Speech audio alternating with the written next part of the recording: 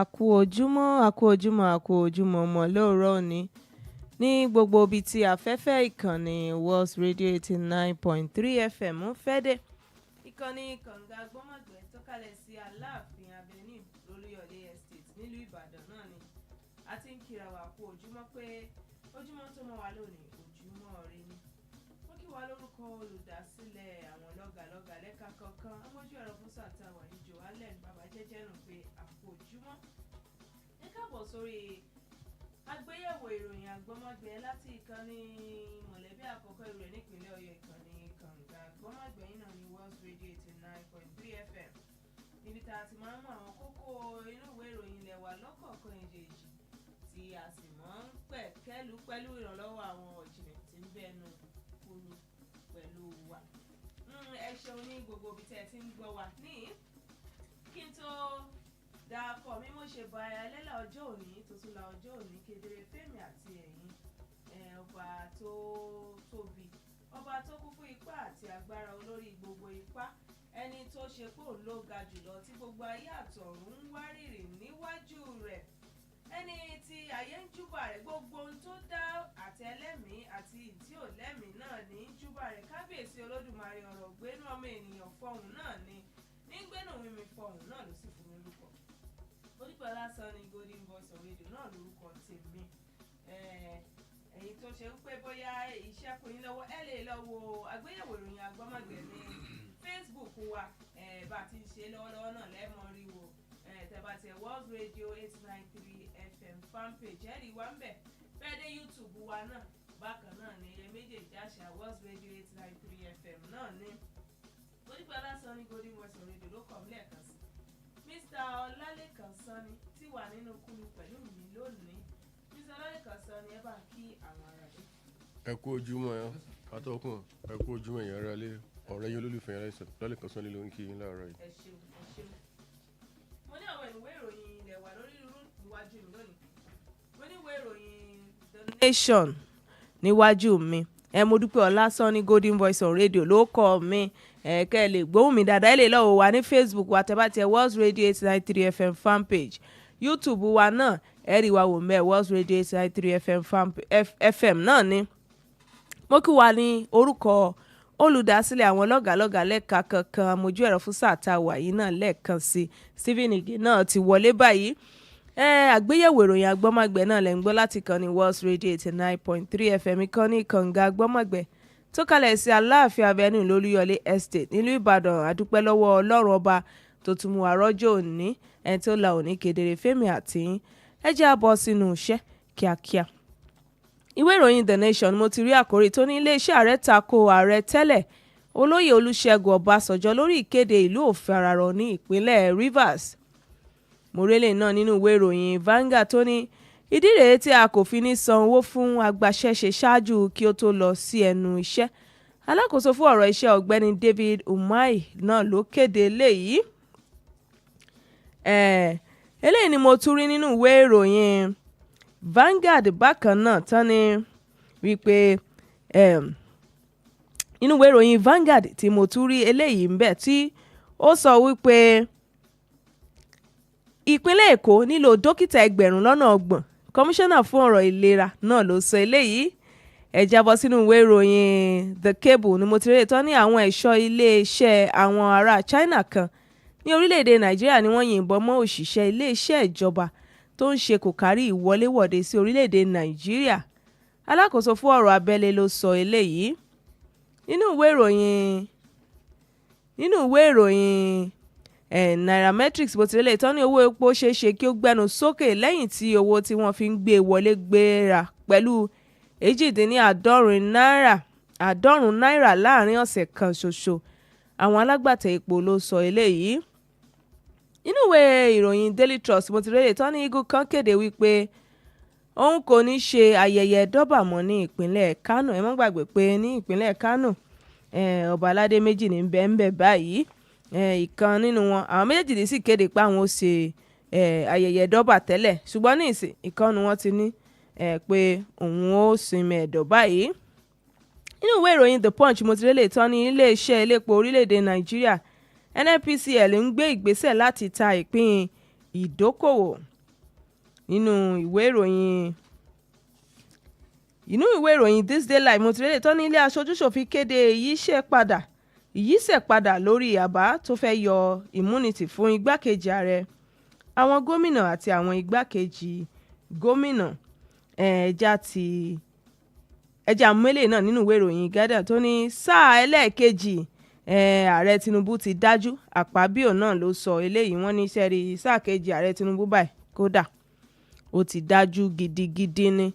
ẹja ti inú ìwé ìròyìn yìí tí Nairametrics ká ti bẹ̀rẹ̀ tó ní owó epo ṣeéṣe kí ó gbẹnu sókè lẹ́yìn tí owó tí wọ́n fi ń gbé wọlé gbéra pẹ̀lú 98 náírà lẹ́yìn ọ̀sẹ̀ kan. Mr. Ọlálékan Sanni bó tiẹ̀ jẹ́ pé bó ṣe ni ó wálẹ̀ àmọ́ lára àbí ṣẹ́yìn mọ̀ lára ní tẹ̀ bá lọ ọjà àbí Mr. Ọlálékan Sanni. ẹ ṣe lẹ́ẹ̀kan sí atọ́kùn abẹ́rẹ́ tè ní lórúkọ Ọlọ́run ọ̀nà àbáwá lọ. Àmín. nǹkan tá à ń gbọ́ látẹnu àwọn alágbàtà ńláńlá yìí nìyẹn wípé owó epo pé ó ń lọ sókè ó ń ṣe gbá ó ń ṣàwo, ṣùgbọ́n ṣé bẹ́ẹ̀ ló ṣe kó ṣe rí? Ṣé bẹ́ẹ̀ ló rí lóòótọ́? tẹ́ bá wòye tí wọ́n ń ta epo ní ọjà àgbáyé láti bí nǹkan bí oṣù mẹ́ta báyìí, ojú kan ló fẹ́ dúró sí $70, $71, $72 per barrel fún àgbá kan. Iye tó fẹ́ wà nìyẹn, kò lọ òkè kò lọlẹ̀. Ìbéèrè wa ni pé kí ló ṣẹlẹ̀ tó fi di pé 88 náírà wá gùn iye tó fi ń gbé epo wọlé láàrin ọ̀sẹ̀ kan?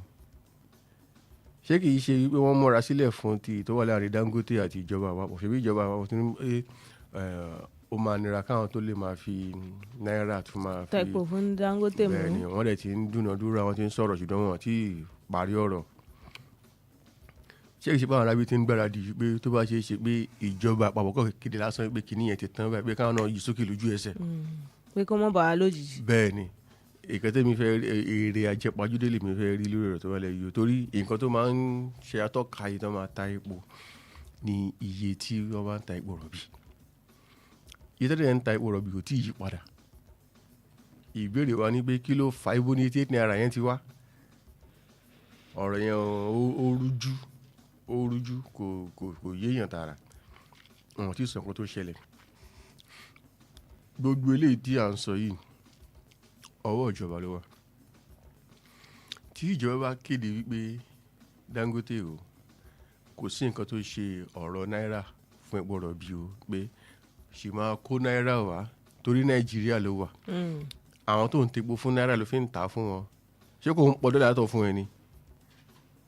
Náírà tó ń pa lọ́wọ́ tó ń gbà lọ́wọ́ àwọn tó máa rajà yẹn ìwọ náà máa fi máa sanwó ọjà tí wọ́n náà rà lọ́wọ́ wa.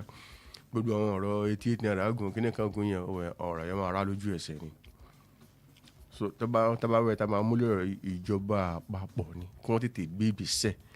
Ìjọba tó bá kéde báyìí pé kíní yẹn o àtúntì ń ṣe lọ o, ṣe wọ́n ní pé oṣù mẹ́fà lè fi ṣe. Wọ́n bẹ̀rẹ̀ ní oṣù kẹwàá tó lọ, wọ́n máa parí ní ìparí oṣù yìí. Láti April wọn báyìí tọ́wọ́n bá tètè tọwọ́ bọ̀wé dọ́là ní Dangote fún máa ra epo. Nàbí yẹn ti ń gbáradì sílẹ̀ fún àwọn arábí kan ti máa ṣàdúrà pẹ̀lú ọjọ́ kọ́rọ̀ wọ́n wọ̀. Ṣùgbọ́n lágbára Ọlọ́run ọ̀rọ̀ wọn wọ̀ ọ̀rọ̀ wọn á gùn kó ba lè rọ àwọn ọmọ Nàìjíríà lọ́rùn. Bẹ́ẹ̀ ni torí iye tí wọ́n ń ta lọ́wọ́lọ́wọ́ báyìí gan-an kò rọ àwọn èèyàn gan lọ́rùn. nígbà tí wọ́n fẹ́ jẹ̀rẹ̀ epo ni àti wọ́n ní pé bíi 90 náírà tó fẹ́ gùn dẹ́ẹ̀dẹ́ o. ẹ ṣeun, ẹ jẹ́ bọ́ sínú ìwé ìròyìn The Cable. Eléyìí ó jẹ́ ní tó ṣe pé kò dùn mọ́ nínú rárá. Tán ni wípé àwọn ẹ̀ṣọ́ iléeṣẹ́ àwọn ará China kan ní orílẹ̀-èdè Nàìjíríà náà yìnbọn mọ́ òṣìṣẹ́ iléeṣẹ́ ìjọba tó ń ṣe kòkárí ìwọléwọ̀de sí orílẹ̀-èdè Nàìjíríà. Alákòóso fún ọ̀rọ̀ abẹ́lé náà ló sọ eléyìí nígbà tí máa wo inú ìròyìn náà. Wọ́n ní látàrí wípé òṣìṣẹ́ iṣẹ́ ìjọba yìí kàn ní sílẹ̀kùn ẹ jẹ́ ń wo ohun tí ń lọ ń bẹ̀ òun ló di pé kínní sáwa lè ṣe bẹ́ẹ̀ ń lù mí. Ẹ ṣe rí ọ̀rọ̀ yẹn fúnra ẹ̀ ó ń run èèyàn nú, ṣùgbọ́n nǹkan tó ń fọ́ mi lórí gangan ní ọ̀rọ̀ tí alákòóso sọ. Kí ló ṣẹlẹ̀? gẹ́gẹ́ bí ẹ ti mọ̀ àwọn tí ìwé wọn pé láti China láti gbogbo wọn wà Nàìjíríà àwọn tó mú létí wa náà tí ìwé wọn pé náà àwọn náà wà Nàìjíríà fáwọn ẹ̀ ṣiṣẹ́ láwọn iṣẹ́ tán pè ní factory yìí immigration wa lọ síbẹ̀ nípínlẹ̀ Niger ní kíní yẹn ti ṣẹlẹ̀ pé àwọn òṣìṣẹ́ yín wá fẹ́ yẹ ìwé wọn wò ṣé wọ́n ní àṣẹ lábẹ́ òfin láti wà níbí báyìí o kẹ́bọ̀lẹ̀ pé àwa la máa ń ṣera wa o àwọn ẹ̀ṣọ́ tó ń ṣiṣẹ́ fún ìjọba ṣùgbọ́n tó ń ṣọ́ àwọn ará China tó wà níbẹ̀ yẹn wọ́n dẹ̀ pàṣẹ fún ọ pé kó yìn kí àwọn ará immigration níbọn onídẹ̀ẹ́dẹ́ wọn tako ló bá yìn lu immigration ṣẹ̀rí ọ̀rọ̀ yẹn ọ̀rọ̀ burúkú gbáà ni bí nǹkan bẹ́ẹ̀ yẹn ṣe ṣẹlẹ̀ nǹkan tèmi lérò pé yẹ kí alákòóso ṣe lójú ẹsẹ̀ ni pé ẹni tí ó yin ìbọn yẹn ẹ̀kọ́ fi kílé òfin gbé ẹni tó pàṣẹ pé kán yin ìbọn yẹn ẹ fi kílé òfin gbé lẹ́yìn yẹn òun lágbára láti ṣe yẹn lẹ́yìn yẹn kó ṣẹ̀ṣẹ̀ wàá lo agbára tó tún ju tiẹ̀ lọ wọ́n ti ọkọ̀ ti lè ṣẹ́ yẹn pa. torí nǹkan tí bàbá ńlá bá ẹnikẹ́ni ò lè dánwò ní China làwọn máa ń dánwò yìí wọ́n ń fi ẹ̀ṣọ́ ìlú bá ẹ̀ṣọ́ ìlú jà ṣẹ́gbó ohun ìtìjú gbà ni. ọ̀rọ̀ tálákòóso wa ń sọ tó ń run èmi tó ń fọ́ mi lórí gidigidi ṣẹ̀ṣẹ̀ àwọn lè ṣe irú ẹ̀ ní China àwọn máa lọ sí ẹ́mbáàsì China ní Nàìjíríà láti lọ fẹjọ́ sùn kí ló kẹ́ pẹ̀lú China nǹkan tó wà lẹ́yìn kò ní nǹkan ṣe pẹ̀lú China àti Nàìjíríà iléeṣẹ́ yẹn ẹni tó fi àṣẹ sílẹ̀ kan yìnbọn àti ẹni tó yìnbọn nǹkan tó kàn yín nìyẹn. ṣalákòóso lágbára láti sọ pé ìwọ tó yìnbọn ó yá ẹ fi kó lè òfin gbé. ọlọ́pàá gbé lójú ẹsẹ̀. alákòóso láṣẹ láti pàṣẹ òun. ó ní minister for interior immigration fúnra ara wọn gan wọn lè lọ síbẹ̀ kan rédí everybody níbẹ̀. èyí ṣe tí wọn wá sọ nǹkan kan tọ́wọ́n aláwọn ó lọ sí embassy yẹn ló ti ṣe èmi kò sí kan tó kẹ́ mẹ́lẹ̀ embassy tẹ́ bá gbé wọn tán embassy gan la máa lé yín kiri wọn wá máa bẹ̀yìn pé ẹjọ́ ṣàfẹ́ṣẹjọ́ ni ṣé kinní kan ṣe kinní kan kinní kan ni mo wá lòun kọrí sọ́dọ̀ àwọn ẹ tó pàṣẹ pé kán yìnbọn ṣì ń mi ìgbọ́pọ̀ wọ́n ti gbé o. wọ́n láwọn forúkọ boléṣẹ́ náà láṣìírí. ṣe ń gbọ́rọ̀ ibi tó ti yìnbọn lu ẹlẹ́ṣọ́ ààbò Nàìjíríà ẹlẹ́ẹ̀forúkọ bò láṣìírí tẹ́yìn bá dán wò nílùú tiwọn ṣẹ́fẹ́ forúkọ bò yín láṣìírí tí wọ́n ti ní tí ìwọ́n lójú ẹsẹ̀ kan tó ń bí èmi nú bẹ́ẹ̀ nìyẹn. àwọn tẹ̀ tí mo ka oríṣiríṣi Túnjí Òjó ò ṣe dáadáa lórí ọ̀rọ̀ tó wà nílẹ̀ yìí. alákọ̀ọ́kọ́ ọlọ́pàá tó ló yìnbọn yẹn gẹ́gẹ́ bíi mínísítà òun àti mínísítà for police affairs ojoojúmọ́ wọn ríra wọn àlẹ́ ó kéré tán ìkan lọ́sẹ̀ wọn ríra wọn pè yẹn kí yẹn pàṣẹ fún IG kan tí ẹ̀kọ́ gbé ọlọ́pàá yẹn náà number 1 nìyẹn. number 2 ẹni tó pàṣẹ pé kán yìnbọn yẹn ẹgbẹ́ òun náà iléeṣẹ́ yẹn o ẹ ṣẹ̀ṣẹ̀ wá tì pa ẹ máa sọ fún ministry of labour láṣẹ láti ti factory kí wọ́n tì í lójú ẹsẹ̀ ara àkọ́tà àwọn tó kù máa fi kọ́gbọ́n nìyẹn ṣùgbọ́n bọ́yọ̀bọ́yọ̀ tí wọ́n ń ṣe yìí nǹkan gidi kan ò lè tẹ̀yìn lè bọ́ tààtà máa ṣọ́ra torí nǹkan tí China máa sọ fún yín ní pé kíní kan ṣe kíní kan máa ń ṣẹlẹ̀ kan treat ẹni yẹn tó bá ti treat ẹ̀ tó kó padà sílé tó bá ṣọ́ra tọ́rọ̀ máa parí sí nìyẹn kò kẹ́ ẹ́mbásì ẹ̀yin kọ́ ló yẹ kẹ́ ẹ lọ bá ẹ́mbásì kan ló dáràn o ẹ̀mí tó dáràn ọmọ ìlú tí yín ló yìnbọn lẹ́yìn tí ara bí pàṣẹ fún pé kó yìnbọn ó yìnbọn mọ́mọ́ ìlú ẹ̀ nílùú ara tiẹ̀ àbórí wa pé gan àbórí wa pé ṣàpọnra wálé ṣàmọyì ara wa àlórí wa ti pé jù sẹ́ orí wa ti pé jù alákòóso náà máa ń sọ̀rọ̀ à ń lọ sí ẹ́mbásì kí ló kàn yín pẹ̀lú ẹ́mbásì ṣé ẹ́mbásì jẹ́ kóòtù ni àbọ̀ jẹ́ police station kò sí nǹkan ní ọ̀rọ̀ tùbínùbí náà sọ ní ẹ́mbásì a máa fún ní kíní kan $1,000 ọ̀rọ̀ bá tán ọ̀la. tí ò ní ṣe jù bẹ́ẹ̀ lọ wọ́n wá lu àwọn fọwọ́ rẹ̀ á mú. tọ́ ní ìtẹ̀síwájú àgbéyẹ̀wò ìròyìn àgbọ́mọgbẹ̀ náà ni ohun tó ṣe ti gbọ́ yín láti ìkànnì World Radio 89.3 FM ẹ jábọ́ sínú ìwé ìròyìn Vanguard tán ni ìdí rèé tí a kò fi ní sanwó fún alágbàṣe iṣẹ́ ṣáájú kí ó tó lọ sí ẹnu iṣẹ́. Alákòóso fún ọ̀rọ̀ iṣẹ́ ọ̀gbẹ́ni David Umahi ló kéde ẹ̀ wọ́n ní gbogbo àwọn tó máa fẹ́ gbéṣẹ́ fún báyìí àwọn alágbàṣe àwọn kọ́ńtráktọ̀ ni pé wọ́n kọ́kọ́ bọ́ sẹ́nu iṣẹ́ náà àwọn ti rí i pé wọ́n ti ń ṣiṣẹ́ lọ káwọn tó wá sanwó fún ẹjọ́ séèyàn mọ́ mọ́jà lórí igbá láì tiẹ̀ tí ì san kankan àbíbò ni. ẹ lè ọkọ mú súwìtì náà kẹ tú ọ̀rọ̀ alárẹ̀ kẹ jù sẹ́nu tó dùn àbí ó dùn tó bá dùn ẹ̀ sanwó tí ò bá dùn ẹ̀ ní sanwó. bẹ́ẹ̀ ni ẹ rí i pé ọ̀rọ̀ yìí lágbára. Ká má ti rìn jìnnà ẹ ká sọ̀rọ̀ lórí ọ̀nà kan tó wà ní ìpínlẹ̀ Ọ̀yọ́ wa yìí. Ọ̀nà Òdùmọ̀ṣọ́ sí Ọ̀yọ́. Ìjọba àná tí Muhammadu Buhari ó ti ṣètò pọ̀ jù ní ọ̀nà yẹn. Ẹ má bínú pé mo fẹ́ dárúkọ kó ba lè yé àwọn aráalé ni o. Wọ́n gbé iṣẹ́ yẹn fún iléeṣẹ́ tán pé ní RCC.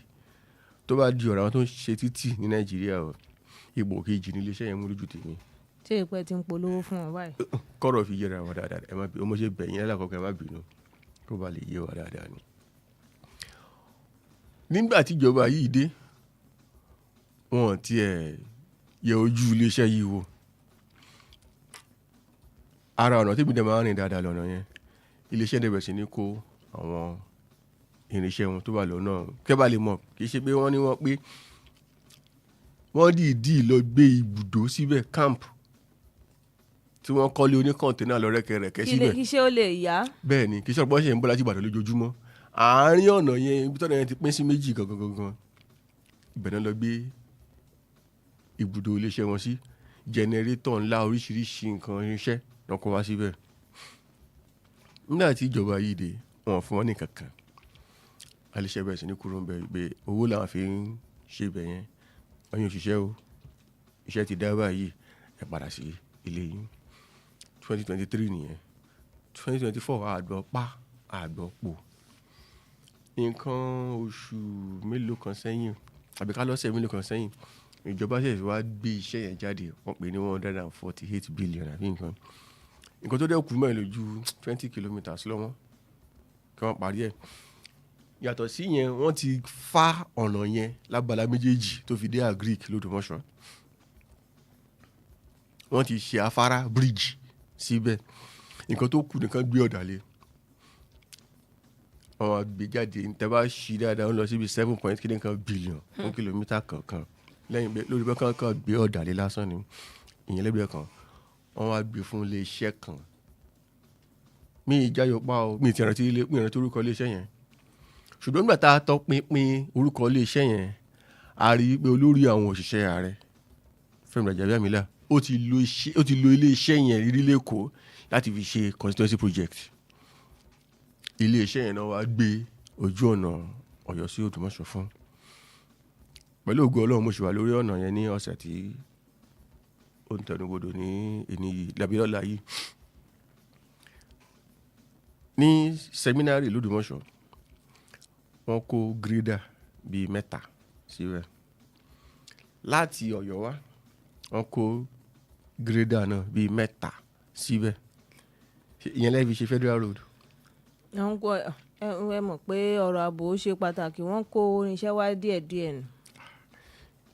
Alákọ̀ọ́kọ́ ẹni tó bá níṣẹ́ ṣe bó ṣe ń ṣe níjọ́ta láti ti dáyé rẹ̀. Nǹkan tí ìjọba àpapọ̀ sọ ni pé àwọn fẹ́ mọ iléeṣẹ́ tó kátó láti ṣiṣẹ́ káwọn tó sanwó fún ibi tó ti ṣàṣìṣe nìyẹn. Bẹ́ẹ̀ lọ́nà wo? Tẹ́ ẹ bá fẹ́ gbéṣẹ́ jáde, ẹni kan lọ mú ẹ̀rí máa ń jẹ́ mi ìṣó ẹ̀ wá. Wọ́n ti ṣàwọn iṣẹ́ sẹ́yìn. Ibo ló ti ṣe? Ọlọ́run ṣe orílẹ̀-èdè Nàìjíríà láwa yìí. Mo ti ṣe Èkó sí Ìbàdàn, mo ti ṣe Pọ́tà sí Enugu. Ok, jẹ́ ká yẹ ìwé ẹ̀wò lóòótọ́. Ẹ̀dẹ́ ìwòwé ìjọba ṣé iléeṣẹ́ yìí ló ṣe ọ̀nà yìí lóòótọ́? Sọ́nà ń dá. Sọ́nà ń dá. Nǹkan tó máa ń wò nìyẹn. Àti máa bọ iléeṣẹ́ náà wò. Kì í ṣe pé irú wa ògiri wa ó yá kọ́kọ́ lọ sẹ́nu iṣẹ́ náà. Tó bá ti ṣe lọ àmọ́ ṣe àwọn òpó kájú ẹ̀ wọ́n ń ṣe nǹkan mẹ́yẹn. Ó takò làákàyè. Ó takò làákàyè gidigidi gan. Báyìí ẹ wá ní pé ẹ lọ síbẹ̀. Tẹ́ bá kọ́kọ́ ṣiṣẹ́ dé ìdá 30%, àṣẹ̀ṣẹ̀ wà fún yín lówó. Àwọn èèyàn pariwo pé kí ló dé ọ̀nì òdà. Tẹ́ bá ti wà ń bẹ̀ fún ọ̀sẹ̀ méjì, tẹ́ ti ń ṣiṣẹ́ lọ fún ọ̀sẹ̀ méjì, àṣẹ fún yín lówó. Ṣẹ́mẹ́ta fi ra dísù sí katakata. Kọ́dọ̀ jẹ́ katakata 5 lásán lójoojúmọ́, ṣẹ́mẹ́ta fi ra dísù sí. Àpò wo ni kò ti yọ? Bóyá àwọn náà ó ti ní ìrètí pé ń bọ̀ tí. Wọ́n ì fi ìrètí ra petrol lọ́dọ̀ ní wọ́n ì fi ìrètí ra dísù lọ́dọ̀ petrol station. ẹ máa kó wá ní ẹ bá ní nǹkan ṣe ṣẹlẹ̀ oníbi ìjọba ṣe máa ń ṣiṣẹ́ tọ́ba náà fẹ́ ṣe ti wá 100 billion wọn kì í kó 100 billion gbà fún agbaṣẹ́ṣe wọn kọ́kọ́ fún ní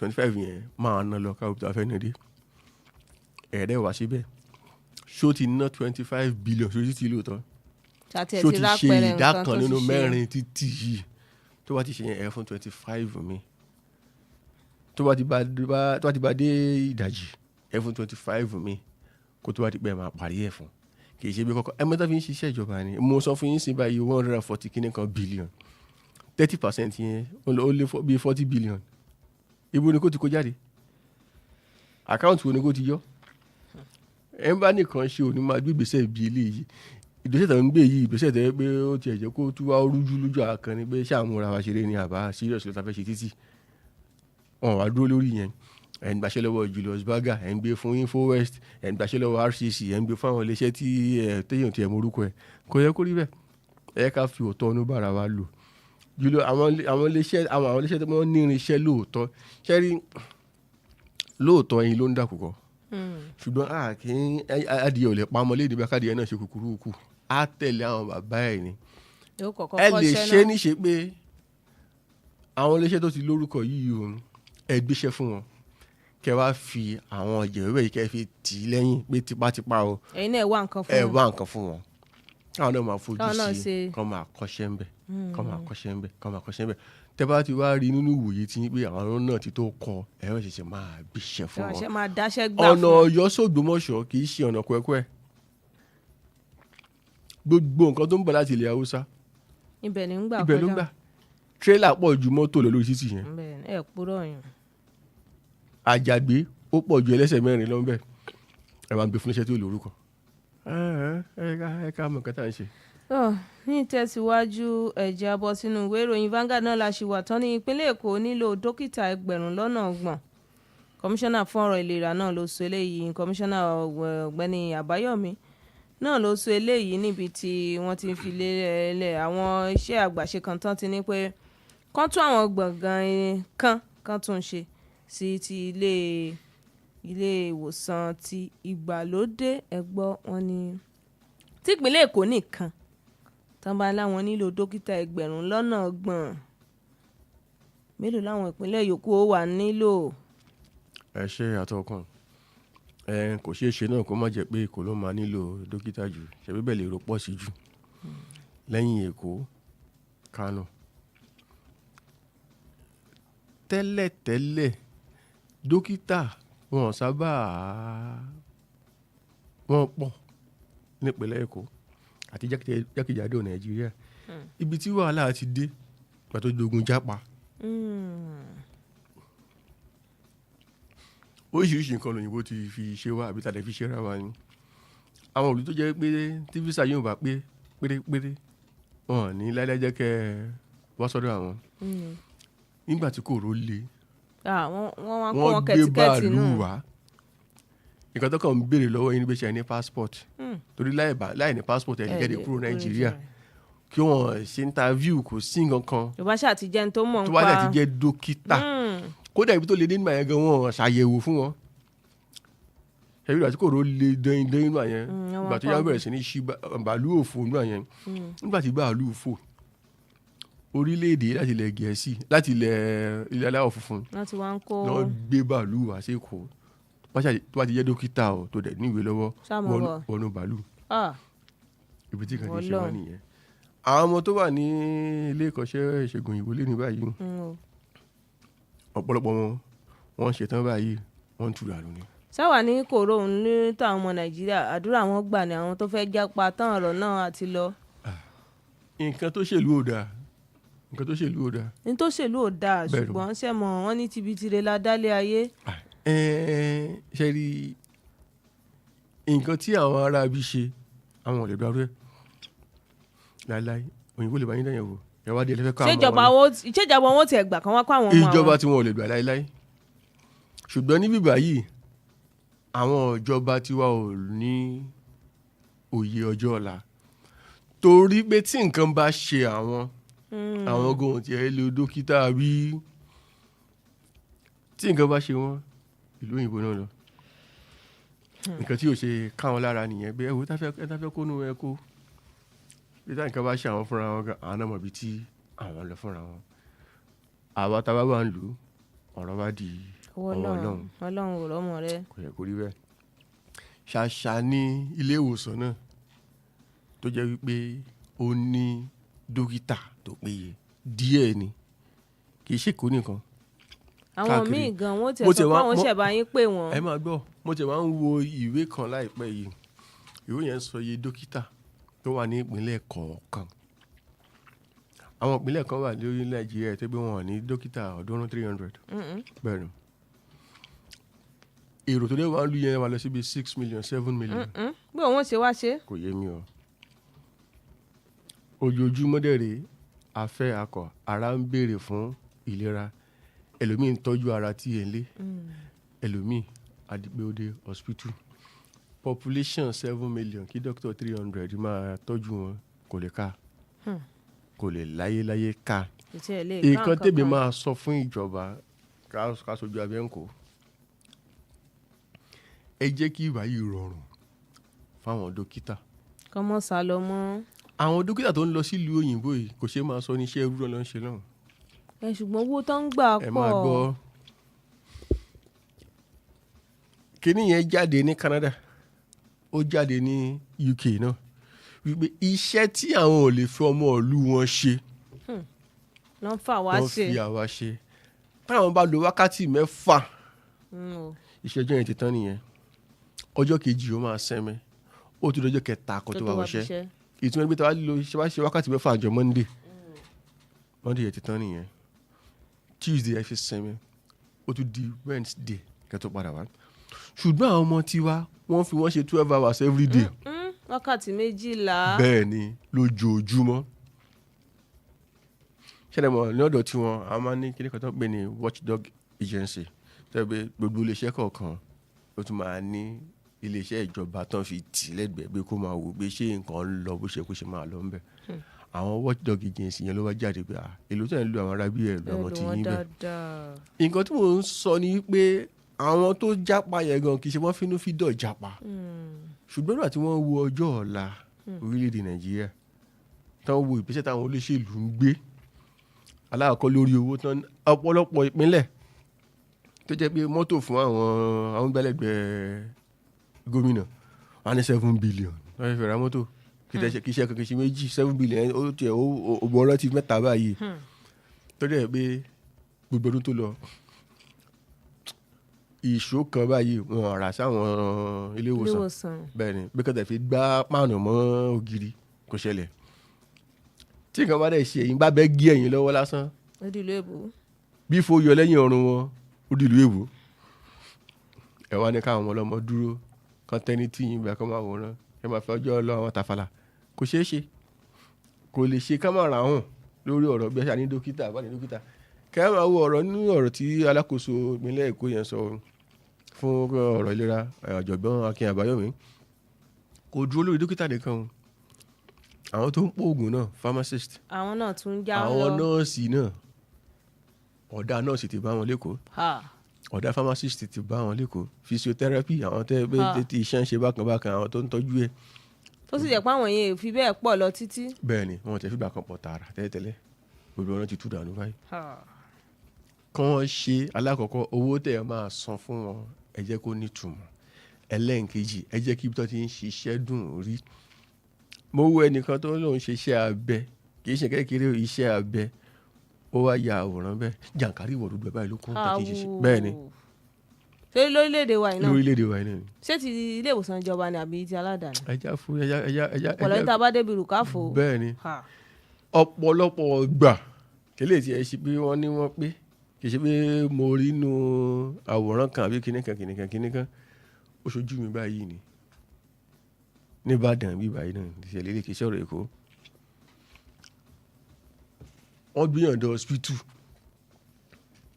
ara owó tán san níbẹ̀ owó epo wà bẹ́ẹ̀ fún jẹnẹrétọ̀ kì í ṣe pé wọ́n ní wọ́n pé kì í ṣe àìpẹ́ yìí o ó ti ṣe díẹ̀ ó lé lọ́dún mẹ́wàá o ṣùgbọ́n owó tí wọ́n ní kàn san kán tó lè gba ìlera owó epo fún jẹnẹrétọ̀ wà ń bẹ ìgbà tí ò sí náà bẹ́ẹ̀ ni tẹ́ bá wọ ọgbà yẹn lálẹ́ mọ̀ hospital lẹ́wà kò sí náà kò sí nǹkan. èmi ti wọ ilé ìwòsàn kan rí ti ìjọba ni ká sọ lè dáadáa ibi tí wọ́n pè ní accident and emergency wọn tó jẹ́ pé àwọn tó bá ní ìjàmbá àbí pàjáwìrì tó lágbára gidi tí wọ́n ti kọ́kọ́ tẹ́ wọn sínú láti kọ́kọ́ dóòlà ẹ̀mí wọn kò sí àwọn fún ẹ̀fọn ń bẹ̀. ẹ̀fọn tún jẹ́ aláìsàn pẹ̀lú tí ń ṣe kò sí ń bẹ̀ tẹ́ bá ṣí fèrèsé báyìí gbáyàwó ìta ni tọ̀sán tó rú ẹ̀dẹ̀ ń tẹ́yẹ̀ síbẹ̀ ibẹ̀ yẹn àfi bí ọjà gbé ní ó kú bàmù ni kò dẹ̀ sí àwọn olójú fèrèsé ń bẹ̀ láti má jẹ́ kẹ́fọn wọlé ẹni tí ara ẹ̀ ṣé ẹni tí ara ẹ̀ yálà wà ní accident emergency ẹni tó wà lórí ibùsùn ẹ̀ tún ṣí ilé ìfẹ́ fún kẹ́fọn máa jóúnjẹ ọ̀fẹ́ lára ẹ̀. ẹ̀fọn á tún jẹ mọ́ta rẹ̀. àwọn dókítà dẹ̀ ń rí yẹn wọ́n dẹ̀ ń wo ayélujára wọn ò bí lu òyìnbó ṣe rí ṣèbí inú kúlù yìí ń ta wà yìí àwọn bá ṣe Ukraine táwọn àti Russia ń jagun lọ́wọ́ fọ́nrán yẹn kọjá láìpẹ́ yìí ilé ìwòsàn ní Ukraine tó ti ń jagun lọ́wọ́ ó lágbára tí ẹ lè mọ gbogbo wà lù yẹn pẹ̀lú ilé ìwòsàn wọn ṣe rí àwọn oríṣiríṣi ọ̀rọ̀ ìgbàlódé tán ti gbé síbẹ̀ tẹ́mi bá bọ́gẹ̀ wọ́n lọ́jọ́ dé ni kì í sọ̀rọ̀ pé wọ́n du ẹ̀mí ọ̀hún tó ọlọ́jọ́ dé ni ẹ wọ́ ti ọ̀dọ̀ wa mi báyìí ẹ máa bíra gan ni pé kílẹ̀ wá ṣe kẹ́yìn padà sílé gan ṣé kò fẹ́ sàn jẹ́lé lọ ẹ wá ní kí dókítà máa sá lọ wọ́n á sá lọ o kì í ṣe pé wọ́n á sá lọ àìní sá lọ wọn ṣẹ́ni jọ́tọ̀ ní sá lọ wọn ìjọ tí ìjọba fẹ́ gbé ìgbésẹ̀ pé kán máa sá lọ wọn ìjọ tí ìjọba bá ṣe àwọn iléèwòsàn débi pé ààrẹ lè wọ iléèwòsàn Nàìjíríà jókòó gómìnà lè wọ iléèwòsàn Nàìjíríà kó ní pé báyìí ló ń ṣe òun ìyẹn ló jẹ́ pé àwọn gómìnà àtààrẹ gẹ́mọ̀ pé àwọn ti gbé ìgbésẹ̀ tó gbópọn nìyẹn ṣùgbọ́n tó bá ṣe ń jẹ́ pé nǹkan ṣe wọ́n àwọn gbà lóyìnbó àwọn náà mọ̀ pé àwọn ò ṣe dáa tó ló ń jẹ́ bẹ́ẹ̀. ní ìtẹ̀síwájú Wells Radio 89.3 FM náà lẹ ti ń gbọ́ wa àgbéyẹ̀wò ìròyìn agbọ́nmágbẹ̀ náà ní sí ń lọ lọ́wọ́lọ́wọ́ jábọ́ sínú ìwé ìròyìn The Punch. iléeṣẹ́ elépo orílẹ̀-èdè Nàìjíríà NNPCL ń gbé ìgbésẹ̀ láti ta ìpín ìdókòwò. Mr. Ọlálékan Sanni NNPCL wọn làwọn fẹ́ ta ìpín wọn gbé ìgbésẹ̀ láti ta ìpín ìdókòwò. ẹ ṣe. bó o ní ó ṣe wúlò fún àwọn aráàlú àbí àwọn. ẹ ṣe. ní àsọkúnná ìgbà àkọ́kọ́ tí wọ́n láwọn fẹ́ tà á kọ́ yìí o ìgbà tó kọ́ kéde ẹ̀ pa ọdún 2018 ni pé àwọn fẹ́ bẹ̀rẹ̀ sí ní ta ìpín ìdókòwò shares báwọn kan ṣe ń ra báńkì tán ra iléeṣẹ́ káàkiri pé àwọn náà fẹ́ ní nínú NNPC iye tẹ́ bá ní o ẹ fi rà á a máa fowó yín ṣòwò wọ́n lè ti parí iye tá a parí iye tá a pín ìrè ó yá ẹgbà 2018 wọ́n làwọn fẹ́ ṣe wọn pàpà ṣe ìgbà yẹn Kyari kan ló wà lórí ipò ní 2022 nígbà tí ààrẹ àná buwọ́lù PIA Petroleum Industry Act Kyari ń sọ gbangba pé kó tó di àárín oṣù tó ń bọ̀ wípé àwọn máa bẹ̀rẹ̀ sí níta ìyẹn ọdún 2023 April 2025 làwọn olóòkàn yìí àgbúrò ẹ̀ àfi bó ti ṣe di àná ní alákòóso ní ẹ̀ka financial investment ìdókòwò nǹkan bẹ́ẹ̀ yẹn ló bá ní wípé àwọn fẹ́ ta shares bẹ́ẹ̀ ibi táwọn ti bá dé báyìí pé àwọn ń bá international partners pé àwọn táwọn jọ máa ṣe pọ̀ láti òkè òkun pé táwọn bá ti rá àwọn èèyàn káwọn bẹ̀rẹ̀ sí ní ta ìpín àwa ti lú nǹkan ẹ máa gbọ́ ká tó bọ́ sórí ìpín ìdókòwò ó láwọn kan tí iléeṣẹ́ máa ṣe NNPC ò tí ì ṣe. bíi kí ni àwọn nǹkan wo. ká kọ́kọ́ sọ lóyìnbó wọn ni ẹ máa publish financials yín ti previous year ìtumọ̀ bẹ́ẹ̀ ni pé gbogbo owó tó wọlé tó jáde ní ọdún tó lọ ẹ kọ́kọ́ gbé síta. ẹ gbé ta.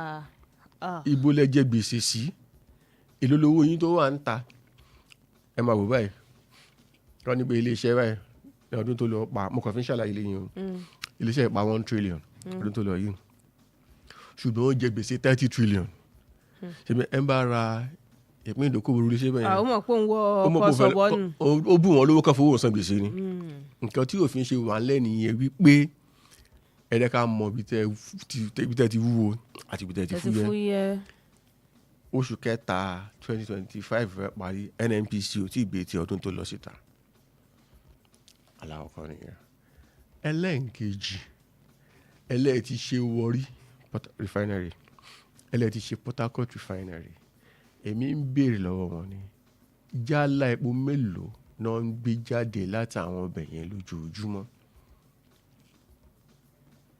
tẹ́ bá sọ̀rọ̀ epo lé ní báyìí nǹkan tẹ́ máa gbọ́ ní Dangote àbí eléyìí tí àwọn alágbàtà lọ gbé wọlé látòkè òkun bẹ́ẹ̀ ṣe fi bẹ̀rẹ̀ ọ̀rọ̀ lẹ́ẹ̀kan pé kìnìún kan yìí tó ṣe fi ń gbé wọlé ti owó ti gbẹnu sókè. wọn ò dárúkọ yìí ti NNPC o. wọn ò dárúkọ ti NNPC o. ǹtẹ́ ń sọ ni pé ká sọ pé wọ́n sọ pé àwọn ti Warri kò ní ní ṣe pé wọ́n mọ̀ sọ pé táwọn fi ń gbé wọlé àní gbọ́yàn. ká ní Warri láti ń gbépo wá ni táwọn pẹ́ káàkiri Nàìjíríà bí Port Harcourt ọ̀rọ̀ landing cost yẹn ò ní ṣẹlẹ̀. kò ní yọ ọ́nú ọ̀rọ̀ tá à ń sọ. production cost náà máa sọ fún wa. àwọn iléeṣẹ́ ìgbìmọ̀ tẹ̀ fi parọ́ àwọn alágbàtà ńláńlá ká máa dárúkọ ńláńlá gidi àwọn lójókòó pọ̀ tó ń sọ pé kíní ti wọ́n dẹ̀ ní pé owó táwọn fi ń gbé wọlé tó fi dé èbúté wa lẹ́kọ̀ọ́ pé iye báyìí ni wọn ò ní táwọn lọ fi gbé ní Port Harcourt táwọn lọ fi gbé ní Warri. ọ̀rọ̀ yẹn nìyẹn. ìbéèrè tí mi máa fẹ́ béèrè ni wípé ǹjẹ́ nínú ọkàn NNPC gan ṣáwọn gan ti ṣe nǹkan tó tọ́ àti nǹkan tó yẹ kó tó bẹ̀rẹ̀ sí ní ṣe léyìí. láì sọ̀rọ̀ jù Ọlọ́run tèmi ń sìn kò lè jẹ́ kí mi dá sí ọ̀rọ̀ iléeṣẹ́ tí Mele Kyari ń ṣe àkóso ẹ̀. ọ̀rọ̀ tèmi nìyẹn o. ẹ máa fẹ́ ra ìpín ìdókòwò NNPC okò rí ẹ̀ ṣùgbọ́n èmi ò NNPC Mele Kyari o láíláí kọ́bọ̀ kan mi ò lè fi sí kí n bún ní bó bá ní òbùn mi ó sàn ju kí n kó fún Mele Kyari lọ. wọ́n ń gbèrò rẹ̀ gbogbo ọ̀rọ̀ kan wà tó ń jà ràn báyìí pé ó wà ní ìròyìn náà lé ní àgbẹ̀ lórí fínnífínní yín bó ti yẹ pé wọ́n tẹnubọ ọ̀rọ̀ yẹn tààrà wọ́n kọ́ mọ̀lẹ́rẹ̀fẹ́ ni. wọ́n ní àwọn ẹbú ìfọpo tó wà Nàìjíríà pọ̀ wọ́n ní méje ni wọ́n aládàáni ìtìjọba gbogbo ẹ̀. wọ́n ní lọ́wọ́lọ́wọ́ báyìí pé ìjọba ní wàhálà láti lè fún wọn lépo torí wípé àti fi epo yáwó tán. ṣẹ́ǹgbọ́ o. àgbọ́yé. èmi ò nífẹ̀ẹ́ sí pé wọ́n fi ọjọ́ ọ̀la Nàìjíríà yáwó. tẹ́ bá fẹ́ yá owó ẹ yá owó kẹ́ẹ̀dẹ̀ sọ pé ẹ fi owó dá owó tẹ́ ẹ yá padà.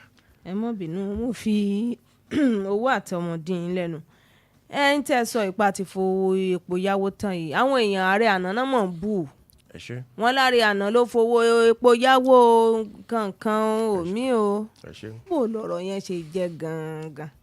ṣe rí ọ̀rọ̀ tẹ́ ń sọ yìí. ṣé ròyìn sì gbé ń tòótọ́ páwọn kan fi epo yáwó. nígbà tí ààrẹ àná wà lórí oyè ó fẹ́ gbé àwọn ìgbésẹ̀ kọ̀ọ̀kan tó jẹ́ pé ó máa la kán fi epo di lára ẹ̀ ní ti ẹbùfọ̀pọ̀ Dangote. ó yẹ kí Nàìjíríà ní ìdá 20 nínú ẹbùfọ̀pọ̀ yẹn 20%. ọ̀rọ̀ àìfi ní pé alákọ̀ọ́kọ́ ẹ kọ́kọ́ kó owó wá ẹlẹ́nkejì kí Nàìjíríà wá jẹ́jẹ́ epo rọ̀bì ọ̀fẹ́ kí iléeṣẹ́ yẹn fi bẹ̀rẹ̀. ṣẹ̀wọ́n ti náwó Dangote ti náwó ẹrù ò sílẹ̀ ẹ fún wa lépo ọ̀fẹ́ ká fi fún yín ní ìpín ìdókòwò wọ́n tọwọ́ bọ̀ yín báyìí pé 20%. ṣùgbọ́n gbẹ̀yìn owó tán láwọn kó lọ́nà àwọn ní $1.5 billion àbí nǹkan ni Dangote ní $700 million ó kàn lọ́wọ́ bẹ́ẹ̀ ó dẹ̀ sọ gbangba ní NNPC ó dẹ̀ fèsì ìyẹn lẹ́gbẹ̀ẹ́ kan. lẹ́gbẹ̀ẹ́ kejì ó ní ìkejì lẹ́kọ́ fi epo dí olóhùn ọ̀rẹ́ pọ̀ kankan fún di èyí 20% Nàìjíríà ó ti já sí 7.5% lọ́dọ̀ bẹ́ẹ̀ ni NNPC ò dẹ̀ bọ́n wọn òfúkọ́. pé àdéhùn táwọn jọ ṣe wọ́n mú ṣe. pé NNPC ò mú àdéhùn ṣe látọ̀dọ̀ tiwọn owó tẹ́lẹ̀ máa kó wá Nàìjíríà lọ yá owó ńgbà yẹn láti ṣe kinní yẹn ara owó tó lọ yá yẹn wọ́n ní pé NNPC ní pé àwọn ìyá yorùbá yìí Dangote níye tó ń gbà tó kàn lọ́wọ́ ní kò tó yẹ tán láwọn lọ yá ìyẹn nìyẹn epo tó yẹ kó fún 300,000 barrels lójúmọ́ fún bí oṣù mẹ́fà àbí nǹkan bẹ́ẹ̀ láti fi dí ìtàfi pé 20% yẹn NNPC ò kó wá ó dẹ̀ sọ gbangba pé ẹ̀rọ Nàìjíríà ká mọ̀ nǹkan tó ń ṣe wá ọjọ́ sí àtọwọ́bọ̀ wí 20% ṣùgbọ́n pẹ̀lú ìgbésẹ̀ tí NNPC ti gbé owó yóò ju 7.9% lọ́wọ́ mi o. àwọn òmàdé ń ṣe lọ́dọ̀ tiwọn. bẹ́ẹ̀ni NNPC ò dẹ̀ wúkọ́. wọn sọ pé wọn jáyàn. ìjọba tó wà ń bẹ̀ lánàá wọ́n fẹ́ ṣe afẹ́fẹ́ gas wọ́n pè yẹn ní LNG liquefied natural gas kì í ṣe gas tá à ń lò nílé ó yàtọ̀. kò ṣe CNG náà ó yàtọ̀ sí. kódà ó fẹ́ lè jáwó ju crude oil gan lọ Nàìjíríà dẹ̀ ní ìjà burata so wọ́n fẹ́ ṣe kíní kan train 7 a ní train 1 train 2 train 3 train 4 tó fi dórí 7 yẹn Buhari ṣe wọ́n náà wà nílò $3 billion ó ní Nàìjíríà ní $3 billion lọ́wọ́ ó wà lọ yá $3 billion lọ́wọ́ àwọn kan wọ́n dẹ̀ gbé percentage tí wọ́n fi ṣe jáde 6.5% 3.5% everything wọn kò sílẹ̀ ó yé gbogbo ìlú Buhari náà ṣe ṣùgbọ́n ilé ìtìjọba tó wà bẹ́ẹ̀ lọ́wọ́lọ́wọ́ yìí ṣe yìí láàrin ọdún méjì yìí ó ju tí Buhari ṣe láàrin ọdún mẹ́rin lọ ìyẹn lẹ́gbẹ̀ẹ́ kan lẹ́gbẹ̀ẹ́ kejì. ó jù lọ lọ́nà wo pé ṣé owó táwọn gbé jáde ju tí Buhari gbé jáde lọ. owó tán fi yá alákọ̀ọ́kọ́ ẹlẹ́ẹ̀kejì yìí tá máa fi san nígbà tí Buhari ṣe tiẹ̀ gbogbo owó tá a san lórí ẹ̀ kò fẹ́ ju 10% lọ. ó sì ti san. kò tiẹ̀ ti san tán àwọn kan ti ń tán àwọn kan ò tí ì tán ọdún tó bọ̀ 2026 náà máa kásẹ̀ ti Buhari tán ẹ máa gbọ́ 2023 tíjọba ìdí ọlọ́yà $3.3 billion $3.3 billion yẹn ẹ̀ lérò wípé ẹ̀kọ́wó yẹn wọ àsùnwọ̀n Nàìjíríà tààràtàrà ni ṣùgbọ́n báńkì aládàáni kan lówó yẹn wọ̀ Nàìjíríà lọ yáwó ṣùgbọ́n báńkì kan ló wọ̀ báńkì yẹn ló máa ń yọ owó jáde fún Nàìjíríà yá gbàyè ilé ní gbàyè lọ́la ọ̀tọ̀ nìyẹn. bóyá ilé àkáǹtì Nàìjíríà ò lè gbà á ló ti wúwo jù ṣe àpò bí àbá tí ilé ìfowópamọ́ nìsí wọn ò fún yàn ní gbèdéke limit bóyá n tó fà á náà. CBN ò lè gbà á báńkì tí CBN fún ìwé àṣẹ láwọ àgbà CBN ò lè gbà á ìyẹn lẹ́gbẹ̀ẹ́ kan. ètò wa dùn mí jù mẹ́rin Nàìjíríà lè kó yáwó pẹ̀lú orúkọ NNPC jẹ́ ẹ̀mí kọ́tà ṣe wọ́n kọ́ lọ sí Bahamas ìlú kan ní oúnjẹ bẹ́ẹ̀ wọ́n lọ fi orúkọ iléeṣẹ́ kan lọ́lẹ̀ ń bẹ́ wọ́n wá ní iléeṣẹ́ yẹn ló máa yáwó táwọn lọ fi orúkọ ẹ̀ lọ́lẹ̀ yẹn ṣùgbọ́n NNPC ló máa ṣe onídùúró tó wà lẹ́ẹ̀dí pọ́n yáni lówó onídùúró náà àtẹni tó yáwó ìyàtọ̀ wa ní wọn pọ̀ tó dé tó yáwó bá lè san padà onídùúró náà máa bù so nígbà tó jẹ́ bẹ́ẹ̀ NNPC náà máa bù so ẹ̀ sí kúkú fún orúkọ NNPC yàwó tààràtàrà torí iléeṣẹ́ yẹn náà ó ṣe nǹkan kan sọ̀rọ̀ náà lẹ́nu owó tí Nàìjíríà máa san padà ẹ̀ ṣe kúkú fún NNPC ìyá kágbá kí wọ́n bá wà láà kò ju wàhálà wa fúnra wa ìyẹn lẹ́gbẹ̀ẹ́ kan wọ́n wá níbi iléeṣẹ́ yẹn ló máa yáwó iléeṣẹ́ yẹn ló máa dá owó padà nǹkan tí Nàìjíríà kan máa ṣe níbi Nàìjíríà máa pèsè epo fún iléeṣẹ́ yẹn wọ́n wá níbi àwọn máa fún iléeṣẹ́ yẹn ní 90,000 barrels àgbá 90,000 ní ojoojúmọ́ títí di 2029. ọ̀nà ń jìn o. ẹ máa dọ́ nígbà yẹn benchmark epo ó súnmọ́ bí $77 tẹ́ bá ṣí iye owó ẹ̀ pẹ̀lú iye àgbá epo táwọn máa fílẹ̀ lójoojúmọ́ wọ 2029 yẹn ó lọ sí $12.4 billion fún $3.3 billion ṣáàgbọ́n ni àbá ọgbà bá ń ṣera wa èwo nu mẹ́ta aya $3.3 billion epo tá máa fi dá padà fún iléeṣẹ́ yìí tí ìṣe àwọn tó yá ọ lówó iléeṣẹ́ tán lọ forúkọ ẹ̀ lọ́lẹ̀ ní Bahamas yìí ni o iléeṣẹ́ yẹn á san tax ní Bahamas o káàtẹ̀ bá forúkọ iléeṣẹ́ wọ́n ṣe Nàìjíríà pé tax afẹ́ san asan sápò Nàìjíríà náà ni wọ́n lọ ṣe ń Bahamas àwa fún iléeṣẹ́ yẹn ní epo tó máa lọ síbi $12.4 billion fún $3.3 billion tá a yá ṣe pé ó lágbára lẹ́yìn yẹn wọ́n ti gbé ìyẹn wọ́n pè yẹn ní Project Gazelle orúkọ ẹ̀ nìyẹn wọ́n tún wá gbé mi jáde Gazelle dàbí ẹ̀tù ẹtu tó jẹ ewúrẹ́ tó wà nígbó yẹn orúkọ tó fi ṣàkórí aláwọ̀kọ́ nìyẹn. Wọ́n wá gbé mi jáde Project Leopard Àmọ̀tẹ́kùn ìyẹn $2 billion bọ́n ṣe fẹ́ ṣe bí àti àwọn ayé pariwo lé wọn lórí pé ẹ̀yà 3.3 billion ẹ̀fẹ́ sọ 10.4 billion ẹni sùúrù kò lè tó báyìí náà. Ti Project Gazelle Project Leopard yẹn wọn ti wá bu ẹnikẹ́ni gbọ́ lórí bọ́n ṣe tọwọ́ bọ̀wé lórí bọ́n ṣe fẹ́ ṣe. tó jáde nínú ìwé ìròyìn. Ó jáde ìwé ìròyìn kan gbé ní ọjọ́ ajé yìí. Wọ́n ti wá ní pé Project Gazelle 2 ti dìde báyìí.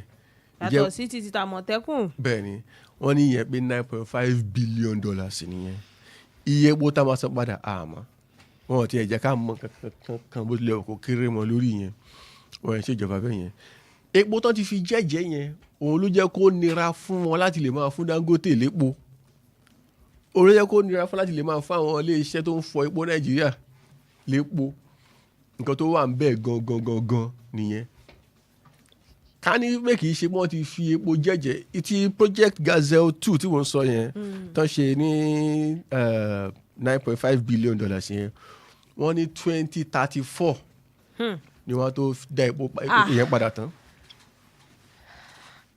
ọ̀nà ń jìn o. Ìjọba yìí máa kó bá wọlé ní 2027 kódà tó bá rí sáà kejì 2031 ló máa lọ ṣùgbọ́n a máa san epo wọ 2034. kí wàá lẹ́yìn tó ń bọ̀ ó bá. kọ́tẹ́mi wa ń sọ ní pé àwọn ìjọba tó kù tó tiẹ̀ ti ṣeré ìjọba Buhari lè náà kọ́ gbọ́ torí ìjọba méjì yìí lójú tèmi ẹsẹ̀ òsì méjì ni.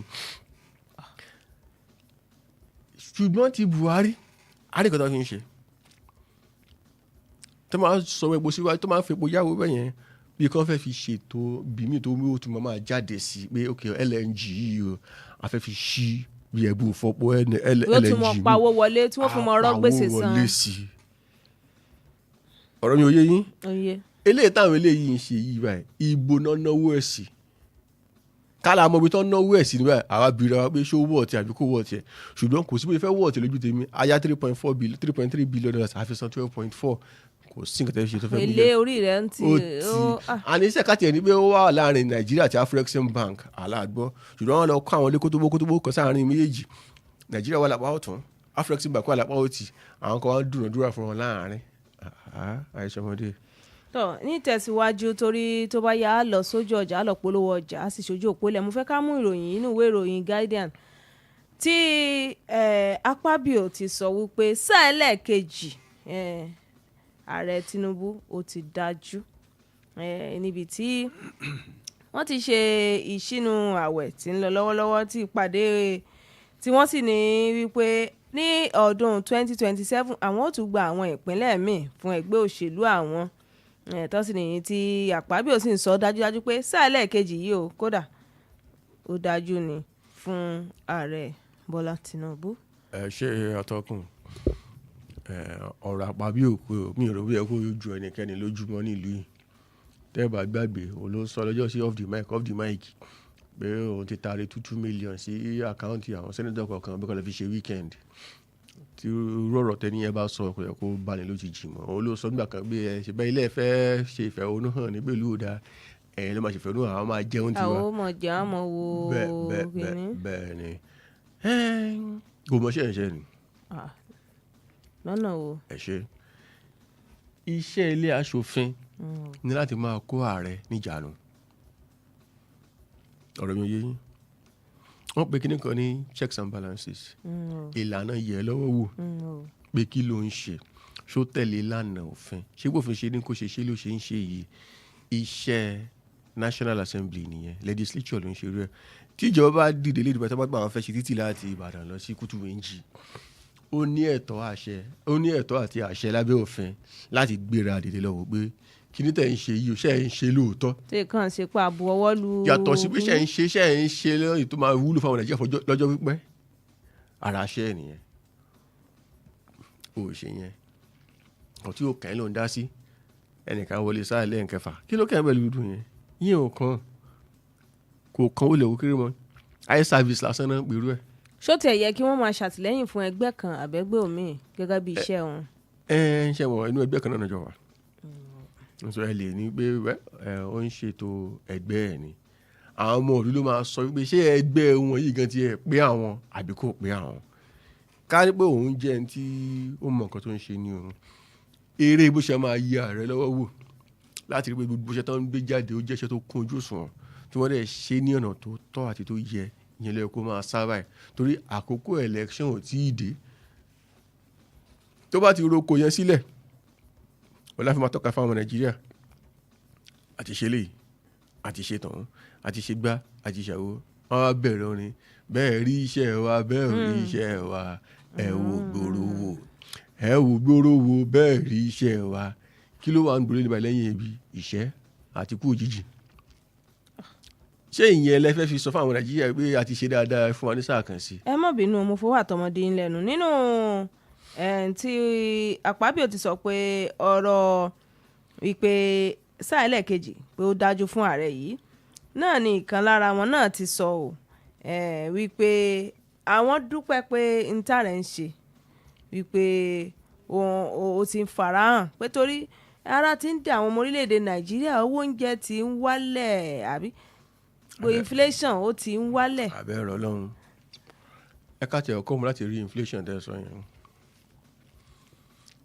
ní oṣù kejì ọdún yìí wọ́n làwọn ṣe kíní kan wọ́n pe kíní ẹ̀ ní rebasing.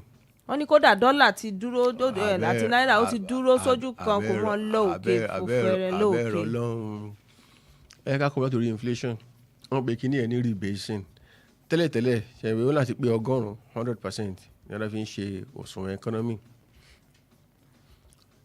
owó oúnjẹ ó ní ìpín tó gbé owó epo ó ní ìpín tó gbé wọ́n wá lọ túnjokòjó wọ́n wá pín kínní wọ́n dorí ẹ̀ kodò wọ́n ní owó hòtẹ́ẹ̀lì àwọn fẹ́ gbé sókè owó gbààwó àwọn fẹ́ gbé sókè kì í ṣe pé owó táwọn máa sọ fún hòtẹ́ẹ̀lì ṣùgbọ́n ìpín tó máa ní nínú bẹ́ẹ̀sì inflation Nàìjíríà wọ́n wá ní pé láàrin January sí February pé inflation Nàìjíríà drop by 10%.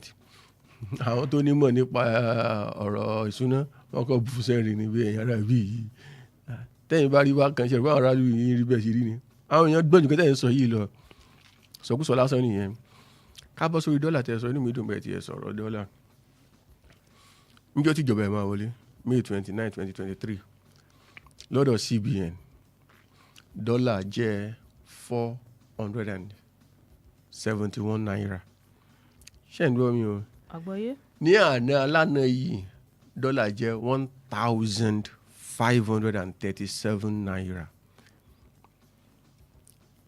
ẹ gbọ́ mi. èló lẹ́pẹ́ tún pè ná. ìgbà tán dé. wọ́n gbọ́ ní 471. ní àná alánà yìí. àná o. àná kan náà yìí ó parí sí 1,537.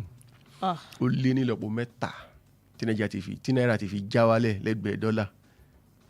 lẹ́wọ̀n á ní wípé kíní kan ṣe kíní kan kíní kan ṣe kíní kan sọkúsọ lásán nìyẹn ọ̀rọ̀ amọ̀kọ́mẹ́kọ̀ nìyẹn kò sọ̀rọ̀ ńbẹ. kò sí ọ̀rọ̀ ńbẹ kò kéré mọ́.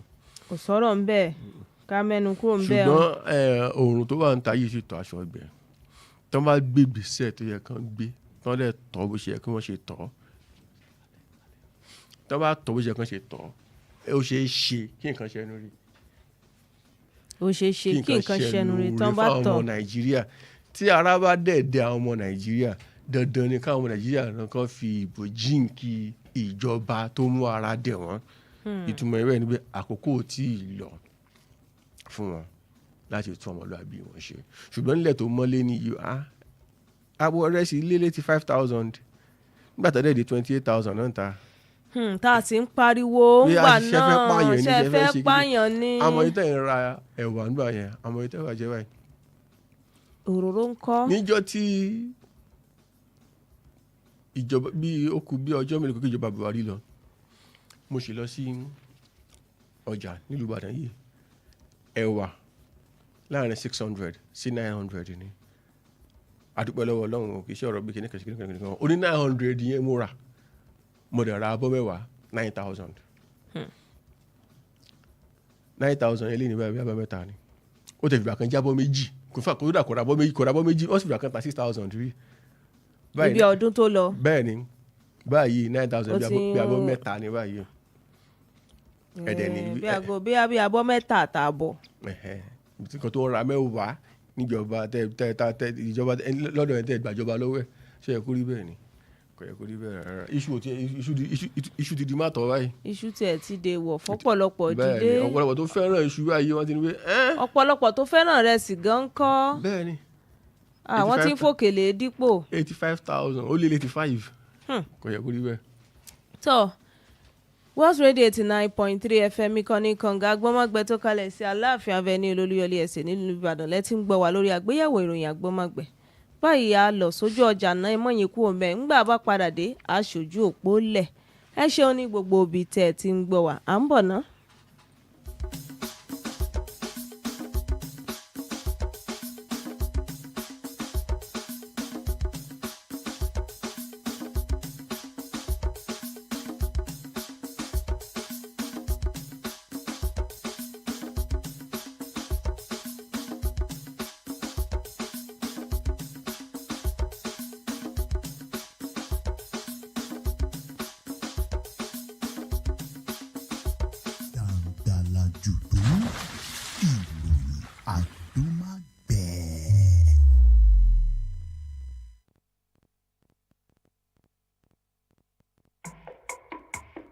Boost your business with Wells Radio 89.3 FM. In a competitive world of business, strategic brand and product positioning is key to growth. Don't remain unseen in the shadows. Shine a spotlight on your brand with Wells Radio 89.3 FM today. Why Wells Radio? We are your state's #1 family radio station. We connect with the heart of families in your state. As the smallest unit of the society, families trust Wells Radio for quality content and information. Visit us today along Alafin Avenue, Oluyole Estate, Ibadan. Our white and blue building just before Sharp Corner ensures your business won't go unnoticed. Advertise with us today. Call our marketing office on 0903 936 8185. Call Toby on 0803 509 3394.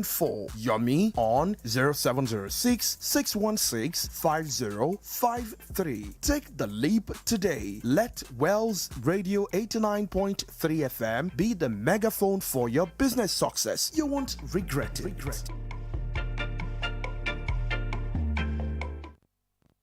tẹ́ ẹ bá fẹ́ polówó ọjà yín lórí rédíò tẹ́ ẹ fẹ́ máa ta wàràwàrà bọ́ mẹ́ta ṣe ń tà West Radio ní kẹ́ ẹ máa bọ̀ o àfẹ̀tiwa gbé tiyín lárugẹ owó owó ò ga jara lọ o come for your jingle and advertisement at West Radio 89.3 FM gbogbo lẹ́gbẹ́lẹ́gbẹ́ àti lájọ̀lájọ̀ iléeṣẹ́ ńláńlá àti kéékèèké ẹ̀yin ilé ìjọsìn pátápátá ẹ máa bọ̀ ẹ wá gbé wò ẹ jẹ́ wò ẹ jọ́ wò ẹ tọ́ wò jọ́ gbà kọ́ga ni mástà.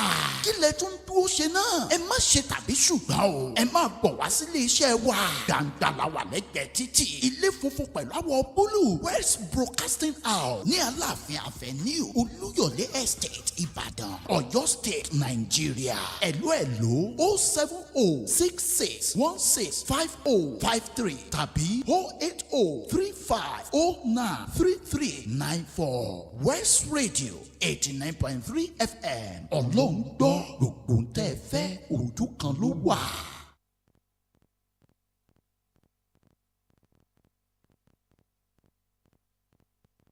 Jesus is taking care of me.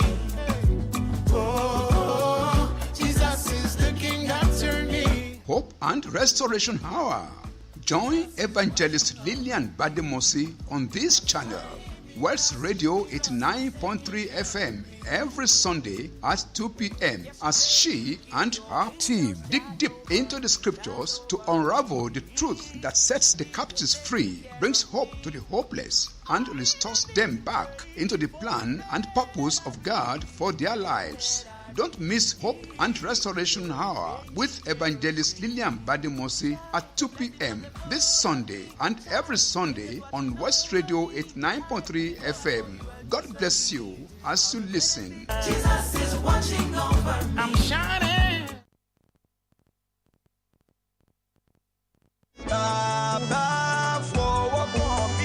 Every soul touched by Jesus Christ got saved and renewed. Every disease and infirmity he touched received healing. Indeed, every touch of Jesus Christ produced miracles. Every week, God's servant and oracle, the Right Reverend Simeon Oluwole Onolike, Bishop, Diocese of Agodi Methodist Church Nigeria, will expose you to the secrets of enjoying the touch of God in your life, family, business, and ministry as he ministers the undiluted word of God on the program, The Touch of God. The Touch of God with Bishop Simeon Oluwole Onolike comes to you every Friday at 8:30 p.m. courtesy of the Diocese of Agodi Methodist Church Nigeria, Cathedral of Light on West Radio 89.3 FM, your preferred radio for wholesome content. Join us. May the God join me. Thank you, Baba.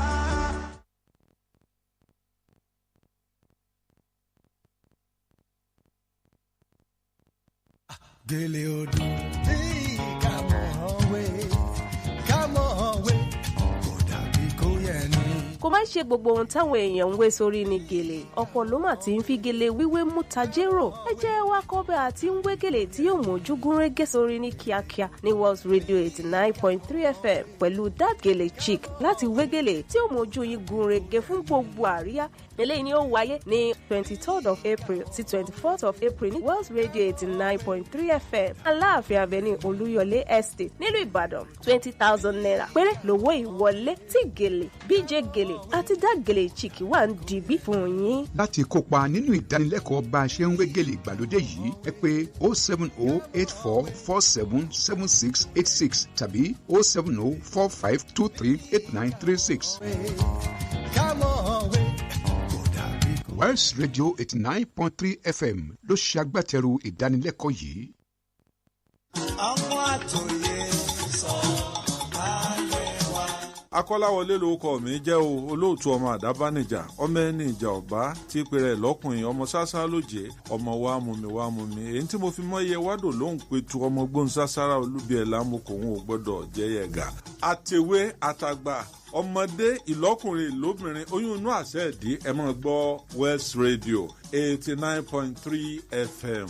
Akọ́láwọlé lórúkọ mi jẹ́ o, olóòtú ọmọ àdábánijà. 89.3 làwọn gbọ́. 89.3 FM kànga gbọ́nmágbẹ́. Jàǹdàlà jùdú ìròyìn àdúmágbẹ́. Jàǹdàlà jùdú ìròyìn àdúmágbẹ́.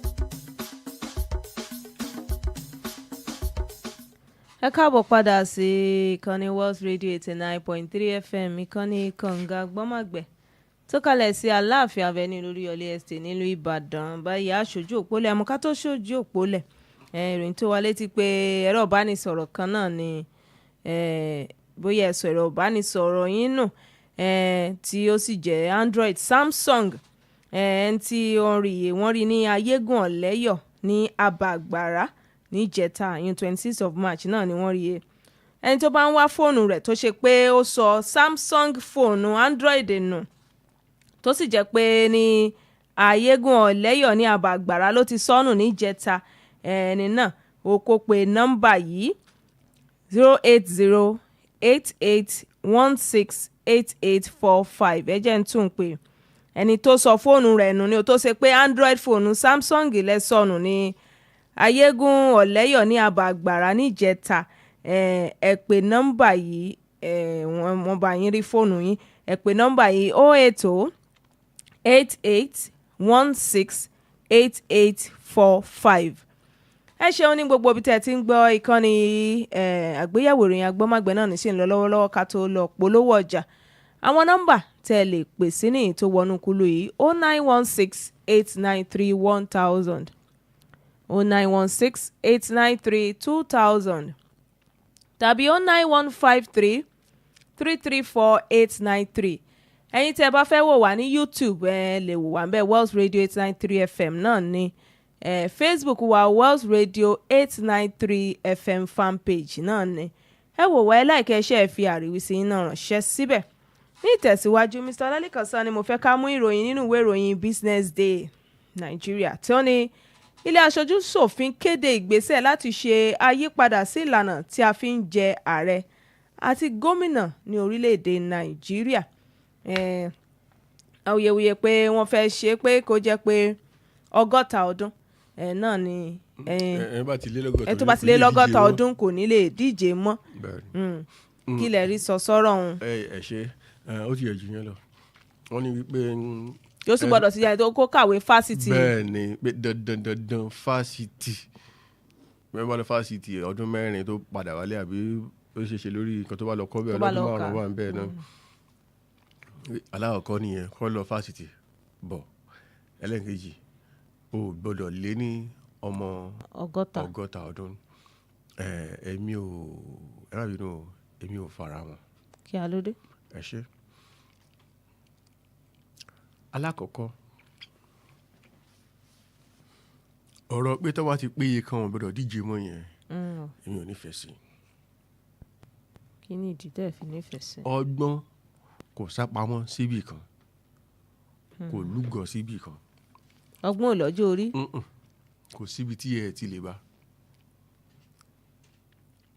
ààrẹ ilẹ̀ Amẹ́ríkà lọ́wọ́lọ́wọ́ báyìí 78 ni nǹkan táwọn ọmọ ìlú ẹ̀dẹ́ fẹ́ ló ṣe fún wọn ọ̀nà ọ̀dẹ̀ náà yàn dẹ̀ ṣe dáadáa níwọ̀n bá títí wọn o.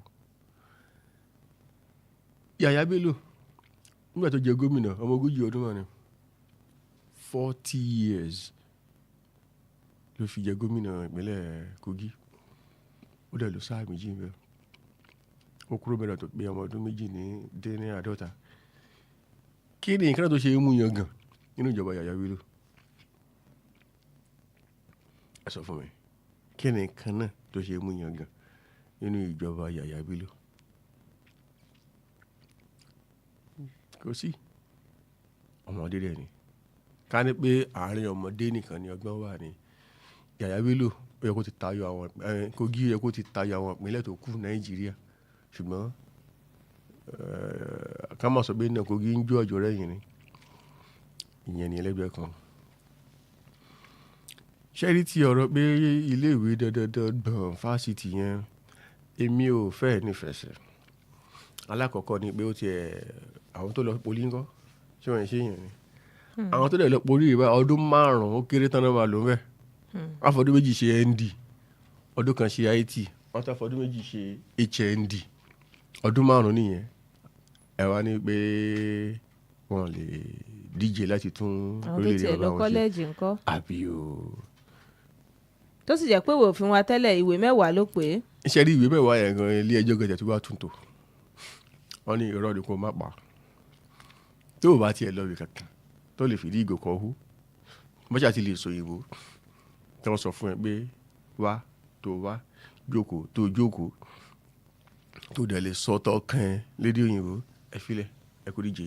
nǹkan tí kò gbọdọ̀ ṣe ni pé kó sọ pé òun ní nǹkan tó wọn ní. òní kò gbọdọ̀ purọ́ pé òun ní ìwé ẹ̀rí kan láì kó ní. ìwé èyí tó ní kó lóò ní ibi tó ti lu òfin nìyẹn. tẹ́ bá dẹ̀ wo àwọn ìlú tó kú káàkiri àgbáláyé bó ṣe rí nìyẹn o. nílẹ̀ Amẹ́ríkà nǹkan tó sọ ní pé jẹ́mọ́ ilẹ̀ Amẹ́ríkà tí wọ́n forí ẹ̀ sọlẹ̀ síbẹ̀ ibi tí ọ̀rọ̀ ìlú wọn ti ẹ̀ka wọn lára dé bí Trump ṣe wà yẹn òun làárẹ̀ lé ní tó bá bí ọmọ ẹ̀ sí Nàìjíríà ọmọ ẹ̀ lè jà rẹ̀ ní Amẹ́ríkà bẹ́ẹ̀ nù ibi tó lè dé òun làárẹ̀ nílẹ̀ tó mọ́lé ní iye o tó bá bí ọmọ pé ìyàwó ẹ̀ lóyún báyìí ó wá sí Nàìjíríà àkóso Nàìjíríà ló forí ọmọ yẹn sọlẹ̀ láyé ọmọ yẹn lè jà rẹ̀. títí wọn ni pé wọ́n gbọ́dọ̀ forí ọmọ wọn láti forí ẹ̀ sọlẹ̀ sílùú tiwọn ni ṣùgbọ́n o kàwé kan o kà kíní kan ìlú yẹn ò ní tiwọn. lójú tí ń kèsè ń ta nílò ní. nǹkan tọrọ Nàìjíríà kàn kọ yẹn yàtọ̀ sí yẹn gan wọ́n ti ẹ̀ pé kíní kan ní discrimination wọ́n rólé apá kan dá kan sí tí wọ́n ti dàgbà ṣé kó lọ kú ni 60 ń jẹ́ ààrẹ dáadáa ọ̀pọ̀lọpọ̀ 60 70 tó ń ṣe tó ń ta kébékébé torí ẹ̀ jí dáadáa ó mọ sọ yìí Yàyà Bello 40 ló fi jẹ gómìnà kí n lárí jà gómìnà tó jẹ́ àdéjọ 40 0 odó ọ̀pọ̀ odó ní kò sí yẹn kan àdèrí ara àwọn gómìnà ààrẹ tó jẹ́ pé wọ́n lé 70 káàkiri àgbáńlá ayé tán lè ṣe dáadáa. Ronald Reagan òun ló tún Amẹ́ríkà ṣe padà tó bá bí àwọn èèyàn wá sọ fún yín pé in the last 100 years the most successful president in America Reagan bí ó gbẹnu lé 80 ló jà rẹ̀ ó dẹ̀ tún lè ṣe.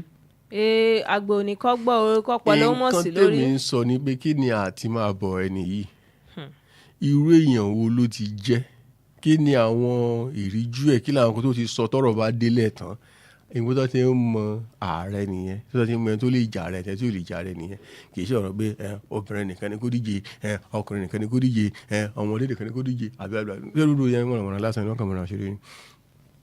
ibi tẹ́lẹ̀ ti mọ̀ wípé wọ́n múra wọn ṣeré ni wípé ṣé ilé aṣòfin tí Àpábíò ti ń sọ wípé sáà ẹlẹ́ǹkejì ààrẹ tó bẹ̀rẹ̀ ọlọ́wọ́ ẹ̀ ti dájú ṣódọ́ ló ti máa sọ pé òun kéde wípé ààrẹ tó wà bẹ̀rẹ̀ ọlọ́wọ́ nílé tẹ̀síwájú bàbá yẹn láwọn 73 lé ní báyìí wọ́n ti fi ọdún 13 lé 60 tí wọ́n fẹ́ fi ṣe pé tó ti lé 60 ẹ̀ wá sọ fún ààrẹ tó wà bẹ̀rẹ̀ níbi pé kò lè díje mọ́ torí ṣẹlẹ̀ ẹlẹ́sìn kan fún yín lọ́dọọdún wọ́n máa ń gbìyànjú láti tún ìwé òfin kọ ọdọọdún ni Senate àṣẹ tiẹ̀ House of Reps àṣẹ tiẹ̀ máa ń jẹ méjì pọ̀ àwọn èèyàn máa ń ṣe àṣìṣe kan màá jẹ́ kó yá àwọn èèyàn lé níyì tán bá ṣe òfin pé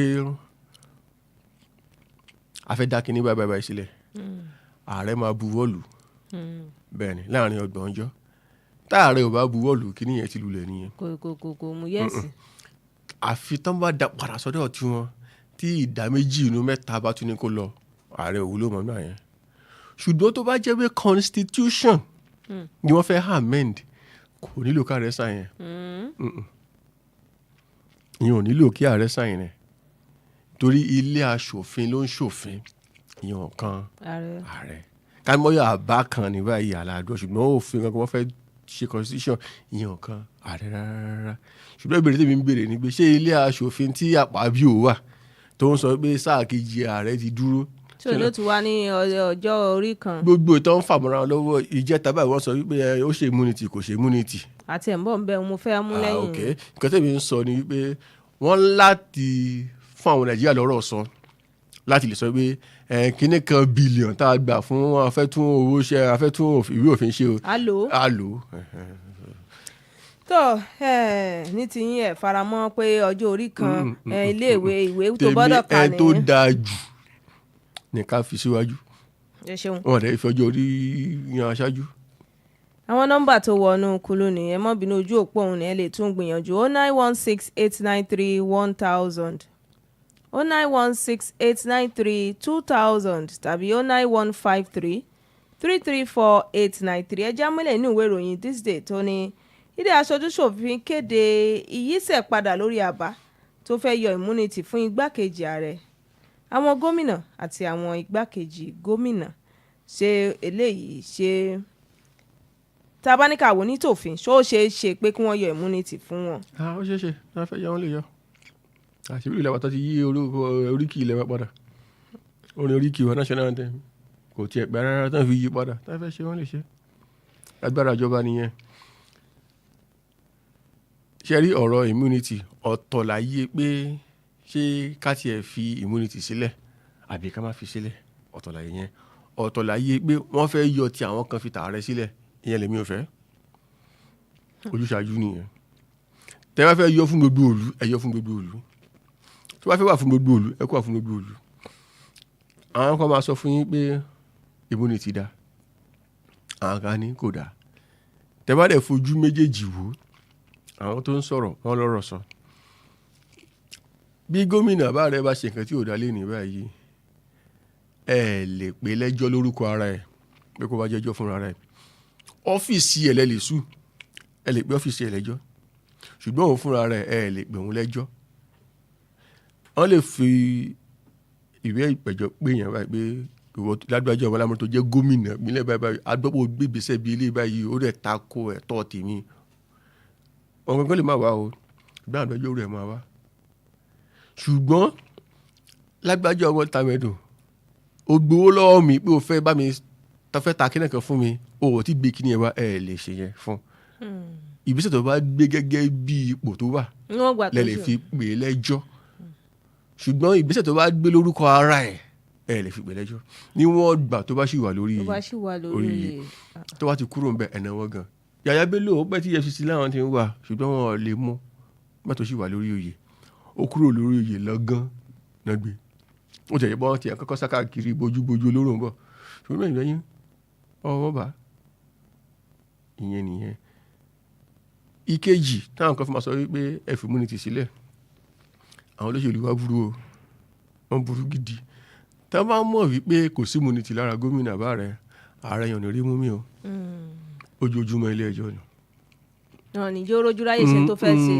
ayé ìjọba ò lè yọ torí tó bá ṣèjọba pẹ̀lú gbọ̀kẹ́ ń balẹ̀ ó ṣeé ṣe kó ṣe nǹkan tó máa tẹ́lù lọ́rùn kò ní jẹ́ kí ẹgbẹ́ alátakò wọlé ẹgbẹ́ àtakò wà níjẹ́ kó ráyè ṣì yẹn wọ́n lè rí bó mẹ́nìkan lójú ó tẹ ẹnìkan mọ́lẹ̀ ẹnìkan kì kò dá lóhùn oríṣiríṣi ẹjọ́ tá a máa yọjú ilé ẹjọ́ nìyẹn nǹkan tó jẹ́ káwọn tó kọ òfin sọ wípé àkókò tó bá ṣì wà ń bẹ̀ yẹn ẹ fi wọ́n lẹ̀ nǹkan tó bá wù ú ṣe ẹ dìmú bá ti kúrò mẹ́ ẹ bù sọ kí lẹ́ ṣe Nàìjíríà nìkan náà ni. bí bó ṣe wà kárí ayé tó ti ń ṣe ìjọba àwarawa. ṣùgbọ́n presidential system of government náà ń lò Nàìjíríà Amẹ́ríkà láti kọ́ àkọ́ pé ṣùgbọ́n ìpìlẹ̀ Amẹ́ríkà ló ti wá. Donald Trump tí ìbáyà ṣe bó jí ààrẹ báyìí ni ọgbà láwà báyìí.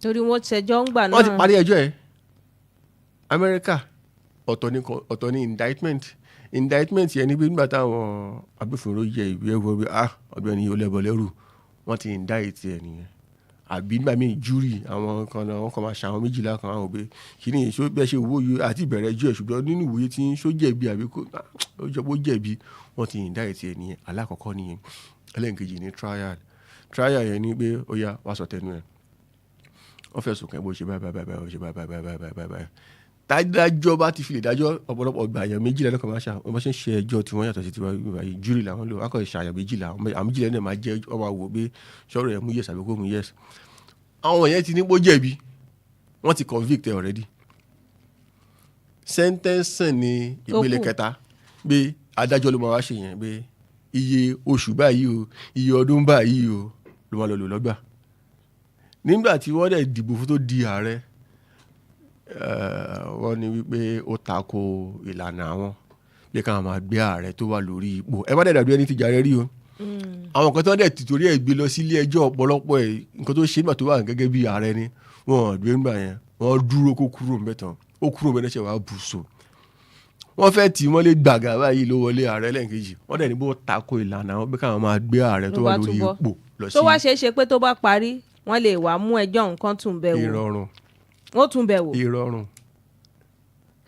bí ìpó kan sún ọjọ́ kíni rẹ̀ síwájú ní báyìí. bẹ́ẹ̀ni níbẹ̀ náà kò síbi tí wọ́n ti ń kádìí yẹn alẹ́ olóṣèlú alátakò ló gbàṣẹ́ lọ́wọ́ ẹ̀ ó lẹ́ka àwọn tàn náà sí di ẹ̀ torí wá kó yọ tó jẹ́ ọmọ ẹgbẹ́ tiẹ̀ tẹ́ pé ẹ̀fì abalẹ̀ yàrá kí ni abá ti ṣe ó ṣeé ṣe ká máa tàn náà wọ di ẹ̀ ṣùgbọ́n tó bá fi lè ṣẹlẹ̀ wé òkété bọ́ọ̀rù mọ́ ẹgbẹ́ lọ́wọ́ ọlọ́wọ́ ẹ̀gẹ́ abá wọ́gbà o bó ṣe rí gẹ́lẹ́ kéèsì ilé ìtì ẹ̀wà lé mọ́ tọ́rọ ti convict ẹ̀ adájọ́ yẹn dẹ̀rẹ̀ wáyé wọn tó sọ ó lóun ràn ṣẹ́ǹdọ́ mi ní ọgbà ṣùgbọ́n kó lò lé. ọgbà wo lọ́wọ́ àrùn kó mọ̀ sí mí lẹ́nu torí bó ti já rẹ̀ ni torí bó ti já rẹ̀ wọn fi tán parí ẹ̀ sí nìyẹn ṣùgbọ́n àwọn ẹjọ́ mi wà tán ṣe ń gbọ́ lọ́wọ́ tí ò tí ì dé ìpele pé wọ́n fẹ́ convict gan torí ẹ̀ bá takò tí democrat bá wọlé lẹ́yìn ẹ̀ tó dẹ̀ jáwé yẹn bíi Kamala Harris kankan àwọn ọ̀tá ẹ̀ tó bá jáwé yẹn ni kéèsì àdìde o kéèsì àdìde bó ṣe rí gẹ́lẹ́ rí ẹ bẹ́ẹ̀ mi náà ṣe bá ń rí nìyẹn ẹ fi wọ́n lẹ̀ ẹ fi wọ́n sílẹ̀ ó lè tàyàn lára pé wọ́n ń wà sí ẹ fi sílẹ̀ pé wọ́n bá kúrò wọ́n lè wá mọ́ sí ẹ jẹ́ kó gbájúmọ́ṣẹ́ ìlú tó bá wá kúrò ń bẹ̀ tán yẹn ẹ bùsọ̀ kò lè pòórá immunity rẹ ìjọ tó bá ti dúbẹ̀ lómi ti náwó sókè pé mo èmi kí lágbájá wọn kí mo ti búra mo di kíníkan kíníkan immunity bọ́ lọ́rùn ẹ̀ tó ní ṣe pèrè lánàá nìyẹn lójú ẹsẹ̀ ni wọn kì í ná kò sí àní-àní ń bẹ̀ immunity bọ́ nìyẹn gbogbo nǹkan tó bá ti ṣe látijọ́ yìí ẹ̀yà ọ̀gbẹ́ni wá jẹ́jọ́ nǹkan tẹ́ ẹ bá ṣe fún lẹ́yìn tó bá kúrò ń bẹ̀ tán ló máa jẹ́ ìtanijí fún àwọn tó wà lórí ipò pé ipò tó ń wà lẹ́ni ya ọkọ̀ màá ló wà ń bẹ̀ lánàá ọgbà màá ló wà lẹ́ni ìyẹn ló máa jẹ́ ìtanijí fún wọn. ẹ ṣeun ẹ̀yin aráalé ẹ mọ́ bínú mo fẹ́ ká sọ̀rọ̀ lórí ti Igun tó kéde wípé àwọn ò ní ṣe ayẹyẹ dọ́bà mọ́ ní ìpínlẹ̀ Kánò lọ́dún yìí. ẹ ṣe a ní ẹ̀mẹ́ méjì ní Kánò Sanusi àti Bayero àwọn méjì làwọn fẹ́ ṣe dọ́bà yẹn ni pé tó máa parí ọdún bóyá léyà tó máa ṣọdún bóyá máa parí àwẹ̀ àbí bóyá léyà tó máa gẹṣin tó máa kan sára sí àwọn ọba wọn tó bá náà máa jubọ́ sí wọn bí yóò dáa fún wọn ẹ̀mí rẹ̀ ogun àwọn méjèèjì làwọn fẹ́ ṣe kinní yẹn Kánò dẹ̀rẹ̀ wáyé kì í ṣe ibi tó ti ń ṣe irú ìfẹ́ yẹn ọ̀bọ̀lọ̀ ṣe dárúkálùkù ọ̀tọ̀ọ̀tọ̀ ni nǹkan ẹ̀pẹ́ yẹn Kánò táwọn nìkan ṣe bẹ́ẹ̀ yẹn wọ́n á ti tọ́ síra lójú gbẹ̀yìn ni wàhálà Kánò dẹ̀rẹ̀ dábọ̀rọ̀ ṣùgbọ́n adúpẹ́ lọ́wọ́ Ọlọ́run wípé ìkànnì wọn ti ní pé fún àǹfààní àti àlàáfíà ìlú òun ò ní ṣe kinní yẹn ní àkókò ìtúnu àwẹ̀ yìí pé ìkejì ló ń fẹ́ ṣe bó ṣe rí ti ẹni ẹ̀yẹ kó ṣe ṣùgbọ́n èmi mọ̀ pé tèmi náà bá ṣe tèmi ó ṣeé ṣe kí àwọn ọmọlẹ́yìn wa tẹ̀ra àwọn mọ́lẹ̀ ibi pọ́nkàn tẹ̀ra àwọn mọ́lẹ̀ lásán yẹn báyìí nǹkan ti bẹ́lẹ̀ lójú ẹsẹ̀ nìyẹn Kánò dẹ̀ ṣe tó fi ń ṣeré fún àlàáfíà èmi kan sára sí Bayero lórí eléyìí fún nǹkan tó ṣe yìí mo kan sára sí. ẹ ṣeun ẹ mọ́ bínú ẹ̀yin èèyàn wa tẹ̀lé ìpè wọlé àwakọ̀ ojú òpó ni lẹ́ẹ̀kan sí ẹ̀rọ ìbánisọ̀rọ̀ kan Android Samsung náà ni wọ́n rí e ní agbègbè Ayégún Ọ̀lẹ́yọ̀ ní Aba Àgbàrá ní ìjẹta yẹn 26 of March tí ẹni tó sì bá wọn rí fóònù ọ̀hún náà ti fi tó wa létí nílé iṣẹ́ wa tó bá ṣe pé ẹ̀yin lẹni fóònù ọ̀hún tẹ sọ́nù àbóṣèṣì bọ̀ lọ́wọ́ yín láyégún Ọ̀lẹ́yọ̀ ní Aba Àgbàrá ní ìjẹta ẹ pè nọ́mbà yìí 08088168845. kí wọ́n dẹ̀ mú ẹ̀rí ìdánimọ̀ kí wọ́n mú dání. ẹ̀rí àrídájú pé. fóònù yẹn ẹ máa pe nọ́mbà ẹ̀ lójú wa ẹ̀ dẹ̀ fún ID card ẹ̀ wá. bẹ́ẹ̀ni ẹ ṣeun ní gbogbo ibi tẹ́ ẹ ti ń gbọ́ wọ́n yín aráalé ẹ mọ́ bínú pẹ̀ lè pe àwakọ̀ ojú òpó ní lẹ́ẹ̀kan sí anírìjú báyìí lọ lórí àgbéyẹ̀wò ìròyìn agbọ́nmágbẹ̀ fún tòní Mr. Ọlálẹ́kan Sanni ẹ ṣeun tẹ̀ ń jẹ́ wa iṣẹ́ ìlú ni Ọlọ́run mọ̀ fòkùnkùn òkùn yìí Modupeola Sanni Golden Voice on Radio náà ló ní ìrì àtayọ̀ náà ni ká fi pàdé ẹ ṣeun níbi tẹ̀ tí ń gbọ́ ẹ mọ̀ yín kúrò ń bẹ àwọn ètò alárinrin náà sì ń bọ̀ lẹ́sẹẹsẹ ní ìkànnì yìí ẹ ṣeun.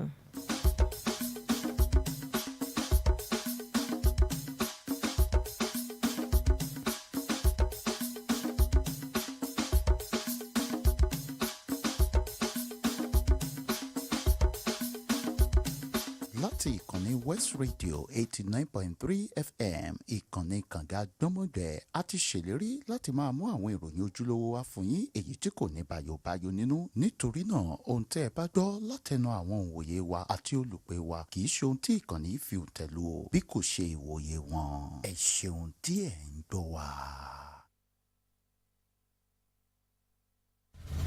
kànga wo ni gbogbo ayé ń dà gìrìgìrì tí wọ́n ń pọn yìí. West Radio 89.3 FM kànga àgbọ́nmágbẹ́.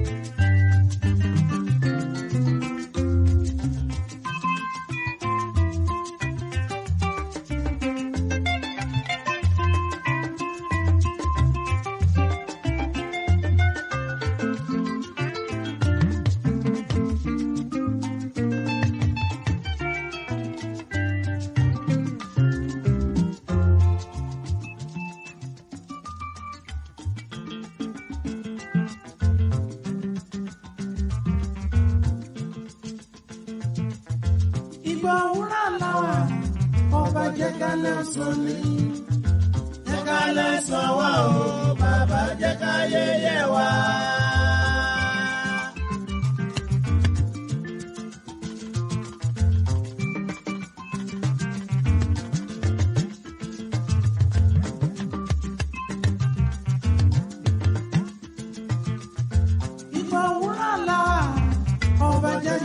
Sanni.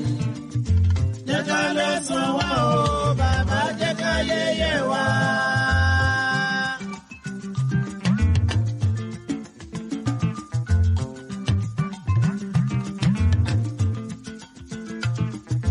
Ẹ̀ṣẹ̀ mi àṣẹ, ẹ jẹ́ ká tẹ́wọ́ àdúrà.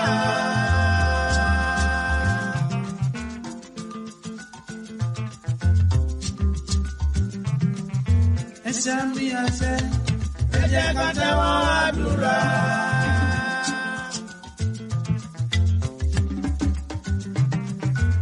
Ìbò wúrà làwà, ọba jẹ́ ká lẹ́sàn ni. Jẹ́ ká lẹ́sàn wá o, bàbá jẹ́ ká yẹyẹ wá.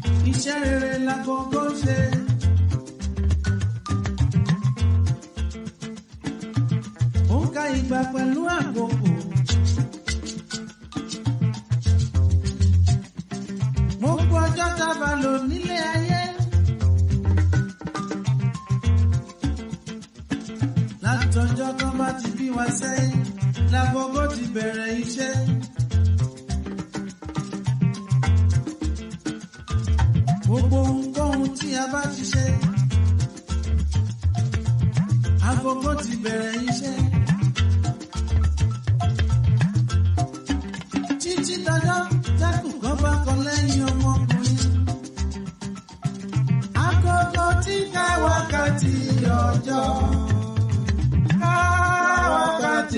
sí rere o. Agogo ti ka wákàtí ọjọ́, ka wákàtí mi sí rere o.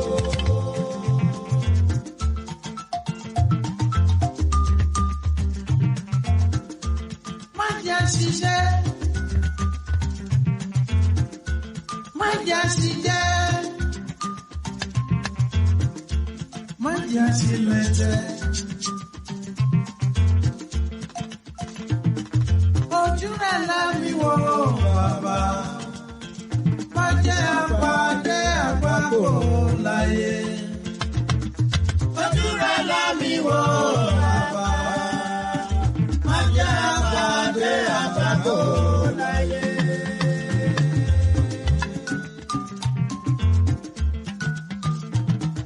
Ojú rẹ̀ lámì wò bàbá, má jẹ́ aṣọ tí ó gbé o láyé. Ojú rẹ̀ lámì wò bàbá, má jẹ́ aṣọ tí ó gbé o láyé.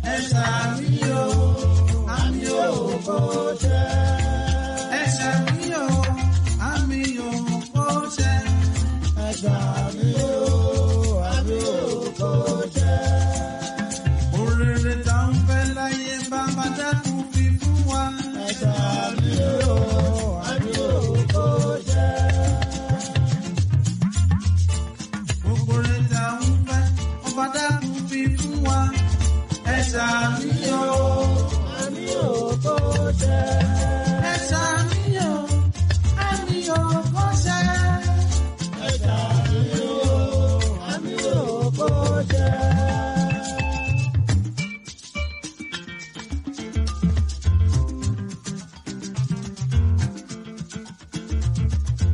àìsàn àbá o bàbá ìyàwó jẹ̀gbọ́n lọ́gọ́.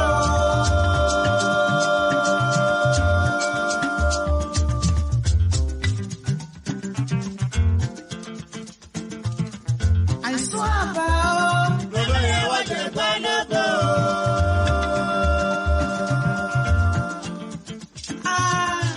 ẹyẹ ẹṣẹ́ o ẹyẹ kì í jẹ bá òye.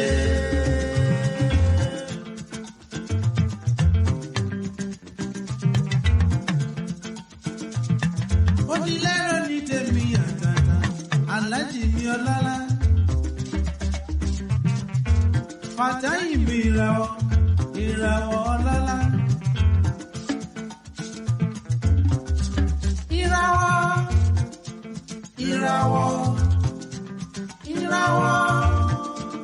ìràwọ̀ adúbàtà yìí wàá lò gbà yí pẹ́.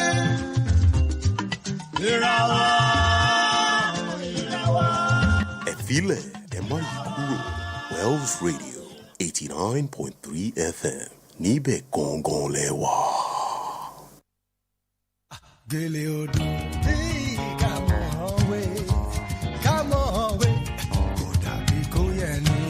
That Gele Chick, in collaboration with Wells Radio 89.3 FM, brings you 2 days advanced Gele training, featuring Mr. T. Gele, BJ Gele, and that Gele Chick. Date 23rd to 24th April 2025. Venue, Wells Radio Broadcasting House, Alafin Avenue, Oliole Estate, Ibadan. Time, 10 a.m. to 1 p.m. Daily. Registration fee, 20,000 naira only. For inquiries, call 070-8447-7686 or 070-4523-8936. Be a professional Gele artist today and earn your financial freedom. Remember, knowledge is power. This training is supported by Wells Radio 89.3 FM.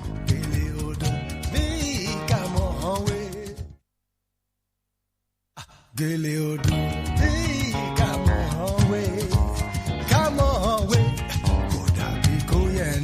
To tie gele no be small matter, and people don't they take am chop well. Come and learn how to tie better gele sharp. Wells Radio 89.3 FM and that gele chick don't join hands together to teach people how to tie better gele for better occasion. No be to carry cloth for head, be gele. Better instructors full ground featuring Mr. T Gele, BJ Gele, and that gele chick. Date April 23rd to April 24th, 2025. Venue Wells Radio Broadcasting House, Alafia Avenue, Oluyole Estate, Ibadan. Time 10 a.m. to 1 p.m. daily. Registration fee 20k only. You got a smile go bank after this training. For inquiries, call 070-844-77686, 070-4523-8936. All gele no be gele. Come on, wait. Now West Radio 89.3 FM support them.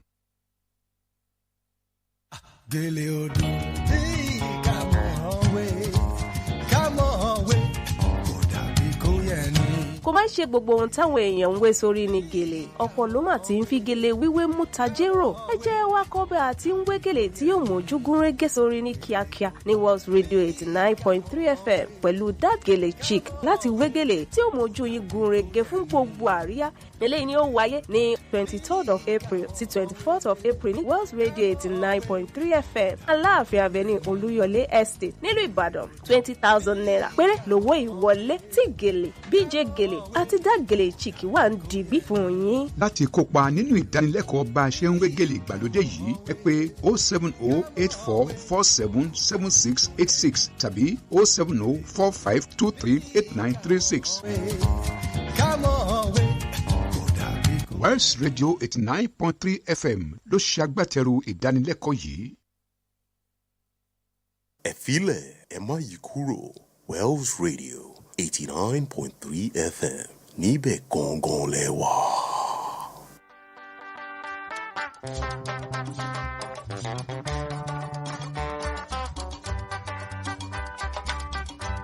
Lọ́gbàlọ́gbà yéyeye o lọ́gbàlọ́gbà. Lọ́gbàlọ́gbà ẹ̀rọra o. Lọ́gbàlọ́gbà yéyeye o lọ́gbàlọ́gbà. Lọ́gbàlọ́gbà ẹ̀rọra o. Ẹ̀dá ti lọ́gbà ó ti tẹ́ra rẹ̀ lọ́rùn.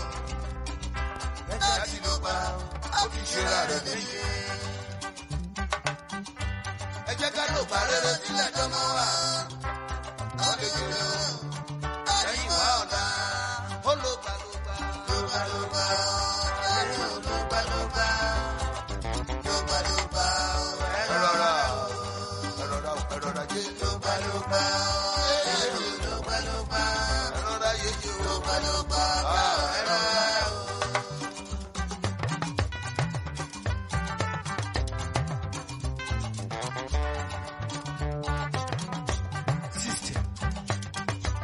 A ó gbà lọ́wọ́ aláìní fẹ́ni tó ní o, nípasẹ̀ ẹni tó ní, láláìní má dìde. Torí ọ̀pọ̀ èèyàn lájẹ dá ẹ lọ́lá o, lórí tàlíkà, lájẹ bùkún ẹ.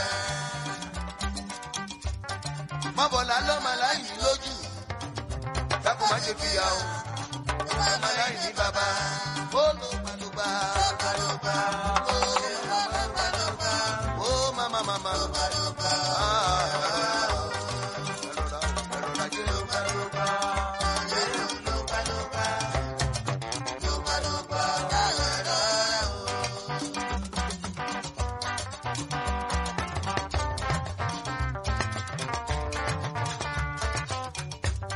System.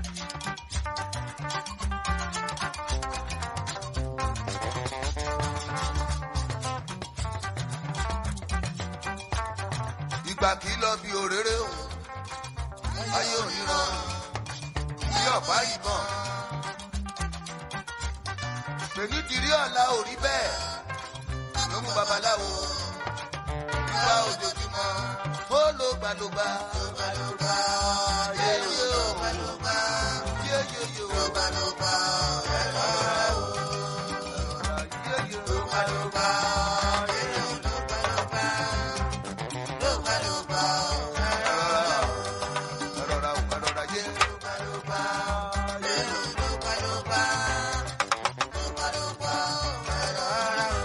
Gentlemen, this is only my sister.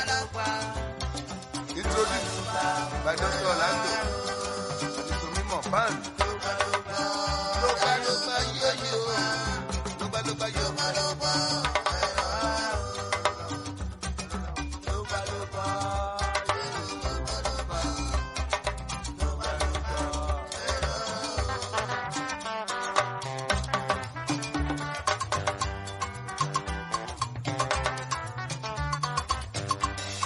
Ọba mímọ́ yeyeye, ọba mímọ́ yeyeyeye, ọba mímọ́ yeyeye, ọba mímọ́ yeyeye. Bàbá mo ké pè ẹ́ o, Èdùmàrè dá mi lóhùn bàbá.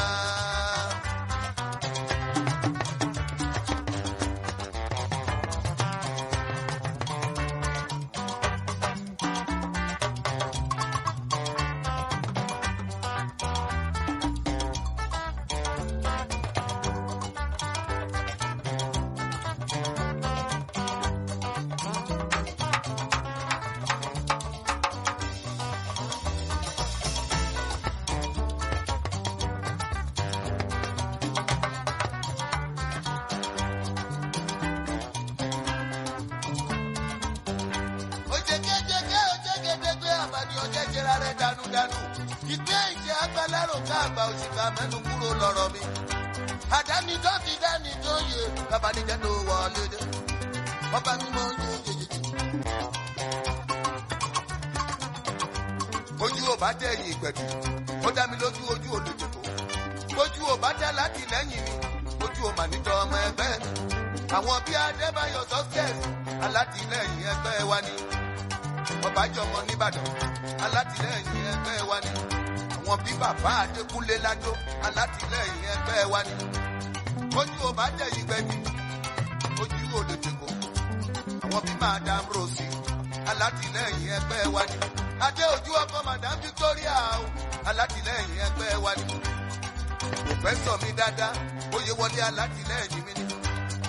Ọlá ń bí wọn nú, Oyèwọlé bàbá fún mi láyọ̀ mi. Ojú ò bá tẹ̀ yìí gbẹ̀tì, ojú ò lè dìbò. Àjọ̀tà balára egungun, bẹ́ẹ̀ ni mọ̀tẹ́tẹ́ tuntun ló ń ṣe. Ọdún tuntun ìwà tuntun, orin tuntun ló yọ lẹ́nu dá wa. fèrèpè tó bọ́ padà lẹ́yìn odò orí burúkú padà lẹ́yìn mi ìràwọ̀ èsì padà lọ́rùn ọ̀pẹ ọmọ burúkú padà lẹ́yìn mi ọba mi mọ́ yeyeyeye ọba mi mọ́ yeyeyeye bàbá mo kéde ẹ o Èdùmàrè dá mi lóhùn bàbá.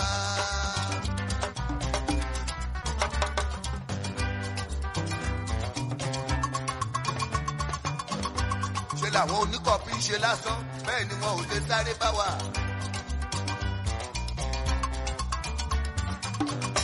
bámi mọ yeyeye bámi mọ dọ̀rọ̀ mi dayọ̀ o.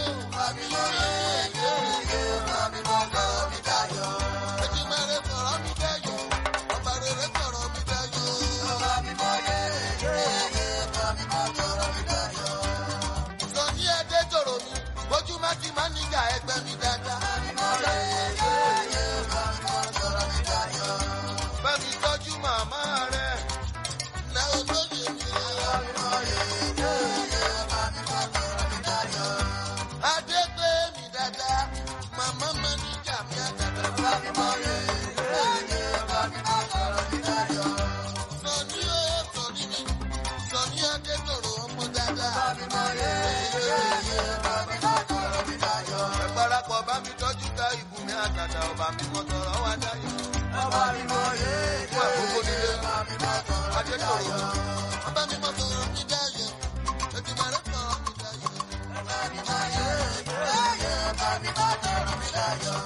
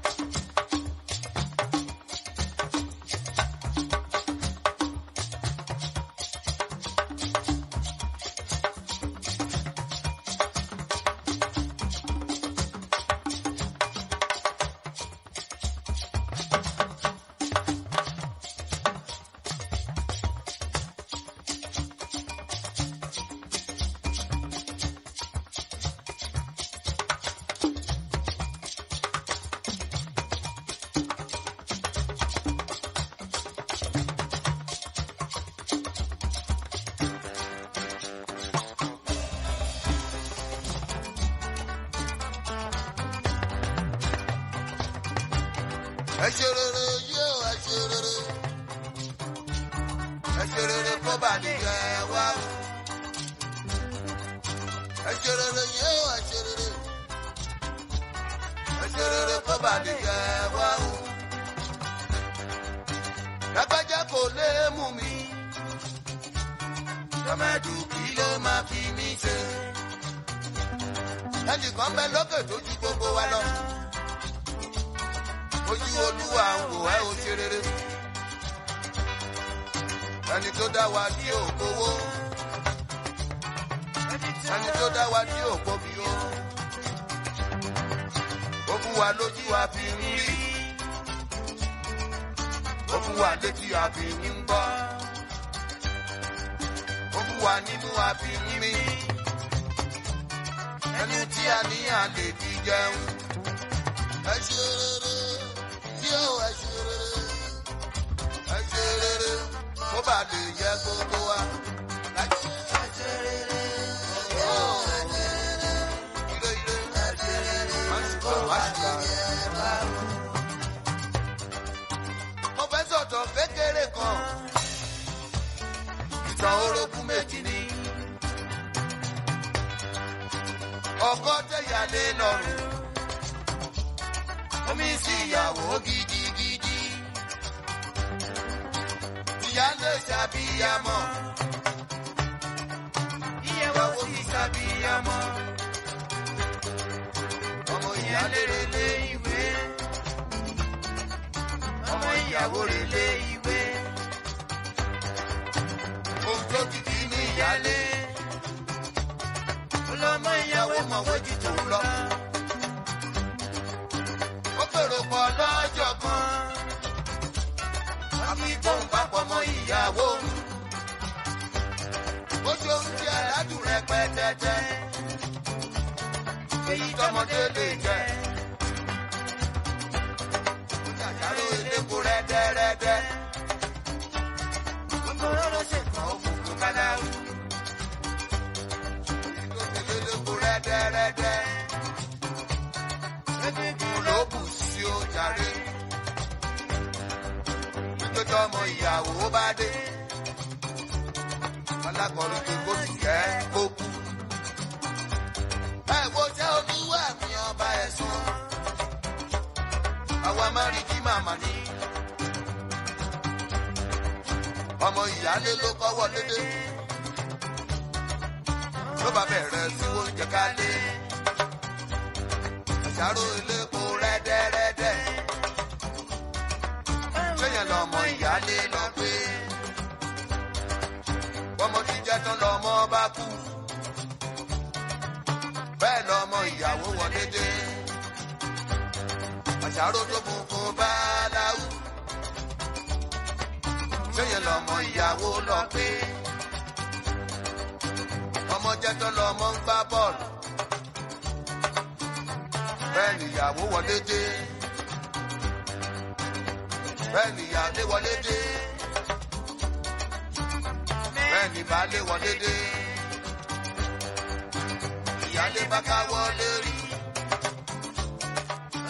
ló bá bẹ̀rẹ̀ sí í sunkún. ó láṣẹ níjẹ́ra rẹ̀ ó máa ṣe. ọṣẹ níjẹ́ra rẹ̀ ó máa ṣe.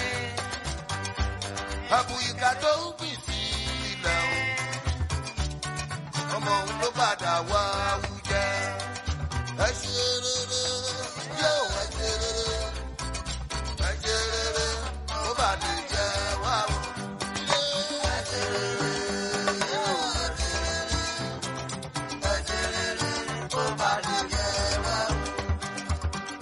ire ló gbé ìgbà òpé o ẹ ṣe rere. ire ẹ ṣe rere ó bá lè jẹ gbogbo wa. ire ló gbé ẹ ṣe rere.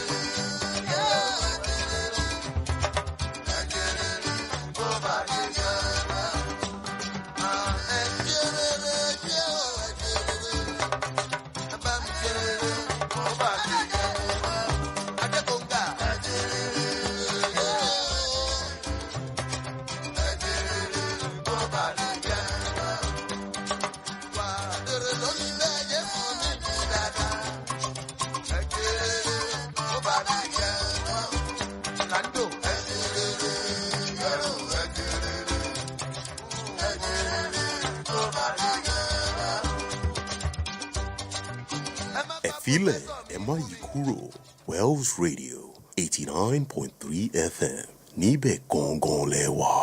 The time is 10 a.m. from Wells Radio 89.3 FM, your preferred wholesome radio. gẹ́gẹ́ láago mẹ́wàá àárọ̀ lù láti ìkànnì kànga agbọ́mọ̀gbẹ́ 89.3 FM.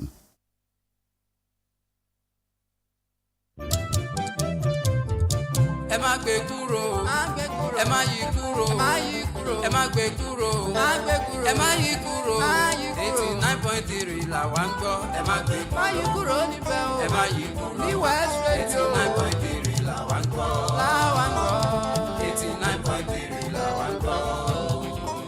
àní kẹ́ ẹ má gbé kúrò ẹ má yí kúrò ẹ má gbé kúrò kẹ́ ẹ má yí kúrò 89.3 là wá ń gbọ́ ẹ má gbé kúrò ní West Radio ẹ má yí kúrò 89.3 là wá ń gbọ́ Olúyọ̀lé là wá 89.3 là wá ń gbọ́.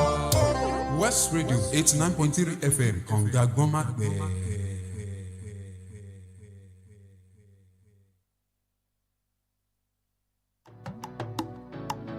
And it sounds the big Lord.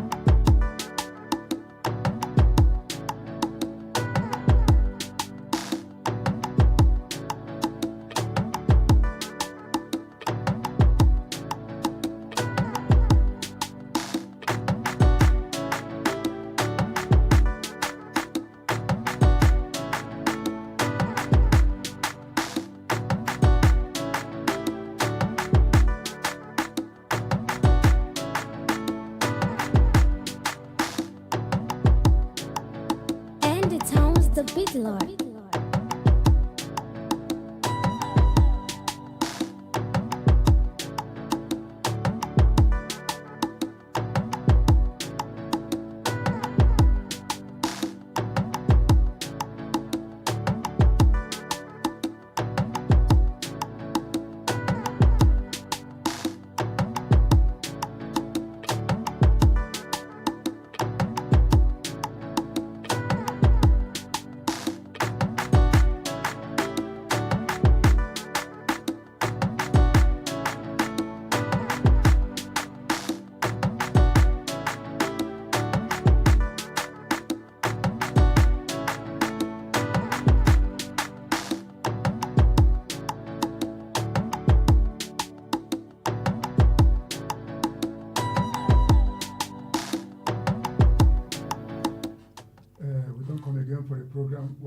Platform where they reach you now from Wells Radio 89.3 FM. This one weekend edition. Thank God today and Friday. We don't come for Wazobia platform, that Obonge program where we dey touchlight some important things where they share for our country, for society. Wells Radio 89.3 FM, number one family radio for the whole of your state and even beyond. Anything where concern family. Now we carry on for head because family now be the beginning of every society. Today we get we no go talk. No only one the story where the other thing where we want to talk today. We want make everybody chook mouth because the thing don't happen. Many people don't know say this thing a problem. Wells Radio 89.3 FM, number one family radio for the whole of your state. If you are advertiser, you dey sell something, you dey manufacture, you dey produce, you put something for warehouse where you want sell, and you don't know how to sell them, and a Wells Radio will help you advertise them because they receive us for every corner or for your state and even beyond. And you know, say advert and about people knowing what you are doing, what you are selling, what you are providing. So therefore, if you get anything where you want sell, where you want advertise, where you want make or your people know say, now you dey behind them, now you dey do them. Make a waka come Wells Radio 89.3 FM. We go help you announce them. Everybody go hear them, and your business go they go, even as you want them. Today for Wazobia platform, I want make una listen because we go, you know, say we they give a recharge card to people where call us, and not only recharge card, people where get recharge card, you go to Alpha Photos. He go snap photo for you, put them for frame, give you because they do promo. And through Wazobia platform, for inside Wells Radio 89.3 FM, this in the shell. So therefore, if you call us this morning, be rest assured to say you go collect recharge card, and you go collect what in they call them, photo frame. They go snap you. Before we continue, you get if your phone they miss Android, Samsung, someone has found it around AGBEYEWO Oleyo for Abba Agbara on 26th of March. Make a call this number so that you and the person go talk 080 881 68845 080 881 68845. Make a call the number so that the person will pick them. Go tell you where you go come collect the phone. Welcome again to Wazobia platform, reaching you from Wells Radio 89.3 FM. We don't follow your estate alive Avenue, number one family radio for the whole of your state. Make you not forget to say, now we be number one family radio station. With the or your people trust us for better information. Make you listen well to what we carry on today. You go learn one thing or the other. ẹ ṣeun ní gbogbo ibi tẹ́ ẹ ti ń bọ̀ wá kú ojúmọ́ tó mọ́ wa lónìí ojúmọ́ ire ní ìdùnnú ayọ̀ tó ń ta ìkú baálẹ̀ ọ̀rọ̀. akínyìn kú ojúmọ́ láti ìkànnì World Radio 89.3 FM ìkànnì kànga gbọ́mọ̀gbẹ́ èyí tí ó kalẹ̀ sí òpópónà Aláàfin Avenue lólúyọ̀lé Estate nílùú Ìbàdàn náà ni ìkànnì mọ̀lẹ́bí àkọ́kọ́ irú rẹ̀ ní ìpínlẹ̀ Ọ̀yọ́. Ìkànnì tó ṣe wípé ohun tí ń ṣọkàn ẹ̀mí àti ara láǹfààní náà ní ń jáde ń bẹ̀ ìkànnì tí gbogbo lélẹ̀ ìgbọ́ ọmọdé ní àgbà ní o náà lọ́dẹ gbọ́ ìkànnì mo kí wa lórúkọ olùdásílẹ̀ àwọn lọ́gàálọ́gàá lẹ́ka kọ̀ọ̀kan mójú ẹ̀rọ fún sáà tá a wà yìí Stephen Igesi fún bàbá pé àkó ojúmọ́ kí tó dárúkọ mi mo ṣe bá ẹni ńlá tí ń gbèbí ńlá Ọlọ́run tí ó jẹ́ ọba lórí ohun gbogbo òun náà lọ́ba lórí ohun gbogbo kábíyèsí tí ò sẹ́ni tó lè sọ pé òun ló ń dé ládé àdàgbà má pààrọ̀ oyè ọ̀rọ̀ gbénú ọmọ ènìyàn fọ́hùn àpátápìrí àpáta ayérayé ibi ìsádi mi tó ṣe wípé àpáta ayérayé ni ẹni bá kọlù yóò rú wọ́wọ́ ẹni tó bá sì ṣubú lù á lọ lúlú ni òun náà ló gbénú mi fọ̀hún tó fún mi lórúkọ Modupeola Sanni Golden Voice on Radio lórúkọ tèmi ètò yín ètò wa Wazobia platform ní tó ń dé sétí gbọ̀yìn lónìí ẹ tún jẹ́ àjọ ṣètò àti mọ àwọn nǹkan tí yóò ṣàǹfààní fún gbogbo wa náà la tún ti gbédé lónìí ẹ jẹ́ àjọ ṣètò lónìí ẹ pé bàbá ìyá màmá àǹtí bọ̀dá ẹ jókòó ká tún jẹ́ àjọ sọ kí gbogbo ó lè tẹ̀ wájú ẹ ṣeun ní gbogbo ibi tẹ̀ tí ń gbọ́ ìkànnì yìí Inakwana. Láfíà mo dúpẹ́ ẹ káàárọ̀ o ẹ káàárọ̀ òtútù ọmọ Ọ̀gáchukwu Emeka. Salamu alaikum masu sauraro ina kwanan mu duka barkanmu da warhaka barka da ranar Juma'a. Muna fatan alheri ma kuwa da kowa duk inda kuke kuna sauraron mu a shirin da muke kira Wazobia platform daga Wells Radio 89.3 FM. Wannan shirin da kuke saurara shine muke hira akan abubuwan da ke faruwa a cikin kasar mu Najeriya. Za mu kai wani lokacin da za mu bude layin wayar mu sabili da in kuna da shawara ko kuna da ra'ayinku za ku iya kiran mu ji ku a bisa layi. Kun san cewa wannan shirin don kawo ci gaba ne a cikin kasar Najeriya kamar yadda Ọ̀gáchukwu Emeka yakan faɗa talk your own I talk my own so kowa da kowa zai iya kira ya faɗa nashi ra'ayi din. Banda haka muna so mu yi babban godiya na musamman wa shi Alpha Photos da ke sponsoring wannan shirin mu a Wazobia platform. Mun san cewa kullum in kun kira mu mukan samu wanda sukan ci kati da mukan ba ma mutane kati kyauta wanda sun kira kenan sai kuma banda haka Alpha Photos na basu izinin zuwa su ɗauka hoto a wurin sana'ansa so yana ba ma mutane kyautan hoto da frame so za ku iya kira kuma za ku iya zama wanda za su ci wannan abu mai kyau da shi Alpha Photos ke ba ma mutane. Kada ku manta kuma ku patronizing in sa kusan cewa yana yin su international passport da su IN da su NIN da su hotuna da hidiman aure duk yana yi su za ku iya duba shi yana nan a kusa da Crowns Pharmacy Challenge. To yan uwanmu masu azumi muna musu fatan alheri muna gaishe ku muna ce barka da Ramadan. To ni ne da suna Alice Barnabas wanda za ku iya kira Gimbiyar Arewa ko That Gele Chick. Igbo anyị abịa n'oge ọgbakọ Wazobia nke na-erute gị ntị ugbu a wụ Friday na Wells Radio 89.3 FM anyị nọ n'ime Oluyele Estate. Ịma na Wazobia wụ oge anyị ji eweta atụmatụ dị iche iche n'ihe na-emegasị n'ime obodo Naijiria. Anyị gee ntị ọfụma n'ihe anyị nwere ike ikwu tata o nwere ofu na ihe na-abụọ anyị ma ịtọ ị nwere ike ịmụta ke nkwụcha. Ịma na a na-ekwusi ike na-asị na redio Wells Radio 89.3 FM bụ redio nke izizi maka ezinụlọ n'ime Oyo steeti.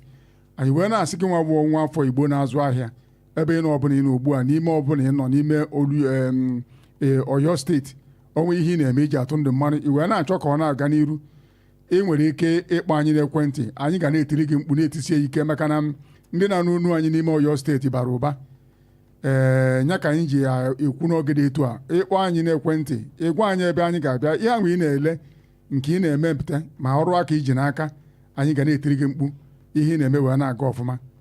Onye na-anụ unu ugbu a bụ Chukwuemeka Munachiso Igbo bụ Igbo ihe ọma kpọọ n'ihu. Today for Wazobia platform e get something wey we wan talk but before we talk that matter make Wazobia wish happy birthday to our human resource person wey him name na Mr. Toby Owaje wey do him birthday yesterday. We Wazobia dey congratulate to you. Today you know say better thing dey shele for Wells Radio 89.3 FM. Another birthday wey we get today na Toyin Oluwole I dey call am Lady T. Na him dey do him own birthday today. all of una wey dey here, make una go take at least. Sorry, abeg, how una dey call this? Na bad day, abi na bye day, abi na birthday? How una dey call am? I no understand. Anyway, wey you call am. You dey remember the day they born am? Na bye day. You dey remember the day wey they born am? Don't worry, because I no go school. Sensor never come out now. Toyin Oluwole, today na him birthday. Today you dey remember the day wey they born am? Mr. Tobi Owa Jenna yesterday. But he never, when we have finished the show, I could go he meet never him. shake body. Don't worry, he go shake him. Whether I like him or not. Welcome to our Zobia platform, reaching you from Wells Radio 89.3 FM. The one where we carry, you know, say it's good to get married. It's good well. It's good to have wife. It's good to have husband. Wedding ceremony, it's good. When people they do wedding for Nigeria, people they bring many gifts. Some gifts you don't they put people for wahala. I hear one story now. I won't talk today. Now he get one young man. You know, say he go telling people say he don't find wife. Say he won't marry the woman. In senior sister, we senior and well say he get somebody from mind where he won't make him marry. And the boy say, the one where I find, she be na me go marry him. The one where you find, I no like him. Now this one I like. Now him the senior sister say no. Now the one where I find for you, you go marry. Now him the thing come, the thing delay the marriage. Kata the boy say, how my senior sister go choose for me? Now me we go live with the woman. Now me go choose with who I want. Now him the senior sister say okay. Go ahead with who you want to marry. Now him they do the wedding. We know say people they bring gift. Wedding. Now this woman go carry mortar where they take pound yam because the boy like pounded yam. Now he give the wife say my brother like this pounded yam. Pounded yam make it take and the pound for him. Now him the girl now rejoice say as an elder sister. The elder sister of the husband don't accept them. Now they begin live together. Now they begin to, you know, say when people marry like this, fruit of the womb, everybody go respect. Now the man and the wife, they live for many years, nothing happened. Now they begin to walk up and down. They go to church. Now you know, say it's good to make people of God they see road. Now the man of God come tell the girl say the gift where so many people bring gift for you the day where you marry. He said gift plenty. And I said they never even open some. And he said they get one particular one where they give you where now you they take your hand and they come out they picking where they are belly. How? Now the man follow him go reach house, come carry the motor. As I say, who give you the motor? He said na sister-in-law. He said, make you no use them again. Now he carry the motor. They go buy exactly the same type. Bring them for house. The woman come back after converse. Say, where the motor where I give you? He say, this is the motor. I say, no, this is not the motor. You go hear story. Now they carry the motor throw away, buy another one. Now the woman come take in. That one different. Another one again. Wedding gift. The man, somebody give him clock. When they put the clock, as they bring the clock for house, the house is not there as it's supposed to be. Now the wife come discover say anytime the husband is there house, the clock know they work. But because the husband know they live with them, they work for another state. But if he travel, the clock they work. Now he go to marry woman where they observant. Now he can't tell the man no agree, say, I beg.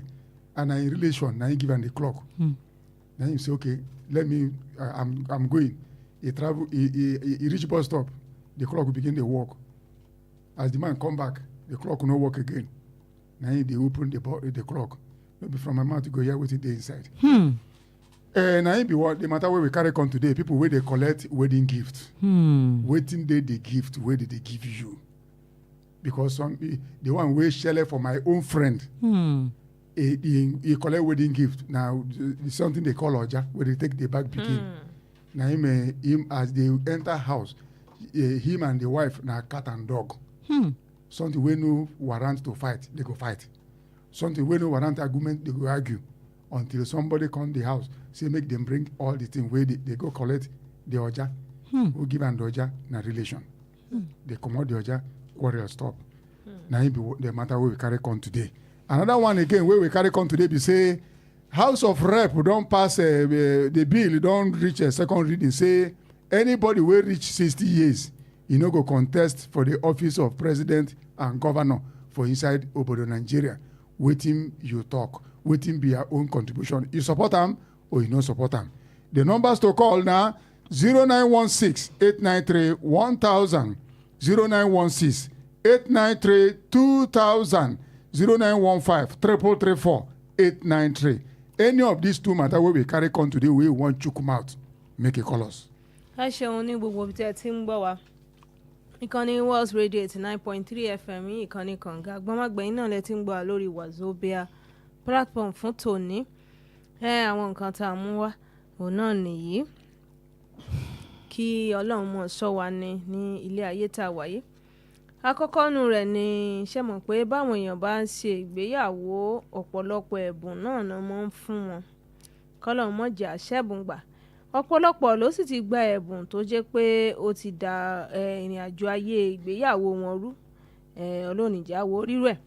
Àkọ́kọ́ ni títí ọkùnrin kan tó ṣe wípé nígbà tí ó fẹ́ ṣe ìgbéyàwó tó fẹ́ láya ó mú obìnrin tó wù lọ́kàn ó mú tọ̀ ẹ̀gbọ́n rẹ̀ obìnrin lọ. Ẹ̀gbọ́n rẹ̀ obìnrin sì ní rárá wípé kéésì ẹni tí òun fẹ́ kó fẹ́ nù tí ó sì ní ẹlòmíì lòun fẹ́ ó fẹ́ tó sì ní ẹ̀bẹ̀ yín lẹ́ẹ̀bà gbé in tó wù mí mú wá ká má fọ̀rọ̀ lọ ká má fọ̀rọ̀ bọ̀. Ó sá ṣègbéyàwó ńgbà tí ó ṣègbéyàwó ẹ̀gbọ́n rẹ̀ obìnrin yìí ó bùn ìyàwó rẹ̀ ní odó tá a fi ń gúnyán. Inú ìyàwó dùn torí ẹ̀gbọ́n arákùnrin obìnrin sọ fún pé àbúrò òun ọkùnrin ó nífẹ̀ẹ́ sí iyán púpọ̀ gẹ́gẹ́ bí oúnjẹ òkèlè.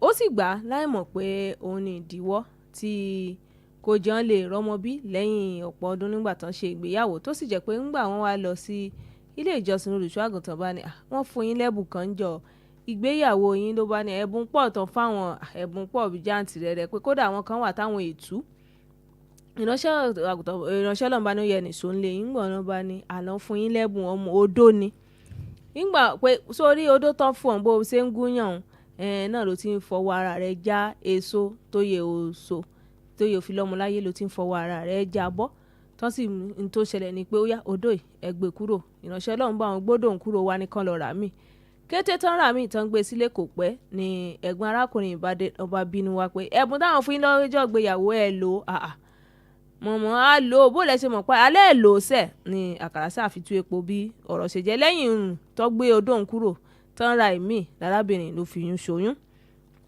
Ìkan náà tún ṣẹlẹ̀ tó ṣe wípé nígbà tí ó ṣe ìgbéyàwó aago náà fún aago tá à ń gbé kọ́lé tóbìnrin ọkọ rẹ̀ ò sì ṣiṣẹ́ ní ibi tó ń gbé ló wá rí i pé ṣàkíyèsí pé bọ́kọ bá ti lọ bí iṣẹ́ rẹ̀ tí ò sí ní ilé aago òun tán gbé kọ́lé òun yóò mọ̀ ṣiṣẹ́ ṣùgbọ́n tọ́kọ bá dé aago ò ní ṣiṣẹ́ ló wá pàkíyèsí ọkọ rẹ̀ sí pé àlọ́ òun ṣàkíyèsí nǹkan kan pé àní bẹ́ẹ̀ bá ti sí níbà aago yóò mọ̀ ṣiṣẹ́ lọ ni ṣùgbọ́n bẹ́ẹ̀ bá ti dé báyìí yóò dáwọ́ dúró kò ní ṣiṣẹ́ kí ló ṣẹlẹ̀. Ọkọ ni bó ló ṣe mọ̀ sọ báwọn ní sùúrù ní ó yá jẹ́ ń bọ́ tàbí pé mò ń lọ bíṣẹ́ lọ́kọ́ gbẹ́rù ẹ̀ bí ìpò ń lọ bíṣẹ́ lọ dúró síbi tó ti ń wọkọ̀ aago bá bẹ̀rẹ̀ sí ṣiṣẹ́ ńgbà ọkọ padà dénú dé aago ò bá tún ṣiṣẹ́ ńgbà wọn gba aago tí wọn ó tu ẹnu wa kọ́lẹ́ẹ̀tì gbọ́ pé kinní kan ṣẹlẹ̀. Èyí tó tún tẹ̀lé tí Chukwuemeka lòun tiẹ̀ mọ̀ tó ṣẹlẹ̀ sẹ́ni tó ń mọ̀ rí dáadáa náà ni pé nígbà tó ṣègbéyàwó wọ́n bá fún lẹ́bùn gbéyàwó ọjà lọ́ fún un wípé láti ìgbà tán ti fún un ní wàhálà ti wọnú ayé òun àtọkọ rẹ̀ tó ṣe pé gbogbo ìgbà ni wọ́n ṣàmọ̀ jà ṣáá in tí ò nítumọ̀ tí ò yàn tiẹ̀ gbójú agan síra wọn sí ni wọ́n mọ̀ gbójú agan síra wọn sí àfi ìgbà tí àṣírí òun tó tú tó mọ́ jà kúrò ní gbogbo ẹ̀ tó ní ìyànjú. A máa ṣe ládùúrà pé Ọlọ́run jẹ́ kí ayé ó ti bí ayẹyẹ kan mú wa láṣẹ lédùn àmì. Èkejì tá a gbé wá lónìí náà ni ní ilé aṣojúṣòfin tí wọ́n ní àbá kan tí wọ́n gbé síwájú lé pé ẹni tí ó bá ti pé ẹni 60 ọdún èèyàn 60 wípé kó má lè díje fún ipò ààrẹ tàbí gómìnà ní orílẹ̀-èdè Nàìjíríà. Yàtọ̀ sí yìí wọ́n tiẹ̀ tún fún àwọn míì kún ẹgbọ́ ṣe àbá yìí ṣé yóò lè lọ, ṣé ọjọ́ orí ni a fi ń ka ẹni tí ó lè ṣeṣẹ́ tí ó lè mú kí ọ̀pọ̀ ẹ̀bìtì orílẹ̀-èdè òré síwájú, ṣọ́gbọ́n orí la fi lè mọ ẹni tí ó mọ ohun tó tọ́. Òun náà ni àwọn tá a gbé wá. Ẹ má gbàgbé lè wò wá ní YouTube tẹ́ bá ti tẹ World Radio 893 FM ẹ rí wa wò ní ketekete ní YouTube báyìí. Ìtàkùn ìbánidọ́rẹ̀ẹ́ wa Facebook náà ẹ lè rí wa wò ń bẹ̀ tẹ́ bá ti tẹ World Radio 893 FM fan page ẹ rí wa ń bẹ̀. Àwọn nọ́mbà tẹ́ lè pè wá sí náà ni 09168931000 09168932000 tàbí 09153334893. Wọ́n fi tó wa létí pé ẹ̀rọ ìbánisọ̀rọ̀ kan ìyẹn fóònù náà ni ó sọnù ní agbègbè Ayégún Ọ̀lẹ́yọ̀ ní Àbà Àgbàrá níjẹta ìyẹn 26 of March. ẹni tí ó sì rí iye ni wọ́n ti fi tó wa létí bí wọ́n ní Android phone Samsung náà ni tó bá ṣe pé ẹ̀yin ní fóònù yìí sọnù. Nọ́mbà tẹ́ pè ní 08088168845 ẹ jẹ́ n tún pè 08088168845 ní Ayégún Ọ̀lẹ́yọ̀ ní Àbà Àgbàrá náà ni fóònù yìí ti sọnù. To masu sauraro muna kan hira ne a shirin da muke kira Wazobia platform daga Wells Radio 89.3 FM muna da kira. To mun rasa kiran nan amma za ka iya kiran mu ko za ki iya kiran mu a 0916-893-1000 ko kuma 0916-893-2000. Na fari dai muna so mu hira akan wannan abubuwan da ke faruwa. Mun ga cewa yanzu kusan bukukuna guda 10 za ka ga cewa guda 1 ko 2 an samu matsala a ta gefen ba da kyauta. Za ka ga lokacin aure ana ba da mata da amarya da ango ana ba su kyauta. To wannan kyauta din wasu kyauta din ya kawo ma mutane damuwa da alheri. Kamar yadda shi Oga Chukwuemeka ya ba mu labarin abubuwan da ke faruwa, ya ce akwai wani saurayi ne da yana shirin aure. To sai ya gaya ma 'yan uwansa cewa ya samu mata fa yana so ya aure.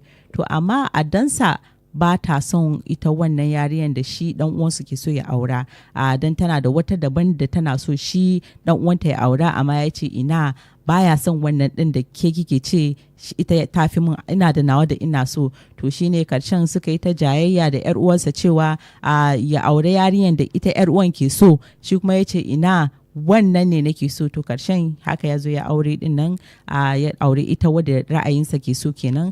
To da sun zo sun yi aure din nan, ita yar uwarsa ta ba sa kyautan abun daka, ta ba shi kyautan taɓarya.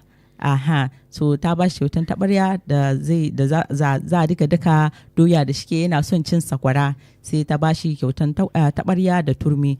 To shine sun shiga gidan aure din nan, ana nan kwanaki na tafiya, shekaru na tafiya, ba juna biyu, ba kukan yaro a cikin gida. To shine cikin zuwa gida addu'a, daga gidan addu'a ɗaya zo biyu haka. To shine suka samu labari a cikin wani gidan addu'a cewa ai akwai wani kyautan da an ba su a cikin gidansu. To wannan kyauta ɗin shine dalilin da ya sa ba sa iya samun juna biyu. To shine sun je gida fa da shi mai addu'a ya gani kuma ya ga cewa wannan taɓarya ne da turmi shine dalilin rashin samun juna biyun kunnan. To kafin ka sani sai suka yadda wannan turmi din da taɓarya sai suka sayi sabo suka kawo cikin gidan da ya kama da na daɗin. To yar uwarsu ta zo ziyara sai ta notice cewa kai wannan turmi din da taɓarya kamar an canza shi. Sai ta fara tambayar su cewa ina turmin ku da taɓaryan ku, wai ai shine wannan. Ta ce ina ba shi bane wannan. To daga wuri ne suka gane cewa ashe yar uwar mai gidan ne ta sa hannu a rashin samun juna biyun su. Sai banda wannan labarin kuma akwai wani kuma daban da an ba su kyautan agogo ne da sun sa a cikin gida. Matan ta notice, ta gane cewa duk lokacin da mai gidanta na nan agogon nan yakan tsaya baya aiki. Amma in mai gidan ya yi tafiya, don baya aiki a inda suke zama, in ya fita za ka ga cewa agogon ya yana kan aiki, in ya dawo gida kuma sai ya tsaya aiki. To kafin ka sani sun zo sun cire wannan agogo din don yana kawo musu matsala. Banda haka kuma Chukwu mai kara ba mu labarin wani kuma abokin shi ne da ya sani a lokacin aure an ba ma matan shi kyautan majanyin goyon yaro. To tun da sun kawo majanyi nan cikin gida haka kullum suna samun damuwa da matan, kullum ana faɗa. To shine muna ce don me yasa yanzu mutane in za a yi aure a masu ba da kyauta sai kana jin tsoron karɓan kyauta don irin wayannan abubuwan da ke faruwa. Yanzu zaka ga da yawan mutane in za su yi aure ma za su ce maka kada ka kawo kyauta, kai ka monetizing kyauta din don suna tsoron duk wayannan abubuwan. Yaushe ne muka kai irin wannan rayuwa din da muke yanzu a kasan mu Najeriya ba. Kasan kowace kasa tana fuskantar nata damuwa a irin wannan gefen. To kuna ga wani shawarwari ne za mu ba ma mutane tun ba matasa yanzu da suna kokarin shiga aure yanzu don wannan abun zai iya tsoratar da mutum da zai iya tunani to yanzu ya zan aure na ba zan karba a ba wurin mutane ba kenan, ba zan karba kyauta ba ko a dinga monetizing zai iya caccanza ma mutum yanayin tunaninsa yanzu. So in kuna da shawara game da wannan za ku iya kira. Banda haka kuma bari mu je gefen siyasa. Daga labari na daga gefen majalisar wakilai ne, House of Reps sun ba da wani sabuwar bil da ya ce sai duk wanda ya kai shekara 60. Muna da kira. Hello. Good morning, sir. Yeah, good morning. Sir. Good morning. Good morning, sir. Yes, Friday. Ojàre láǹfààní láti gbóhùn mi ní ọjọ́ ajé. Ọ̀dà báyọ̀ adélábò fún mi ní láti jẹ́ kí n ṣáàjì fóònù. Tún gbọ́ mi níjọ́ Wednesday náà. Àgbúrò yín láàárọ̀ yìí náà. Ǹjẹ́ mò ń kọ́ nǹkan kan, ǹjẹ́ kí n mọ̀ pákókò tí lọ́gbà máa pè. Ẹ ti ṣètò káàdì ètò ńlẹ̀. Ẹ má bínú. Ẹ ṣeun. Ẹ kú fẹ́. Nípa ilé iṣẹ́ ìgbéra lónìí. Ó ṣe pàtàkì, ó ṣe kókó lóòótọ́ láàrin àwùjọ wa, pàápàá jùlọ tí tó jẹmọ́ ti ìgbéyàwó àwọn oníyàwó. Jẹ́ pé àwọn ẹ̀bùn àbáàdì ọ̀pọ̀lọpọ̀ máa ń fún tọkọ láyà. Ọlọ́run bá ti ṣàánú àwẹ̀dà ní kẹjá ṣàánú ara wa. Bí ìwà bí àwa ní ká ṣàánú ara wa. Ẹ wá wo àwọn ẹ̀bùn oríṣiríṣi tẹ́ fi ṣàkàwé tẹ́ kó kalẹ̀ tí wọ́n fún àwọn lọ́kọláya tó ń dànù lé wọn, kọ́lọ́mà má gbé ṣùgbọ́n láti dànù lé wa. Àmín. Ẹ rí i pé ó ṣapá kan jẹ̀mọ́. Irú àwọn èèyàn tán ṣerú nǹkan bẹ́ẹ̀ yẹn, irú ọgbọ́n burúkú tí wọ́n lò tán fi gbẹ́bùn burúkú kalẹ̀ fáwọn lọ́kọláya, wọ́n lè lọ́ọ́ lò fáwọn Fúlàní darandaran ká máa lulẹ̀ àbí kí màlúù máa lulẹ̀. Àbẹ́ẹ̀rí èyí tán nírú agbára, tán nírú ọgbọ́n bẹ́ẹ̀ yẹn, ọgbọ́n burúkú láti máa fi sáré ẹ̀bùn fáwọn oníjọ àwọn tọkọtaya lọ́jọ́ ìgbéyàwó. Wọ́n lè múrò ọgbọ́n burúkú yẹn kán máa lò fún àwọn Fúlàní dáadáa tó wọ́n fi lè déédéé fẹ́ dẹ́nu àlà oko olóko kán ṣubú lulẹ̀ ní kí màlúù wọn ṣubú lulẹ̀. Ọlọ́run bá kó ṣàánú wa. Nípa tàwọn lẹ́gbìmọ̀ aṣòfin kékeré kí ẹ mọ̀ àìṣedéédé ara èyí tó máa múni rántí ará ọ̀hún. Ó sì pàdé àgbàlagbà oníkọ́gbọ̀n mọ̀ràn ìmọ̀ bá dìde ló ṣe tó fi àgbàlagbà. Ẹ dákun, ṣé tí ẹ̀yà Bello náà sọ pé òun náà kò tí ì tó ọjọ́ orí tán sọ, ṣé ẹ̀yà Bello náà bá dà rẹ̀ kílẹ̀ rò pé máa ṣe jẹ́ná? Ẹ̀yà Bello bẹ́tà edu tó náà bá dà rẹ̀ kílẹ̀ rò pé yóò ṣe? Ẹ wo àwọn ààrẹ kan lórílẹ̀-èdè àgbáyé lórílẹ̀-èdè ibi tó kù, wọ́n dàgbà lọ́jọ́ orí ṣùgbọ́n wọ́n sì ṣe dáadáa. Ẹ wo Ronald Reagan tó tún orílẹ̀-èdè Amẹ́ríkà ṣe dáadáa tó fi lọ́lẹ̀. Ẹ wo ojú orí tó wà ńgbà yẹn àti bẹ́ẹ̀ bẹ́ẹ̀ lọ. Ààrẹ tó ṣẹ̀ kó lórí Amẹ́ríkà náà wọ́jú orí ẹ̀. Bí mi ṣe rò, èmi rò pé bóyá ìyẹn ó lè rẹ́sẹ̀ wálẹ̀, bóyá dàgbà ààrẹ kan tó ọjọ́ orí wọn bá ti lè kọjá ọgọ́ta nǹkan bẹ́ẹ̀ yẹn kọ́ má di ààrẹ mọ́. Bí ó ṣe pé Ọlọ́run bá kó dákúndùn kó bá ní fọ́ tán ọlọ́kàn, òun ló ṣe pàtàkì jùlọ. Má bẹ́ tó bọ̀. ẹ ṣeun. Ṣeun sa. To shine a majalisar wakilai ta ba da wannan dokan da ana kan karantawa a kan da za a ba da shi za a ba da wannan doka din yadda inda duk wanda ya kai shekara 60 ba zai iya fita a kujeran shugaban kasan Najeriya ba. To shine muna ce za ku. Hello. Hello, good morning, West Radio. Yeah, good morning, George. Sir.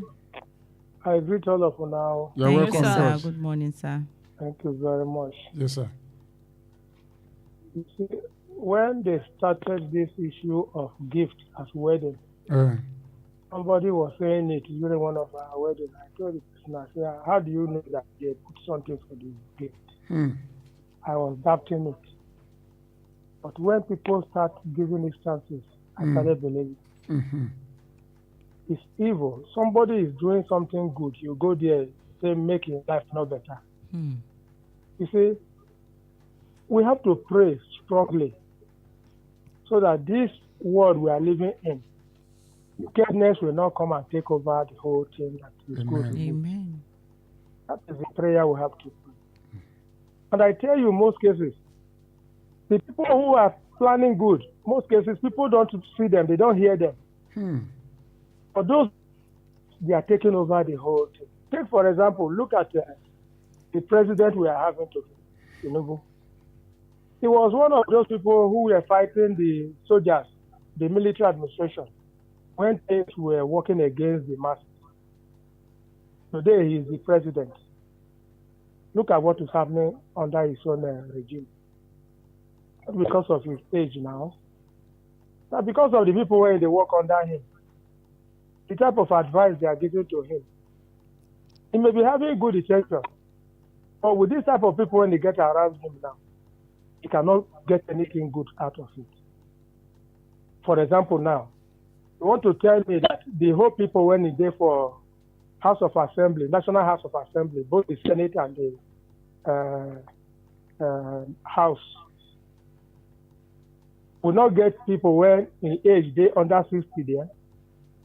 They're full there now. And most of them, when they're there too, when you talk of issue of education, will not get people with a PhD there. Some professors, when they don't leave their work, go become politicians. They are there. And yet, everything about the house is turning upside down. Everything about presidency is turning upside down. Wickedness is fighting against good things about life in Nigeria. And if we don't continue to pray well, or even start challenging them, they will override the whole thing that is good in Nigeria. And Nigeria is going down continuously. May God save this country. Amen. Thank you. Thank you, Mr. George, for calling Wells Radio 89.3 FM. So, idan kuna so ku kira mu ku ba da naku shawaran game da wannan hiran ko game da yanayin aure ne yanzu da aka. Hello.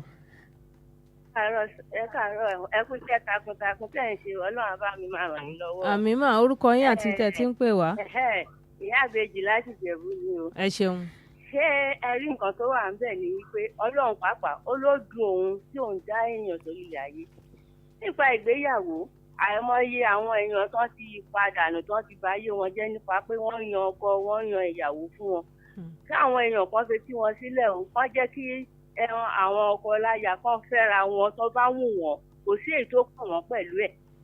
Then nípa ẹ̀bùn tí wọ́n fún wọn, tí wọ́n bá ti fún wọn ní ẹ̀bùn, wọ́n má kó lọ sí láti ibi tó ti ṣe ìṣẹ́ṣàn yẹn nǹkan ti gbàdúrà sí kan transfer ẹ̀ lọ sílé bàbá ọkọ, wọ́n má ẹ̀fà kó wá sílé wọn.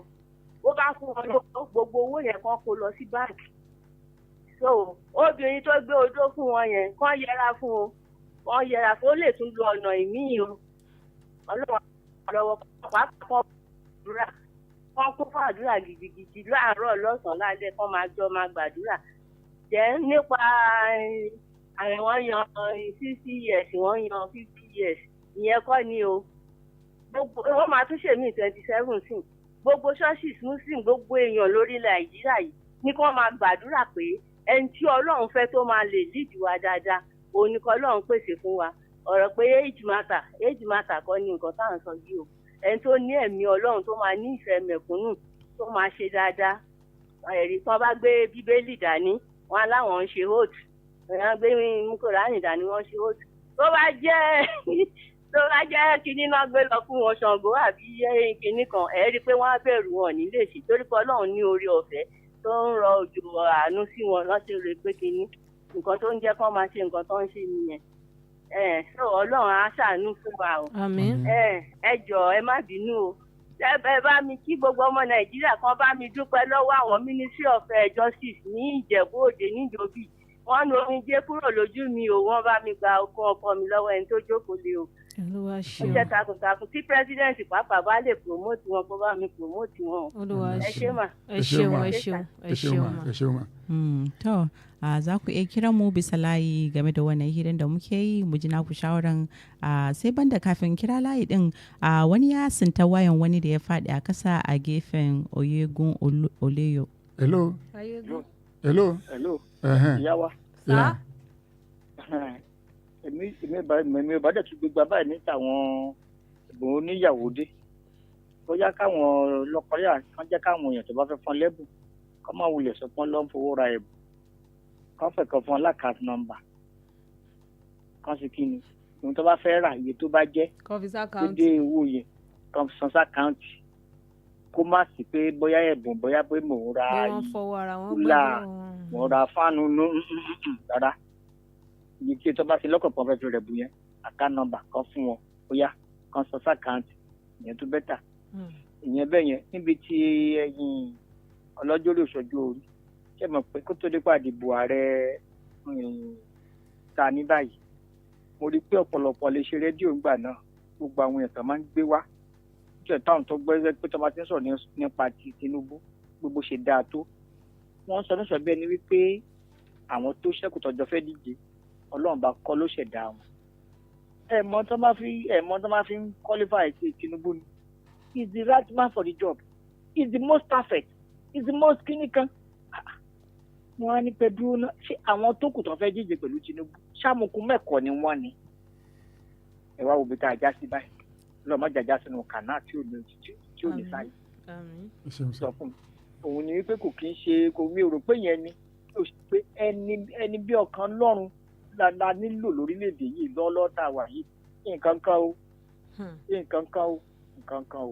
àbúrò mi ṣẹlẹ̀ sí wọn. ẹ ṣeun sir.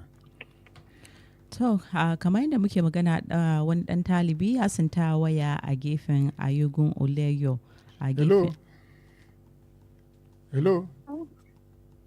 Good morning, Julie. Was overseen in the house. Good morning, ma. I'm calling from Elele. Okay, what's your name? My name is Janet.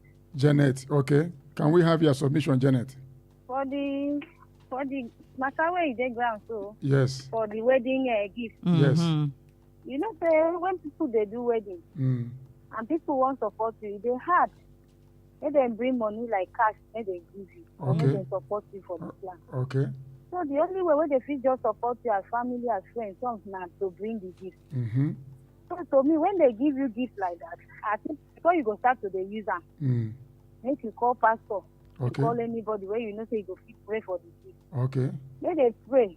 Let they promote all the bad things where people don't put for inside, carry give you as gift. Okay. If they pray for on top of and finish, you feel use them. As they use them, you say go they pray. Say as I use them, this gift go good for my account, for my home. Okay. Then for our lawmakers, where they say make person 60 years before you go take that position for Oga, they no pass. I take them as good one, make them do them like that. Okay. So that people way too old, make them not sit down there. Make the young people will get energy, we go fit do the work well, make them stay there. Okay. Thank you. Well done. Thank you, Janet, for choosing Wells Radio 89.3 FM. Thank you for your submission, for your contribution to national growth. To like we dey talk. Wani ya sinta waya. Hello. Ẹ má bínú sá o. Orúkọ tèmi gangan ni dáhùn sí. Okay. Ẹ ń gbọ́ mi sà. Yes sir. Gbogbo àwa èèyàn la ti ṣẹ̀. Gbogbo ìyà ẹ̀ṣẹ̀ yẹn là ń jẹ lọ́wọ́. Ṣé ẹ ń gbọ́ mi sà? À ń gbọ́ yín mà gbọ́ yín. Gbogbo ìyà ẹ̀ṣẹ̀ yẹn là ń jẹ. Oníkálukú kíyèsá rẹ̀ láti ilé pàápàá bó ṣe ń ṣe. Àwọn ti ibi iṣẹ́ bọ́n ṣe ń ṣe. Irú èyí tí mo ní àwọn Ministry of Education and Justice wọn tán bá mi ṣiṣẹ́ yẹn wọn ò gba kọ́bọ̀ o wọn ò gba kọ́bọ̀ lọ́wọ́ mi mo fún wọn lówó káàdì wọn ò gbà so ẹ lọ síbi iṣẹ́ mi tẹ́ ẹ bá sì fún wọn lówó wọn ò ní bá yín ṣe ẹ wo gbogbo atrocities tó kún gbogbo Nàìjíríà nǹkan tó ń ṣẹlẹ̀ nìyẹn o àwítán wọ́n ti bà gbogbo Nàìjíríà jẹ́ already ẹni tó dẹ̀ rọra ń try tó ń ṣe díẹ̀díẹ̀ wọ́n ń pariwo yẹn Ọlọ́run sọ pé ká máa nípa ìlágò ojú wa la ó fi jẹun ó mú àwọn òbí wa àkọ́kọ́ sí ọgbà Édẹ́nì ṣùgbọ́n àwọn èèyàn ń sìn wọn ò fẹ́ ṣàgbẹ̀ èèyàn kan ló ń ṣiṣẹ́ oúnjẹ tí ẹni 200 máa jẹ láti jọ́ tó ti bẹ́ lòmíì kò fọwọ́ kan kókóroko rí ó kẹ̀ ń jẹun láàárọ̀ lọ́sàn-án lálẹ́ ẹ̀ ń kígbe president ṣé kí ló dé tá a lè ṣe àgbẹ̀ èmi ń sìn tí ń bá gbin iṣu màá jẹ iyán màá jẹ màá dín màá fi ṣe iṣu jíjẹ pẹ̀lú kínní bẹ́ẹ̀ gbin gàrí ẹ ṣe láfún ẹ ṣe gàrí ẹ ṣe gbogbo nǹkan oúnjẹ á wà ṣùgbọ́n ìgbà táwọn ò lè ṣiṣẹ́ ń sìn nǹkan gbogbo nǹkan tó wà lálẹ́ ni àti jẹkújẹ táwọn kan ń jí owó kó tó hàn dẹ̀ rí nǹkan ṣe fún wọn tó yẹ pé ẹni tó bá jí owó sìn tó pa àwọn tó kù gan wọn á sá sẹ́yìn ṣùgbọ́n irọ́ ni àwọn mẹ̀kúnnù náà ń fìyà jẹ so káwọn ká jí gìrì ká lọ ṣe oko president yẹn mi ò ṣe olóṣèlú o mo rí pé ó ń ṣiṣẹ́ lábẹ́lẹ̀ ó ń ṣiṣẹ́ mo rí bẹ́ẹ̀ torí èmi jẹ́ ọ̀gá ní school àwọn ọmọ wọn máa ń dá sí 300 nígbà yẹn ìgbà tí gbogbo àwọn ọ̀gá yẹn wọ́n mọ̀ mí any school tí n bá dé mo máa ń tún ṣe ni wọ́n á gbé mi lọ síbẹ̀ so owó yẹn àwọn tíṣà dì mí mú àwọn PTA kìíní kan wọ́n á ń ṣe tí wọ́n ṣàṣe ṣàbàṣàbà gbà tẹ́mi débẹ̀ wọ́n á bẹ̀rẹ̀ sí ní gba owó yẹn jọ wọ́n ti lọ́ọ́ fẹjọ́ mi sùn káàkiri yẹn wọ́n gbé mi dọ́dọ̀ ọ̀gá wa pé ṣe lèmi ń jí owó o ní ìkówó lẹ̀ o wọ́n tún gbé mi lọ sí chọ́ọ̀chì wọ́n pariwo lé mi mo á sọ fún wọn ẹ má ọ̀gá yẹn tó ti mọ̀ mí ó sọ fún wọn pé ẹ má wọ̀rí òun fún yín lọ́dún méjì ẹ wo nǹkan tí ìyá yìí máa ṣe kẹ́ tó padà wá ẹ jẹ́ mọ̀ pẹ̀lú tí ọ̀rẹ́ náírà tọmọ kọ̀ọ̀kan dá mo di jápáànù àti igi mo kan classroom 6 àtidájì mo fa omi síbẹ̀ mo tún gbogbo ibẹ̀ ṣe láàárín ọdún méjì gbogbo àwọn tíṣà ń gbà ẹ̀wọ̀n tó ọ̀pọ̀ mọ́ mi o ṣe náà fi mílẹ̀ mi ni mo dá ṣe èmi ni máa mú ká. mo lẹ́yìn nìkan lẹ́ ń dá ṣe. èmi ni máa supervise táwọn ọmọ máa roko tó máa ṣe gbogbo ẹ̀ máa tún mú gbálẹ̀ máa lọ fọ tọ́ílẹ̀tì gbogbo wọn dá mi dání o ṣùgbọ́n ìgbà tó wá rí nǹkan tí mo ṣe láàárín ọdún kan gbogbo wọn súnra kì irú ìgbà tí mo rìtáyà gan ṣé wá ń Yorùbá ńlẹ̀ Yorùbá káwa náà jí gìrì ká bẹ̀rẹ̀ sí ní tá bá gbin ráìsì tiwa tá à ń gbin àtà tá à ń gbin gbogbo ẹ̀ nǹkan á rọjú fún wa ṣùgbọ́n ìgbà tá à gbìn wọ́n gbé ráìsì wá sí nǹkan ní 5,000 ní dandan la máa rà látàwà náà ò lè gbé. Yes ma. Ẹ ṣé mà. Mo ní àwọn èèyàn wa náà mọ̀ ń gbin nǹkan wọ́n mọ àwọn Fúlàní àwọn darandaran ní mọ̀ ń lé wọn kúrò ní oko wọn. Ẹ wò ẹ má bínú. Ṣé wọn ta ni wọn ṣiṣẹ́ ni. ẹ̀gbọ́n mi kọ́ lọ wá tàgírì kọ́ rẹ́ sómi kọ́ lọ ṣe sínú ike kọ̀ọ̀kan káàkiri oko wọn bí màálù wọn bá jẹ́ wọ́n máa kú ni àwọn náà sọ́nà àti bó dé jẹ́ ògùn eku kọ́ ṣe sí búrẹ́dì àbí ẹ̀gbọ́n fi pa gàrí lára tó títí wọn náà bá ń kú àwọn náà sọ́nà àti kọ́ yẹ pariwo nǹkan tó máa ṣe fún wọn ni ọ̀tẹ̀ mi ń ṣe níbi tẹ́mi wà nìyẹn ẹ ṣé mo dúpẹ́. To wani dan uwa ya santa waya a Ayegun Oleyo a Aba Agbara to shine ya ce in kuna so in mai shi yana ji yanzu in kai ne mai waya din nan zaka iya kiran namba ka claimin waya din nan ka gaya mishi wani irin waya ne zaka iya kiran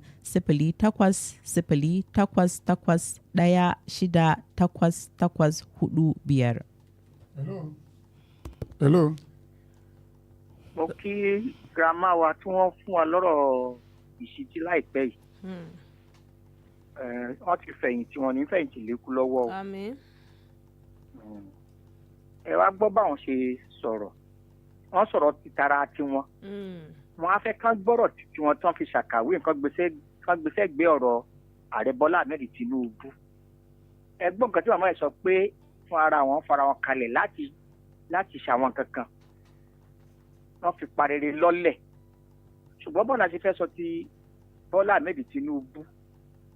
Tọ́n ra mọ́tò 2.8 billion fún ìyàwó wọn tí wọ́n kọ́lé 25 billion naira fún ẹ̀ṣẹ̀ ìṣẹ̀tìmà àwọn náà ra mọ́tò Cadillac 1 billion bàálù 1 billion US àwọn kan báwọn yẹn tí wọ́n ṣe sí ẹ̀kàkà tiwọn tó wá jẹ́ pàwọ́ tá a pé a jẹ́ mẹ̀kúnnù tá a dìbò fún wọn àwa ńlá láàṣì ṣẹ́ni tó tako làákàyè gidi lọ́dọ̀ tèmi àbí òye wa bí tó bá jẹ́ pé irú àpẹẹrẹ tí màmá fi lé kán kàṣọ alẹ́ títà láwọn ṣe yìí abárí Bọ́lá Ahmed Tinubu tó náà bá ṣe bẹ́ẹ̀ pé abẹ́ ẹ̀ gbọ́ ẹ̀yin èèyàn mi ṣe bẹ́ẹ̀ rèmi náà ẹ wò gbèsè ayé tí mò ń gbé ìgbà tí Bọ́lá Ahmed Tinubu wá ṣègùn aṣọ ọdún tó kọjá lọ mọ́tò 60 ló tẹ̀lé Ahmed Bọ́lá Tinubu tí wọ́n sì rọ epo sí tí ṣe pé epo ọ̀fẹ́ ni nǹkan tá à ń sọ nìyẹn Yorùbá làwa náà ó sì yà wá náà tìǹ tẹ̀yìn àìsàn máa lé Yorùbá ṣùgbọ́n àìsàn pé torí bá àìsàn máa lé Yorùbá tí Yorùbá ti ajó lórí wa kó máa ṣe nǹkan kó kù díẹ̀ káàtó ká má lè sọ pé ó kù díẹ̀ káàtó yóò fẹ́ nira lọ́dọ̀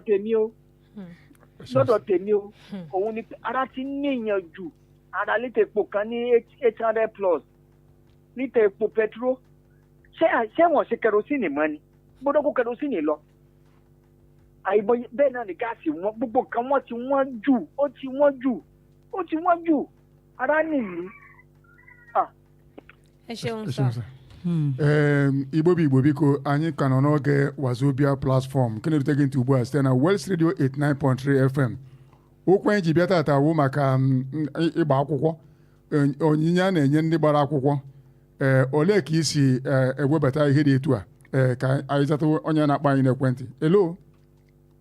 Hello my brother. You're welcome sir. Ní àárọ̀ yìí Bọ́lá náà ni. Àárọ̀ yìí ẹgbẹ́ gbogbo àwọn akẹ́kọ̀ọ́ ní yunifásitì ẹgbọ́n kan tí wọ́n sọ jáde náà mọ wọ̀nyẹn bẹ́ẹ̀ mi náà lọ́mọ ń bẹ̀ alẹ́ àná ọmọ mi pè báyìí kẹ́bá gbọ́n tó gbélé mi lórí ó kọjá bẹ́ẹ̀ ni ó ti nǹkan ti ṣe jù ní ara ní gbogbo èèyàn kankan kò dẹ̀ yóò rí bẹ́ẹ̀ wọ́n sì sọ fún wa pé ká fọkànbalẹ̀ ṣé ìtumọ̀ fọkànbalẹ̀ wọn lè léyìí àgbàlagbà ni wọ́n náà gbogbo yẹ kán ṣàánú wa ni nígbà tá a sọ pé ẹ̀yin ìgbọ́ Yàyà Bello ṣe dáadáa ọmọdé ni Bẹ́tẹ̀dú kò ṣe dáadáa ṣé bá gbàlagbà Bọ́lá Ahmed Tinubu ṣé kò ṣe é rí i pé ó tó katako làákàyè gidi.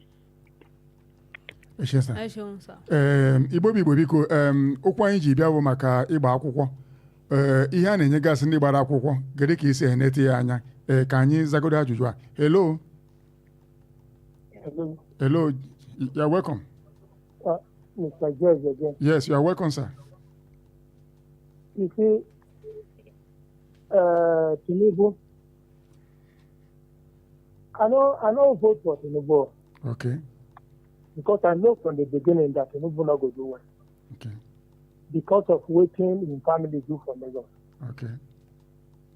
Make we look people very well before we begin vote for them. Okay. Not because they come from your language or is a member of your party. Make we look them very well. Are they good people? This Yaya Bello people they mention who? Yaya Bello, where you doing now for Nigeria? Not being that they pursue up and down when they run everywhere, they jump down from motor. They do well now they run. If we leave these people alone, you know them who are bad. If they bring money to you, chop their money, not good for them. Now this is where they talk. I know say today now, they don't carry all our money for their pocket. Whether you vote or you not vote or, they know how to take their money, bribe the index people. They know how to take their money, bribe the lawyers. Even if they don't talk, say they don't go win, they will go bribe lawyers. If they go to court, lawyers will put them for office. Make I tell you, this country go good by the grace of God. Amen. Any of them when talk say we not go get peace, God not go give them peace. Amen. Anyone want to say make Nigeria not move forward, that person go come up for Nigeria and Nigeria go move forward. Amen. Make we just don't talk about age, talk about certificate. You don't need to be a doctor or a professor before you begin to do good things. Make we just say this time around though. If Tinubu like to make it born the INEC chairman or make him get his own money when they Nigeria, make we make sure say APC and everybody want to go to APC, make we not go to them. Because now them talk say anybody when commit crime, no matter what level of crime you commit, make you just come to APC say your sin is forgiven. That is what we are suffering now. Thank you. Thank you, Mr. George. Igbo biko onye na-agba akwụkwọ a na-enye gị ihe dị iche iche olee ihe e nyere gị ka esi mie maka na o nwere ndị na-enye mmadụ ihe oge agbara akwụkwọ ya bụ ihe e nyere gị abụrụ ibe na-ebutere gị okwu n'ụka ọ bụrụ ya kpatara na udo adịghị ebe gị na di gị nọ ma ebe gị na nwunye gị nọ ọ bụrụ ya bụ na ị gbachara akwụkwọ ihe ada agazi ọfụma maka na o nwere onyinye nyere gị iwebatara n'ụlọ ị maghị onye nyere gị nyewe onyinye o jighị obiọma wee nye gị nye nyewe okwe jibetata maka na o nwere nwaanyị nwanne ya nwoke chọtara onye ọ ga-anụ ọ sị na onye nke ya chọtara ka nwanne ya nwoke ga-anụ nwanne ya nwoke wee jụ nwanne ya nwoke wee mesịa wee nụ onye ọ chọrọ ịnụnụ nwanne ya nwaanyị anwa wee buru ikwe eji asụ nri wee nye nwunye nwanne ya nwoke si ya welie na-esilie nri nwata were n'ikwe na-esi nri ọ maghị na ọ dị ime ọ na-asụ ya ọ na-asụ nwa na-apụ n'afọ ime ama ndịzi ka o si dị tutu ha wee chọpụta na ọ bụ ikwe anwa o ji asụ nri nwanne di ya nyere ya ka o ji asụpụ ụmụ dị ya n'afọ ya ka anyị ji ekwu tata sị onyinye e nyere gị ka ị gbara akwụkwọ olee ihe ikpekwere ekpere n'elu ya inenekwere mara onye nyere gịnị o nwere nke ọzọ ọja ka e nyere onye gbara akwụkwọ nye na di ya mgbe ọbụla na-akọ ọnụ otu onye na-ebu amụma wee pụta wee sị ya ọdụ anụ na-akọ jekere na unu wepụta ihe nyere unu oge unu gbara akwụkwọ ha wee wepụta ya ka anyị zagodo onye a hello good morning my people. Yeah, good morning. Mommy Rose from Idonekwu. Yeah, welcome ma. Ọga anyị okwunu ji data amaka o. Ọ dị mma. Ihe na-ekwu ihe na-eme na otego ihe adịdoro mewa maka ihe ha na-enye ikike ha na-enye ndị mmadụ ma na-agba akwụkwọ. Some people na-enwe ya na-eme ọtụtụ mmadụ ihe ọjọọ na dị mma. O nwere nke mere our side one woman na di ya gbachara akwụkwọ ha enye ya gift nye ọtụtụ gift eburubula n'ụlọ. So oge nwaanyị rutere ụlọ dị obido na-arịazi everyday ọ na-arịa akpọrọ ya na-eje ụlọ ọgwụ agwọcha ya lọta obido ọrịa again. So otu aka ọrịa ide ha bidozie hapụ ụlọ ọgwụ gabazie ụlọ ụka. So ka ha gara ụlọ ụka pastọ ekpecha ekpere si ya dat na ihe na-eme ya nọ na ọ nwere gift ha nyere ya nọ n'ụlọ ya ọ ga-wepụta ya sị na onwe nke ya ma. So ha jezie n'ụlọ tọpụwa gift dum nke a na-atọpụ ezi ofu hụ na akpati ozu ka etinyere n'ime dịte nke chie were nye nwaanyị na-arịa. So otu a ka esi bupụzie dị akpati ozu gbaa ya ọkụ kpee ekpere nwaanyị otu ahụ ka o si dịzie mma. So ọtụtụ ihe na-eme na ihe a na onye na-anọ ya mara otu esi ana even some people na-eme ha anakọta ihe ha na-ebupu ya n'ụlọ ha ga-ebu ya gaa ebe ọzọ ga-edote ya kpezie ekpere ebe even some self a na-ekwe eyuzu ihe ndị ahụ e nyere ha maka ihe ọjọọ ndị a na-emegasị. So ya bụrụ ya ihe ọzọ m chọrọ ikwu maka nke age a na-ekwu na civil servants na ha emego age akwa 65 65 ndị civil servants ndị doctor dispensing. So ha chọkwa ime ya tu ndị senate ka ọ bụrụ the same ka ha dum ọ dị mma do mụ believe na ọ maka age ihe dum bụ onye mmadụ ime ihe dị mma ihe dị mma si n'obi. Nwatakịrị na-eme ihe ọjọọ nwatakịrị na-eme ihe dị mma okenye na-eme ihe dị njọ okenye na-eme ihe dị mma. So ezigbo mmadụ ga-eme ihe dị mma ọ ya ka anyị chọrọ ọ bụrụ eji matachara like that. Ọ dị mma daalụ. Mommy Rose say no be age be the issue. He say because old people misbehave, young people misbehave. He say it has nothing to do with age. Thank you. Leadership has nothing to do with age. That's what she said. He said it's not age. Then for the issue of wedding gift, he said the thing happened where she knows very well. She knows the story. Let me pick this call. Hello.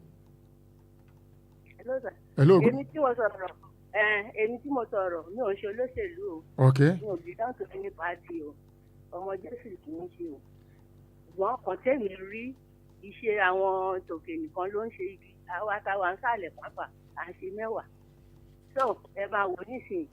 nígbà tẹ́mi jẹ́ tíṣà aago 7 mo ti ń kọ́ ọmọ mi aago break máa dá wọn tí ò mọṣẹ́ yẹn máa dá wọn tí wọ́n tún wọn kọ́ láago lọlé mo máa ṣe extra 1 hour lesson pẹ̀lú wọn tí mi ìdẹ̀gbà kọ́bọ̀ lọ́wọ́ wọn wọ́n bá da kíláàsì márààrún papọ̀ ó dìgbà tí wọ́n bá kọ́kọ́ kó gbogbo àwọn ọmọ mi kan tó rẹ́lòmíì mọ̀ ní kíláàsì mi ṣé bí education ṣe rí nísìnyí yẹn àwọn ọmọ máa káàkiri public school wọ́n máa rìn kiri wọ́n máa pariwo ṣé píríọ̀dù ariwo wà ní iṣẹ́ wọn ni etí tíṣà bá ń kọ́ wọn wọ́n aráyè máa rìn kiri àwọn private school tó jẹ́ pé àwọn school sáṣẹ ló ń kọ́ àwọn ọmọ ń bẹ̀ wọ́n ń ṣe dáadáa ẹ lè rí ọmọ private school kan tó máa rìn gbèrègbèrè kiri títí wọ́n kẹ̀ ń gbowó oṣù ṣé ó yẹ kó rí bẹ́ẹ̀ mo lọ ní school kan tó wà lẹ́gbẹ̀ẹ́ mi wọ́n yẹn ń ṣe nìyẹn wọ́n máa jáde wọ́n máa jí nǹkan wọ́n máa lọ bára wọn sùn káàkiri mo pe ọ̀gá yẹn mo sọ ṣé ló sọ fún wọn pé wèrè lòun láì ṣèlú pé kìnnìkan tó bẹ̀rẹ̀ sí níbí èmi náà bá kọjá lọ sábẹ́kúta ń bá lọ fẹjọ́ ẹ̀sùn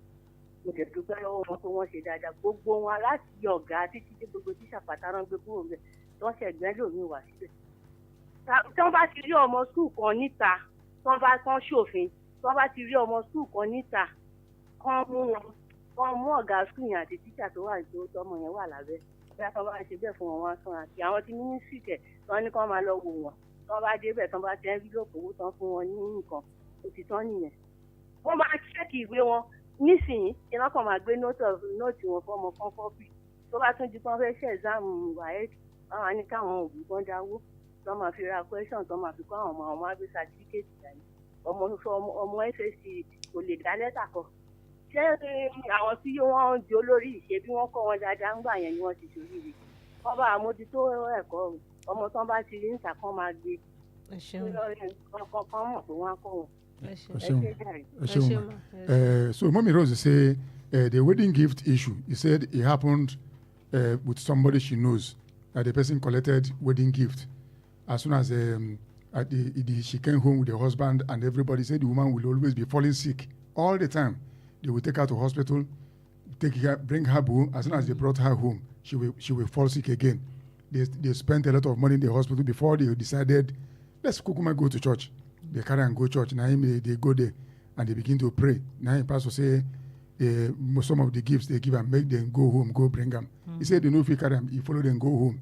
They can't discover as they bring the gift one after the other. They come on Taiwan, where they in a small coffin. They put inside, they tie with all these things. What do they call this paper they used to tie? Wrapper. They wrap a wrapping sheet, tie it very well as a gift. He said they opened it was a small coffin. And they brought it out. They took it out and burnt it. He said that's how the woman recovered. He said the topic we brought is a very good topic. Make people be careful.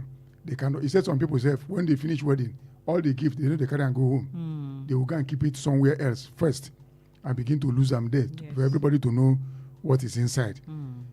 Thank you for choosing Wells Radio 89.3 FM. We will go on a short commercial break. We'll be right back after this. Wazobia still remain. We'll never finish.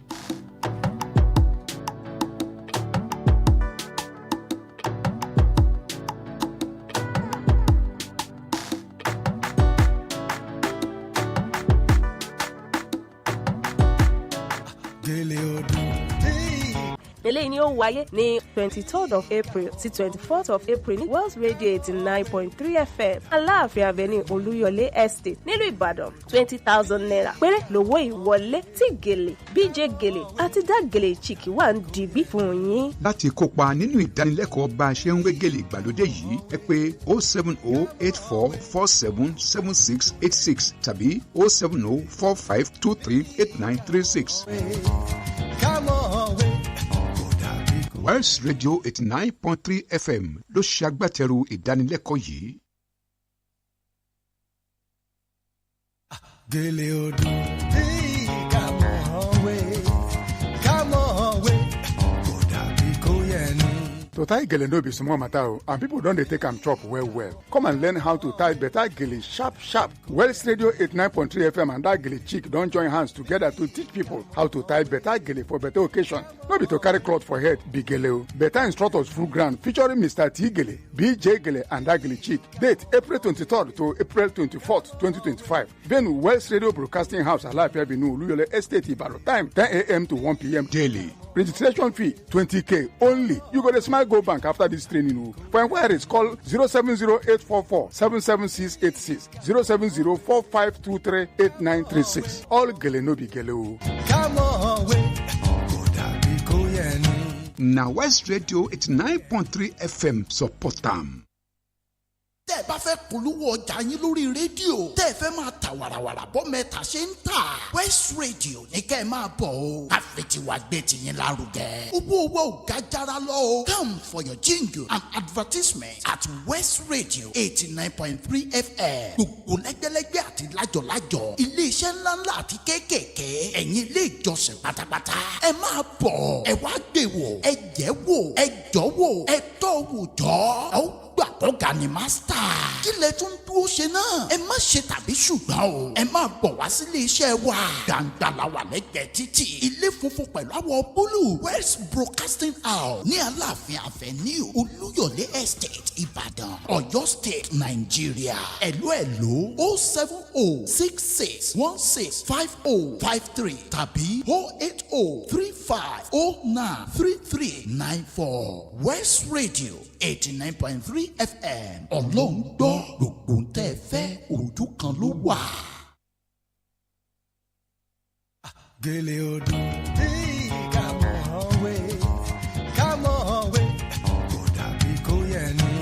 That Gele Chick in collaboration with Wells Radio 89.3 FM brings you 2 days advanced Gele training featuring Mr. T. Gele, BJ Gele, and that Gele Chick. Date 23rd to 24th April 2025. Venue Wells Radio Broadcasting House, Alafin Avenue, Oluyole Estate, Ibadan. Time 10 a.m. to 1 p.m. Daily. Registration fee 20,000 naira only. For inquiries, call 070-8447-7686 or 070-4523-8936. Be a professional Gele artist today and earn your financial freedom. Remember, knowledge is power. This training is supported by Wells Radio 89.3 FM.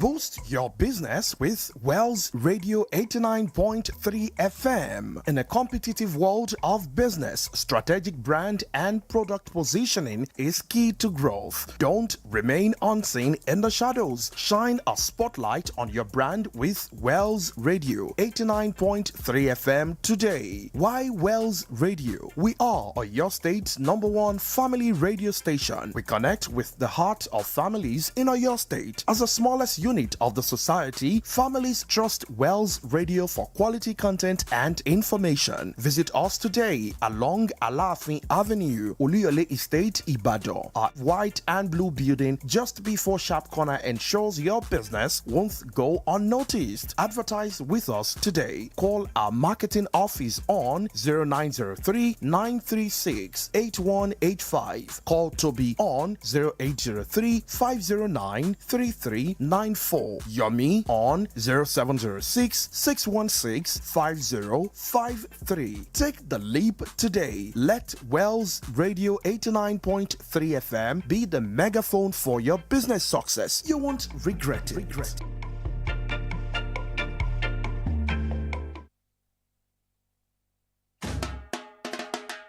Oh yeah, if you like sports wella, make I reason you sports assembly on top World Radio 89.3 FM. You won't hear latest gist, analysis wey get vibration. Firmino excellent, Scott Mark everybody, Lisandro He Martinez. don't drill them for that final. Lisandro Martinez no play like say he just dey come Or back. transfer rumors. That one they play 2-1. Na last victory be for Xavi before he carry load comot for Barcelona. Okay now, Monday to Friday 6 p.m. to 7 p.m. we go run una autori for sports matter, football, basketball, tennis, and even our local sports. If na EPL, e dey. Italian Serie A nko, e dey. Spanish La Liga, e dey. MPFL, no dull yourself. Even predictions wey dey enter, that one sef dey. Sports Assembly on World Radio 89.3 FM. Sports lovers, no shaking. Meet Sam Adeliri, una one and only Sade. Lele and the Sports IQ on top Sports Assembly on World Radio 89.3 FM, where sports matter, they share.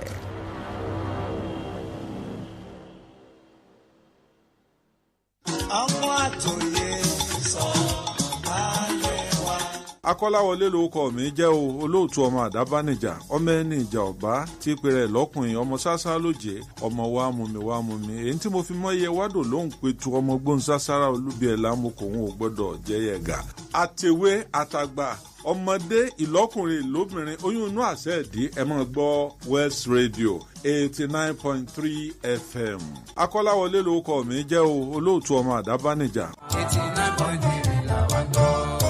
89.3 FM AGBONMAGBE. 89.3 FM, your preferred wholesome radio. And the town's the big lord.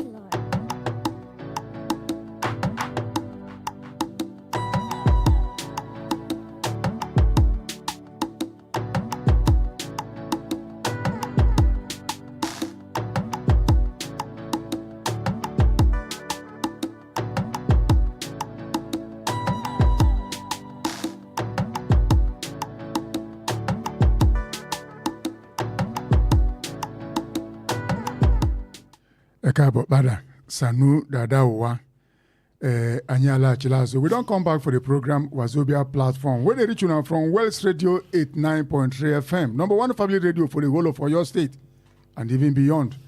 If you get something where you want to sell, that's cool.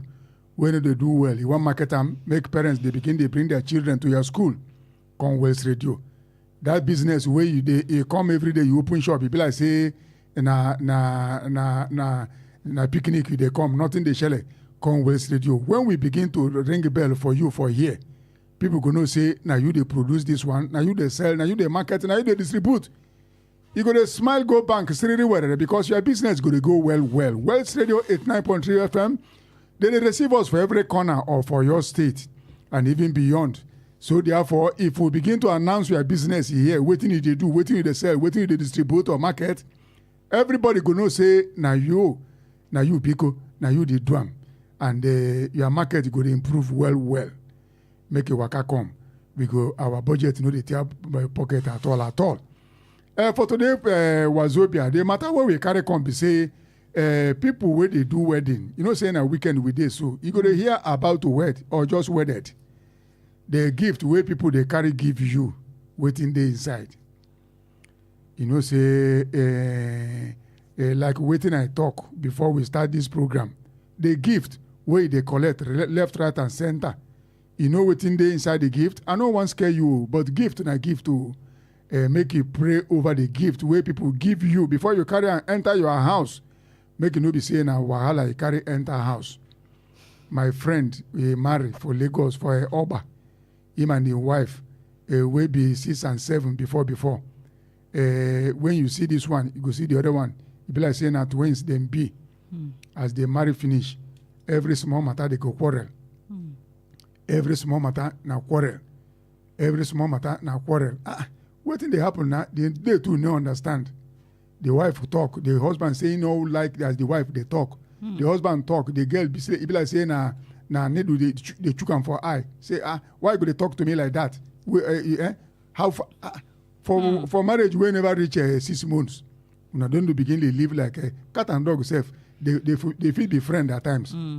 Na him their mama come. A good male person get good mama. Say no be like this when I start this thing now. Waiting they happen now. Na him they don't know waiting they happen. Now him they begin they pray. Thank God for people where get eye, spiritual eye where they see. Na him they say na oja. You get cloth where they call oja where they give the girl. Na they wahala day. Na him they come out to the oja go burn am. They quarrel, can't stop. They know they quarrel again. So many things where if I talk here now, we don't go begin go. But the gift where they give you for wedding, make you pray very well before you carry and go home. Say, Wells Radio and our family radio, where they promote everything, we go make family stand strong. Nobody say, you go marry your sweetheart, the only sugar in your tea, the only cockroach in your cupboard. When I enter house now, wala. Una don't know where the thing come from. Na gift. Somebody don't call us now and say you don't know where the person where the thing happen. Until they begin they open, he said a sickness today, sickness tomorrow. The husband they spend money, carry and go hospital, everything. Until they tire for hospital. Now they go or church. Now they can't discover say now one of the gifts where somebody give them. Now they open them. Imagine somebody go market, go buy a small coffin, wrap them, come give somebody as wedding gift. When they try you. And you know, say they no go write, some no go even write so name, so you no go know. They no go write name. Now you know, say for wedding, they go say, it's now time to bless the husband and wife. Bring your gift to the altar. Bring her here. Everybody go give gift now. Some no name there. You carry and go home. Now in the matter where we carry on today. The one again, we say, House of Rep yesterday say the reading don't pass second reading, say bill to stop people where don't pass 60 years from contesting for the office of the president and the governor for Obodo Nigeria. I've been an age be our problem. Young people say don't dabaru this country. Old people don't dabaru them. So no be age. No be age. People where they rule America, should they be young people? Now mind now. Trump said now 78. If you don't get good, if you don't get good mind, you know you don't get them. You don't get them. No be age matter. Make you pick this call. Hello. Good morning, everybody. Good morning, coach. Our coach in Egu. You are welcome, coach. Okay, sir. Gift that they go make a wedding. I never any gift. And for another, they have another problem. Is even on your gift in a wedding. As Gumbo, people say, very much, we did a remember of pastor or whatever. People say, because they are people that are mother and mother need a money now, or a so yeah, I get that. Yeah, we called you. But then I just got to see our mother since how this is done. But hey, what is going on? So he may not give to you. I learned a gift is good to give them mama. This get paper very mobile. You know my give my yamadam. So you got a pass of very gay better or where you got a better. So now we much it and I came. Dalu coach. A coach said gift is good. It's good to receive gift during wedding. He said, but when you finish receiving the gift, go and look for spiritual authority to pray over the gift before you carry and go home. He said it's good to receive gift. You should not reject gift, but make sure say before you carry and go your house, make you go pray on top of the gift. Ẹ káàbọ̀ padà sí abala kejì Wazobia platform láti ìkànnì World Radio 89.3 FM ìkànnì kànga gbọ́mọ̀gbẹ́ tó kalẹ̀ sí Aláàfin Avenue lólúyọ̀lé ẹ̀sìn nílùú Ìbàdàn náà lẹ ti ń gbọ́ wá ń tà sí mu wá lónìí náà ní iṣẹ́ ẹ̀bùn táwọn èèyàn mọ́ ń gbà ní ọjọ́ ìgbéyàwó Ọlọ́run má jẹ́ àṣẹbùn gbà. Lára àwọn tó ti pè wọ́n ní kódà àwọn gan rí kan tó ṣe pé kété tí wọ́n fẹ́ra wọn lọ́kọláya tán báyìí lára ẹ̀bùn tó ń gbé fún wọn ni wọ́n ti kẹ́ nǹkan bẹ̀ tó ṣe pé fòníkúfọ̀láǹdé níyàwó ń ṣe bí ó wá lọ ilé ìwòsàn lónìí bára rẹ̀ bá yẹ bọ́ tún gbé padà wálé yóò tún padà sílé ìwòsàn lọ́kọ́ sáà ń náwó lórí àárẹ̀ kó tó wá di pé ìyá wọn wá dé pé kí a ní ṣẹlẹ̀ tí gbogbo ẹ̀ fi lójútùú tán fi wúri pé lára àwọn ẹ̀bùn tán fún wọn nìyẹn kan tiẹ̀ ti fi ló mú pósí kékeré ni ló wé ló ṣe lọ́ṣọ̀ọ́ ló fún wọn gẹ́gẹ́ bí ẹ̀bùn pé mọ̀ tó mú jáde tán tú gbogbo ẹ̀bùn tán ríyìn bẹ̀ tán tú tán sún ná ló tó di pé ọ̀rọ̀ wọn lójútùú pé àwọn kan náà wà tó ṣe pé látijọ́ tó ti fẹ́ ra wọn báyìí wọ́n ìṣègbéyàwó tán bá ìjà lónìí ìjà lọ́la ni tí ò sì rí bẹ́ẹ̀ tẹ́lẹ̀ tó jẹ́ pé ńgbà ìyáde lónìí àkéésí báyìí lẹ ṣe bẹ̀rẹ̀ gbọ́ra yín ẹ fẹ́ra yín dáadáa kẹ́ ẹ tó fẹ́ra yín kí a ló ṣẹlẹ̀ tó di pé wọ́n rí i pé ẹni tó bù wọ́n lọ́jà wọ́n mọ ẹni náà ló ti ṣe síbẹ̀ tán ń gbọ́n tó mọ̀jà ń tán mú jáde tán sún ní ọ̀rọ̀ wọn tó lójútùú nítorí náà àmọ́ sí ládùúrà ni pé bí a ti ń ṣe àríyá tá à ń ṣe ayẹyẹ lónírúurú kọlọmọjà ṣẹ́bùn gbà lára àwọn tí ó pè náà àwọn ní bóyá káwọn èèyàn kú sọ pé ẹ jọ̀ọ́ ẹ̀yin tẹ́ bá fẹ́ fún wa lẹ́bùn nọ́mbà àti ilé ìfowópamọ́ wa yín àkáǹtì nọ́mbà wa rèé ẹ̀bùn tẹ́ bá fẹ́ fún wa ẹ sọ́dọ̀wọ́ ẹ fi ránṣẹ́ síbẹ̀ àwọn kan ní bóyá bó má ti gbẹ̀bùn kan mọ́ kó lọlé wọn tààrà kí wọ́n ra tààràtààrà kí wọ́n ra kó lọ bì kan pé òkè bóyá wọn kò lọlé bàbá ọkọ ni o àbí igi ní pé ẹ bá wa ṣàdúrà sí ẹtì ẹ̀jọ̀ kọ́kọ́ mọ gbọ́dọ̀ yín ná káwọn tó kó wá sọ́dọ̀ àwọn pé torí ayé gbẹ̀gẹ́ abọ́lọ̀ náà yóò mọ̀ dájú lórí wa. èkejì ni ti àwọn ilé aṣojúṣòfin tí wọ́n ní ẹni tí ó bá ti lé ní 60 ọdún àbá ni o wọ́n sì ń gbé ìpè kó mọ́ tiẹ̀ díje fún ipò ààrẹ tàbí gómìnà mọ́ ní orílẹ̀-èdè. ẹ gbọ́ ṣé tọ́jọ́ orí tó ju ara wọn lọ ni ó ń fà á tí ó fi dàbí pé ìṣọwọ́ṣèjọba lórílẹ̀-èdè Nàìjíríà kò mú yẹ̀sì bí àwọn aráàlú ti fẹ́ ni àbí kí ló fà á sọ́jọ́ orí tó tá bá ní ká wọ àwọn orílẹ̀-èdè míì orílẹ̀-èdè Amẹ́ríkà àti bẹ́ẹ̀ bẹ́ẹ̀ lọ ẹ rí i pé àwọn tí ń ṣe ààrẹ wọ́n jẹ́ tó jẹ́ pọ́jọ́ orí wọn ó ga. ẹ̀yin náà wo ààrẹ Amẹ́ríkà lọ́wọ́lọ́wọ́ yìí Donald Trump nìsín ẹni ọdún méjìdínlọ́gọ́rin ni tó sì jẹ́ pé bí sì ń ṣe ohun tí àwọn aráàlú lọ́rùn èsè tó wá ṣe pé ń gbò bá ti dọ̀rọ̀ orílẹ̀-èdè Nàìjíríà ní gbogbo rẹ̀ ó fẹ́ mọ dàbí pé ó fẹ́ mọ yẹsẹ̀ bákan ṣé tọ́jọ́ orí ni àbíbò. lára àwọn tó pè wọ́n ní kìí ṣe tọ́jọ́ orí wípé ẹ̀yin náà wo ìpínlẹ̀ Kogi fún àpẹẹrẹ pé ẹ̀yin náà wo Yàyà Bello pé ṣe bí ẹni 40 ọdún ni kó tó dipò di gómìnà ìpínlẹ̀ ọ̀hún pé kí la lè sọ pé ó ṣe bọ̀ ń bẹ̀ wípé nítorí náà kìí ṣọjọ́ orí béèyàn bá ní inú gidi bóyá ó kéré lọ́jọ́ orí ni o bóyá ó dàgbà lọ́jọ́ orí ni o yóò ṣe ń tó tọ́ ẹni bá níbẹ̀rù Ọlọ́run tó sì nífẹ̀ẹ́ aráàlú ní ọkàn tó nífẹ̀ẹ́ mẹ̀kúnnù lọ́kàn ṣùgbọ́n ẹni tí ò bá níbẹ̀rù Ọlọ́run tí ò sì ní nǹkan ṣe tí ò sì nífẹ̀ẹ́ mẹ̀kúnnù lọ́kàn pé kódà kẹ́ ẹ fọmọ kékeré sí kà á ṣe nǹkan kan kẹ́ ẹ fàgbàlagbà sí kà á ṣe nǹkan kan pé ìfẹ́ mẹ̀kúnnù gangan ni olórí pé tá bá sì ní àwò pé ṣe pé yàn dàgbà bó kéré ní ó fi pé ó lọ́gbọ́n lórí nígbà ìmọ̀ iye àwọn tó dàgbà tó ṣe pé bọ́n má ṣàkóso báyìí yóò mọ̀ kan sára sí wọn ni àìsàn àwọn tó bá dàgbà mí náà tó má ṣàkóso báyìí yóò mọ̀ ní bóun gbogbo ẹ̀sìn á rí báyìí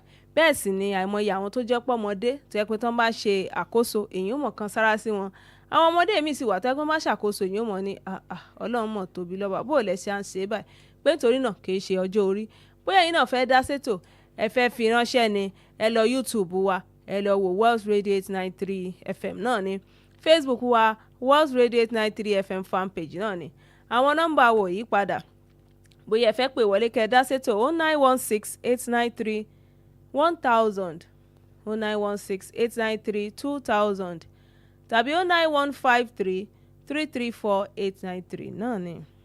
To masu sauraro kuna kan sauraron mu a shirinmu da muke kira Wazobia platform daga Wells Radio 89.3 FM muna kan hira akan wayannan abubuwan da ke faruwa cikin kasar mu Najeriya a yanayin da cikin hidimar aure mutane sukan ba da kyauta ma mata da miji ango da amarya kuma zaka ga cewa wayansu kyauta din nan sukan kawo matsala da illa ma wannan gidan da aka kafa sabuwar gidan da aka kafa din nan to shine muna ce ne mutane yanzu za su yi don su tsare kansu don da yawan mutane da sun karba wasu kyauta haka sun samu kansu a cikin damuwa wasu sun rasa samun juna biyu wasu sun rasa samun kwanciyar hankali a cikin gidan auren su bari mu dauka wannan waya din. Hello. Hello, ẹ kú ṣé o. Yes sir, ẹ káàárọ̀ sir o. Orúkọ yín àti tẹ́ ti ń pè wá. Hello. Yeah. A fẹ́ kí yín ni pé ẹ kú iṣẹ́. Yes sir. Ọlọ́run á wà pẹ̀lú yín á dó tì yín o. Àmín sir. Mo ti fẹ́ màmá ọ ṣe o. Àmín. Ó dàbọ̀ o. Ẹ ṣeun orúkọ yín sir ẹ̀dá kọ yín. King Emmanuel láti Ajéròkun mọ́ ní Ìbàdàn. Ẹ ṣeun tẹ̀ ń gbọ́kàn ni ẹ ṣeun. To shine muna kan hira akan yanayin da mutane za su yi hankali da irin wannan kyauta ɗin sabili da su yi kiyayya. To banda haka kuma muna kan hira akan yanayin da majalisar wakilai sun yi fasin wani bil wani doka akan yanayin da duk mutanen da sun kai shekaru 60 ba za su iya yin zaɓe ba za su iya fito siyasa na kujeran shugaban kasa a Najeriya ba ko wani babban position haka to shine muke kan hira kai wasu sun ce shekaru ba shine abun ba hali din ne in mutum zai iya aiki ko ba zai iya aiki ba amma shekaru kamar yadda Modupeola ta faɗa ta ce ko a kasan waje ma mutanen da ke kan kujeran shugabanci mutanen da sun sufa ne sun kai 70 something amma suna aiki da kyau a Najeriya ma zaka ga wani bai kai shekara 60 ba wani shekaran shi 50 wani shekaran shi 40 yana kujera a babban kujera da ya kamata ya aiki amma zaka ga ana ta buga shirme ne a wurin to shine muke kan hira kai za ku iya kiran mu ko da shike lokaci ya tafi amma za ku iya kiran mu a layi a 0916-893-1000 ko 893-2000. Igbo bụ Igbo biko anyị ka nọkwa n'oge ọgbakọ Wazobia nke na-etege ntị ugbu a site na Wels Radio 89.3 FM. Anyị nọ n'ime Oluyele Estate ebe a ka ihe na n'ugbu a si rute gị ntị ka mmakwa ọkwa ọzọ ọrụ na o nwere ihe na-eme iji atụ ndụ mmanụ n'ime Ibadan n'ime Ọyọ iwe na-achọ ka ọ na-aga ọfụma anyị nwere ike dị na-etiri gị mkpu ebe a ebe ọ dị ukwuu ka ọ were na ndị mmadụ mana ọ gị nwa na-eme ihe dị etu a na ahịa na-azụ na ọ ga na-aga ọfụma iwe na-eji ụlọ akụ na-etinye ego na-enweta nnọọ ihe ị chọrọ bịa ala Ọyọ steeti biko ị nwere ike ịkpọ anyị n'ekwentị anyị na-aga akparịa maka na ego anyị na-ana na o pere ezigbo mpe mana okwu anyị ji bịa tata bụ ihe gbasara ịgba akwụkwọ onyinye a na-enye ndị gbara akwụkwọ olee ka isi eme maka na o nwere onyinye enyi gosiri ndị mmadụ ọ bụrụ ya butere ukwu na ụka n'ime di na nwunye ya ka anyị na-ama ọkwa ya tata na-asị ọ bụrụ na enye gị onyinye dịka onye gbara akwụkwọ gbaa mbọ na onyinye e nyere gị n'ikpekwasịrị ekpere n'enu ya ịkpọ onye ụkọchukwu ịmara ihe ọ na-eme okpere gị ekpere n'enu ya bụ ihe ndị mmadụ nyere gị maka na ama onye bụ onye biko nya bụ okwu anyị ji bịa tata nke ọzọ bụ na ndị House of Rep sị na onye chọrọ nchi obodo Naijiria ọ gafee arọ 60 na onye anwa nwe ihe ya ga-ejizi wee mee ugbu a ọ bụ na ndị karịrị afọ 60 enweghị ihe ha nwere ike ime ka obodo Naijiria dị na mma osi na ahụ one mmadụ dị ya bụ ajụjụ anyị na-ajụ n'ụbọchị taata ị nwere ike ịkpọ anyị n'ekwentị site na 0916 893 1000 0916 893 2000 0915 334 893 e be like say na say time no dey for us again. ẹ ṣeun ní gbogbo ibi tí ẹ ti ń gbọ́ wa bí náà láti mọ̀ sẹ́rí padà lélẹ̀ láti ìkànnì kànga gbọ́mọ̀gbẹ́ Wels Radio 89.3 FM lórí ètò wa Wazobia platform. Okay, make we pick this call. Hello. Coach, welcome. Ihe nke bụ nke Naijiria bụ eji ọ bụ onye ọbụmata nọ onye ma ihe a na-eme ka a na-ekwu. Okay. Ọ bụ ọgọdọgọdọ na 100 years ọ dịghị ibe ba ịchọkwa ime ihe emeghere gị chipozi ibu ego Naijiria ihe ebugo ego Naijiria ijigoro 20 years ijije ebe a ịchọkwa ibu ego Naijiria ebugoro na onye ma ihe onye ma na ụmụ ogbenye nọ n'obodo anyị bụ Naijiria mee ihe ahụ kwesịrị ka eme ọ bụghị eji bụ mata onye mgburu izọ mmadụ ihe ya were ebe ọtụtụ ụmụ ogbenye ma na abọmfoju adịrọ ma na ụwa bụ onye ọbụla na-aga. Okay, thank you. Coach said it's not about age. That even if you are 100 years and you still go there, you still misbehave. If you are prone to misbehave, you will misbehave. So even if you are 20 and you get there and you have brain, you can still work for Nigeria. And to know that all the things you gather here, you will end it here. Nobody is taking it outside. Exactly. That's what Coach said in Igbo language. So, torí náà, ibi láti mọ̀ sẹ́rí padà lélẹ̀ láti Wazobia platform ní ìkànnì Wels Radio 89.3 FM ìkànnì kànga gbọ́mọ̀gbẹ́ tó kalẹ̀ sí Aláàfin Avenue lórí Ọ̀lẹ́ Ẹ̀sìn nílùú Ìbàdàn. Lágbára Ọlọ́run ọba a tún pàdé ní ọjọ́ ajé ní aago 10 òwúrọ̀ títí dìgbà náà ire àti ayọ̀ náà ni kó máa bá wa lọ. Modupeola Sanni Golden Voice on Radio náà ló kọ tèmi. To jama'a masu sauraro mu zo karshen shirinmu da muke kawo muku daga Wels Radio 89.3 FM Wazobia platform sai mun sake haduwa kuma ranar litinin da ke zuwa ni ce da suna Alice Barnabas ku huta gajiya. Igbo biko ebe a ka anyị ga-awụsa ọwara tata anyị ga-echi ya azụ ụbọchị Mọnde onye nwe anyị gozie unu ihe ọbụla unu chọtara n'ime Ọyọ steeti ọ ya gara unu ọfụma onye nụrụ unu tata bụ Chukwuemeka Munachiso. Now here we go draw the curtain for today's Wazobia platform. On Monday we will come back, but make you not forget to say anything where you want to sell, you want to advertise, you want make your people say now you they produce, now you they warehouse, now you they sell, now you they market. The Wels Radio be your best bet because we cover the whole of your state. My name na Chukwuemeka Munachiso. Monday we are coming back again. God bless you.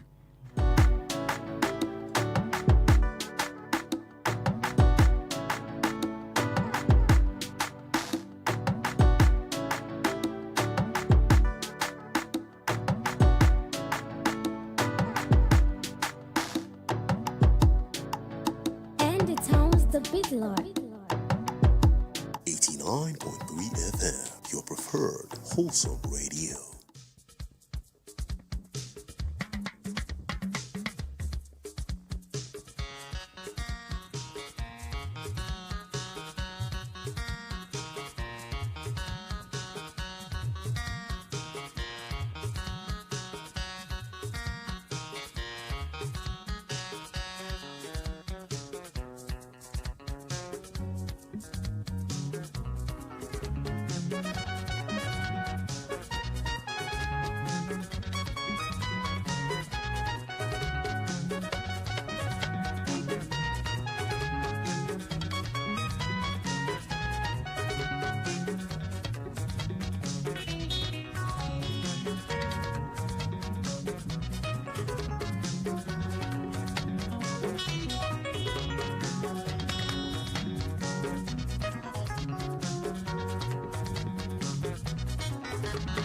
àyìnbásíkò lọ́dà mú ẹ̀dá o ọ̀rọ̀ mi lọ́wọ́ olúwa ló wà. àyìnbásíkò lọ́dà mú ẹ̀dá o ọ̀rọ̀ mi lọ́wọ́ olúwa ló wà.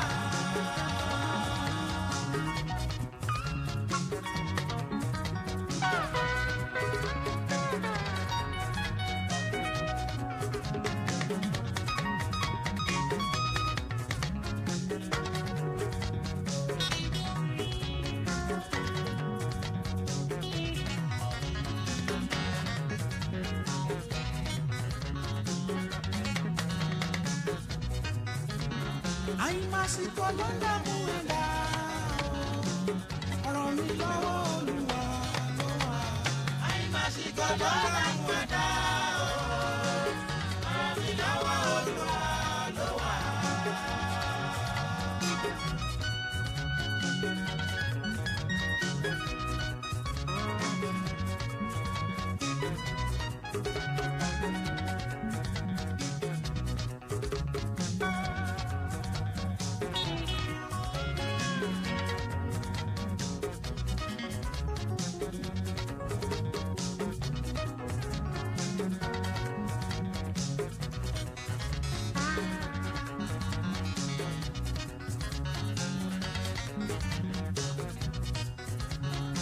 halẹ̀ halẹ̀ kò lè halẹ̀ mọ́ mi rárá mo ti lálábẹ́ èjì mo lọ́lùwà ọ̀rọ̀ mi lọ́wọ́ olúwa ló wà. àyìnbásíkò lọ́la mú ẹ̀dá o ọ̀rọ̀ mi lọ́wọ́ olúwa ló wà.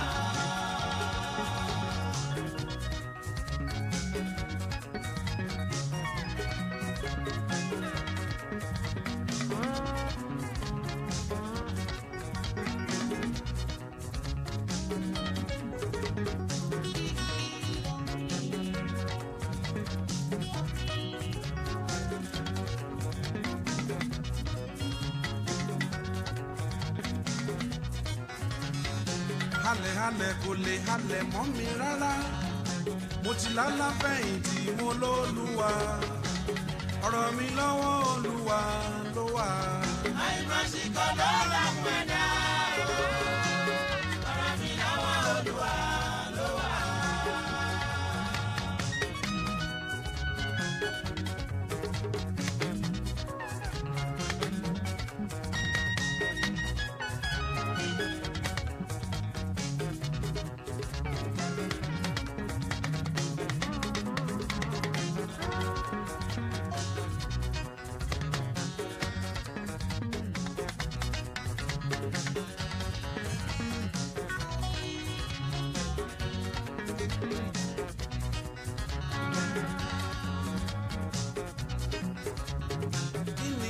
gbẹ́dọ́ fẹ́ fi kí ọ̀gẹ̀dẹ̀gbẹ́ ìlà tẹ́kùn fẹ́ fi kí gẹ̀dú ṣe ọ̀rọ̀ mi lọ́wọ́ olúwa ló wà.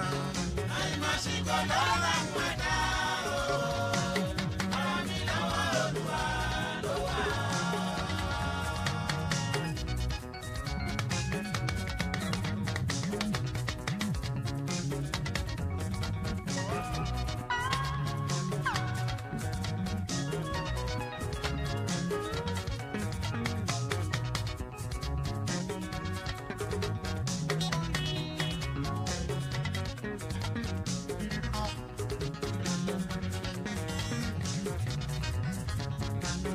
gbẹ́dọ́ fẹ́ fi kí ọ̀gẹ̀dẹ̀gbẹ́ ìlà tẹ́kùn fẹ́ fi kí gẹ̀dú ṣe ọ̀rọ̀ mi lọ́wọ́ olúwa ló wà.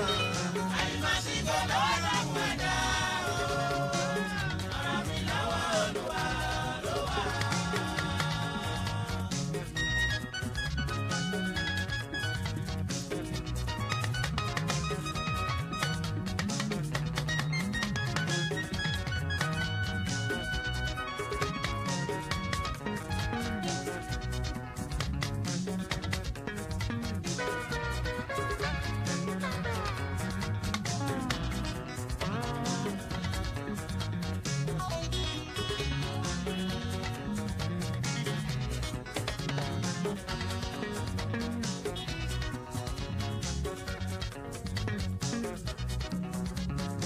ẹni rówó he lójú àlá tó ń dunnú. ẹni kò tẹpá mọ́ṣẹ́ ẹ̀ nítorí ebi. ọ̀rọ̀ mi lọ́wọ́ Olúwa ló wà. àìmọ̀síkò ló lọ́mú ẹ̀dá. ọ̀rọ̀ mi lọ́wọ́ Olúwa ló wà.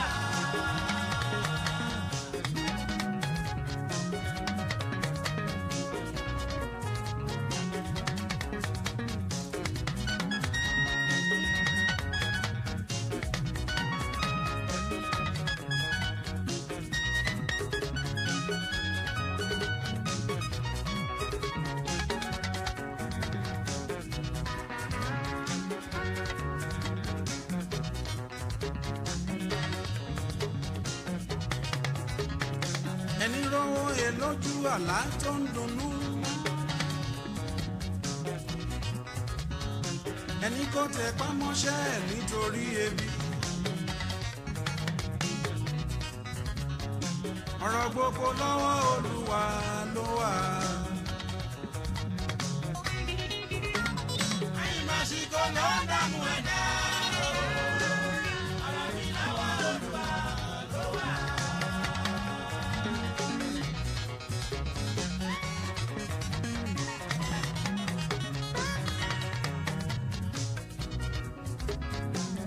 ire tèmi ó máa ní kọjá mi.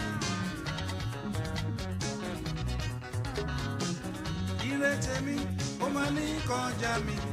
wọ́n bá mi ṣe bàbá ó máa kọjá mi. wọ́n bá mi ṣe bàbá ó máa kọjá mi ò láyé. àtìkọ́ ló dààmú ẹ̀dá o. ọ̀rọ̀ mi lọ́wọ́ Olúwa ló wà.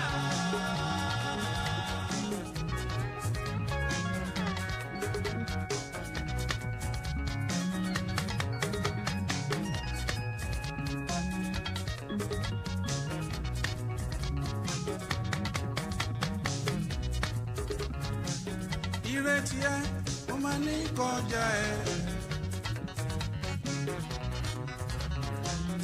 ìrètí ẹ ó máa ní kọjá ẹ.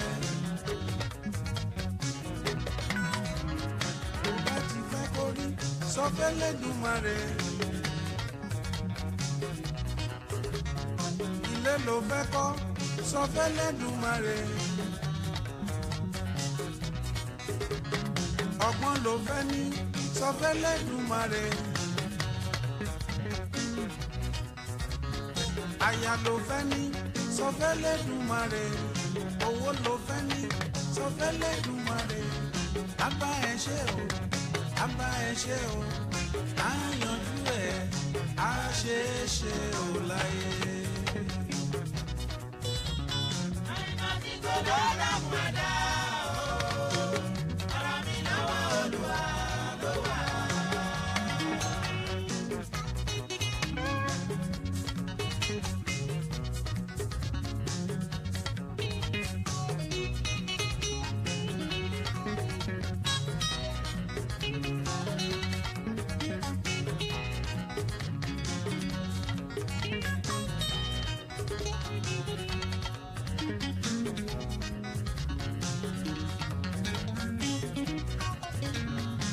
ọ̀rọ̀ àkóbá ọba máa jẹ́ kárí.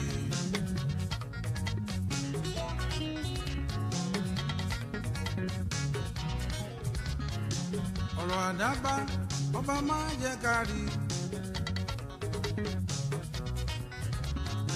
ọ̀rọ̀ gidi ni ẹ̀ṣá ní àdúrà. ọ̀rọ̀ gidi ni ẹ̀ṣá ní àdúrà. wọ́n ní kọ́bọ̀ ṣàmì lọ́jọ́ sí ó ṣe fáàrí. wọ́n ní kọ́bọ̀ ṣàmì lọ́jọ́ sí ó ṣe fàárì. oṣù dúdú oṣù ọ̀pọ̀ oṣù dúdú ó tún ṣolómi ṣòróró. àìmọ̀síkò ló dààmú ẹ̀dá o. ọ̀rọ̀ mi lọ́wọ́ Olúwa ló wà.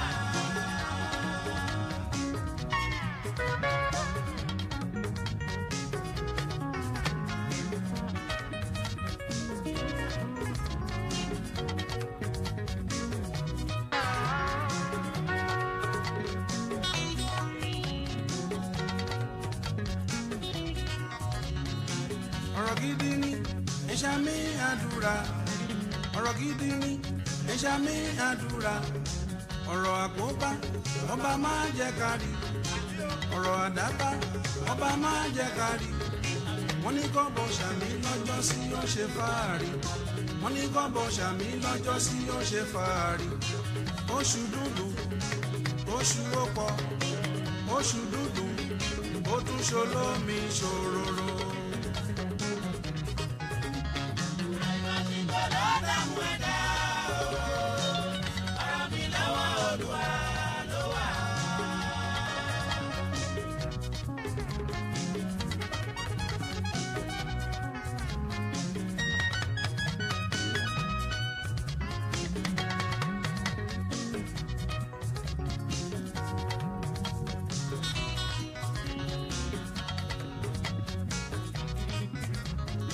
ẹ̀ṣá mi àdúrà yìí ó. káráyé máa tó bá wà.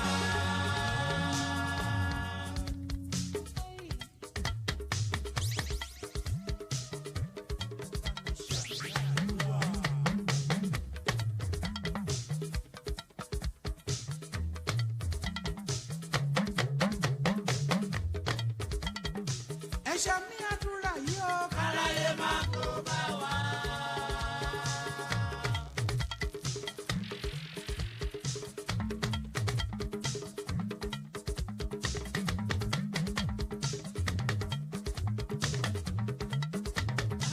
ẹ̀ṣá mi àdúrà yìí ó. káráyé máa kó bá wa.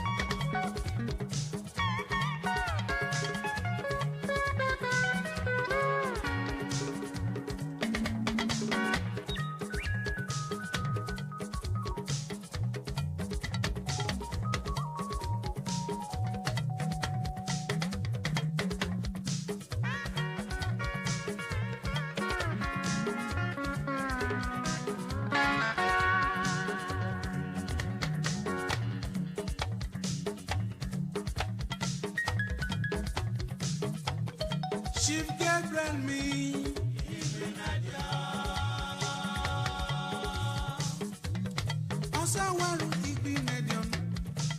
89.3 FM, your preferred wholesome radio.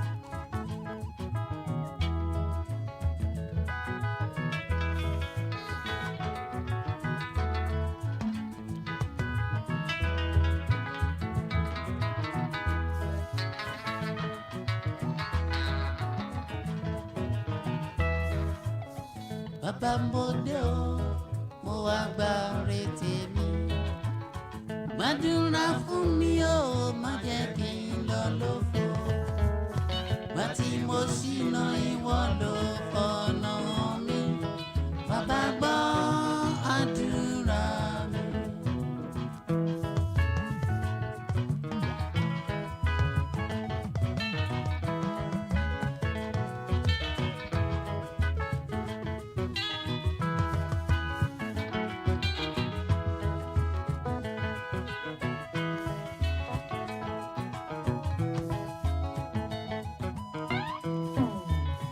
bàbá mo dé o mo wá gba re tèmi àdúrà fún mi má jẹ́ kí n lọ lófo má tí mo ṣìnà ìwọ ló fọ̀nà mi bàbá gbọ́ àdúrà mi.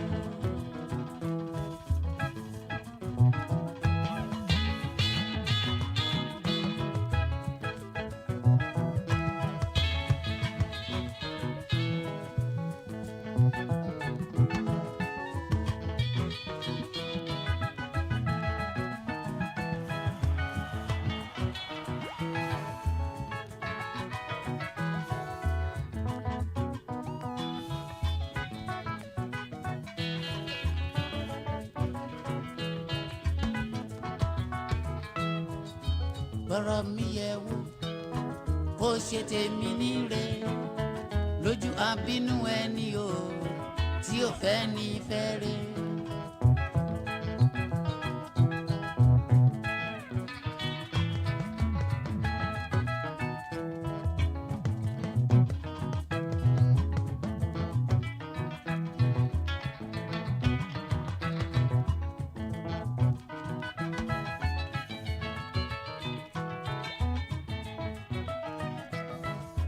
Bọ̀rọ̀ mi yẹ̀ wò kó ṣe tèmi níre lójú abínú ẹni o tí ò fẹ́ ní fẹ́rẹ̀. Alára ṣe tiẹ̀ ó pé orogún ṣe tiẹ̀ ó yọ òbòkún ṣe tiẹ̀ ó yẹ pérépéré. Bọ̀rọ̀ mi yẹ̀ wò kó ṣe tèmi níre lójú abínú ẹni o tí ò fẹ́ ní fẹ́rẹ̀.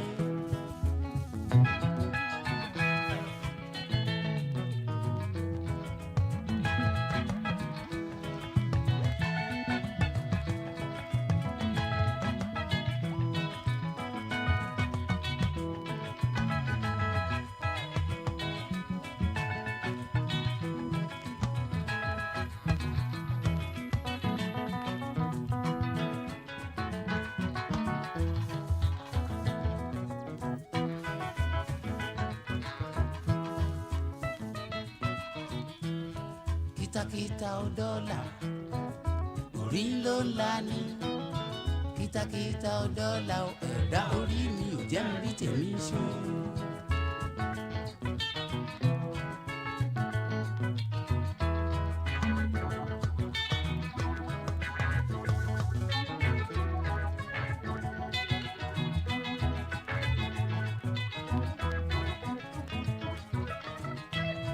Kìtàkìtà ò dọ́là orí ló ń la ní kìtàkìtà ò dọ́là ẹ̀dá orí mi ò jẹ́ mi rí tèmi ṣe.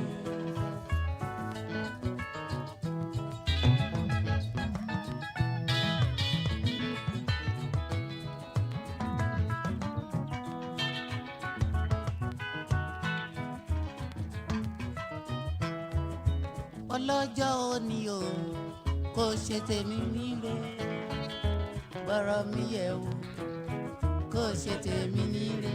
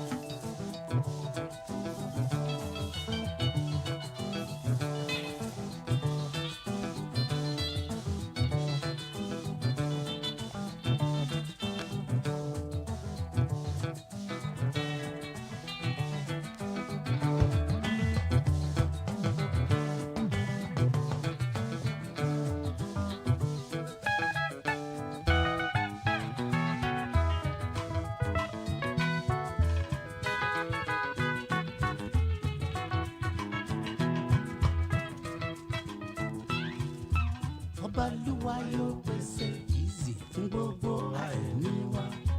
Ọbalúwa yóò pèsè fún gbogbo àìní wa. Ẹni kò bímọ á bí, ẹni bímọ á yè fún. Ẹni kò bímọ á bí, ẹni bímọ á yè fún. Ẹ jẹ́ ká fọkàn sólúwa. Ṣé o ní òbò àṣírí wa? Aláàánú lolúwa. Ẹ filẹ̀, ẹ má yí kúrò. Wells Radio 89.3 FM níbẹ̀ gangan lẹ wà. Owó la mọ̀, a ò fi tiwa ṣe. Àìfọ̀tẹ̀sílẹ̀ ni ò jáyé ogún. Ṣé bójú là ń wò, a ò wo ti ṣẹ̀ṣẹ̀ ọ̀rẹ́. Òun lẹni ẹ̀tẹ́ ṣe ń dèrè àjíbọ.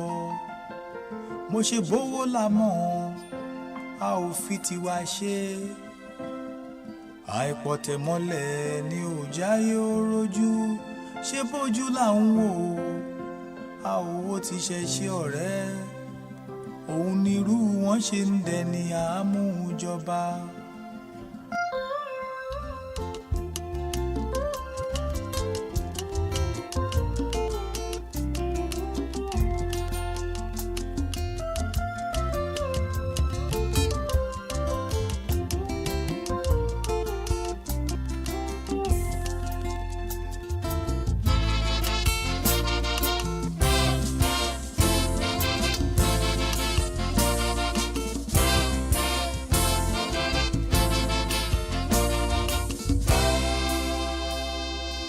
Ọmọ àdánù tí ń finá sábẹ́ òrùlé gbogbo ìgbìmọ̀ ẹ sì dákẹ́ ń wòran.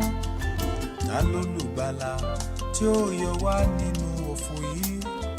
Ọwọ́ ara wa la ó fi gbéra wa. Àìṣòtítọ́ ni ò jáyé ogún. Àìbìkítà ní sọlédìgbò ara mi o. Ta lólùgbàlà tí ó yọ wá nínú ìfàsẹ́yìn? Ọwọ́ ara wa la ó fi túra wa. Mo ṣe bówó la mọ̀, a ò fi tiwa ṣe. Àìfọ̀tẹ̀sílẹ̀ ni ò jáyé ogún. Ṣé bójú là ń wò, a ò wo ti ṣẹ̀ṣẹ̀ ọ̀rẹ́. Òun lẹni ẹ̀tẹ́ ṣe ń dèrè àjíbọ̀.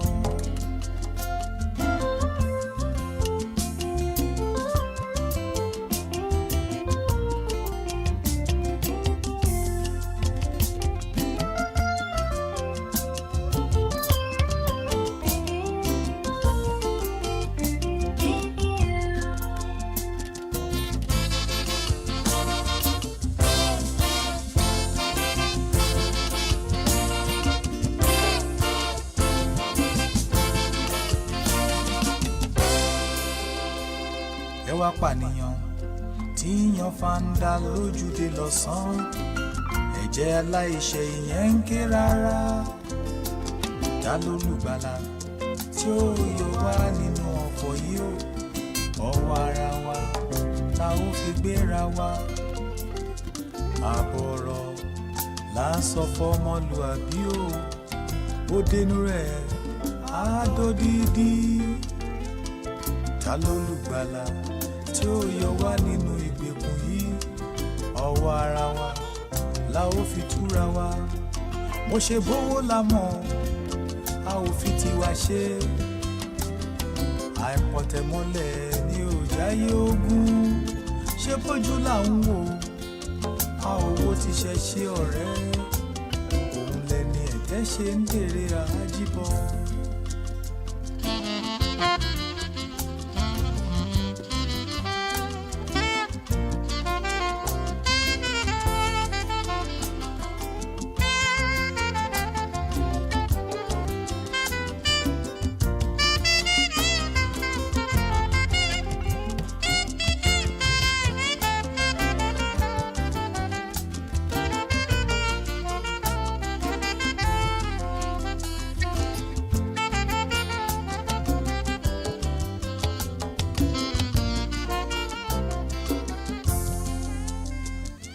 àìsòtítọ́ ni ò jáyé ogún àìbìkítà ní sọlédìgbò ara mi ò ta lólùgbàlà tí ó yọ wá nínú ìfàsẹ́yìn ọwọ́ ara wa la ó fi gbéra wa mo ṣe bówó la mọ̀ a ò fi tiwa ṣe àìfọ̀tẹ̀sílẹ̀ ni ò jáyé ogún ṣé bójú là ń wò a owó ti ṣẹṣẹ ọ̀rẹ́ òun lẹni ẹ̀tẹ́ ṣe ń dèrè àájíbọ̀ mo ṣe bówó la mọ̀ a ò fi tiwa ṣe àìpọ̀tẹ́mọ́lẹ̀ ni ò jáyé rojú mo ṣe bójú là ń wò a owó ti ṣẹṣẹ ọ̀rẹ́ òun nírú wọn ṣe ń dẹni àmújọba.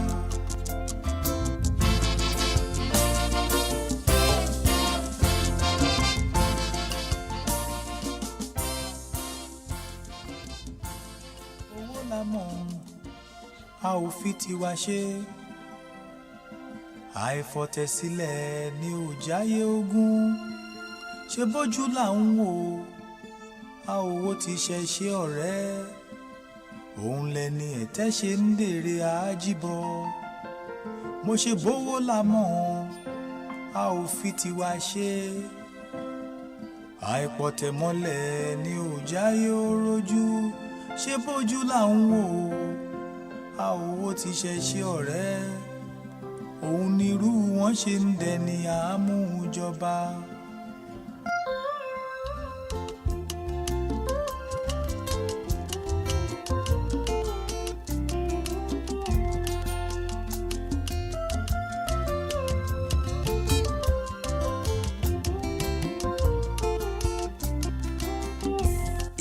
FM, your preferred wholesome radio. The time is 12 noon from Wells Radio 89.3 FM, your preferred wholesome radio. Láti ìkànnì kànga àgbọ́mọ̀gbẹ́ 89.3 FM gẹ́rẹ́gẹ́ láago 12 ọ̀sán lù. The news on Wells Radio 89.3 FM.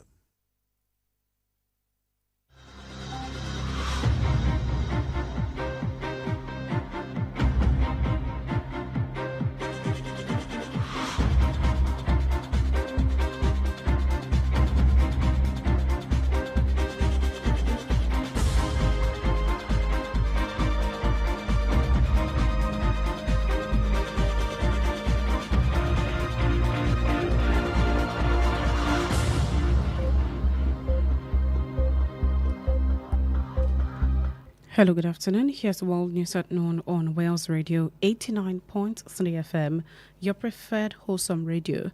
We're reaching you live from Wales Broadcasting House along Alafi Avenue, Oluyole Estate, Ibadan. I am Toluwaleke Ali.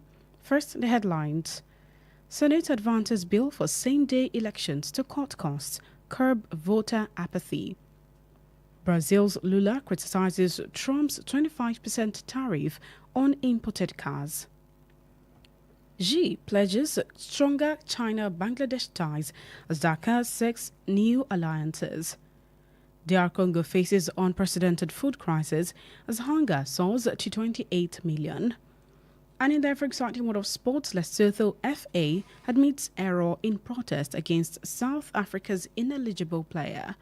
Those are the headlines, now the news in detail.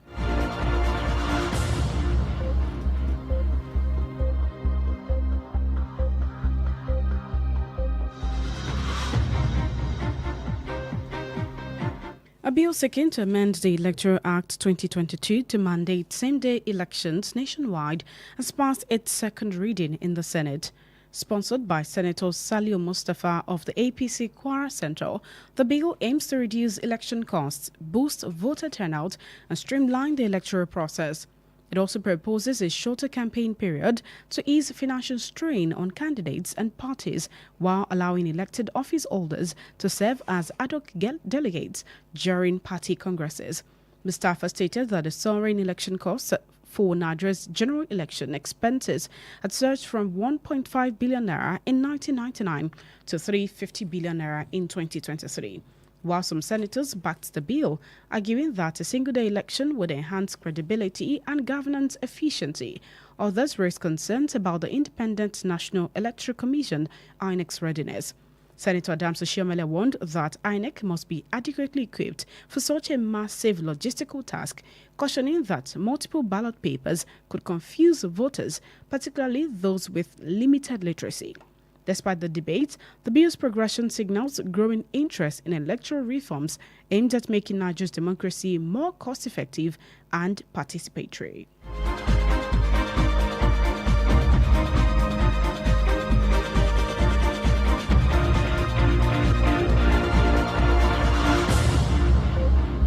Osun State Governor Ademola Adeleke has eased the 24-hour curfew imposed on Ifon, Ilobo and Erin communities following violent clashes, reducing the restriction to 17 hours daily. According to a statement by spokesperson Olawale Rashid, the new curfew will now run from 2 p.m. to 7 a.m. effective today, March 28, 2025, until further notice. The curfew was initially enforced as a response to escalating violence that started as boundary dispute between Ifon and Ilobo before spreading to Erin-Osun. Governor Adeleke cited the need to relieve residents of hardship while maintaining security in the affected areas. He commended the reduction in hostilities but condemned reports of another killing, warning that perpetrators would face the full force of the law. He also directed the Joint Security Task Force to continue round-the-clock surveillance to prevent further unrest. Additionally, the State Emergency Agency has been tasked with intensifying support for displaced persons as the government works towards restoring peace in the troubled communities.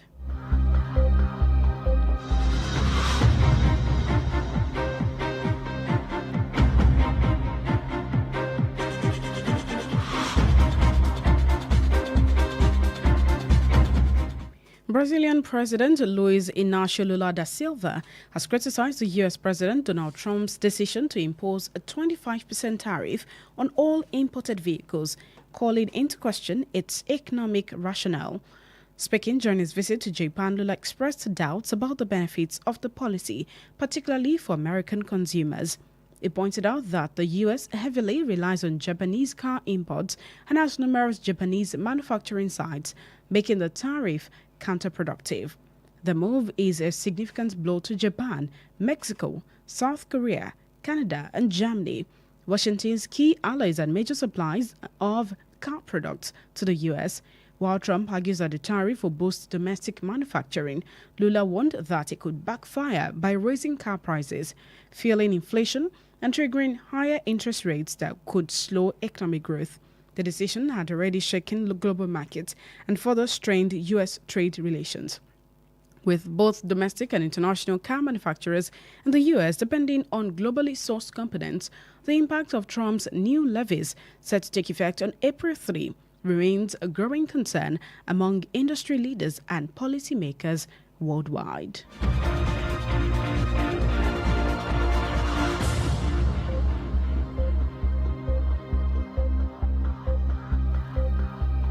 Chinese President Xi Jinping has vowed to deepen cooperation with Bangladesh following a high-level meeting with Bangladesh President Mohamed Yunus in Beijing today.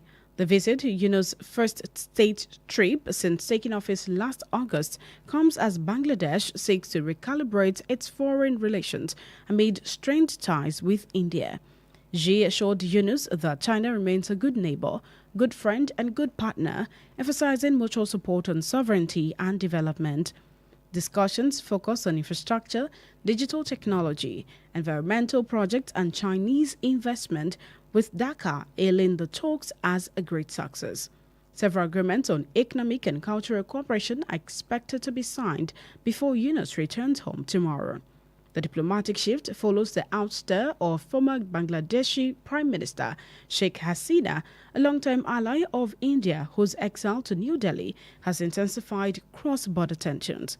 Bangladesh's government has unsuccessfully sought Hasina's extradition to face charges related to the deadly crackdown on protests before her fall. Meanwhile, Yunus has requested a meeting with Indian Prime Minister Narendra Modi to mend relations, though India has yet to respond.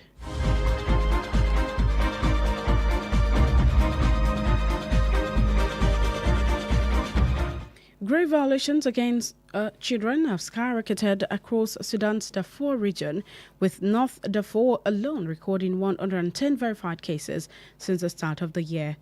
Child casualties in Sudan have surged by 83% compared to early 2024, with Al-Fashar witnessing the deaths or maiming of over 70 children in less than 3 months. UNICEF estimates that 825,000 children are trapped in a worsening humanitarian disaster, struggling to survive amid active conflict and a collapsing healthcare system.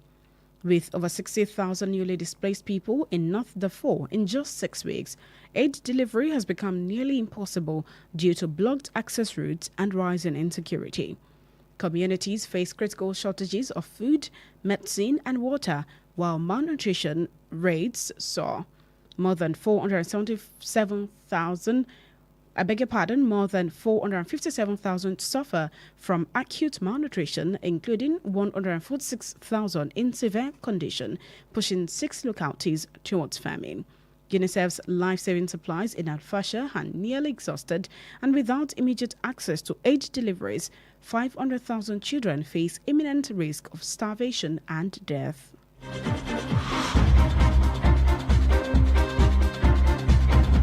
The Democratic Republic of Congo, DRC, is grappling with an alarming surge in acute food insecurity, affecting 28 million people, an increase of 2.5 million in just 3 months. The Integrated Food Security Phase classification attributes the crisis to ongoing conflict and skyrocketing food prices, with recent violence since December for the worsening conditions. The situation is particularly dire in the eastern provinces, where conflict has displaced over 2 million people, stripping families of their homes, livestock, and livelihoods. Among them, 738,000 individuals are in critical hunger conditions, struggling to survive without adequate food or resources.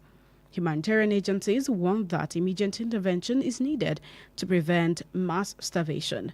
Displaced farmers like Bahavo Linda emphasize the need for peace to restore agriculture, while mothers like Safi highlight the desperate plight of widows and orphans left with nothing.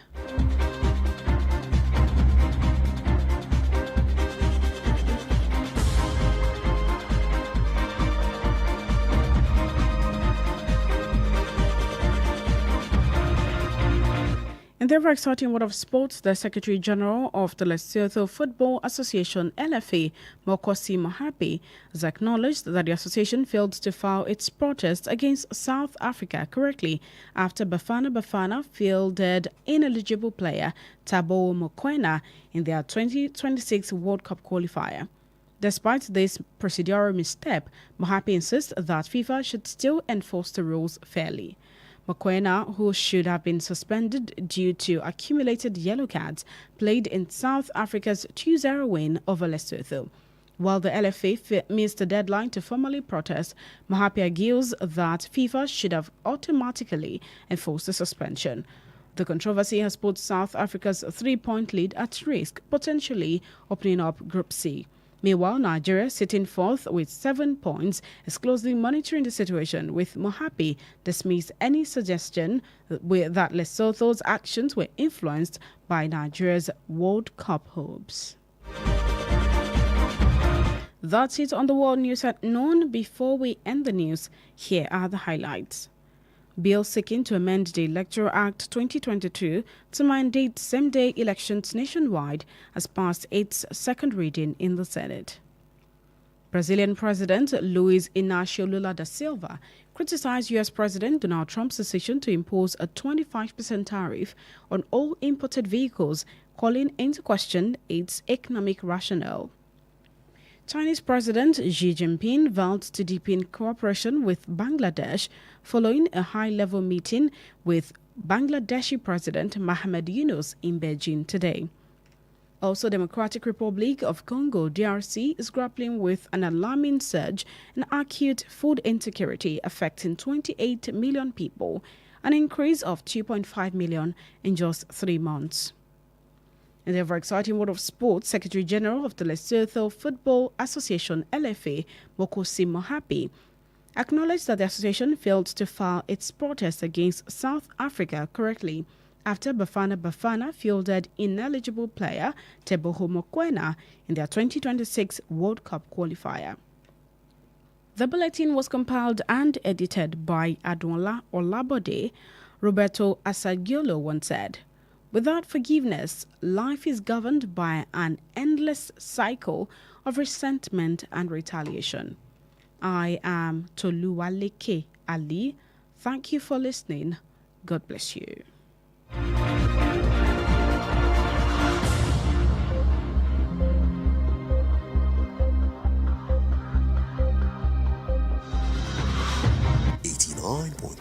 FM, your preferred wholesome radio.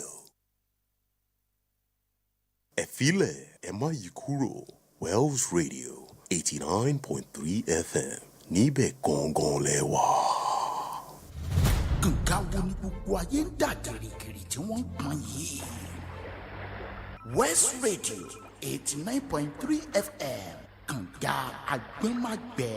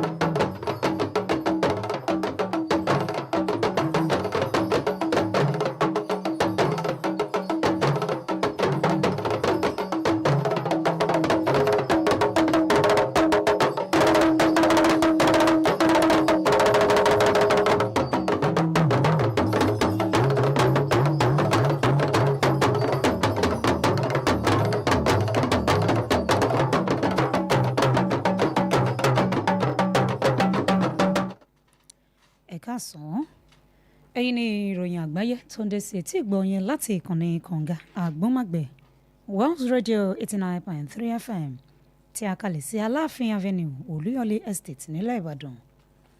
Adùnọlá Ọlábọ̀dé ló níròyìn yìí.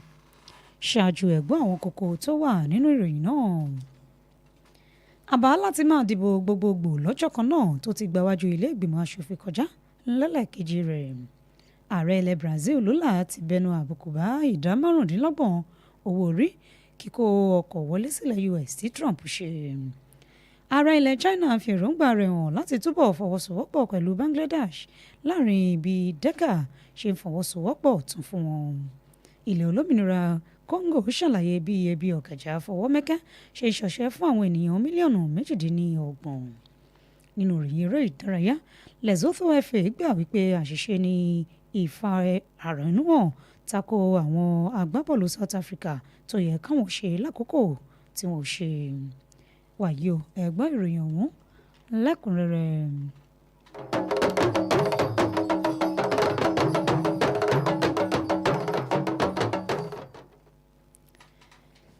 Àbá tí wọ́n gbé yẹ̀wò nílẹ̀ ìgbìmọ̀ aṣòfin lórí èròǹgbà láti máa jẹ́ kí ètò ìdìbò gbogbogbò jákèjádò ilẹ̀ Nàìjíríà ó máa wáyé lọ́jọ́ kan ṣoṣo ló ti gbáwájú ilé kọjá lálàkejì rẹ̀ láti ṣàtúntò òfin ìdìbò ọdún 2022. Àbá ọ̀hún tí aṣòfin Saliu Mustapha ti igun ẹgbẹ́ APC ní gbùngbùn ìpínlẹ̀ Kwara gbé wọlé pẹ̀lú ló ṣàlàyé wípé ó fààyè gbà àti máa mú àdínkù bá iye owó tó ń bá ìpalẹ̀mọ́ ètò ìdìbò nílẹ̀ yìí lọ àti láti lè rí àrídájú iye àwọn tí wọ́n jáde dìbò ní gbogbo ọjọ́. Nínú àbá ọ̀hún ni aṣòfin Mustapha ti ṣàlàyé pé bílíọ̀nù kan àti àbọ̀ ló bá ìpalẹ̀mọ́ ètò ìdìbò lọ lọ́dún 1999 ṣùgbọ́n tó jẹ́ bílíọ̀nù lọ́nà 350 ni wọ́n fi ṣe ìpalẹ̀mọ́ fún ètò ìdìbò ti ọdún 2023. Lórí ọ̀rọ̀ ọ̀hún ní àwọn amòfin mìíràn tí wọ́n ò faramọ́ àbá náà ṣe ń sọ pé àjọ elétò ìdìbò ilẹ̀ wa Nàìjíríà INEC kò gbáradì àti pé wọn ò lágbára tó láti máa ṣèkápá ètò ìdìbò gbogbogbò lọ́jọ́ kan ṣoṣo ọ̀hún. Aṣòfin Adams Oshiomhole nínú ọ̀rọ̀ tirẹ̀ mẹ́nubà wípé bí irú àbá bẹ́ẹ̀ yóò bá wọlé gẹ́gẹ́ bí òfin a jẹ́ pé ìgbáradì tó lọ́rìn ní àjọ INEC yóò máa ṣe láti lè rí i pé ètò ìdìbò ọ̀hún yóò ṣeé ṣe.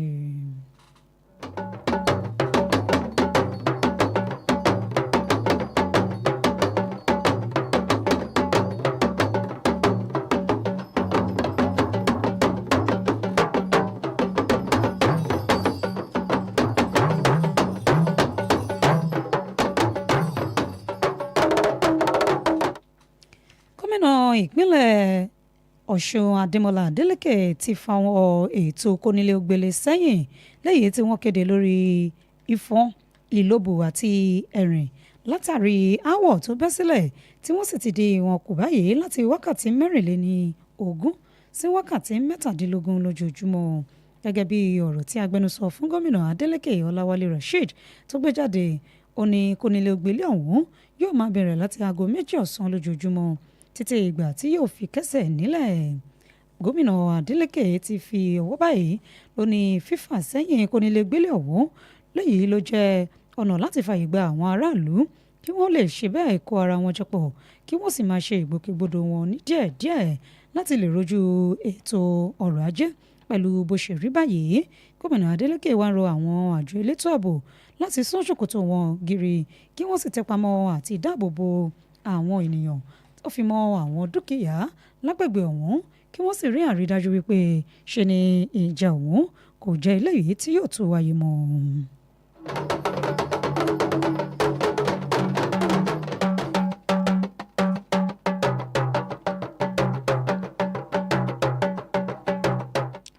Ìròyìn ilẹ̀ òkèrè ààrẹ ilẹ̀ Brazil Luiz Inacio Lula da Silva ti bẹnu àbùkù bá owó orí ẹrù ọkọ̀ kíkó wọlé tí ààrẹ ilẹ̀ US Donald Trump gbé sórí ìdá 15 tó sì ń bèrè ọ̀rọ̀ lórí àǹfààní tí àfikún owó ọ̀hún yóò ṣe fún ètò ọrọ̀ ajé. Lula da Silva lákòókò tó ń sọ̀rọ̀ nílẹ̀ Japan tó ṣe àbẹ̀wò ló ti ṣàlàyé wípé ṣe ni owó ọ̀hún ní òwúlò kan pàtó tí ààrẹ Donald Trump ti ṣe bẹ́ẹ̀ ṣe àfikún rẹ̀ lórí àwọn ọkọ̀ tí wọ́n bá ń kó wọlé sílẹ̀ US ó nítorí ogunlọ́gọ̀ àwọn ọkọ̀ ọ̀hún tó ń wọlé sílẹ̀ US ló jẹ́ láti ilẹ̀ òkèrè ni wọ́n ti ń kó wọn wá síbẹ̀.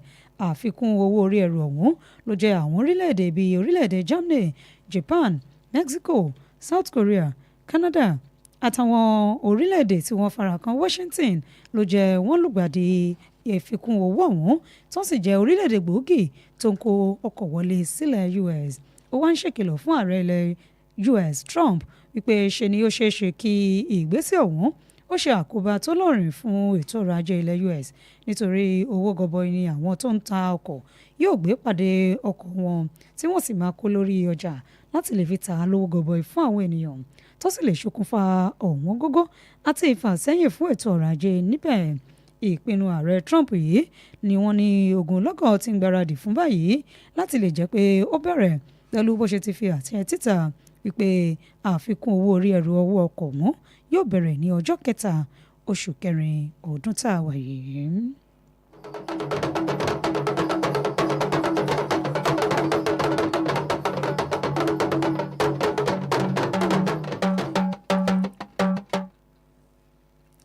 Ààrẹ ilẹ̀ China Xi Jinping ti fi ìpinnu rẹ̀ hàn lórí ìbádọ́rẹ̀ẹ́ orílẹ̀-èdè rẹ̀ àti Bangladesh lẹ́yìn ìmúgbòòrò Beijing lónìí.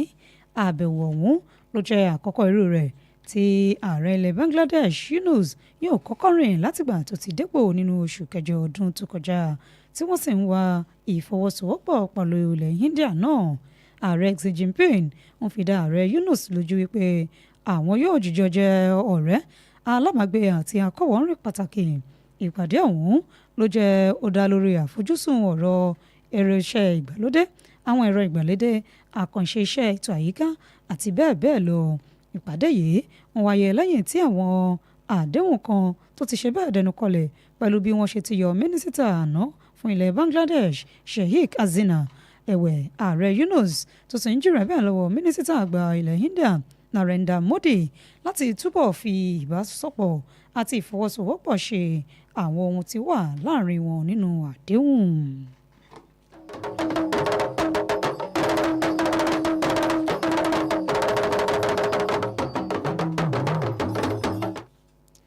Àwọn ará ilẹ̀ Sudan ti ké gbàjarè lórí bí àwọn ọmọdé tó ti gbẹ́mìí mì ṣe ti tó ìdá 63 nínú ọdún yìí. Àjọ UNICEF fìdí ọ̀rọ̀ múlẹ̀ wípé àwọn ọmọdé tí wọ́n tó 775 ni wọ́n wà nínú ewu pẹ̀lú bí àdánwò ṣe ń débá ìgbé ayé àwọn ọmọnìyàn nílẹ̀ Sudan. Wọ́n ní ṣe ni wàhálà wọn ń pọ̀ sí pẹ̀lú bó ṣe jẹ́ pé ebi àpakúdórógbó ló ń pa àwọn ọmọdé níbẹ̀ tí àwọn tí ò gbẹ́mìí mì ó sì rí oúnjẹ gidi jẹ tó fi mọ́ àìrí ètò ìlera tó péye. Àjọ UNICEF láfikún ọ̀rọ̀ wọn ni wọ́n ní gbogbo àwọn ohun ìdóòlà ẹ̀mí táwọn ní pátá ló ti ṣe bẹ́ẹ̀ fẹ́ tán ní àkàtà àwọn láì ní ìrètí wípé òmíràn wà ní àrọ́wọ́tó àwọn láti lè tún fi ṣe kò kárí ètò ìgbáyégbádùn nílẹ̀ Sudan.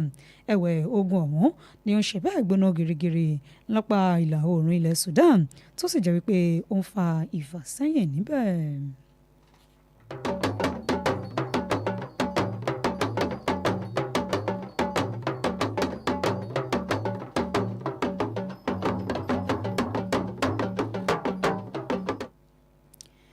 Ilẹ̀ olómìnira Congo ti ní í ṣe làwọn ti ń yíra báyìí nínú àìní ànító àti àníṣẹ́kù oúnjẹ jíjẹ tó sì ń ṣàkóbá fún àwọn ènìyàn mílíọ̀nù 2.30 tó jẹ́ oní àfikún pẹ̀lú mílíọ̀nù 2.5 láàrin oṣù mẹ́ta péré. Àìní oúnjẹ ọ̀hún ló ń wáyé pẹ̀lú bí rògbòdìyàn tó ti bẹ́ sílẹ̀ látinú oṣù kejìlá tí ọ̀pọ̀ oúnjẹ sì ti di ọ̀wọ́n gógó. Ogun ọ̀hún tó ṣe ń gbóná girigiri lápá ẹkùn ìlà oòrùn ilẹ̀ Congo níbi tí àwọn ènìyàn bíi mílíọ̀nù 2 ti di aláìnílé lórí tí wọ́n sì ti ṣe bẹ́ẹ̀ sọ ìgbáyé gbádùn wọn nù. Wọ́n ní ọ̀gọ̀rọ̀ àwọn àgbẹ̀ ni wọ́n ti ń sọ iṣẹ́ òòjọ́ wọn nù báyìí bíi àwọn ará Bahavu Linda tó ń ṣe bẹ́ẹ̀ ṣàpèjúwe àlàáfíà tí wọ́n sì ń pè fún àlàáfíà nínú eléyìí tí ó jẹ́ ìdojúkọ wọn láti lè jẹ́ kí ohun gbogbo bọ̀ sípò fún àwọn àgbẹ̀ láti ṣe bẹ́ẹ̀ tẹ̀síwájú iṣẹ́ wọn kí ìpèsè oúnjẹ sì lè wà ní ọ̀pọ̀ yanturu.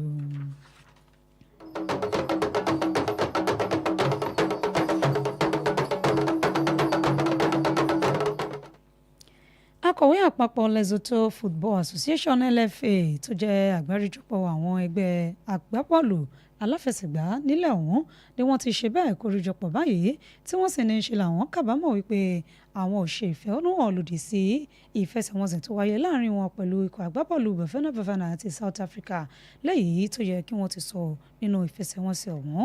Ẹ̀wẹ̀ wọ́n ké pe àjọ tó ń ṣe kò kárí ètò ẹ̀rọ ìbọ́ọ̀lù wípé kí wọ́n rí sí ọ̀rọ̀ ọ̀hún láì fi falẹ̀ rárá.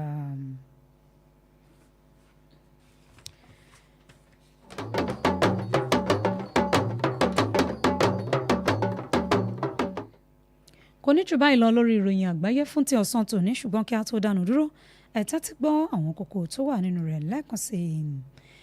Àbá láti máa dìbò gbogbogbò lójoojúmọ́ lẹ́ẹ̀kan ṣo tó ti gba wájú ilé ìgbìmọ̀ aṣòfin kọjá tẹ́lẹ̀ ti gba wájú wọn kọjá lẹ́lẹ́kejì lẹ́yìn tí wọ́n ń rò bóyá ṣe ni àjọ elétò ìdìbò ilẹ̀ yìí ìyẹn àjọ INEC yóò lágbára láti ṣe kò kárí ètò ìdìbò ọ̀hún láàrin ọjọ́ kan ṣoṣo. Ààrẹ ilẹ̀ Brazil Lula láti ṣe bẹ́ẹ̀ ni ó bẹnu àbùkù bá ìdá 25% owó orí tó jẹ́ owó ọkọ̀ kíkó wọlé sílẹ̀ US lẹ́yìn tí ààrẹ Donald Trump tó tún gbé kalẹ̀. Ààrẹ ilẹ̀ China ti fi èròǹgbà rẹ̀ hàn láti túbọ̀ fọwọ́sowọ́pọ̀ pẹ̀lú Bangladesh láàrin bí Dhaka ṣe ń fi ìfọwọ́sowọ́pọ̀ tún wọn hàn sílẹ̀ India. Ilẹ̀ olómìnira Congo la ni wọ́n ti ṣàlàyé bí ebi ọ̀gàjà fọwọ́mẹ́kẹ́ ṣe ń ṣe bẹ́ẹ̀ ṣọṣẹ́ fún àwọn ènìyàn tó tó mílíọ̀nù 28. Nínú ìròyìn eré ìdárayá Lesotho FA gbà wípé àṣìṣe ni àìfi ìfẹ̀hónú àwọn hàn tako àwọn agbábọ́ọ̀lù ilẹ̀ South Africa. Àkójọpọ̀ àtúntò àti kíka ìròyìn yìí ló ń wá látọwọ́ Adùnọlá Ọlábọ̀dé ẹ ṣeun tẹ̀ ń tẹ́tí gbọ́ wá àkọọ́lá Jímọ̀ ní.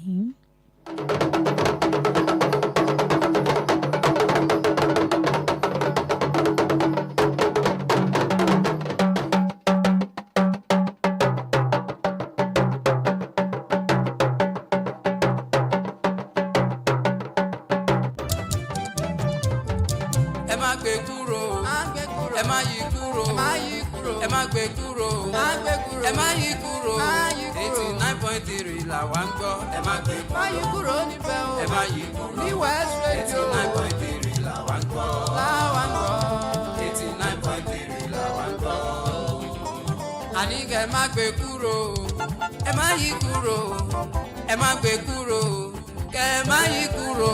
89.3 là wá ń gbọ́, ẹ má gbé kúrò. Ní West Radio, ẹ má yí kúrò. 89.3 là wá ń gbọ́. Olúyọ̀lé là wá. 89.3 là wá ń gbọ́. West Radio 89.3 FM Kànga Gbọ́nmágbẹ́. Gèlè odò.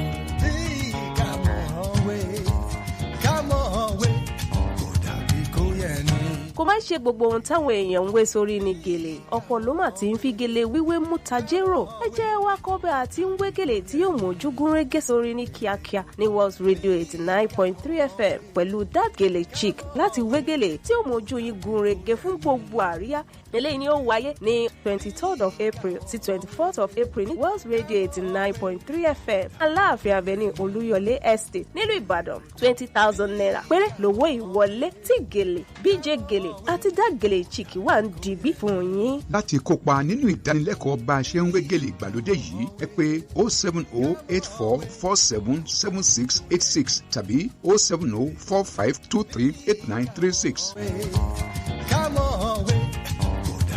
West Radio 89.3 FM ló ṣe agbátẹrù ìdánilẹ́kọ̀ọ́ yìí. Gèlè odò.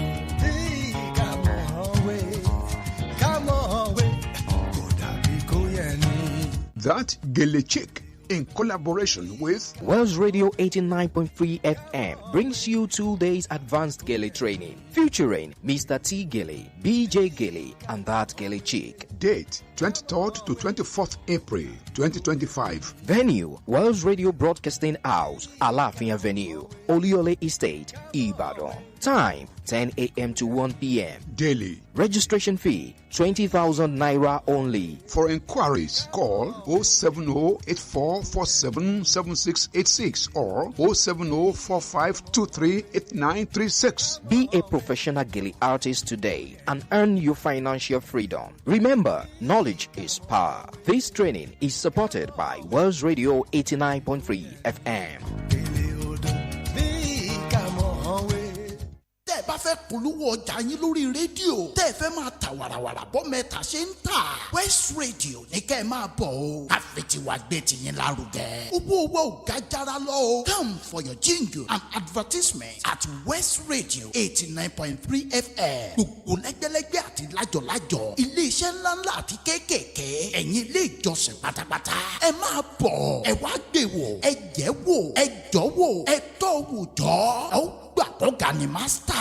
kí lẹ tún dúró ṣe náà. ẹ má ṣe tàbí ṣùgbọ́n o. ẹ máa bọ̀ wá sílé iṣẹ́ wa. gbàǹgbà la wà lẹ́gbẹ̀ẹ́ títì. ilé funfun pẹ̀lú àwọ̀ búlù. West Broadcasting House ní Aláàfin Avenue Olúyọ̀lé Estate Ìbàdàn Ọ̀yọ́ State Nàìjíríà. ẹ̀lú 07066165053 tàbí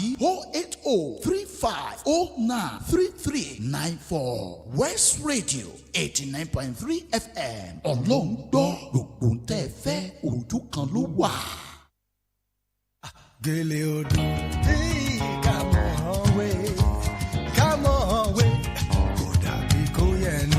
To tie gele no be small matter o, and people don dey take am chop well well. Come and learn how to tie better gele sharp sharp. Wells Radio 89.3 FM and that gele chick don join hands together to teach people how to tie better gele for better occasion. No be to carry cloth for head, be gele o. Better instructors full ground featuring Mr. T Gele, BJ Gele and that gele chick. Date April 23rd to April 24th, 2025. Venue Wells Radio Broadcasting House, Alafia Avenue, Oluyole Estate, Ibadan. Time 10 a.m. to 1 p.m. daily. Registration fee 20k only. You go to Smile Go Bank after this training. For inquiries, call 0708444776686, 07045238936. All gele no be gele. Come on, now West Radio 89.3 FM support them.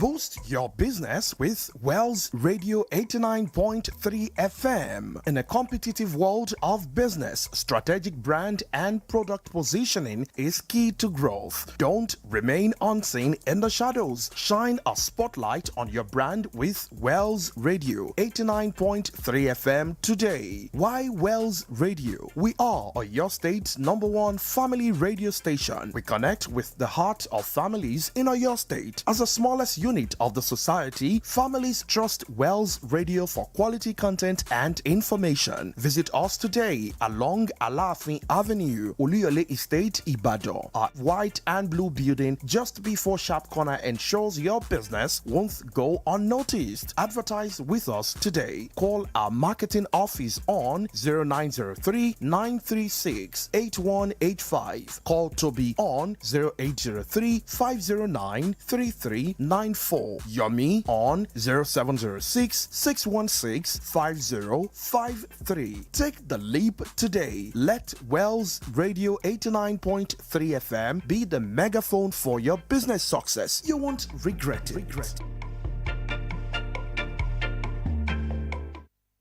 Yo, what's up? Baby, let's go! Hey there! Want to stay connected to your favorite radio station? Follow us on social media for the latest updates, entertaining wholesome content, and behind-the-scene peaks. We're on Instagram at Wells Radio 893, Facebook Wells Radio 893 FM fan page, X Wells Radio 893. Follow our WhatsApp channel Wells Radio 89.3 FM. Get a scoop on upcoming shows, giveaways, and events. Also get to interact with your favorite presenters and share your thoughts on our posts and stories. Join the conversation and stay tuned into Wells Radio 89.3 FM, your preferred wholesome radio. Mi ò mọ̀ pé ojú ogun láyé o, bá má ti múra sílẹ̀, láti ìgbà èwe ni bá má ti múra sílẹ̀. Báwa ìbàdàn sí ọkọ̀, bárẹ̀tù àtọ́ta. Èmi Michael Adé ló ní kẹ́ máa gbọ́ Welsh Radio 89.3 FM tó kalẹ̀ sí Olúyọ̀lé ní Ìbàdàn. Ẹ má yí kúrò ń bẹ̀. Bàbá ò dákun ò dábọ̀, bọ̀tá wọn wá ò láyé, Ẹlẹ́dùmarè. Ẹ filẹ̀, ẹ má yí kúrò. Wells Radio 89.3 FM níbẹ̀ gangan lẹ wà. Ramadan ti dé, bàṣírí mi oṣù Ramadan ti dé, mùmíní mùmínátì ẹ kú àmójúbóṣù àpọ́nlé, oṣù ìbùkún oṣù ìyọ́nú, oṣù ìkẹ́ ìkẹ́ni, oṣù tó ń tún kádàrá yàn ni, oṣù tó ń pàbídà sọ́bídìrẹ ẹni Ọlọ́run bá kò sí mọ́. Kò sí mọ́ ẹni Ọlọ́run bá kò sí mọ́, àwọ̀lá Ramadana àsọdìrẹ wọlá Ramadana jẹ́ ń bẹ́gbẹ́ pé àlá wọlá Ramadana kì í bẹ́gbẹ́ pé kì í níláàrí òkè ń rówó náà. Ramadana ti dé Ọlọ́run òjò bàṣírí mi Ọlọ́run wà ràn mí lọ́wọ́.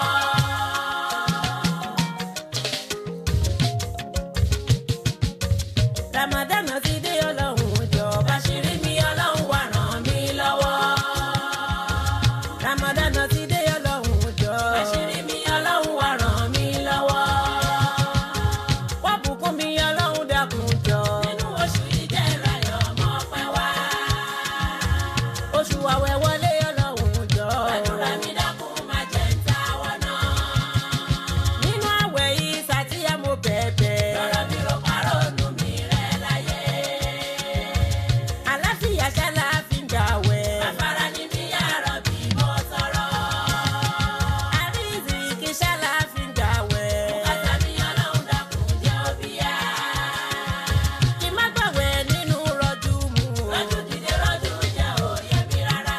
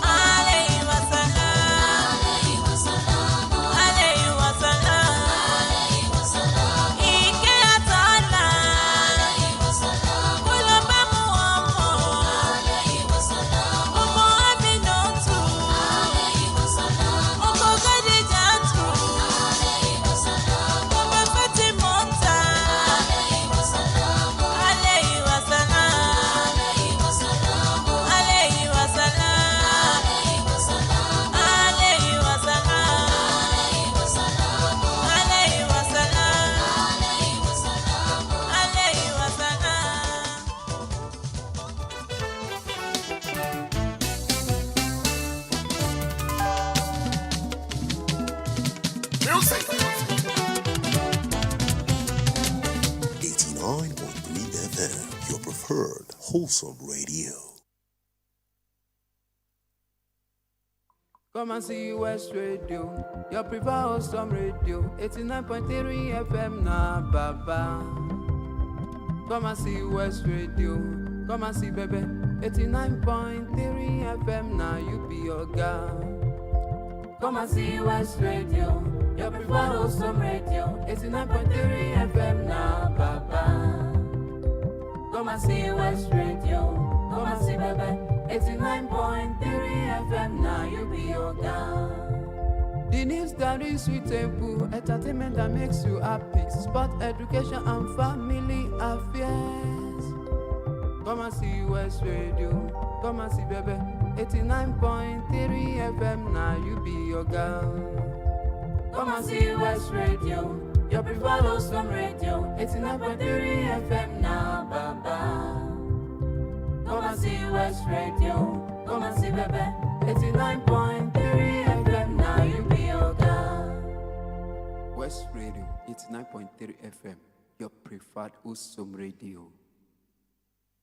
Yo, what's up? Baby, let's go!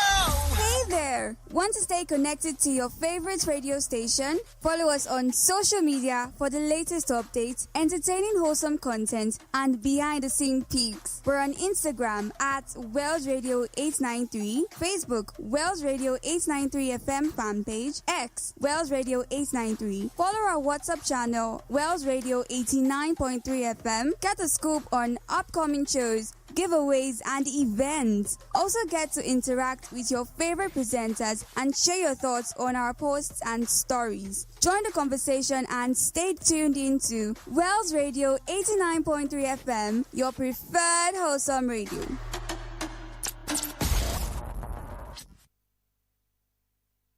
The time is 1 p.m. from Wells Radio 89.3 FM, your preferred wholesome radio. Láti ìkànnì kànga Àgbọ́nmágbẹ 89.3 FM gẹ́gẹ́ ní aago kan ọ̀sán lù. Yasala, kì í ṣe tèmi, kì í ṣe tèmi, kì í ṣe tèmi, kì í ṣe tèmi. Ya Rabbi yazir wala tuazir, Ya Rabbi yazir wala tuazir, wajali umura sala yasira, wajali umura sala yasira. So today,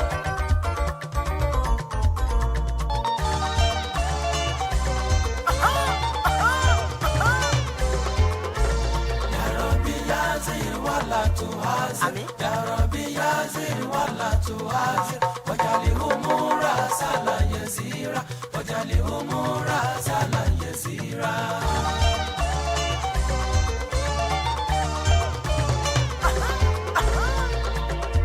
Alone.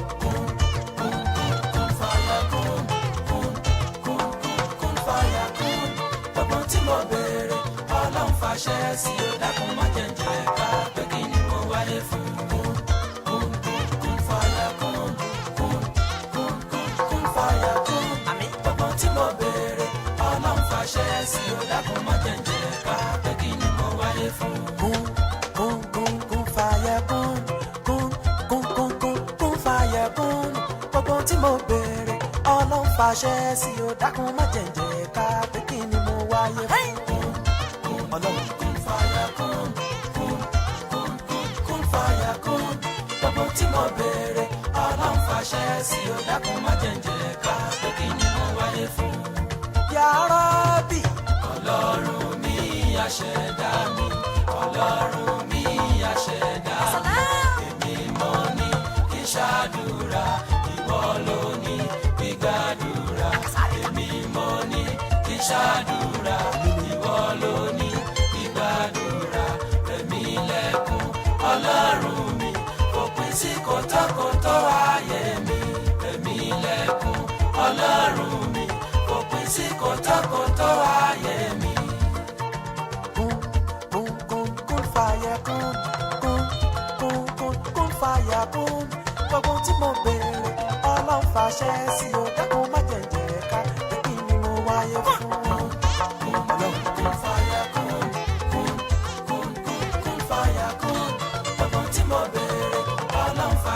sí o dákun má jẹ́ǹjẹ́ ká pé kí ni mo wáyé fún. Omi pẹ̀lú ọṣẹ la ó fi fọ̀dọ̀ tí mọ́. Bẹ́ẹ̀ni. Omi pẹ̀lú ọṣẹ la ó fi fọ̀dọ̀ tí mọ́. Àwọn ìgbìyànjú ẹni la ó fi mọ̀yàn lákin. Àwọn ìgbìyànjú ẹni la ó fi mọ̀yàn lákin. Ọ̀pọ̀lọpọ̀ àdúrà pẹ̀lú àwẹ̀ la ó fi wẹ̀kùn ayé já. Ọ̀pọ̀lọpọ̀ àdúrà pẹ̀lú àwẹ̀ la ó fi wẹ̀kùn ayé já. Èrè àsálàtù ṣó ti dé, Ṣéhù aládùúrà ṣó ti dé, ọmọ Mẹ́dínà ṣó ti dé, Àlfà aládùúrà ṣó ti dé. Ìwòyí èṣìṣà ló sọ pé gbogbo wa la ó ṣàǹfààní táráyé fi pé ẹ lásọ̀rọ̀ ṣẹ́. Èwo lẹ tún bá wa mú bọ̀ nírìn ọ̀tẹ̀ yìí náà ká lè máa ṣàmì kó tètè ṣẹ́. Ìwòyí èṣìṣà ló sọ pé gbogbo wa la ó ṣàǹfààní táráyé fi pé ẹ lásọ̀rọ̀ ṣẹ́. Èwo lẹ tún bá wa mú bọ̀ nírìn ọ̀tẹ̀ yìí náà ká lè máa ṣàmì kó tètè ṣẹ́. Alhamdulillahi Rabbil Alamin wa salatu wa salam ala Rasulillahi sallallahu alayhi wa sallam amma ba'd. Assalamu alaikum wa rahmatullahi wa barakatuhu. All praises, glory and adoration be to Almighty Allah, the most beneficent, the most merciful. May the peace and blessings of Allah subhanahu wa ta'ala be upon the Prophet Muhammad, his entire household, his companions, and all believers. Adúpẹ́ fún Ọlọ́run Ọba, adúpẹ́ fún Ọlọ́run Ọba lẹ́ẹ̀kan sí. Àwádé ọpẹ́ wa ládé pẹ̀lú gbólóhùn alhamdulillahi rabbil alamin. Ọba tí ó fi ìṣọ́ ẹ̀ṣọ́ wa títí tẹ àfiré èní ọjọ́ kejìdínlọ́gbọ̀n tó wà nínú oṣù Ramadan ọdún 1446 AH tó jẹ́ oṣù ọ̀run ti àwa mùsùlùmí. Ọpẹ́ náà la máa dá fún Allah subhanahu wa ta'ala. Bí eré náà ni abẹ̀rẹ̀ Ramadan àmújọ́ kìíní ọjọ́ kejì ọjọ́ kẹta ní báyìí Ramadan kan ọjọ́ kan àbí ọjọ́ méjì depending on when the moon is sighted. Ọ̀pọ̀lọpọ̀ alẹ́jẹ́ pé nígbà tí Ramadan máa bẹ̀rẹ̀ irun kí la wá fẹ́ fi gbààwẹ̀ báyìí báwo la wá fẹ́ ṣe báyìí kí wá ní kíní báyìí gbogbo ìyẹn ló wà lọ́kàn wa ṣùgbọ́n Allah subhanahu wa ta'ala ó ṣe nírọ̀rùn fàtèmi àti yín òun náà kẹ̀dẹ̀rẹ́ Ramadan náà ló ti wá ń kásẹ̀ ńlẹ̀ báyìí sí ti wá tí wọ́n pè Ramadan ti ya tán nìyẹn ó ti ya tán nìyẹn. Alhamdulillahi rabbil alamin. Ọ̀sẹ̀ tó kọjá náà àdẹ̀dàgbére fúnra wa pé tó bá ti di lọ́sẹ̀ tó ń bọ̀ àtúpàdé. Allah subhanahu wa ta'ala kò wá kọ pípàdé àtèmi àti yín ó ṣe é nírọ̀rùn fún àtèmi àti yín láti tún pàdé lọ́jọ́ tòní. Ọ̀rọ̀ wa tọ́pẹ́ ó jọpẹ́ lọ gbólóhùn alhamdulillah òun náà ni a máa sọ. Ọpẹ́ kò ní já lẹ́nu ìkọ̀kànnù wa insha Allah bi kudratullah. Tòun ti bẹ́ẹ̀ wá tọrọ ìkẹ́ àti ìgẹ̀ fún òjíṣẹ́ ńlá Muhammad sallallahu alayhi wa sallam àtàwọn aráalé ẹ̀ àtàwọn sàábẹ̀ àti gbogbo mùsùlùmí. Ìyẹn la fi ń kíra wa ní kíkí tọ́lá àti tọ́lá pé assalamu alaikum wa rahmatullahi wa barakatuhu. Ìkẹ́ Ọlọ́run àlàáfíà Ọlọ́run kó máa bá àtèmi àti yín gbé ní gbogbo gbà ní gbogbo àsìkò. À ń fìyẹn àfi ń kíra wa káàbọ̀ sórí ètò World of Islam lórí ìkànnì kànga Àgbọ̀nmàgbẹ̀ Wells Radio 89.3 FM eléyìí tó kalẹ̀ sí Aláàfin Avenue Olúyọ̀lé Estate nílẹ̀ Ìbàdàn ní gbogbo ọjọ́ Jímọ̀ báyìí láti aago kan di aago kan àbọ̀ tó fi di àsìkò tí a máa lọ sí Jímọ̀. Òun náà la máa ń kọ́ra wa lẹ́kọ̀ọ́ lára wa lọ́yẹ̀ nípa àwọn ẹ̀kọ́ tí ẹ̀sìn Islam tó kọ́ wa gẹ́gẹ́ bí a ṣe mọ̀ tí mo dẹ̀ ṣe máa ń sọ fún wa pé Islam kì í kọ̀ ṣe ẹ̀sìn nìkan ó tún ní ṣe pẹ̀lú bí a ṣe ń gbé ìgbé ayé irú ìgbé ayé tá à ń gbé ìyẹn náà ó wà nù nǹkan tí ẹ̀sìn Islam tó fi kọ́ wa gẹ́gẹ́ bí mùsùlùmí.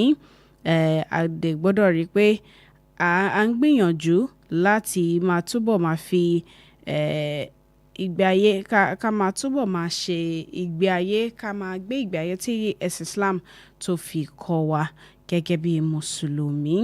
Khadija bint Ali lórúkọ tèmi, Khadija ọmọ Ali. Mo ń kí yín káàbọ̀ lẹ́ẹ̀kan sí sórí ètò World of Islam lórí ìkànnì kànga àgbọ́nmágbẹ́ Wells Radio 89.3 FM.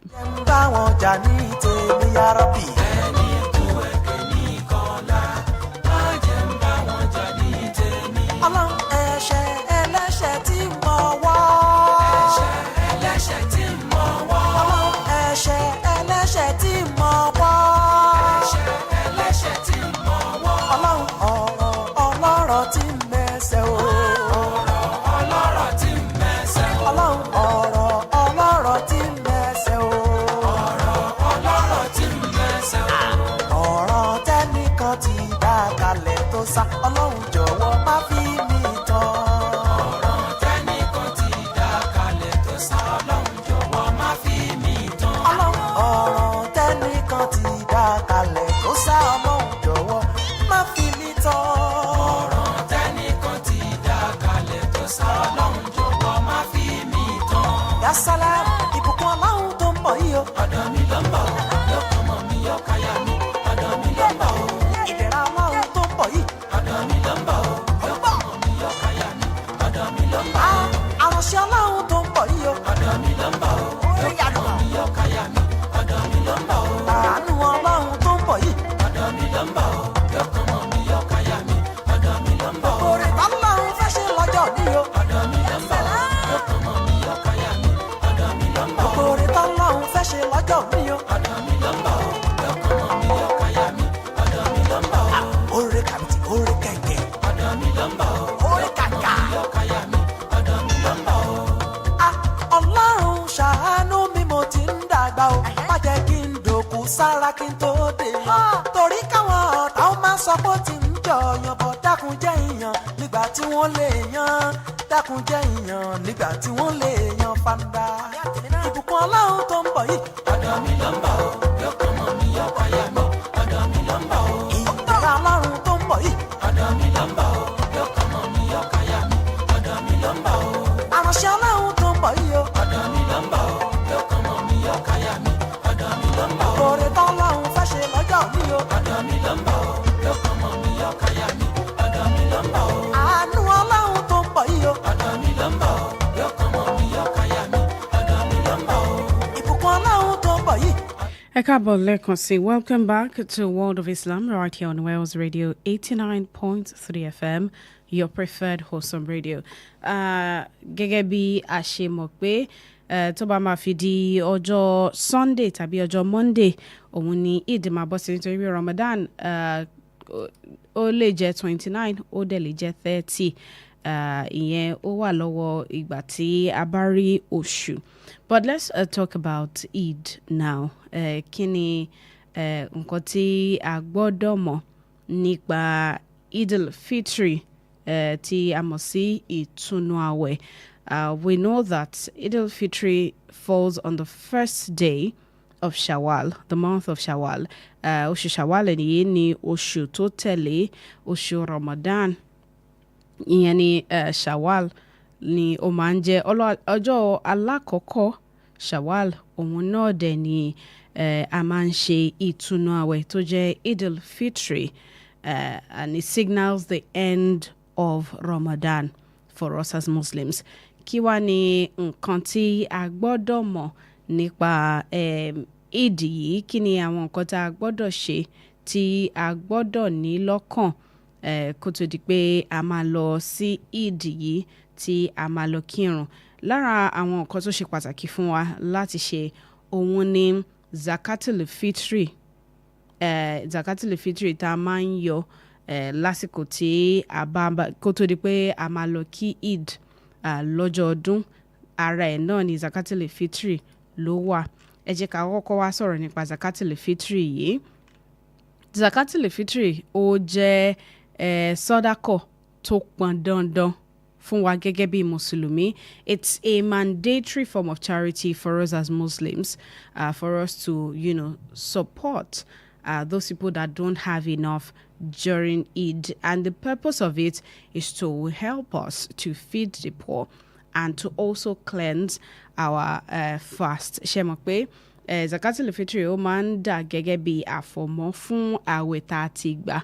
Ọ̀pọ̀lọpọ̀ ló jẹ́ pé láàrin bá a ṣe ń gbàwẹ̀ tòun tí bá a ṣe ń gbàwẹ̀ náà à ń ṣe ṣìnà, tòun tí bá a ṣe ń gbàwẹ̀ náà à ń sọ̀rọ̀ tí ò yẹ ká sọ, àwọn ọ̀rọ̀ tí ò yẹ kó jáde lẹ́nu wa lásìkò àwẹ̀. Tòun ti bẹ́ẹ̀ náà à ń bí àwọn ìbínú kan tí kò yẹ ká bí àti bẹ́ẹ̀ bẹ́ẹ̀ lọ. Èyí tó lè ṣokùnfà kí àwẹ̀ wa kó má lọ déédéé bó ṣe yẹ kó lọ. That's thereby causing a dent on our fast. So Zakatul Fitri also acts as a cleanser for the fast that we've had. But aside from that, the purpose of it is to also help to feed people who do not have enough during Eid. Eléyìí ó ṣe pàtàkì fún wa láti lè rí pé gbogbo wa náà lájọ ṣe àjọyọ̀ ọdún. Ṣùgbọ́n ọ̀pọ̀lọpọ̀ èèyàn ni ò mọ àwọn tó yẹ kí wọ́n fún ní Zakatul Fitri yìí. Yes, so who are those people that are eligible to receive Zakatul Fitri? The first are the fuqara, àwọn tí wọ́n ní, the poor, those people who lack necessities and do not beg for or assistance, people that do not have it. Àwọn aláìní láàrin wa, àwọn ni àwọn èèyàn alákọ̀ọ́kọ́. Àwọn ìkejì ni masakin, that's the needy. Eléyìí ni àwọn èèyàn tó jẹ́ pé wọ́n rí ṣe lọ títí. People that are facing extreme hardship. Àwọn tó jẹ́ pé nǹkan le díẹ̀ fún, tó jẹ́ pé wọn ò ráyè láti lè rí àwọn nǹkan tí ó yẹ kí wọ́n ṣe, tó yẹ kó jẹ́ bí nǹkan ojoojúmọ́. Their basic needs, they are unable to fulfill it. Then we have those people that are in debt. Àwọn tí wọ́n jẹ gbèsè. Those people that are burdened by debts that they cannot repay. Àwọn ni àwọn èèyàn kẹta tí a lè fún ní Zakatul Fitri yìí. Àwọn ìsọ̀rí kẹrin làwọn arìnrìn-àjò, the travelers. Travelers who are stranded and are in need of help to return home. Ṣé o kò ìgbà mi èèyàn lè lọ sí ìlú kan kó bá rí kí nǹkan rí bákan. So people that are traveling are also eligible. And then those people who are new Muslims as well.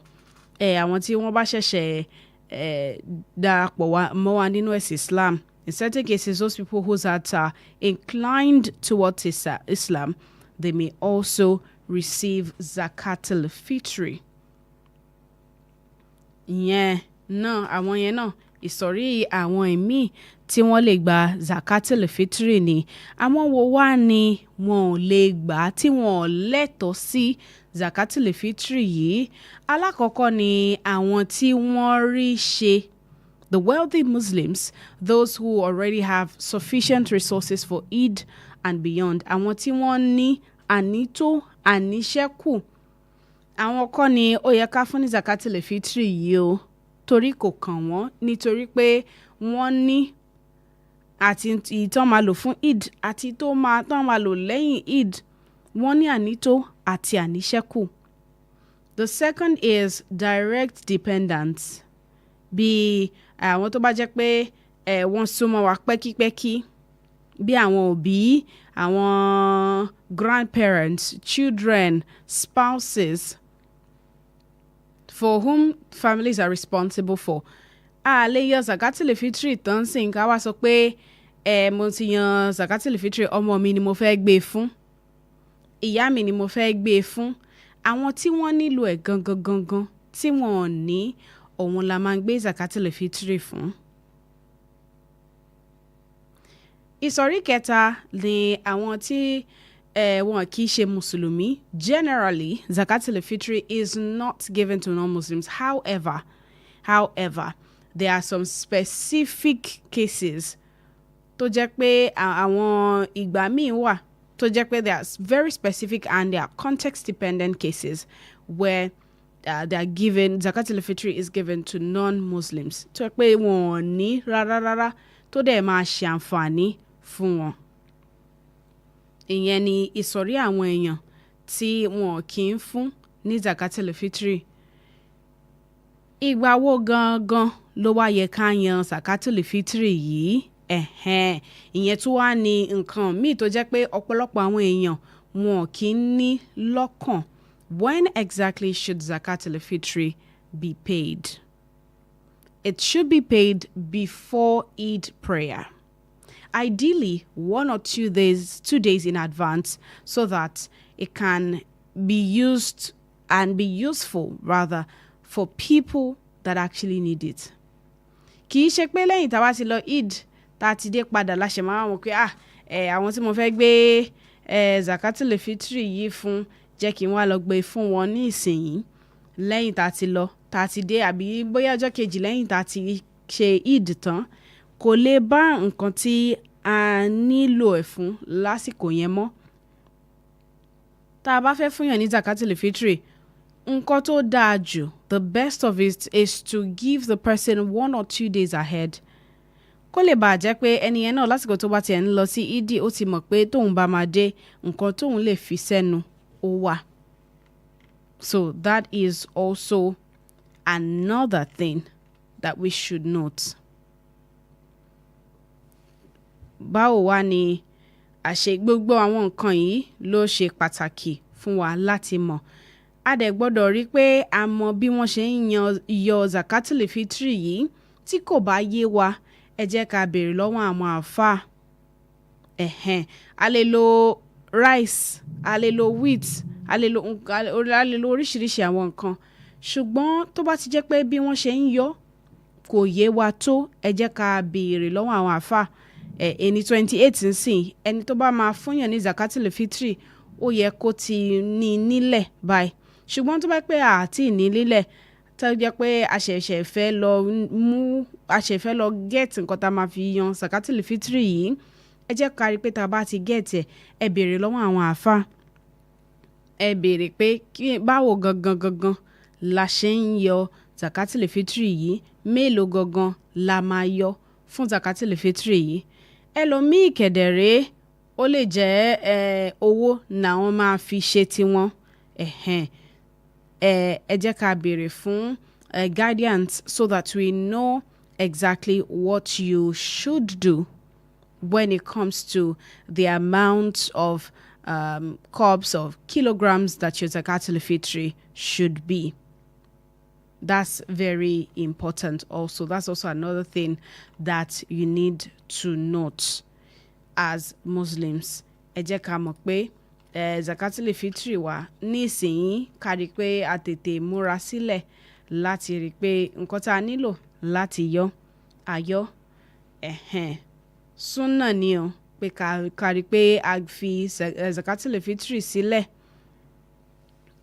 kó tó di pé a lọ kí ìrun ìdí.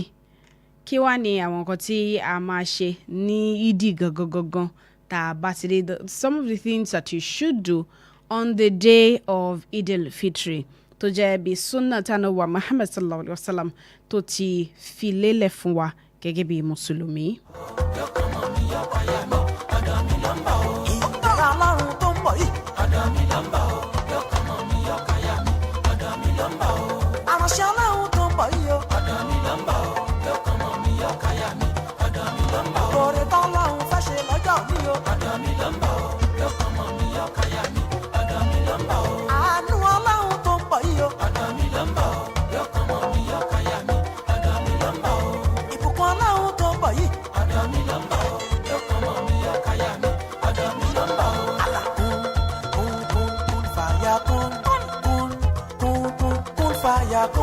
Gbogbo tí mo béèrè Ọlọ́run fàṣẹ sí o dákun má jẹ̀jẹ̀ ká pé kí ni mo wá ẹ̀sìn fún ọ. Kún fàyà kún fàyà kún gbogbo tí mo béèrè. Ẹ jẹ́ ká wá sọ̀rọ̀ nípa àwọn nǹkan tá a gbọ́dọ̀ mọ̀ tó jẹ́ súnà fún wa ní ọjọ́ Eid. Some sunnah acts that we should do on the day of Eid. Some of it at one, engaging in takbir, saying Allahu Akbar, La ilaha illallah, láti ìgbà tá bá ti jí títí di ìgbà tí a bá máa kí Eid. Takbir is recommended for all of us male, female, young and old. Kárí pé à ń ṣe tekbir láti àsìkò tá a bá ti jí títí di àsìkò tí a fi kírun. Òun ni a máa ṣe gbólóhùn Allahu Akbar tá a máa ṣe tekbir lọ. Ìkejì ni pé kárí pé a yan zakatul fitri kó tó di pé a máa lọ kí Eid. Before we go to Eid, it's important for us to ensure that we pay our zakat al-fitri before Eid. Ideally, like I said before, it should be given in advance to whoever is in need of it that you want to give it to. Ìyẹn náà ó ṣe pàtàkì fún wa láti ní lọ́kàn. Ẹlẹ́ẹ̀kẹta ni pé ká wọ èyí tó dáa jù nínú aṣọ wa. Nǹkan tí òyì tó dáa jù nínú aṣọ tó wọ wá lè ká tó dẹ̀ ṣe é rí tó jojú ń gbèsè. Appear in your best clean clothes, what you can afford, that is reasonable and modest. Kì í ṣe Eid ground láti máa wá fi ṣe pé wọ́n gbọ́dọ̀ mọ̀ pé àbáyá tí mo wọ̀ yìí 250,000 naira ni. You don't do show off in Islam. And the Eid ground is not the best place to come and show off your abaya or to come and show off your jalab. Showing off that is very expensive. Kì í dẹ̀ ṣe pé ti torí pé ṣé màá wá yọlẹ̀ ní ìdí ni tí gbogbo àwọn èèyàn ti ra àbáyá jẹ́ lọ yáwó kí èmi náà lè fi ra àbáyá kí n lè fi mo gba àwẹ̀ 29 àbí 30 mi wá ní yọra ló tó bá ti dọjọ́ ọdún.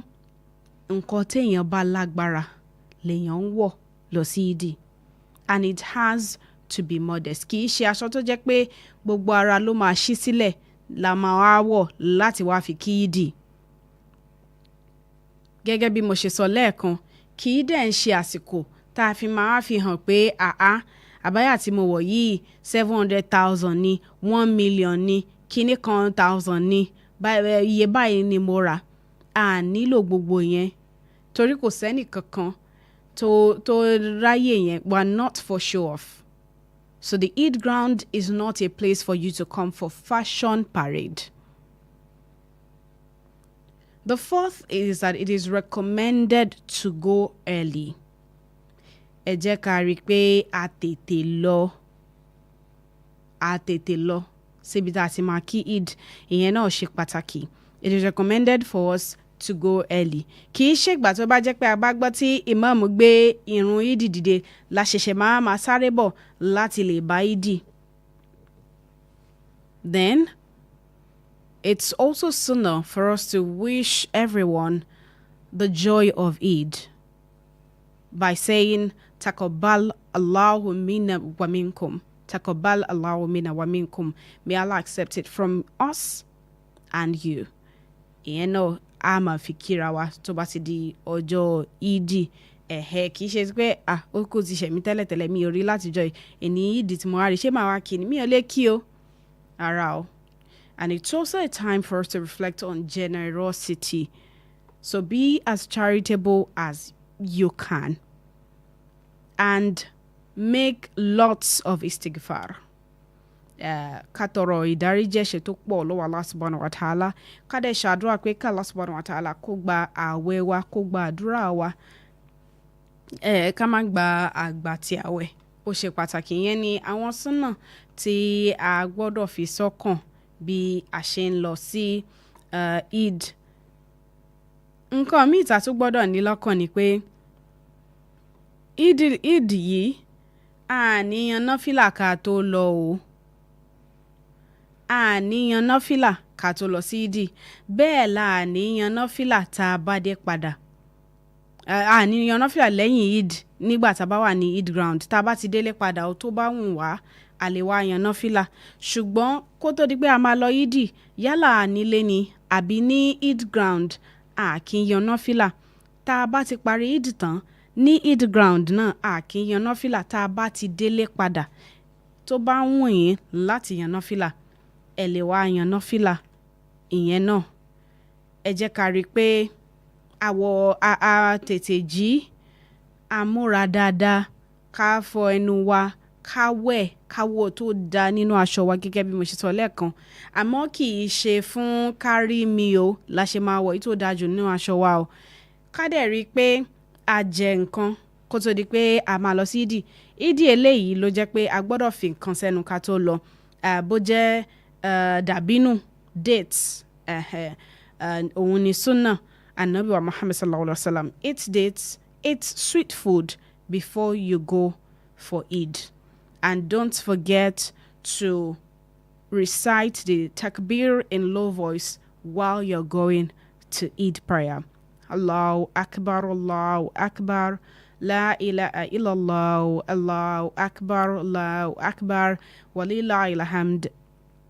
Kíyẹn náà má jalè nù wá díẹ̀díẹ̀ bàbá ṣe ń lọ sí Eid ground. Abẹ́lẹ́ Allah subhanahu wa ta'ala pé àwẹ̀ tá a gbà yìí kó gba níbàdà fún àtẹ̀mí àti yín kó má dàlù wà láyà kó ṣe àforíjẹ̀ṣẹ̀ fún àtẹ̀mí àti yín. Ramadan ọdún tó ń bọ̀ kó ṣojú wa insha Allah bi qudratullah títí ọ̀sẹ̀ tó ń bọ̀ tá a tó máa pàdé lórí ètò World of Islam lórí ìkànnì kànga Àgbọ́nmàgbẹ̀ Wells Radio 89.3 FM. Assalamu alaikum wa rahmatullahi wa barakatuhu. Khadija bint Ali lórúkọ tèmi máa salam. ṣe ní adẹ́fimúṣẹ́ ló lè mọ̀kàn mi yọ ṣẹ̀ṣẹ̀ gbàdúrà mi wọlé àṣẹ lọ. ó yá ẹ máa wí bí mo bá ṣe wí. ẹ máa wí bí mo bá ṣe wí. àní ẹ máa wí bí mo bá ṣe wí sẹ́. ẹ máa wí bí mo bá ṣe wí. gbogbo ń tá a bá sọ àṣẹ ti gùn. gbogbo ń tá a bá sọ àṣẹ ti gùn. àní gbogbo ń tá a bá sọ àṣẹ ti gùn. gbogbo ń tá a bá sọ àṣẹ ti gùn. ọlọ́run máa jẹ́ ìrìnàjò tí wọ́n ò ní dé. máa jẹ́ ìrìnàjò tí wọ́n ò ní dé. ọlọ́run máa jẹ́ ìrìnàjò tí wọ́n ò ní dé. máa jẹ́ ìrìnàjò tí wọ́n ò ní dé. ọlọ́run máa jẹ́ ń bẹ́lẹ̀ ṣùwọ́ kọ̀ọ̀kan o. máa jẹ́ ń bẹ́lẹ̀ ṣùwọ́ kọ̀ọ̀kan o. àlàsẹ̀ nínú ni máa jẹ́ ń bẹ́lẹ̀ ṣùwọ́ kọ̀ọ̀kan o. máa jẹ́ ń bẹ́lẹ̀ ṣùwọ́ kọ̀ọ̀kan o. ọlọ́run ẹni kú ẹ pè ní kọ́lá máa jẹ́ ń bá wọn jà ní tèmi. ẹni kú ẹ pè ní kọ́lá máa jẹ́ ń bá wọn jà ní tèmi. alẹ́ ní kú ẹ pè ní kọ́lá máa jẹ́ ń bá wọn jà ní tèmi ya Rabbi. ẹni kú ẹ pè ní kọ́lá máa jẹ́ ń bá wọn jà ní tèmi. ọlọ́run ẹ̀ṣẹ̀ ẹlẹ́ṣẹ̀ tí mo wọ́. ẹ̀ṣẹ̀ ẹlẹ́ṣẹ̀ tí mo wọ́. ọlọ́run ẹ̀ṣẹ̀ ẹlẹ́ṣẹ̀ tí mo wọ́. ẹ̀ṣẹ̀ ẹlẹ́ṣẹ̀ tí mo wọ́. ọlọ́run ọlọ́rọ̀ tí mẹ́sẹ̀ o. ọ̀rọ̀ ọlọ́rọ̀ tí mẹ́sẹ̀ o. ọlọ́run ọlọ́rọ̀ tí mẹ́sẹ̀ o. ọ̀rọ̀ ọlọ́rọ̀ tí mẹ́sẹ̀ o. ọ̀rọ̀ tẹ́nìkan ti dá kalẹ̀ tó sá ọlọ́run jọ̀wọ́ má fi mí tán. ọ̀rọ̀ tẹ́nìkan ti dá kalẹ̀ tó sá ọlọ́run jọ̀wọ́ má fi mí tán. ọ̀rọ̀ tẹ́nìkan ti dá kalẹ̀ tó sá ọlọ́run jọ̀wọ́ má fi mí tán. ọ̀rọ̀ tẹ́nìkan ti dá kalẹ̀ tó sá ọlọ́run jọ̀wọ́ má fi mí tán. Ya salam, ìbùkún ọlọ́run tó ń bọ̀ yìí o. ọ̀dọ̀ mi ló ń bọ̀ o, yóò kọ́ mọ́ mi yóò káyà mi. ọ̀dọ̀ mi ló ń bọ̀ o. ìdẹ̀ra ọlọ́run tó ń bọ̀ yìí. ọ̀dọ̀ mi ló ń bọ̀ o, yóò kọ́ mọ́ mi yóò káyà mi. ọ̀dọ̀ mi ló ń bọ̀ o. àránṣẹ́ ọlọ́run tó ń bọ̀ yìí o. ọ̀dọ̀ mi ló ń bọ̀ o, yóò kọ́ mọ́ mi yóò káyà mi. ọ̀dọ̀ mi ló ń bọ̀ o. àánú ọlọ́run tó ń bọ̀ yìí. ọ̀dọ̀ mi ló ń bọ̀ o, yóò kọ́ mọ́ mi yóò káyà mi. ọ̀dọ̀ mi ló ń bọ̀ o. orin tọ́lọ́run fẹ́ ṣe lọ́jọ́ ní o. ọ̀dọ̀ mi ló ń bọ̀ o, yóò kọ́ mọ́ mi yóò káyà mi. ọ̀dọ̀ mi ló ń bọ̀ o. orin tọ́lọ́run fẹ́ ṣe lọ́jọ́ ní o. ọ̀dọ̀ mi ló ń bọ̀ o, yóò kọ́ mọ́ mi yóò káyà mi. ọ̀dọ̀ mi ló ń bọ̀ o. orin kàbìtì orin kẹ̀kẹ́. ọ̀dọ̀ mi ló ń bọ̀ o. orin kàkà. yóò káyà mi. ọ̀dọ̀ mi ló ń bọ̀ o. ọlọ́run ṣàánú mi mo ti ń dàgbà o. má jẹ́ kí n dòkú sára kí n tó dé. torí káwọn ọ̀tá ó máa sọ pé ó ti ń jọyàn bọ̀ dákun jẹ́ ìyàn nígbà tí wọ́n lè yan. dákun jẹ́ ìyàn nígbà tí wọ́n lè yan fanda. ìbùkún ọlọ́run tó ń bọ̀ yìí. ọ̀dọ̀ mi ló ń bọ̀ o, yóò kọ́ mọ́ mi yóò káyà mi. ọ̀dọ̀ mi ló ń bọ̀ o. ìdẹ̀ra ọlọ́run tó ń bọ̀ yìí. ọ̀dọ̀ mi ló ń bọ̀ o, yóò kọ́ mọ́ mi yóò káyà mi. ọ̀dọ̀ mi ló ń bọ̀ o. àránṣẹ́ ọlọ́run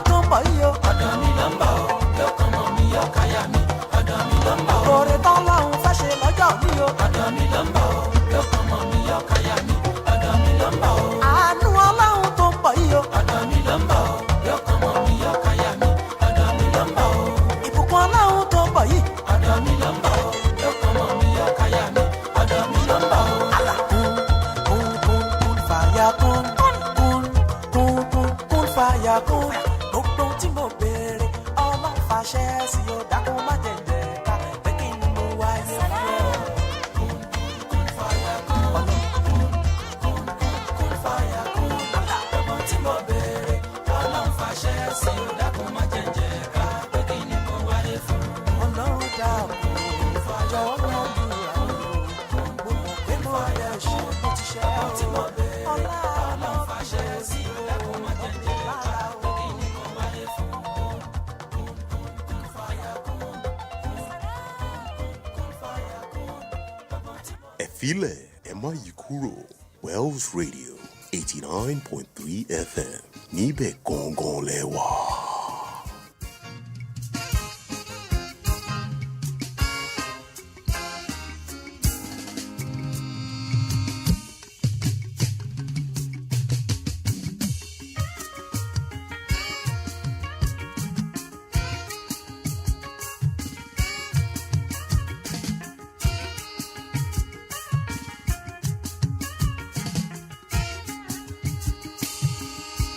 Ọlọ́run pínre tèmi fún mi, Ọlọ́run pínre tèmi fún mi, Ọlọ́run pínre tèmi fún mi, Ọlọ́run pínre tèmi fún mi.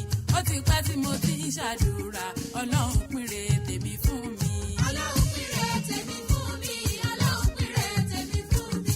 Ó ti pẹ́ tí mo ti ń ṣàdúrà, Ọlọ́run pínre tèmi fún mi. Ọlọ́run pínre tèmi fún mi, Ọlọ́run pínre tèmi fún mi, Ọlọ́run pínre tèmi fún mi, Ọlọ́run pínre tèmi fún mi. Ó ti pẹ́ tí mo ti ń ṣàdúrà, Ọlọ́run pínre tèmi fún mi.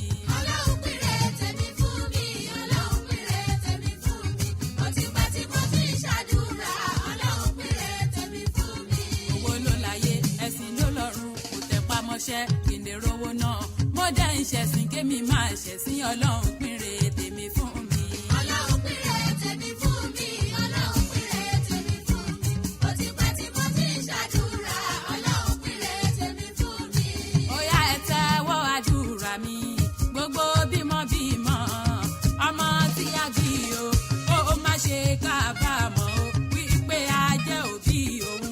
Àwa gan tí a bímọ, ká má ṣe kábàámọ̀ o, wípé a bí wọn lọ́mọ. Aya tí a fẹ́ o, ó má ṣe kábàámọ̀ o, wípé a fẹ́ òun láya. Ọkọ tí a fẹ́ o, ó má ṣe kábàámọ̀ o, wípé a fẹ́ òun lọ́kọ. Kò tẹpá mọ́ṣẹ́ kí n lè rówó ná. Mo dẹ́ ń ṣẹ̀sìn kémi máa ṣẹ̀sìn, Ọlọ́run pínre tèmi fún mi. Ọlọ́run pínre tèmi fún mi, Ọlọ́run pínre tèmi fún mi. Ó ti pẹ́ tí mo ti ń ṣàdúrà, Ọlọ́run pínre tèmi fún mi. Alágíga ní Òṣònùbí, aṣíwájú bọ́bá kẹyẹ fún gbogbo Ìbàdàn ní tilé toko. Lọ́jọ́ tó ṣí iléeṣẹ́ tuntun, gáàsófọ́ ní Ìṣọ̀mí, ní tógèsì ní Ìbàdàn o. Ayé gbọ́rùn mọ̀ sí, èmi gan kì í fáyà tún sí nga. Mo bá wọn gbé bórun dé ibẹ̀ o, mo bá wọn dé ibẹ̀ ṣàbọ̀jọ. Wọ́n fún mi nírẹsì mo jẹ o, wọ́n fún mi lámàlà mo tún wo. Torí pé inú mi ń dùn sí, Ọlọ́run pínre tèmi fún mi. Ọlọ́run pínre tèmi fún mi, Ọlọ́run pínre tèmi fún mi. Ó ti pẹ́ tí mo ti ń ṣàdúrà, Ọlọ́run pínre tèmi fún mi. Àjàrà mọ́tàlá wà lì o, rámúlọ́ ìmọ̀ òpè yẹn lọ́jọ́ tó ń ṣí ilé tuntun. Aláàfin kábíyèsí Ọ̀yọ́, bàbá kan wọ́n débẹ̀ wọ́n yọ̀ fún un. Aláàjì Ganiyu láfẹ́ ń wá ló ṣe wá sí. Èmi gan kì í fáyà tún sí nga o, mo bá wọn gbé bórun dé ibẹ̀ o, mo bá wọn dé ibẹ̀ ṣàbọ̀jọ. Wọ́n fún mi nírẹsì mo jẹ o, wọ́n fún mi lámàlà mo tún wo. Torí pé inú mi ń dùn sí, Ọlọ́run pínre tèmi fún mi. Ọlọ́run pínre tèmi fún mi, Ọlọ́run pínre tèmi fún mi. Ó ti pẹ́ tí mo ti ń ṣàdúrà, Ọlọ́run pínre tèmi fún mi. Ajítájúdí níbi ìyókù, Hollywood l'Amẹ́ríkà o, Alájí Àjà Alákàsímù mi, Z Entertainment, Atlanta l'Amẹ́ríkà o, Alájí Lẹ́tífù preferred wholesome radio. أدام الله شعرك بالثبات أيا من يسأل المعروف حقا ويصدر منك منع الواجبات ìtọ́gbọ̀ ògbórin ọ̀rọ̀ gbogbo èdè arẹwà ojúlówó ọmọdé akọgun ni ẹran tí o gbógun bá ṣẹlẹ̀ níjọ àdúbà àdáni ẹran tí ọgbọ́n ìjìnlẹ̀ àti ohun tó jẹ́ ti ń gbèsè orin àsìkò ní ẹran tí mi sí àgbà òkè ètè finú òkìtì ṣe yẹ̀wù Saoty ìwòlẹ́wà túngbédé ẹ̀tọ́ ọkọ ìyàwó síyàwó ẹ̀ àti tìyàwó sọ́kọ tó bá fẹ́ ṣe bẹ́ẹ̀ tí mọ̀ mi lálàfọ̀ ṣe orin mi ò kọ́ dànù máma gbọ́ dànù. sọ́kọ tìyàwó ẹ̀ tẹ́tí ẹ̀ gbọ́. tí mọ̀ mi lálàfọ̀ ṣe orin o mi ò kọ́ dànù máma gbọ́ dànù. sọ́kọ tìyàwó ẹ̀ tẹ́tí ẹ̀ gbọ́. ọkùnrin tó ní káyà ń máa wò ta ṣó ń ṣe òun táyà ń wò nílé ọkọ tó níyàwó gbọ́ tòun ṣóun náà ń ṣe bó bá ṣe tán. ọkùnrin tó ní káyà ń máa wò ta ṣó ń ṣe òun táyà ń wò nílé ọkọ tó níyàwó gbọ́ tòun ṣóun náà ń ṣe bó bá ṣe tán. ọkùnrin tó ní káyà ń máa wò ta ṣó ń ṣe òun táyà ń wò nílé ọkọ tó níyàwó gbọ́ tòun bá ṣe tán o. ọkùnrin tó ní káyà ń máa wò ta. ó ní káyà ń máa wò ta o. ọkọ tó níyàwó gbọ́ tòun ṣóun náà ṣe bó bá ṣe tán. ẹni ṣe wúrẹ́ mọ́lẹ̀ tí ó bọ̀ ewúrẹ́ bá já lọ́ta ló lẹ́bi ṣàkùnrin ní àbí dìgẹ̀rẹ̀ o tẹ́níyàwó tẹ ò lè kẹ́ bẹ́ẹ̀ni wọn ní tábì wọn ń rìn lọ wọn láwọn ní gbajúmọ̀ nígboro ẹ wá lẹ́kẹ́ wá òyàwó wọn ó dàbí wèrè tó ń sun gọ́tà ni ìwọ ń jẹun tó ń hùn ẹni ta ìyàwó ń jẹ lásìkò mo sáṣọ lápò tí àyà rẹ̀ ṣètò ìbéèrè ṣóun náà ṣe bó bá ṣe tán. kọ́ ni lẹ́sẹ̀ ni gbòǹgbò tí ó kojú rí kò ní ṣeṣe ó bá mọ̀ kó máa wá di Tyson ni tó jẹ́ pẹ́ free time nínú ni kò jẹ́ sọ pé òun ò gbà fúru ẹ ṣọmọ tó fẹ́ níṣu lọ́kàrẹ́ ọmọlọ́mọ tó rí rùmúrùmú tó dàbí ẹrú tí ó rọ́kà jẹ ìyàwó rojú ẹ nílẹ̀ rí àfi tó bá ń fẹ́ ṣe tọkọtaya aya ń gbọ̀n bí olótùtù ni kó tó lè bọ́ ọkọ ẹ jíròrò ojú kòkó kọ́là fi ń ṣẹ̀gbọ́n tó bá tún lẹ́nu kò níwọ̀ ọmọ kóbìnrin bá tutù ẹ má lè mọ ṣẹ́ẹ̀ṣì ní ìjọ ẹ̀yìn ọkùnrin kì í ṣe pé mo ń gẹ̀ wá dọ̀dẹ̀ o ṣùgbọ́n gbèrò kẹfọ́ pọlọ sí i. ọkùnrin tó ní káyà ń máa wò ta ṣó ń ṣe òun táyà ń wò nílé ọkọ tó níyàwó gbọ́ tòun ṣóun náà ṣe bó bá ṣe tán. Gbàdámọ̀ ọdẹ tó ń lùlù ọdẹ Gbàdámọ̀sí tó ń lùlù ọdẹ àìbùkì tí ó jò kì í ṣọbọ ṣòro pé yàwó ẹ̀ ò ní mọ̀ ni owó dọ́wọ́ yín bàbá òun oṣù bá lé ìwé rẹ̀ léwu owó dọ́wọ́ ilẹ̀ ń kanra ojoojúmọ́ kì í dá fọlọ́tí ẹrú tá a bá fẹ́ tà wọ́n ń bọ̀ ni wọ́n nílẹ̀kùn yíyan ọdún gbàrí àfi tẹ́ máa ń pẹ́ kòsíkòsí ìyàwó ló ń ṣọ́ọ̀gù tọmọ ẹ̀ kò mójú kófó ẹ̀ kóbìnrin igi ẹ̀gbá ṣeré pẹ̀lẹ́sọ ẹ̀ òun ló dirú ọbẹ̀ tó ń ṣe jẹ adẹ́takùtẹ́ tí yóò gbin ẹgbẹ́ ọgbọ́n ló kẹ́ràn kò ẹ̀ má gbàgbé wípé òun tá ó bá ti fẹ́ ó bàjẹ́ wípé òun tá ó bá ti fẹ́ ó bàjẹ́ o ká tọ́jú ẹni ó rí tọ́jú o. ọkùnrin tó ní káyà ń máa wò ta ṣó ń ṣe òun táyà ń wò nílé ọkọ tó níyàwó gbọ́ tòun ṣóun náà ṣe bó bá ṣe tán. gbogbo ohun tó bá rí ìwọ ló wá ṣùgbọ́n yìí ìwọ ló wá gbogbo ohun tó bá rí ìwọ ló wá ọkọ tó mú ọbẹ̀ fún ìyàwó tó ní kí ìyàwó àgàrí pẹ́ sí ṣerú ẹni wọ́n ń pè lọ́kùnrin ó tún máa mú ọbẹ̀ fún ìyàwó ìwé pẹ̀lú báírò ló fi ṣí ó mọ ètè epo pẹ̀lú ìyọjẹ ó tún mọjọ́ tó yẹ kọ́bẹ̀ tán ṣe ló ń kẹran sọbẹ̀ fún ìyàwó ọgbọ́n àgbọ̀njù ṣe ló ń dẹ̀gọ́ ètè obìnrin wájọgbọ́n ẹ̀ lọ tọ́gbọ́n ọkùnrin bá fògì tó fọ́pẹ́ ẹ̀ǹkulé obìnrin tó ro kógọ yẹn ẹ̀ǹkulé ẹ̀yìnkùlé obìnrin tó rò púpọ̀ yẹn ibẹ̀ ló tún máa padà wá bá sí kò sí bọ́n ò ṣe níjẹ́ lára ẹ ṣáìlẹ̀ kọ́lé ìyá bíwá ẹ tó rẹ̀ bí àyà ẹ sí nǹkan yóò bá ní ká sọ ohun tá ò ṣe ni ẹnìkan yín àná ẹ lódì o bí ológun ló ń ṣe é sí àná kò ṣàpọ́nlé ẹbí ìyàwó ẹ rí ẹ̀ṣẹ̀ kọ́kẹ́ bí ọmọ ó ọmọ wọn ẹ̀ṣẹ̀ kọ́kẹ́ bí aya ó ọmọ wọn bọ́kọ bá rí wọn kì í dùn mọ́ ìyàwó kẹ́ńdà sẹ́bí rẹ̀ ó ti so bí rẹ̀ dòbí òun bíyàwó bá yá ṣàṣẹ bí rẹ̀ bíyàwó bá yá ṣàṣẹ bí rẹ̀ àfọwọ́fà ẹni má bá wí rárá o. ọkùnrin tó ní táyà ó máa ta ṣoṣe ìtọ́yàwó nílé ọkọ tó níyàwó ọgbà tóun ìṣòun náà ṣe bó bá ṣe tán. mo máa wúrẹ́ ọlá kan bọ́kùnrin mo máa wúrẹ́ ọlá kan bọ́kùnrin àjẹbí ìdán níta bá lè ṣe bọ́kùnrin bá ti jọkọ̀ tó mẹ́tọ́ kó tó jáde lówùrọ̀ kó dàbọ̀ bó ti mú owó òun jẹ fún ìyàwó ó sì tún mú tọmọ ẹ sílẹ̀ mọ́ dádì goodbye pẹ̀lú ẹ̀rín ayálé ní àdá ọkọ mi ire níjọ yẹn kò sí tàbí ìkànnì yẹn tún wá gbà mí sí àlàáfíà tó lò fúnyàwó lórí alẹ́ má jẹ́ kó rẹ̀ kó ní kó tó tún ṣe mí sí kóbìnrin múra níta tóun ẹ làwọn tó bá lò fún ìyàwó rẹ̀ tọkùnrin bá ti fún òwúrọ̀ ṣe níná lílo táyé lè rí níta tọkùnrin tún ṣalẹ̀ pẹ̀lú ooru tíyàwó fi ń pe bàbá nìyẹn o tó bá ní kójókòó kò ní ìdè wo tó bá ní kójókòó kò ní ìdè yóò sì máa ṣe ohun tó fẹ́. ó ní káyà máa wò ta o òun náà kẹ̀ṣẹ̀ tọ́. ọkọ tó níyàwó gbọ́ tòun o. ọkọ tó níyàwó gbọ́ tòun o.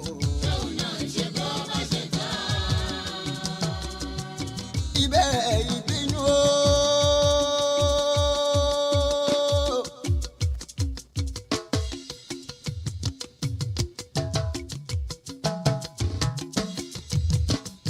ìbẹ̀rẹ̀ ìbínú bí àgbọ̀n ọ̀nà ló ń rí àbámọ̀ ló ń gbẹ̀yìn ìbínú èèyàn wa èèyàn ní sùúrù lọ́ba ọlọ́run mi gbé o.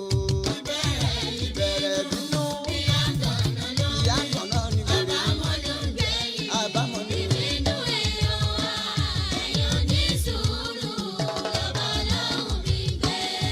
ajá ẹ̀wà bí ọdún ọmọdé kan lè yí jẹ́ fọkàn ní ìyàwó nílé o jẹ́ kí n bẹ̀rẹ̀ lórí ẹ̀ ìyàwó lọ dẹ̀dẹ̀ ọkọ tíbínú ọ̀hún bá dé tóun pẹ̀lú ọkọ bá ń jà àyà máa balẹ̀ jẹ́ gbogbo dúkìá láfọ́ ṣé kò mọ̀ pé tọmọ ni ìjà parí ọ̀rọ̀ àbò wàá gbọ́ lẹ́nu ọmọ ẹ̀. ìbẹ̀rẹ̀ bínú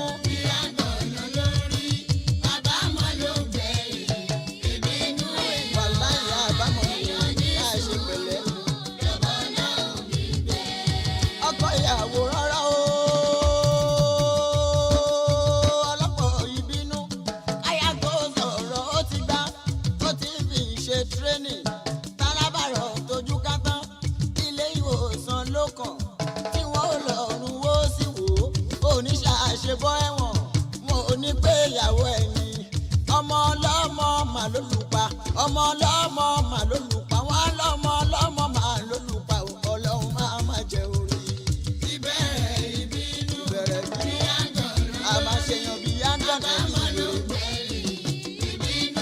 àbámọ̀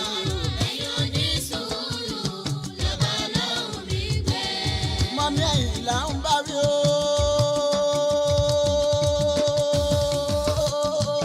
ẹ kú àsìkò yìí o kí ló dé tẹ̀ ń parọ́ ọkọ bí ẹni ń pa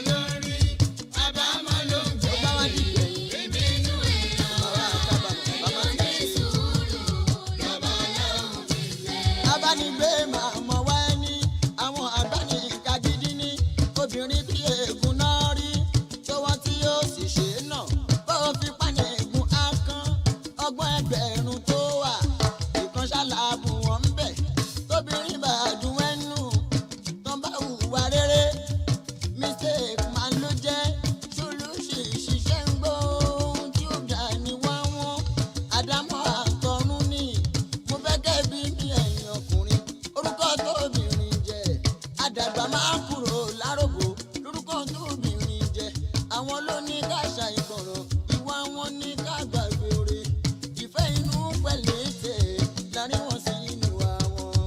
ìbẹ̀rẹ̀ ìbínú ìyá gànà lórí bàbá mọ́ ló ń gbẹ̀yìn ìbínú èèyàn èèyàn ní sùúrù lọ́ba lọ́hùn mi gbé. onísùúrù náwó náà ó onísùúrù náwó náà àwọn àpọ̀lárin káwọn lẹ̀ kó dákẹ́ kó lọ́dẹ̀yàwó sílé náà ká tó mọ̀ kó dákẹ́ yàtọ̀ sáwọn màmá wa aláwọ̀ òkú gidi làwọn ìyàwó wa oríṣi ìlàrún wọn tó bá ń fẹ́ láyà méjì kó kúkú sọ yẹn ká gbọ́ ìsìlámù gbà ẹ́ láyè má wá wí jàre rárá ìyàwó mi ò ṣe é kàn ó burú jù kó dá wò ó kò sóbìnrin tó pé kó fẹ́ dórí ọgọ́fà àkódá náà lè sí wọn tó bá lé ní sùúrù ó dájú kókó ìyàwó jọ kádánwó má dínkù pọ̀ ní kẹ́mi ẹ̀ ogun dáadáa. ìbẹ̀rẹ̀ ìbínú ìyá gànà lórí bàbá mọ́ ló ń gbẹ̀yìn ìbínú èèyàn ní sùúrù lọ́ba lọ́hùn mi gbé. àbámọ̀ ló ń gbẹ̀yìn o, ìbínú èèyàn wa. èèyàn ní sùúrù lọ́ba lọ́hùn mi gbé. ẹjọ́ ní sùúrù òun lọ́bọ̀ ọlọ́run mi gbé ìyàwó. èèyàn ní sùúrù lọ́ba lọ́hùn mi gbé. ọkọ ìyàwó ẹ̀yọ́ ní sùúrù lọ́bọ̀ ọlọ́run mi gbé. èèyàn ní sùúrù lọ́ba lọ́hùn mi gbé. lọ́bọ̀ ọlọ́run mi gbé. èèyàn ní sùúrù lọ́ba lọ́hùn mi gbé.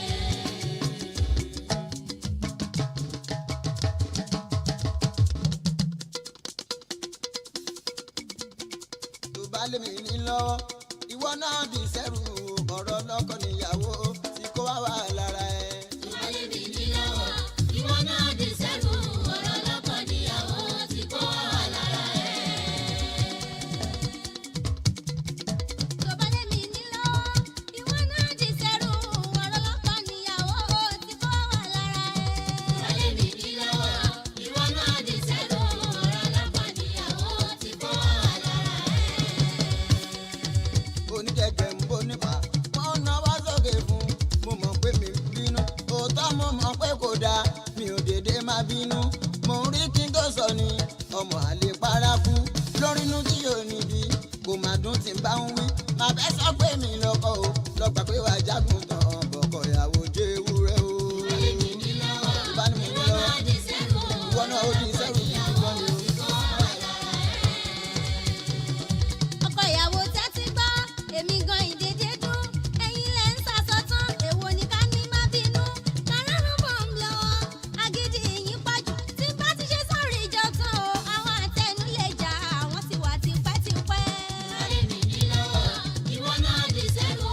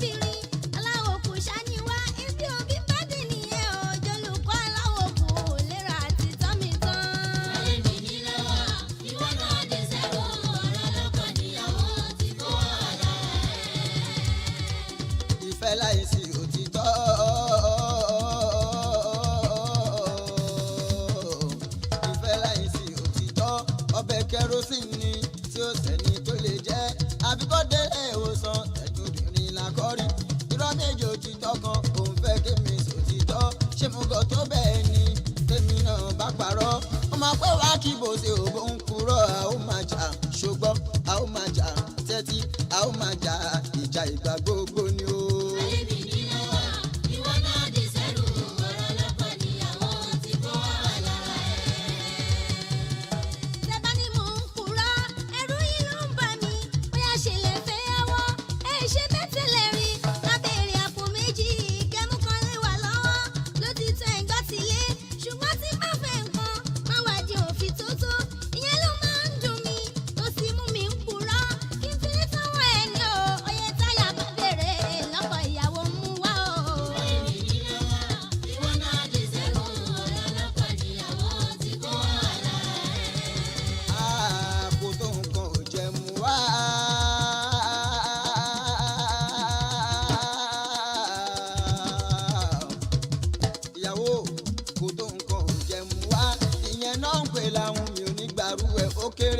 ọ̀kanjú àṣà nìyẹn òun ìwọ náà ní jẹ̀kan díẹ̀ ó tó ẹ mo rí i pé òun wọ̀wọ́ òun gàṣà ẹnìkan ọ̀nà ìgbàrí owó tí kálukú òjọra ò ti bá fún ẹ nísinsìnyí tí mo bá fún ẹ ní kọ̀bọ̀ má jiyàn ọpẹ́ ló tọ́ o.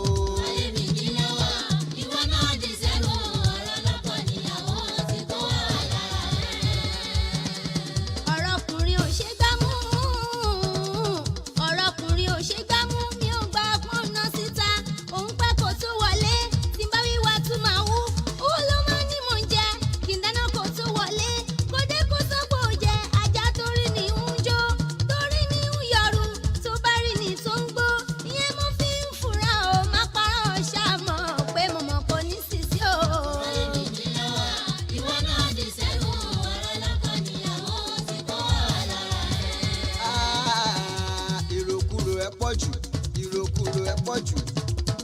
ìyàwó ìròkúrò ẹ pọ̀ jù òun ló fi ń hùwà sí mi mi ò fara gbígbóná aṣùmátọ́ ẹ pọ̀ jù tí bá pẹ́ kí n tó wọlé onírìsìn gidi ni ìwọ ò fẹ́ mọ bó ṣe jẹ́ wà ní mo obìnrin lọ tí bá múra tí mo pé wà ní mò ń wá wọn lọ tí bá gbà pé kan jẹ́jẹ́ gbòmẹ́ni tó pè mí obìnrin ló ń pè mí ẹ gbowó pọ̀ jù àfọlé mi ò fẹ́ kó provoke mi obìnrin jòwú pọ̀ jù apàrẹ̀ ẹ̀ tó bá yá àbí kò pọ̀ kọ gangan o ìwọ̀ntúnwọ̀nsí ni wà aláṣejù kí lájẹ pẹ́.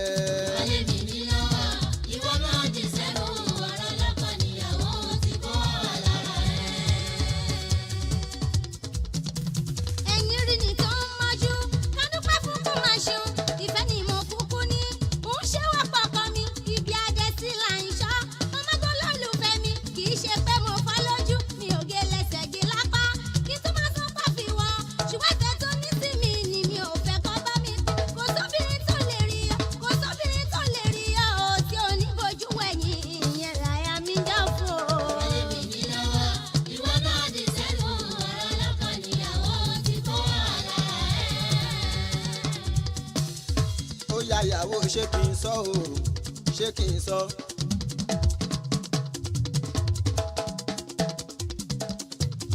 ṣé kí n sọ ṣé kí n sọ. nǹkan wo ni gbogbo ayé ń dà gìrìgìrì tí wọ́n ń pọn yìí. West Radio 89.3 FM kànga àgbọ̀nmágbẹ̀. The time is 2 p.m. from Wells Radio 89.3 FM, your preferred wholesome radio. láti ìkànnì kànga gbọ́nmágbẹ́ 89.3 FM gẹ́gẹ́ ní aago méjì ọ̀sán lù. Ẹ filẹ̀ ẹ má yí kúrò Wells Radio 89.3 FM níbẹ̀ gangan lẹ́wà.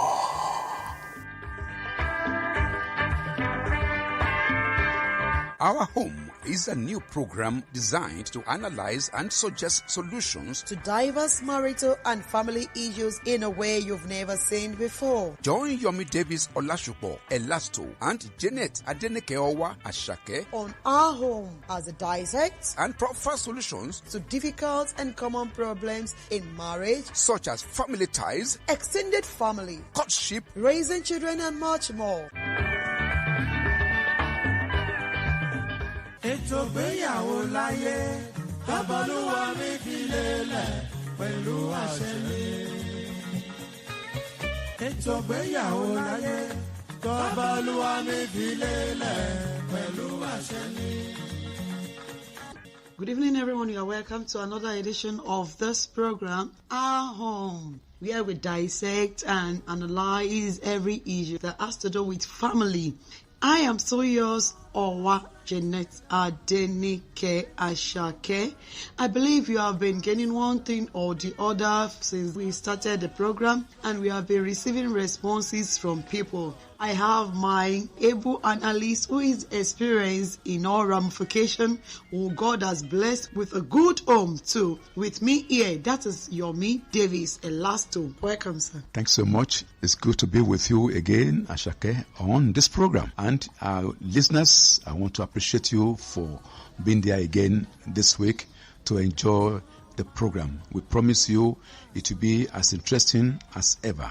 God helping us. Well, we can't but say thank you for being there too. We say God bless you, and all you that are listening, you are so much special to us. Now tonight we'll be treating some of the issues, the feedback we receive from people, some questions raised and then sent to us by some of our listeners.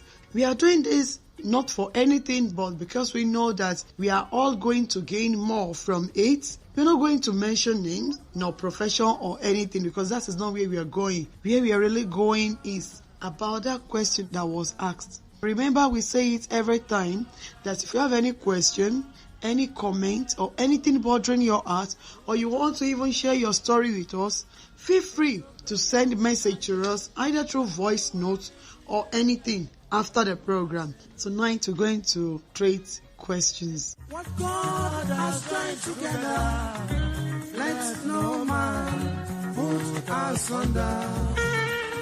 What God has joined together, let no man put asunder. There is this man who told us his own story and asked us how he can go about the issue. And this is it. He has someone he is proposing to get married to.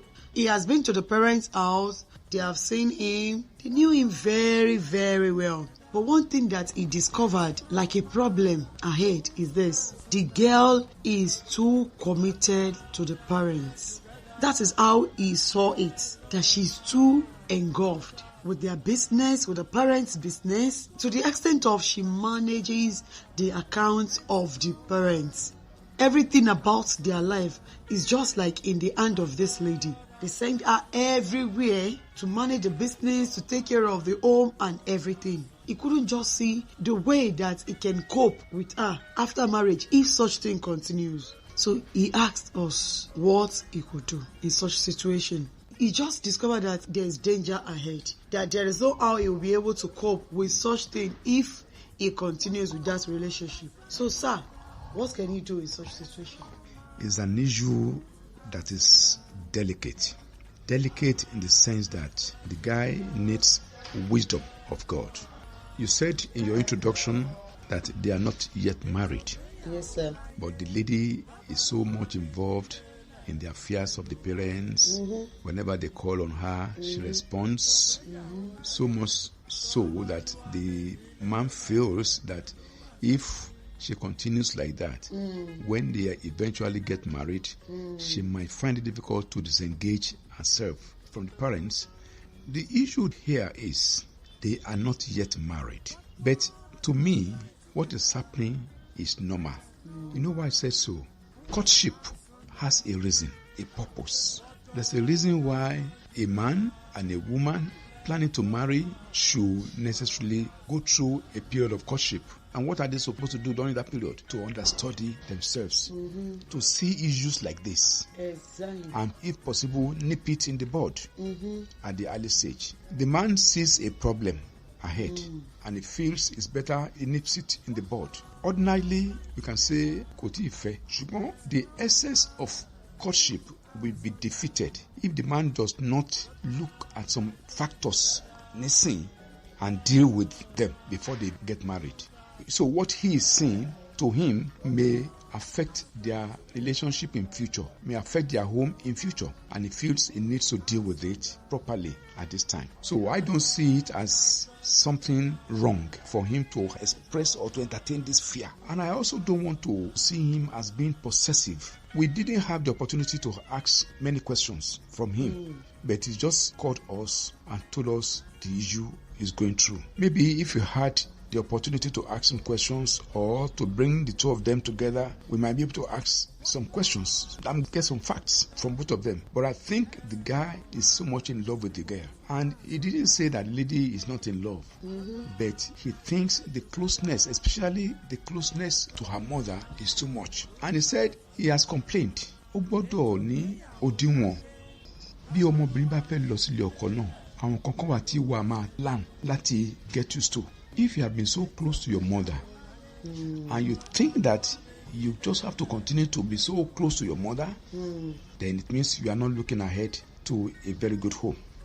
Because your mother, ilé ọkọ tí wọ́n náà wà, ìwọ náà fẹ́ lọ bẹ̀rẹ̀ family tiẹ̀ ni. Tó bá tiẹ̀ ń ràn wọ́n lọ́wọ́ ńsìn tó ń bá wọn oversee business wọn àbí nǹkankan, ò ń bá wọn ṣe, kò ṣẹ̀ṣẹ̀ ń bẹ̀, but o gbọ́dọ̀ wá realize ńsìn pé mo ti ń plan láti marry. Mommy, or if you have siblings, junior ones, that can also take over from you, yeah, you can. I feel the man is trying to do what is expected in a courtship. How much he's doing it is another issue. Because not only we do excesses lewa from his own part too. Torí ọmọbìnrin tó ti ń bá tó ti close mọ́ àwọn parents ẹ̀ láti lẹ̀ ó sọ pé ìjọkọ̀ náà ló máa jagbà lọ́wọ́ wọn. Ó dẹ̀ ti sanwó orí ẹ̀ wọ́n ní ọmọ ọ̀dọ̀ náà fọgbọ́n ṣe díẹ̀ ló máa ṣe. Ẹ máa pera yín ẹ máa jọ sọ̀rọ̀ nǹkan mi wà jẹ́ pé ó máa fẹ́ ṣe fáwọn parents ẹ̀ tó ọgán tí ẹ lè take up ṣé mo lè bẹ ṣe ṣé mo lè bẹ lọ jẹ́ kí n lọ ráhùn dáadé lóòótọ́ ẹ ti máa rí but àwọn parents ti mọ̀ yín wọ́n ti mọ̀ ẹ́ wọ́n ti mọ̀ òun náà àwọn parents ẹ̀ náà ti mọ̀ òun náà. You can stand in for her once in a while. Ìgbà tí mo bá sọ̀rọ̀ when I was discussing with him, he said at times the mother or the father took permission from him that we know Lagbaja is with you. Can you release her for us to go and do this for us? That means wọ́n rí pé òun náà wà responsible to some things. So nǹkan tó mú wọn máa sọ pé okay ó yá jọ̀ọ́ mi rán Lágbájá bá mi jẹ́ kó lọ ṣe kinní kan bá mi sọ fún tàmẹ̀dò pé tó bá ti ń kúrò lọ́dọ̀ ẹ̀ o kó lọ máa ṣe lẹ́yìn kó lọ máa ṣe tán. That means pé wọ́n rí ìwọ náà níbẹ̀ ni. Ṣé kò wáyé kí wọ́n náà wá rò pé ọ̀nà wo ni mo lè gbà because àwọn òbí náà ò ní fẹ́ kí business wọn parun. The fact is now that tó bá lábúrò ọ̀nà wo ló máa gbé gbà ràn wọn àbúrò lọ́wọ́ tí wọ́n á fi mọ̀ nípa ẹ̀ tàbí ìwọ gan tó máa jẹ́ ọkọ to be kó o ṣe kí ni kó wà committed to the parents báwọn ṣe nǹkan kínní àbí èkejì. Ṣùgbọ́n tá bá ní ká wo ọ̀rọ̀ yẹn náà nígbà tí a gbọ́ yẹn ọ̀pọ̀lọpọ̀ obìnrin míì ló jẹ́ pé ó ń pẹ́ wọn kán tó lọ́kọ látàrí nǹkan míì tán dì mọ́wọ́. What can you say about those things? Because this is like one of those things that some men will look at and say, oh, mi ò ṣe mọ́. What can you say to that? Irú nǹkan báyìí ṣé kò lè dènà àti tètè rọ́kọ fẹ́ ẹlòmíì? Yes, unfortunately a bèrè lọ́wọ́ ẹni yẹn kí ni age ìyàwó ẹ̀ or kí ni age tòun náà. Ṣùgbọ́n when we are talking of a man and a woman courting to marry, ó mi pé wọ́n ti dá méjì ti mature láti marry ni. Ó tọ́ nìkan tó sọ pé ó máa ń dé stage kan tó yẹ pé obìnrin tí ò bá wà careful ó lè lose ọkùnrin yẹn. Ṣé o mọ̀ pé a treat issue kan bíi 2 weeks ago wípé many things ló ń jẹ́ káwọn ọkùnrin máa sánsìn láti marry nǹkan tó rọ̀ mọ́ pọ̀ torí ọmọbìnrin náà gbọ́dọ̀ ready láti let go some things because ìwọ ló máa fa àwọn family ẹ̀ sílẹ̀ tó máa lọ fẹ́ ọkùnrin. O dẹ̀ gbọ́dọ̀ mọ̀ pé if you are too close to your mother, as a matter of fact from what I have seen, àwọn obìnrin tó máa ń súnmọ́ ìyá wọn jù wọ́n máa ní ìṣòro. Especially where the man does not endorse it, where the woman does not seek the endorsement, permission of the husband. Kó tó máa get so close to the mother. Kò sí nǹkan tó wrong. Your mother is your mother. Yeah, you should love her. You should be close. But gbogbo ẹ̀ náà gbọ́dọ̀ ní òṣùwọ̀n. bí tí a gbọ́dọ̀ ṣe mọ́ kó má di pé wà tó wá lose ọkọ ẹ torí ọkọ ẹ náà lè máa wọ pé if your mother is getting too much of your time tí mi gan rojú ẹ ń lẹ̀ mọ́ then kí ló máa ń ṣẹlẹ̀ tàbá bẹ̀rẹ̀ sí máa bímọ ńkọ́ kí ló máa ń ṣẹlẹ̀ ṣé ara yìí fáwọn ọmọ wa so these are the things tí obìnrin gbọ́dọ̀ rò dáadáa ọkùnrin náà gbọ́dọ̀ fi ọgbọ́n ṣe ọkùnrin náà gbọ́dọ̀ jẹ́ aláṣejù I get my point ọkùnrin náà gbọ́dọ̀ jẹ́ aláṣejù wípé owó gbà ló ń wá àléébù àbí ló ń romọ ìyàwó ẹ̀ pé àyẹ̀ kíní kan ò bá mi ṣe gbá mọ́mí ẹ̀ ló ń lọ sọ́dọ̀ ẹ̀ jù kíní kan ìwọ náà lè fọgbọ́n ọ̀fà láti máa assist ẹ̀ pé àkílùfẹ́ ṣe fún mọ́mí nsìn àjẹkájọ lọ sọ́dọ̀ wọn ok jẹ́ kí n lọ bá wọn ṣe léyìí wọn kò tí mọ̀ ẹ́ jẹ́ kí n lọ bá wọn ṣe so if you are taking up some of the responsibilities on her behalf then our parents náà wọ́n máa appreciate ẹ̀. They will see you as a good son-in-law, and it means ultimately they will begin to confide in you as well. So I think olórí gbogbo náà ni pé a gbọ́dọ̀ fi ọgbọ́n Ọlọ́run handle matter yẹn kó má di pé ìfẹ́ ta ní sáwọn òbí wa ó máa wà inimical to our marriage or our home. Our parents náà dẹ̀rẹ̀ àwọn náà gbọ́dọ̀ realize pé ọmọ yìí tá a bá ń pè jù ń gbogbo tí gbọmọgbọmọ bá ń pọ̀ jù ọ̀pọ̀ ẹ̀ náà lè máa la ìkẹ́ so èmi rò pé ọgbọ́n Ọlọ́run àti understanding láàrin àwọn méjèèjì ó wà important let them sit down let them plan it in this case under discussion wọn ò tẹ̀ tí marry náà wọn ò tí marry ṣùgbọ́n ọkùnrin náà kò ṣẹ̀ṣẹ̀ ń bẹ̀ tó bá ń wò pé àti marry o ṣùgbọ́n mo ṣe ń wo ọ̀rọ̀ yìí ṣé kìí ṣe pé ibi tó máa fẹ́ já sí rèé kí ó yẹ kí ọmọbìnrin náà kó understand káwọn parents náà dey understand kan ṣe níwọ̀nba torí kílédì yẹn kò lè tó bá jẹ́ pé ẹni tó ti tó márì ni tí ò bá handle ọ̀rọ̀ yẹn dáadáa á lose ọkọ ẹ̀ tó bá rántí pé nǹkan tẹ́ni ẹ tiẹ̀ sọ ni pé ó ti dé gbogbo òun dẹ̀ lè sọ pé òun tẹ̀ ṣe mọ́ ibi tọ́rọ̀ yẹn dé ṣé yẹn sìn àdẹ̀ ń pàrọ̀ wá pé kò tí ì le tó yẹn kó má ti jẹ́ kó lọ kó má ti dẹ̀ kó dé stage yẹn ọ̀pọ̀lọpọ̀ ọkùnrin ló máa ń wá excuses nísìn bó tiẹ̀ wọ́n tóbìnrin ò bá jẹ́ ẹni tó náà ń ṣẹ́ra tó dẹ̀ tó ń ṣọ̀ṣe ó lè lose ọkọ ẹ̀. àgbà ò ní tán lórílẹ̀. We'll have to go on a short break now before we come back and then. For the break, I think we should enjoy some music. There's a song I love so much, which I think I want to bring in here. It's a song by Stella Monye, Okomiye, Dúró Tì Mí, Títí Dọjọ́ Alẹ́. I think it's a song that our listeners will enjoy listening to. Here it goes.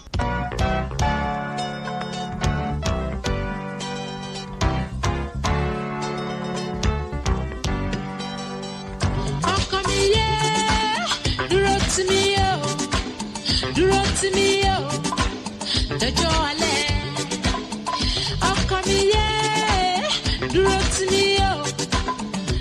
tì mí o, dọjọ́ alẹ́. Má ṣe fi mí sílẹ̀ fáwọn ọmọ aráyé. Ayé ò fẹ́ ní fúnre, àforí ẹni. Kí wọ́n má ṣe gbàgbé mi ò tó bá dára fún ẹ. Lọ́jọ́ òwúrọ̀ tàbí lọ́jọ́ alẹ́ o. Ọkọ mi yé, dúró tì mí o, dọjọ́ alẹ́.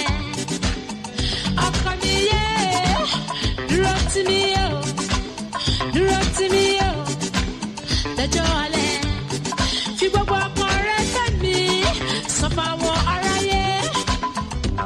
Orílẹ̀ mọ́ bí tó ní kálukú lọ. Kí wọ́n má ṣe gbàgbé mi ò tó bá dára fún ẹ. Lọ́jọ́ òwúrọ̀ tàbí lọ́jọ́ alẹ́ o. Ọkọ mi yé, dúró tì mí o, lọ́jọ́ alẹ́. Ọkọ mi yé, dúró tì mí o, lọ́jọ́ alẹ́.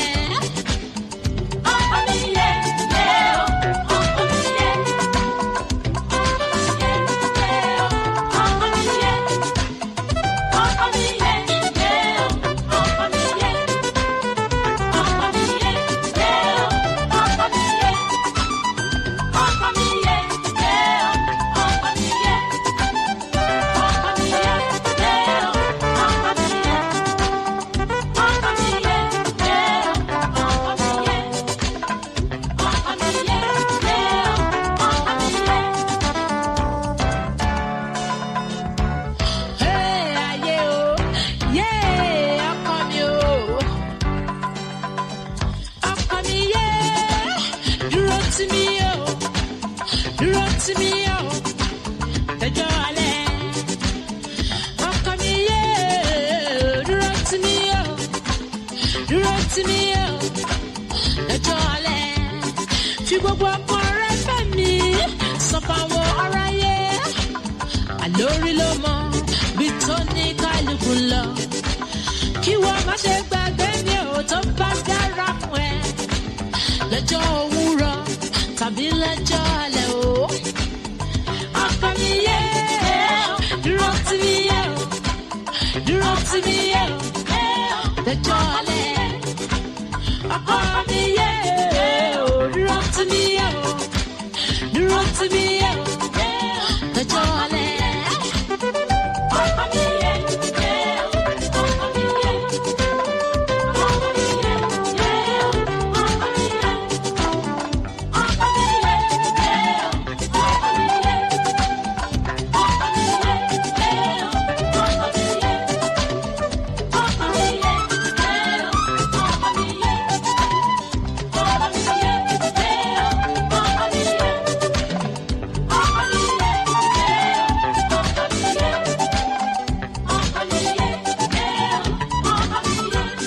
Fi gbogbo ọkàn rẹ fẹ́ mi sọ fáwọn aráyé. Orí ló mọ bí tó ní kálukú lọ. Kí wọ́n má ṣe gbàgbé mi ò tó bá dára fún ẹ. Lọ́jọ́ òwúrọ̀ tàbí lọ́jọ́ alẹ́ o.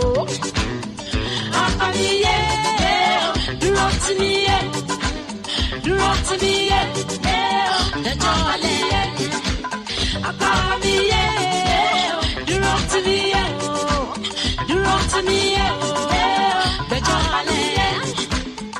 Ọkọ mi yé ọkọ mi yé ọkọ mi yé ọkọ mi yé ọkọ mi yé ọkọ mi yé ọkọ mi yé ọkọ mi yé ọkọ mi yé ọkọ mi yé ọkọ mi yé ọkọ mi yé ọkọ mi yé ọkọ mi yé ọkọ mi yé ọkọ mi yé.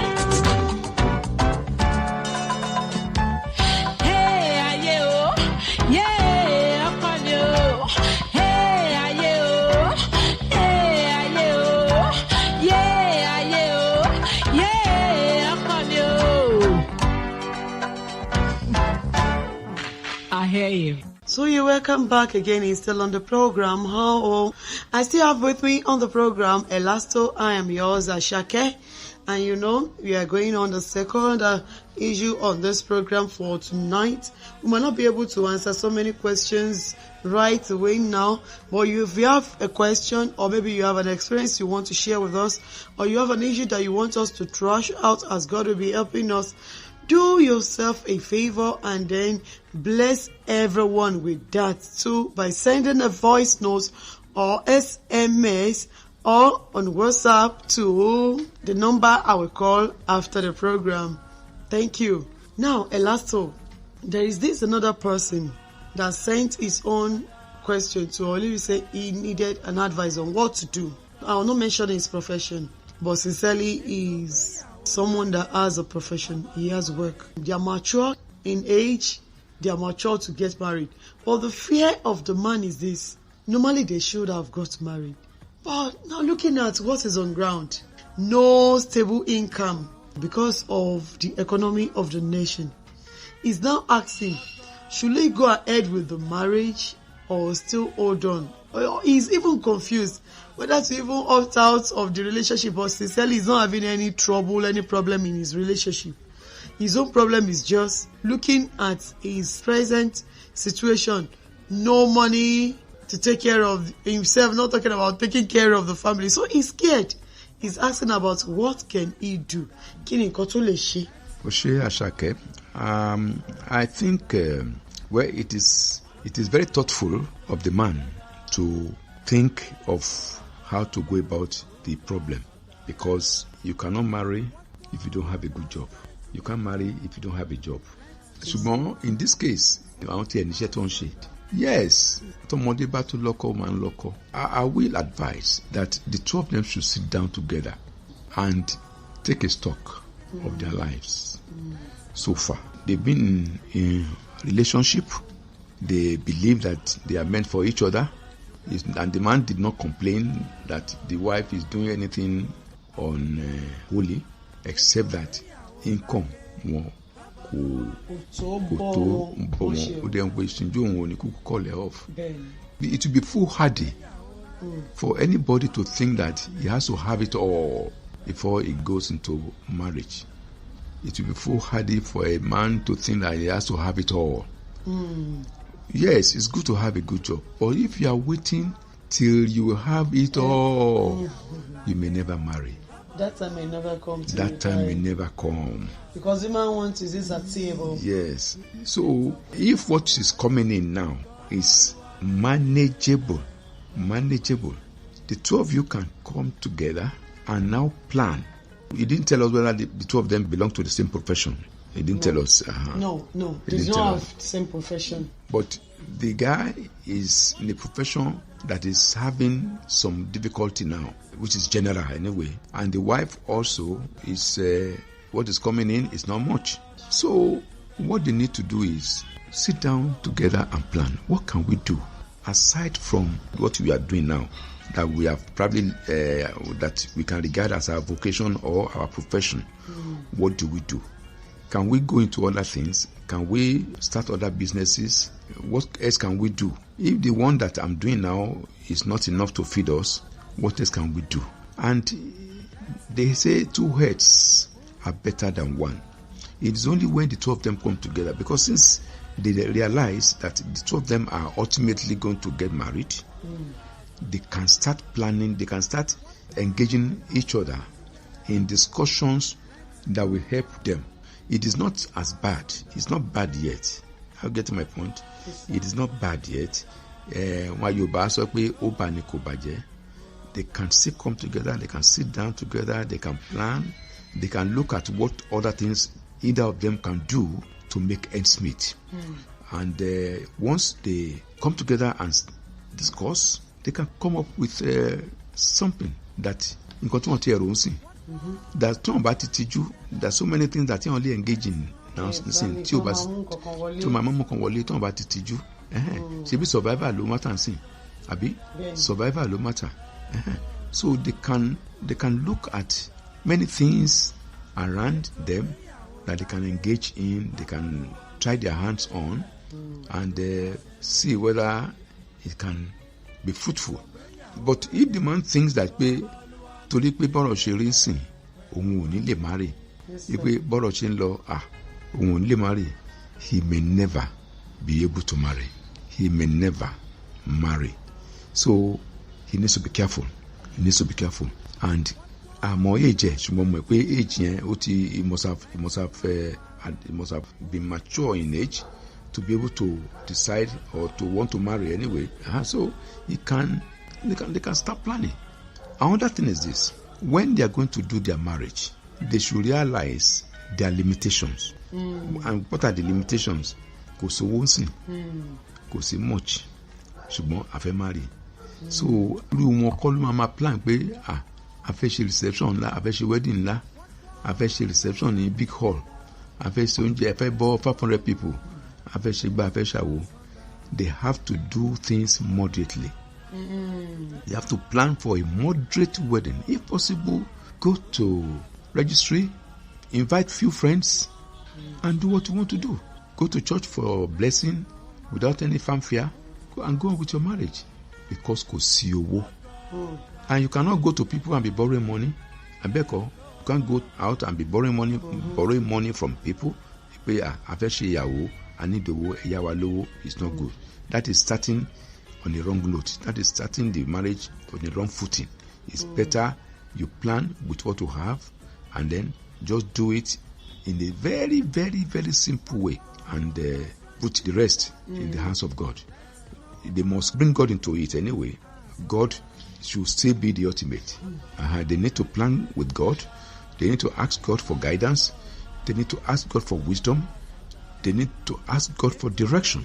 so that at least at the end of the day, they can have a good beginning in their marital life. Thank you very much, Elasto. I say more wisdom and greater eyes. The Lord will strengthen you for us in Jesus' name. Well, that's just it. And if you have any comment to leave to concerning these two issues, you can easily do a direct message or voice notes to us. Tell everyone you know about this program. Thanks so much, our dear listeners. We hope we have been able to address those two issues very well. But as we always say on this program, we don't know it all. We still leave it all for God to guide us, to direct us, and to help us. So we also need your own contributions. Feel free to communicate with us, to tell us what you feel about what we have discussed. And if you have your own issues too, you are free to reach out to us and let us share in your problem, because a problem shared is 50% solved. So don't forget, we are here for you. You can reach me on 070-6616-5053. 070-6616-5053. There's something very, very crucial that we have to treat is about X. Where you say letter X, yes, letter X. Gbogbo àwọn tó bá ti ń gbọ́ mi tí bá ti sọ X wọ́n ti máa mọ̀ nǹkan yẹn gan náà ni. Òní nípa ọ̀rẹ́ àtijọ́. That's what I can call it. Ọ̀rẹ́ àtijọ́. Maybe ex-wife, ex-husband, ex-boyfriend, ex-man-friend, ex-whatever, XXX. You know, there's this something that everybody believes. And some things will happen at home in some homes, and then you hear the wife say, "He's my ex." And is there no way, sir, that we can deal with X? Of course, there are so many ways that we can deal with X. And X is X. X is X. X is past tense. X is gone. When a man or a woman gets into marriage, it should be all things are passed away, all things have become new. You are not supposed to even consider your ex. One should treat one's ex as past tense in one's life. Because when you talk about your ex, it means somewhere in your heart you still have a place for that person. Why don't you just treat that person as gone forever? Because wọ́n ní ayé ṣe kíní kan la ṣe ń fojú egbò tẹ́lẹ̀, ayé tó bàjẹ́ náà ni. Lóòótọ́ wọ́n máa ń sọ pé kíní kan ní ọkọ obìnrin. Wọ́n ní ọkọ lé ní irinwó ní ọkọ obìnrin. Ẹyọkan orí ẹ̀ ní tiẹ̀. Nǹkan tí yẹn mean ni pé along the line obìnrin ti ní àwọn kan tó ti relate pẹ̀lú. Bí a bí ọ̀rẹ́, ṣùgbọ́n ọkùnrin tàbí obìnrin tó bá ti di pé ó ti rí ẹni tó fẹ́ fẹ́ tó ti mú lọ sílé táwọn parents ti mọ̀ bọ́n tẹ̀ tí ì ṣe introduction tí wọ́n tẹ̀ tí ì ṣe engagement, ṣùgbọ́n táwọn parents àwọn méjì ti mọ̀ pé àwọn méjì wọ́n jọ ń jáde wọ́n jọ ń cut, then the issue of ex should never happen again. If you run into your ex, you should just treat him or her as inconsequential, as non-existent. Because if you are not careful, that your ex that you still find a place for in your heart can ultimately become the destroyer of your home, of your marriage. The reason why we are discussing this is because ex me, I run into my ex she buy for me, or me that man fún ex ẹni wọ́n máa exchange gifts. Àbí? Kí ni obìnrin decide láti marry fún? If you still want to have a place for your ex in your life. Fún ọkùnrin míì tàbí fún obìnrin míì. Kí ló fẹ́ marry fún? You might as well go on with that ex. So ex is ex. Ó ti lọ. You are building a new life. You are building your whole home, and you can't afford to let anything destroy it. Ṣùgbọ́n ayé ti bàjẹ́. Ẹ má yẹ ká tanra wa. We should not deceive ourselves. A lot of things are happening. That a lot of ladies still get in serious relationship with their ex-boyfriends. Some men also get involved in serious relationship with their ex-girlfriends. It is just not proper.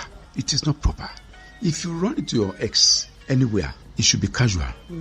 Your greeting should be casual. There was a lady tí mo bá chat láìpẹ́ yìí. She's having difficulty having a fiancé and ó ti ń pray about it. In the course of our chat, I discovered that she's still getting in touch with her ex. Mo wá béèrè lọ́wọ́ ẹ̀, this ex yìí, where is he? Olúwa ní bye-bye. Ó dẹ̀ ti ní ẹni tó fẹ́ fẹ́. Why not you? Why are you not the one that he picked?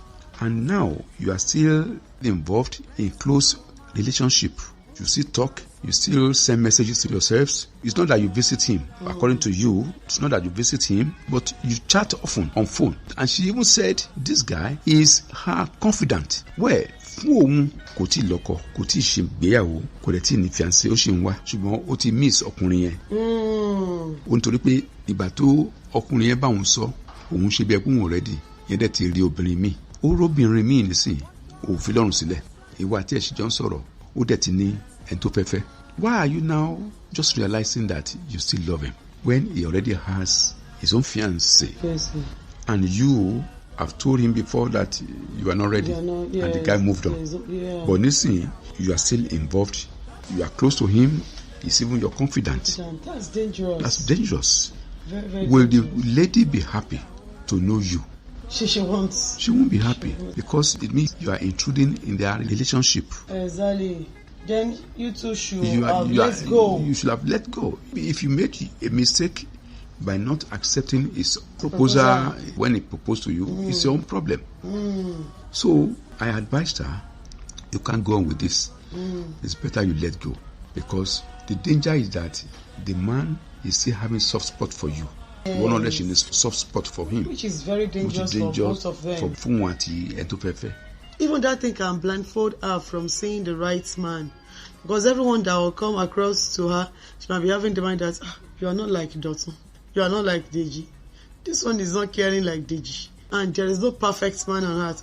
But that you just need your own man. So the issue of the ex, I think, is a very good issue that we have to deal with in homes. If we want home to stand, it has destroyed so many homes, relationships, The husband met her with his ex, the wife met her with his ex. Why keeping that ex again in your heart? We'll have a short break now and we'll be right back. Yes, a short break. What kind of music do we play? We look for something beautiful for our listeners, something appropriate.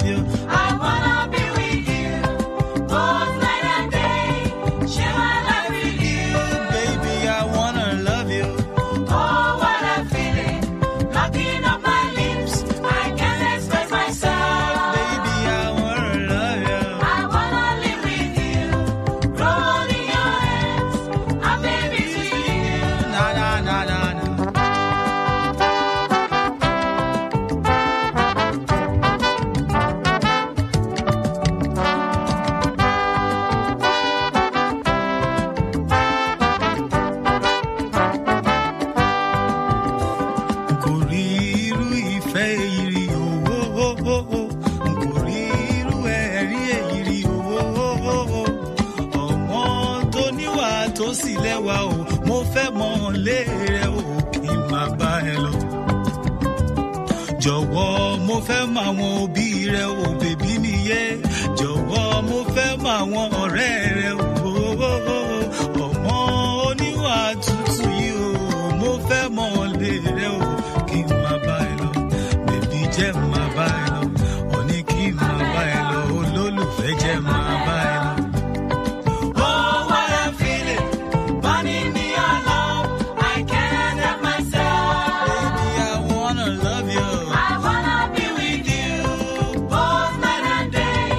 Share my life with you, baby. I wanna love you. Oh, what I'm feeling, blocking up my lips. I can't express myself. Baby, I wanna love you. I wanna live with you, grow in your arms, have babies with you. Yeah, that's all I'll give it.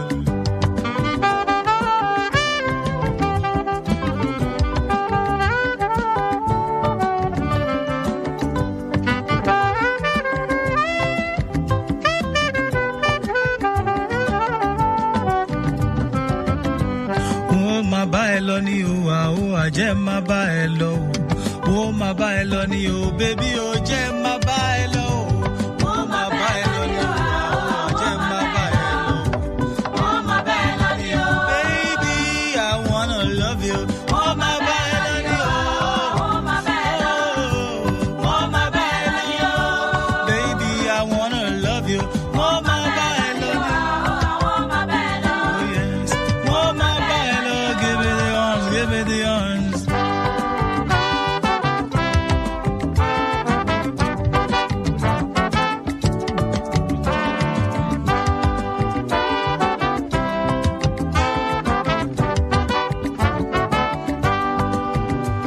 N kò rí irú ìfẹ́ èyí rí o. N kò rí irú ẹ̀rín èyí rí o. Ọmọ tó níwà tó sì lẹ́wà o mo fẹ́ mọ̀ lé rẹ o kí n máa bá ẹ lọ. Bèbí jẹ́ máa bá ẹ lọ. Òní kí n máa bá ẹ lọ. Olólùfẹ́ jẹ́ máa bá ẹ lọ. Ẹlẹ́yinjú ẹgẹ́ jẹ́ máa bá ẹ lọ. Àdúmàdán jẹ́ máa bá ẹ lọ. Ó máa bá ẹ lọ ní o. Ó máa bá ẹ lọ. Ó máa bá ẹ lọ ní o. Ó máa bá ẹ lọ ní o. Ó máa bá ẹ lọ. Ó máa bá ẹ lọ ní o. Baby, I wanna love you. Ó máa bá ẹ lọ ní o. Ó máa bá ẹ lọ. Ó máa bá ẹ lọ ní o. I wanna love you. Ó máa bá ẹ lọ ní o. Ó máa bá ẹ lọ. Ó máa bá ẹ lọ ní o. Baby, I wanna love you. Ó máa bá ẹ lọ ní o. Ó máa bá ẹ lọ. You're welcome back. Another question is, if you are now in relationship with your ex, how can you let go of that ex? Whether you're a married man or a married woman. I will share this story with you. A man got married to a woman and they had children, 3 children, and they are grown. They are doing fine, they are doing great until the husband met with his ex-girlfriend before he gave his life to Christ. Meeting his ex-girlfriend, he started from the fact that I want to convert her. From there, gradually, the husband packed out of the house and packed to the ex-house. The wife fell sick and then it resulted to loss of hearing. She couldn't hear again properly. But not too long, the first child of that family died. And the man is just like, we don't know what really came on the man. The man just packed his load and just went away. He did not even kick that for them again. Sir, for those people in that relationship now that are into relationship again with their ex, what can they do? How can we save their marriage? We can say that what is bad is not good. Why get involved in that unholy relationship in the first place? It is bad. And it is simple. Once you realize that what you are doing is bad, that's the first step. You back out. It is a sin. It is a sin, and you need to ask God for forgiveness. When you deal with your ex, you are already injuring your home, your husband or your wife, your present relationship. So the best thing is to get out of that unwholesome, unholy affair. like I said, what is bad is bad. The issue of X should not even arise in the first place. It should not. It is dirty. It is not proper. You have married, you have moved on, you do away with all things. What do you want to benefit from your ex? If you are involved too much with your ex, then you are already destroying your relationship, your home. It is not decent to have anything to do with your ex. When you refer to somebody as your ex, what will happen if your wife or your husband, you are having close relationship with your ex? Will you like it? Will you be comfortable? Of course not. So you need to watch it. You need to be careful, and you need to ensure that nothing is done to injure, to destroy your home. Ex, proper marriage, I think it is better we do away with it. Do away with it. Do away with it. If possible, delete such person's number from your phone or whatever. Don't even do as if the person exists, because the more you do that, we have a very fragile heart as human being, tender hearts, soft hearts as human being, and we are emotional. That's why you hear crying. Somebody was even saying, what about if my ex, if her husband has died and there's nobody to marry her again? Are you God? Are you the one to determine who to marry her or who not to marry her? All those things are very, very important in marriage. Deal with your ex before your marriage become ex. Deal with your ex before that your marriage becomes ex. And that is just it. If we are not dealing with that ex, do you know it is very, very dangerous for us? Ó dàbí ẹni fi iná sí orí òrùlé sùn ni. Wọ́n ní ejò ṣe fi sórí òrùlé sùn. Iná ni ò ṣe fi sórí òrùlé sùn. That's just the truth of the matter. Tó bá gbéná sórí òrùlé, wọ́n náà bi rẹ̀ léèrè. Kí ni nǹkan tí ìtò òní sílé tó ní títí ta ò ní? Kí ni nǹkan tí ọkọ tilé ní títí ta ò ní? Because tó bá jẹ́ ní towó ni, tó o bá ṣiṣẹ́, tó o ṣe nǹkan tó yẹ kó o ṣe, Ọlọ́run á mú á fi ìbùkún bá ẹ lò. Tó bá jẹ́ ti pé kí èèyàn ní ìlera ni, ìwọ fúnra rẹ nílò láti take care ara yẹn láti ní ìlera. Kí wá ní nǹkan tí lágbájá àti tàmẹ̀dù tán ní tó bá dàbí pé ìwọ ò ní? Kò sí. Kẹ́ẹ̀dẹ̀ máa wo ex yẹn náà, ó máa ń túlé o, ó máa ń ba ọ̀pọ̀lọpọ̀ nǹkan jẹ́. Ẹlòmíì àtẹnujẹ ló fà díbẹ̀. Ilé wa ò ní tú, ọ̀nà wa ò ní dàrú. Wọ́n ní bọ́ọ̀dẹ̀ ò bá dùn bí ìgbẹ́ nílùú rí. Má fàyè sílẹ̀ rárá láti gba Sátánì láàyè. Ex means nǹkan tó ti kọjá, wọ́n sọ fún wa lẹ́ẹ̀kan, tí kò yẹ ká bójú wò mọ́. Ìbéèrè kan tún lélẹ̀ lórí ọ̀rọ̀ ti ex yẹn. Obìnrin tó wá di wípé òun náà ṣe pé tọkùnrin là ń sọ lẹ́ẹ̀kan, tóbìnrin tó fi ṣe débi pé ex ẹ̀ wálé nígbà tọkọ ẹ̀ ò sí nílé. Ìyẹn ọkọ tó ti fẹ́ rí tẹ́lẹ̀tẹ́lẹ̀ ó wálé nígbà tọkọ ẹ̀ ò sí nílé. Ó di pé wọ́n jọ ní àṣepọ̀, ó di pé ó dọ̀rọ̀ olóyún dé. Irú yẹn kí ni kó ṣe? Kí ló fẹ́ ṣe? Ìgbéyàwó yẹn ti dàrú nìyẹn. Ó ti dàrú nìyẹn. Kí ló lè mú kí èèyàn gbé ex ẹ̀ wá sílé? Ó ti destroy home yẹn. Ẹ dẹ̀ mọ̀ pé nǹkan kan tí ọkùnrin lè kọ ìyàwó ẹ̀ sílẹ̀ ní àgbèrè, àbí bẹ́ẹ̀ kọ́? Àgbèrè nìkan tí obìnrin lè ṣe tí ọkọ lè fi kọ̀. So obìnrin tó gbé ex wálé, ọkùnrin yẹn ní ẹ̀tọ́ láti sọ pé òun ò ṣe mọ́. Ó lẹ́tọ̀ọ́ láti sọ pé òun ò ṣe mọ́. Kò ìdáríjì ò dẹ̀ sí níbẹ̀. Wọ́n máa ní kò sẹ́ṣẹ̀ tó lọ́hùn ò lè dáríjì. Èmi ò rò pé irú ẹ̀ṣẹ̀ bẹ́ẹ̀ yẹn ó yẹ kó ní ìdáríjì. So ó yẹ kí wọ́n rò dáadáa kó tó ṣe. Your ex is your ex. Tó bá fi lè mú ex ẹ̀ tó ń bẹ ọdún wá sílé, ó mì pé ẹ ti go too far. Let go of your past affairs. You are still engaged in that, in what you were doing before. Why did you decide to marry if you cannot let go and forget your ex? Kò sí nǹkan tó wọ́n fẹ́ gé níbẹ̀ náà. Kí ni nǹkan tó fẹ́ ṣe ju pé ó ti destroy home yẹn? It takes the grace of God for that man, for the husband, to say, okay, my dáríjì, let's move on. Ṣùgbọ́n wọ́n ní ojú àpá kò dàbí ojú ara. Èèyàn lè dáríjì ń gbà mí, bẹ́ẹ̀ ò lè gbàgbé. Èèyàn lè gbàgbé. So nǹkan tí èèyàn bá ṣe tó mọ̀ pé ó ń ba nǹkan jẹ́ ni, àbó máa ba nǹkan jẹ́, máa lè ṣe. Tẹ́ bá rántí ní few weeks ago, nǹkan tá a treat lórí program ni pé many things are wrong in homes today, that even ladies, what kind of things do they discuss among themselves? What manner of discussions do they have?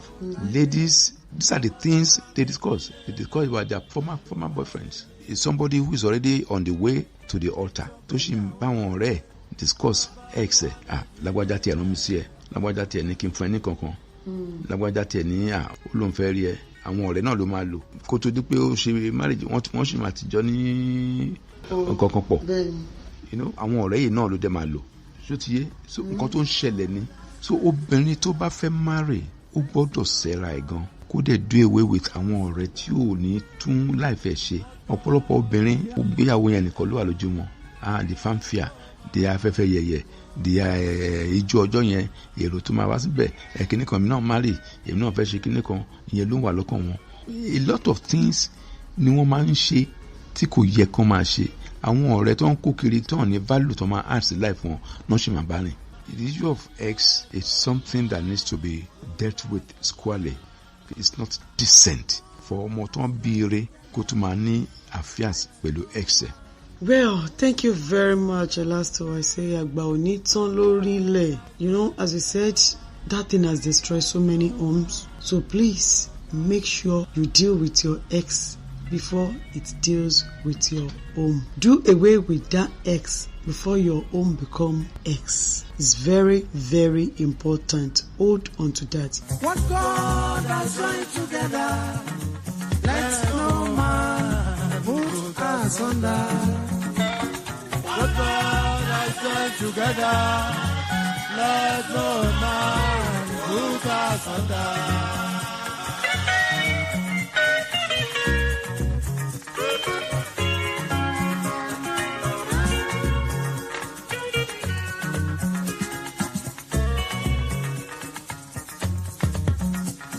What God has joined together, let no man put us under.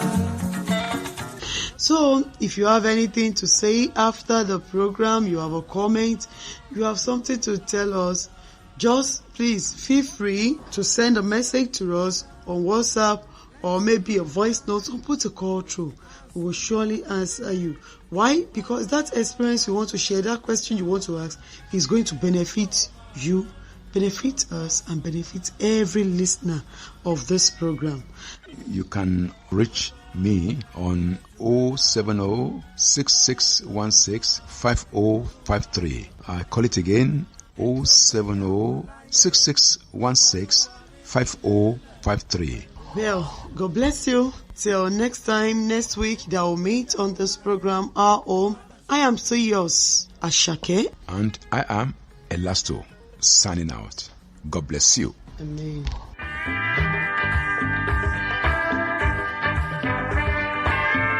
Our Home is a new program designed to analyze and suggest solutions to diverse marital and family issues in a way you've never seen before. Join Yomi Davis Olashupo, Elasto, and Janet Adenikeowa Ashake on Our Home as it dissects and proffer solutions to difficult and common problems in marriage, such as family ties, extended family, courtship, raising children, and much more. Our Home.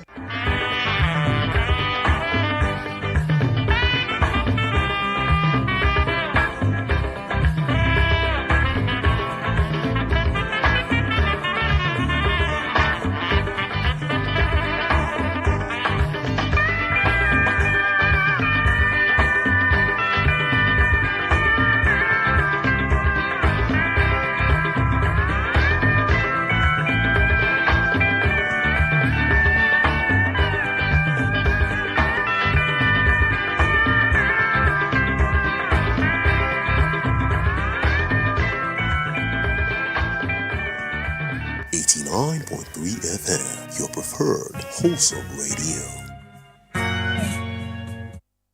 Efile Emayikuro, Wells Radio, 89.3 FM, Nibe Gongon Lewa. Olúwa ti ṣe iná o, West Radio ti dóde o, ẹ máa gbọ́, gbogbo Olúwa lè yí jẹ́ o, West Radio ti dóde o, ẹ máa gbọ́, 89.3 FM làwa ń gbọ́, West Radio ti dóde o, ẹ máa gbọ́, lólúyọ̀lé estate làkàlẹ̀ sí, West Radio ti dóde o, ẹ máa gbọ́, báwọn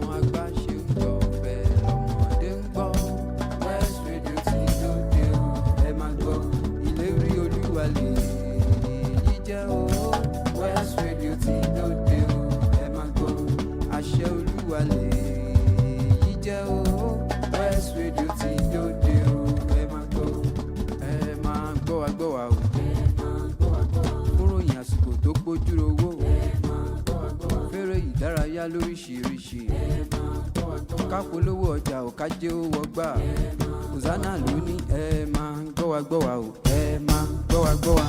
West Radio 89.3 FM àwa ni bàbá.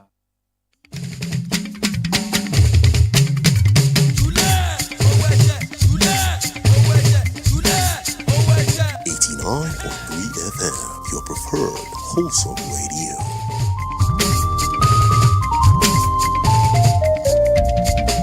Efile Emayikuro, Wells Radio 89.3 FM, Nibe Gongon Lewa.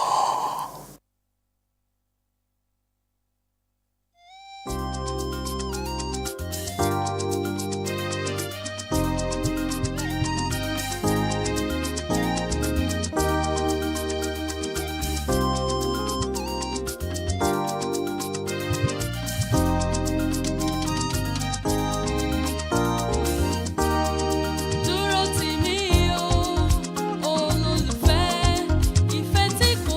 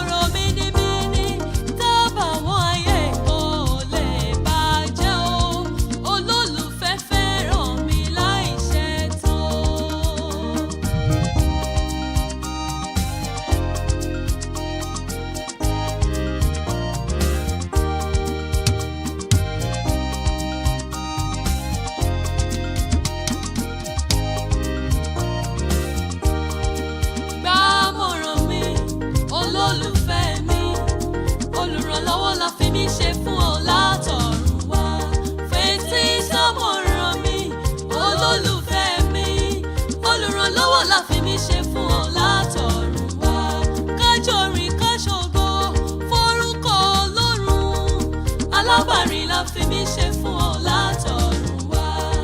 Mọ́pọ̀ kúrò nínú asán ayé ẹ̀tàn ò dá nǹkan kan fún ni. Ìfẹ́ àtọ́pẹ́ ló lè mú wa láyé já láì lábàwọ́n. Mọ́pọ̀ kúrò nínú asán ayé ẹ̀tàn ò dá nǹkan kan fún ni. Ìfẹ́ àtọ́pẹ́ ló lè mú wa láyé já láì lábàwọ́n. Ìfẹ́ bí èjì òwúrọ̀ látàgbàlá Elédùmarè ló ti ṣẹ wá. Ìfẹ́ tó tòrò mínímíní tábàwọ́n ayé kan ò lè bàjẹ́ o. Olólùfẹ́ fẹ́ràn mi láì ṣẹ̀tàn.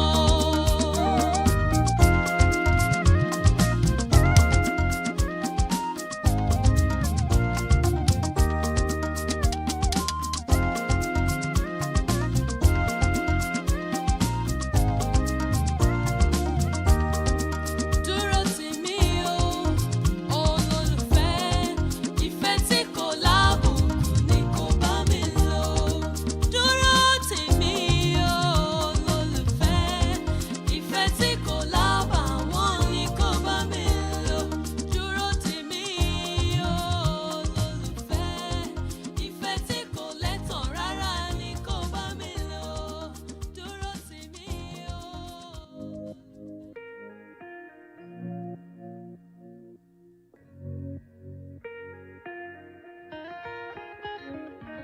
Is unbeatable.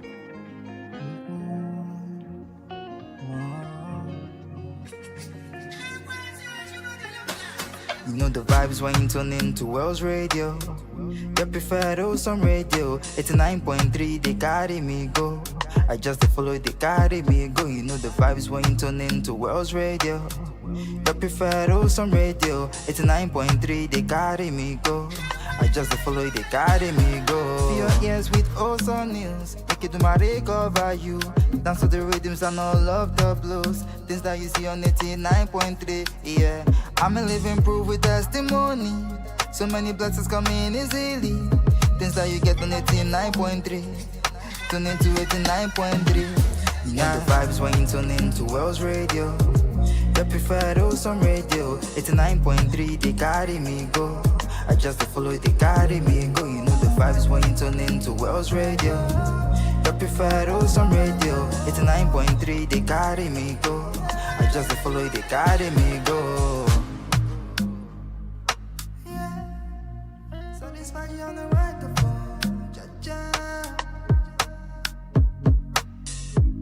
It's Wells Radio 89.3 FM.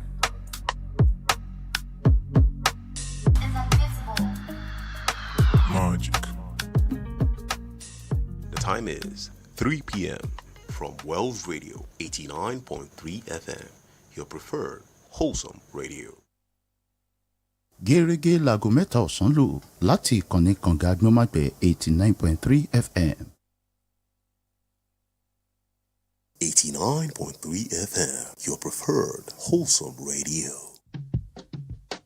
Radio stations jupụtara Ibadan mana naanị otu redio ka a ma ama West Radio 89.3 ọ pụrụ iche ọbata obie oyoyo redio.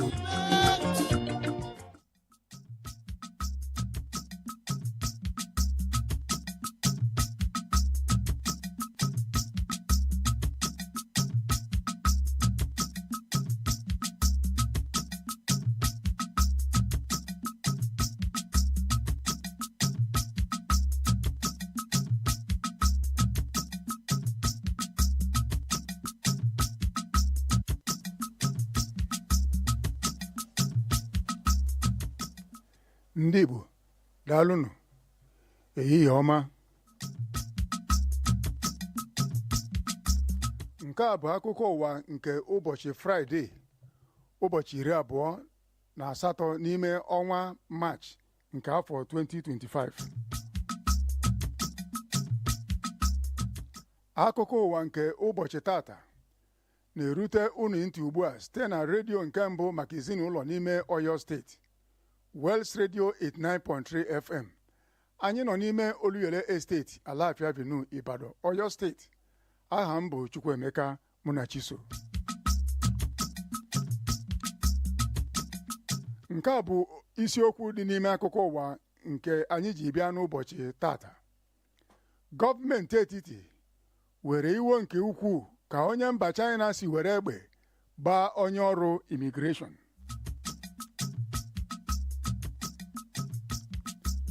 Sineti wepụtara atụmatụ ka ndị Naịjirịa tụnye akwụkwọ ofu ụbọchị n'oge ndọrọndọrọ ọchịchị na-abịanụ.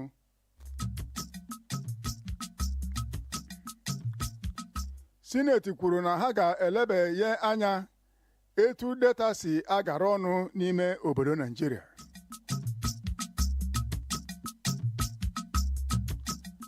Gọvanọ Ọshun steeti ewetụtala oge iwu machiri ndị mmadụ ịgagharị n'ime Ifọ, Ilobu na Eri.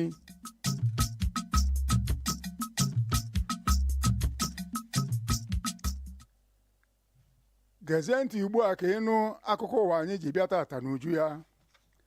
Gọọmenti etiti ekwuola na iwe dị ya n'obi etu onye mba China si were egbe gbaa onye ọrụ imigreshọn n'ime Mina, Niger steeti. Minista Interior Olubimi Tunji-Ojo mere ka okwu a pụta ìhè mgbe a na-enwe ọgbakọ Nigeria Visa Policy NVP 2025 n'ime Continental Hotel nke dị n'Abuja. O kwuru na agwa onye mba China kpara bụ ụra ka ọ mara obodo Naịjirịa n'ihu n'ihi na ọ bụ mgbe onye imigreshọn na-arụ ọrụ o kwesịrị ịrụnụ mgbe ọ gara ebe ndị China na-arụ ọrụ ka ọ mara ndị ji akwụkwọ wee bata ka onye mba China were egbe wee gbaa ya.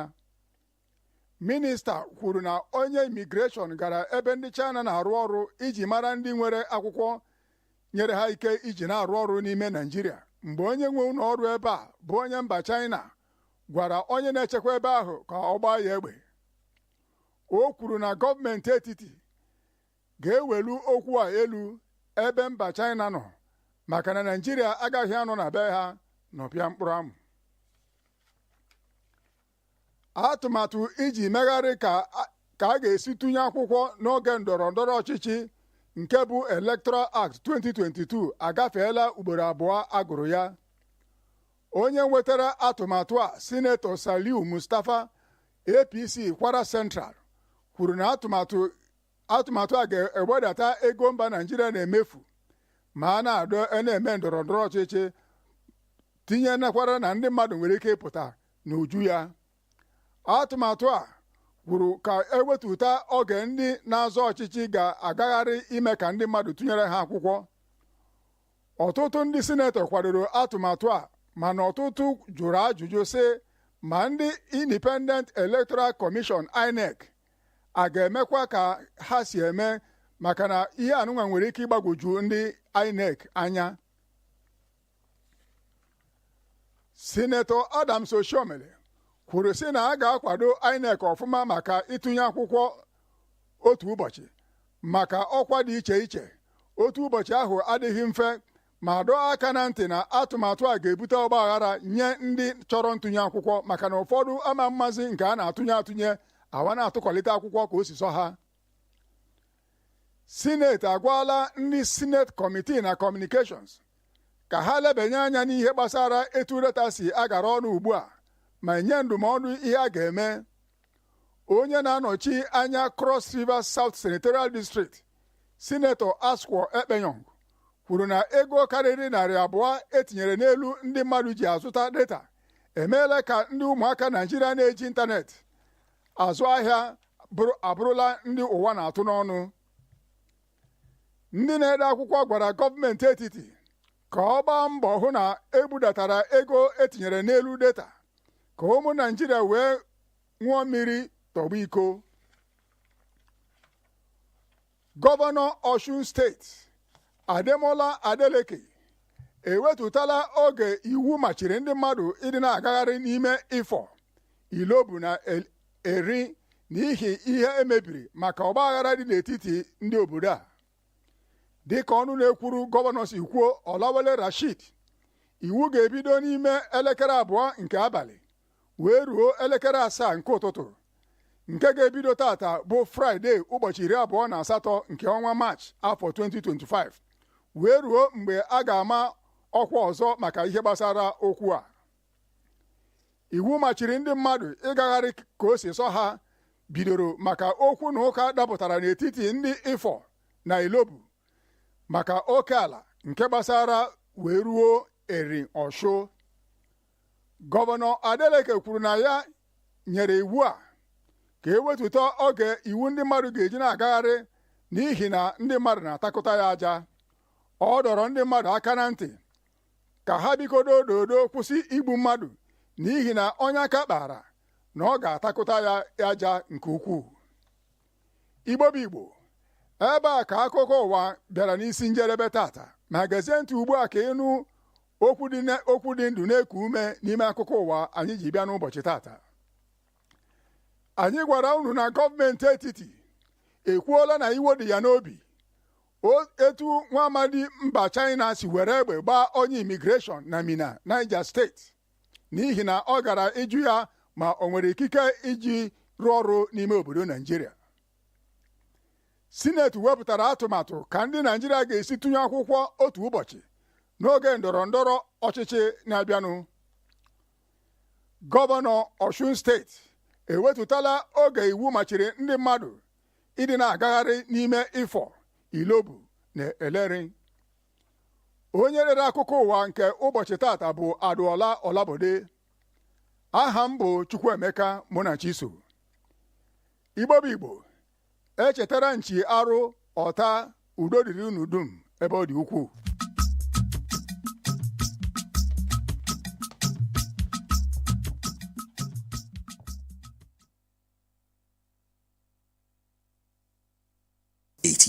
FM, your preferred wholesome radio. Kuna neman rediyo mai lafiya, kuna neman rediyo mai kawo sauti, kuna neman rediyo mai bada labarin yau, ku ci gaba da jin Wells Radio 89.3 FM. Kada ku taɓa rediyon nan.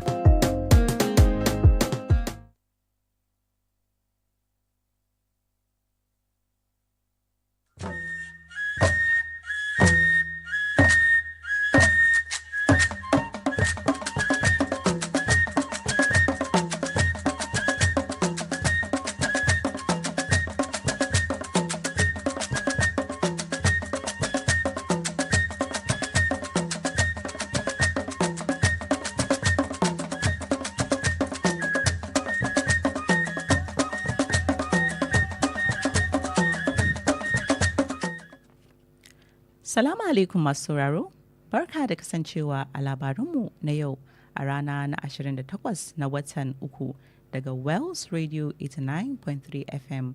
Muna nan sai a Wells Broadcasting House a nan Alafin Avenue, Oliole Estate, Ibadan.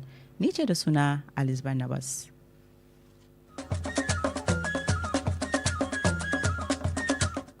A labaran yau za ku ji cewa gwamnatin tarayya ta nuna rashin jin daɗinta game da yadda wani Chinese mai kasuwanci a Mina ya ba da izinin harbin wani immigration officer. Majalisar Wakilai ta shirya ba da dokan yadda za a dinga yin zaɓe a ƙasar Najeriya duka a rana ɗaya. Gwamnatin Oshun ta rage curfew da aka sa a jihar Oshun a gefen Ifun, Ilobu da Erin. Yanzu ga labarai a cikakke. Gwamnatin tarayya ta nuna rashin jin daɗinta game da yadda wani ɗan Chinese da ke kasuwanci a Najeriya ya ba da izini wa mai aikin ofisa a kamfaninsa cewa ya harbi wani immigration officer. Shi wannan immigration officer na kan bakin aikinsa inda suka kai ziyara a wannan kamfanin Chinese Amina a jihar Niger, inda za su duba aikin da ke faruwa a wurin. Amma shi dan Chinese din nan ya ba doka wa shi security officer na kamfanin ya harbe shi immigration officer nan. Shi minista na interior Olubunmi Tunji Ojo ne ya sanar da wannan labarin a zama da aka yi na workshop na Nigeria Visa Policy NVP a Intercontinental Hotel a Abuja.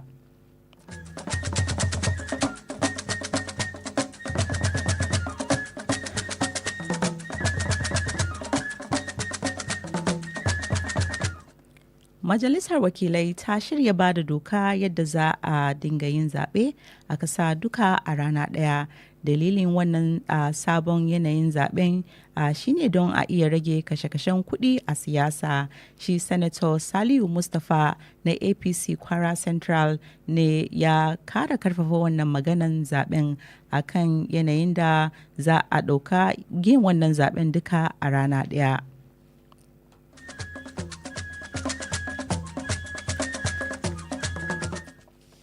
Shi Adams Oshomole ya yi gargaɗi game da wannan sabuwar dokan, ya ce ya kamata kafin a ɗauka wannan sabuwar mataki ko sabuwar dokan yin zaɓe, ya kamata INEC ta shirya da kyau da kyau.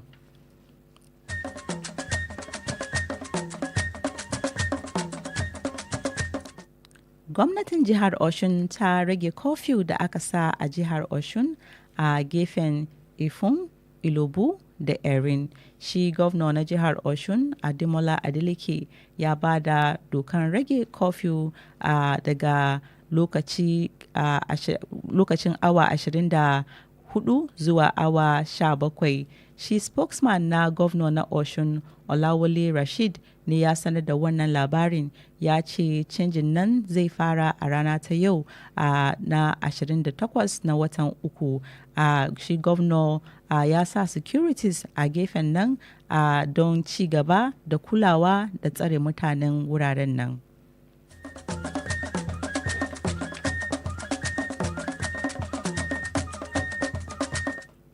To mun zo karshen labaranmu na yau, amma a takaice dai ga labaranmu nan kuma. Gwamnatin tarayya ta nuna rashin jin daɗin ta game da yadda wani Chinese mai kasuwanci a Minna ya ba da izinin harbin wani immigration officer.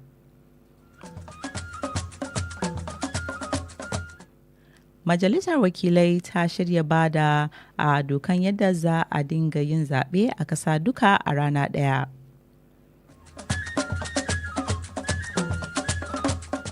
Gwamnatin jihar Oshun ta rage curfew da aka sa a jihar Oshun a gefen Ifun, Ilobu da Erin.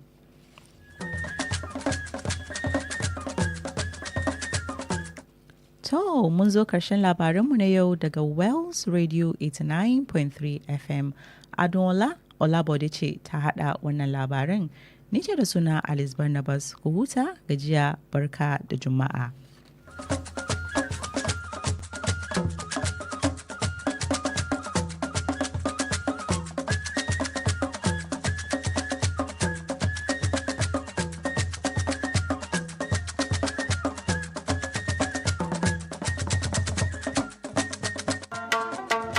masarara da mu muna gabatar da ku da West Radio FM 89.3 a garin Ibadan. Muna gabatar da ku da shirye-shirye da zai gata da ku a wannan lokaci.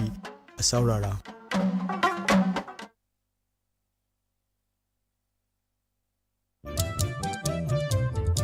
Ẹ má gbé kúrò, ẹ má yí kúrò, ẹ má gbé kúrò, ẹ má yí kúrò, 89.3 là wá ń gbọ́, ẹ má gbé kúrò, ẹ má yí kúrò, ní West Radio 89.3 là wá ń gbọ́, 89.3 là wá ń gbọ́. Àní kẹ́ ẹ má gbé kúrò, ẹ má yí kúrò, ẹ má gbé kúrò, kẹ́ ẹ má yí kúrò. 89.3 là wá ń gbọ́, ẹ má gbé kúrò, ní West Radio ẹ má yí kúrò, 89.3 là wá ń gbọ́, Olúyọ̀lé là wá, 89.3 là wá ń gbọ́. West Radio 89.3 FM kànga Àgbọ̀nmágbẹ.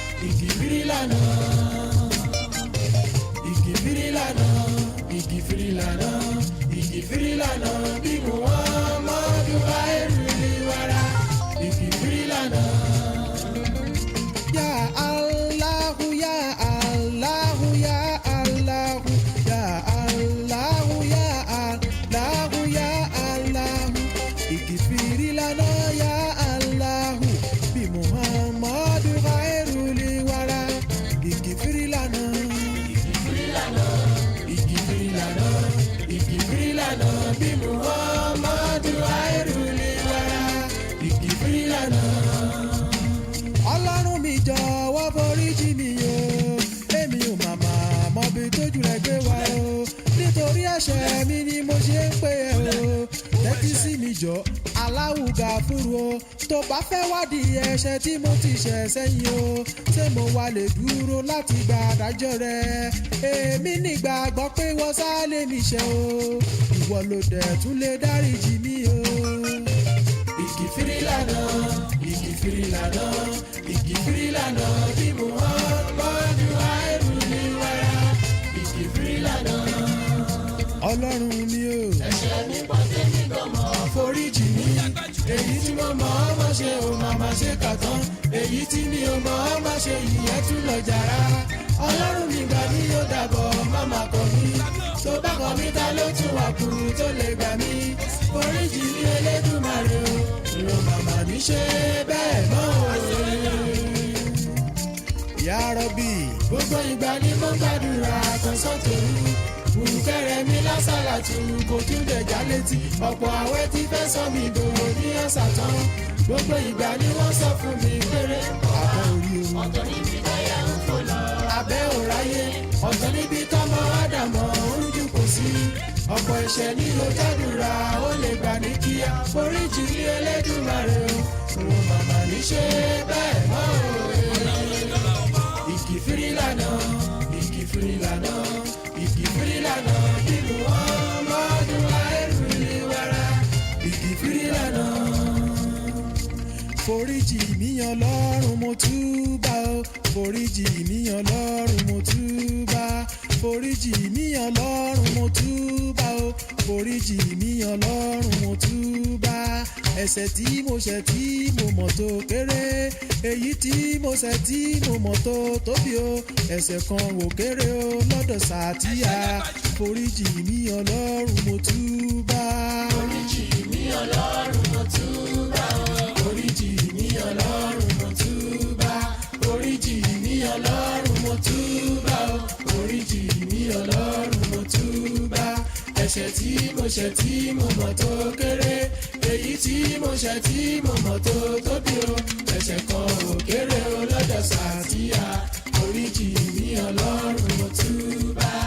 Ọlá ànábì ní owó lára mi o ọlá ànábì ní owó lára mi ọlá Ìsá ní owó lára mi o ọlá Mùsá ní owó lára mi dákun máa wo tèmi tó rẹ́ṣẹ̀ mi kọ foríjì mi Ọlọ́run mo túbà.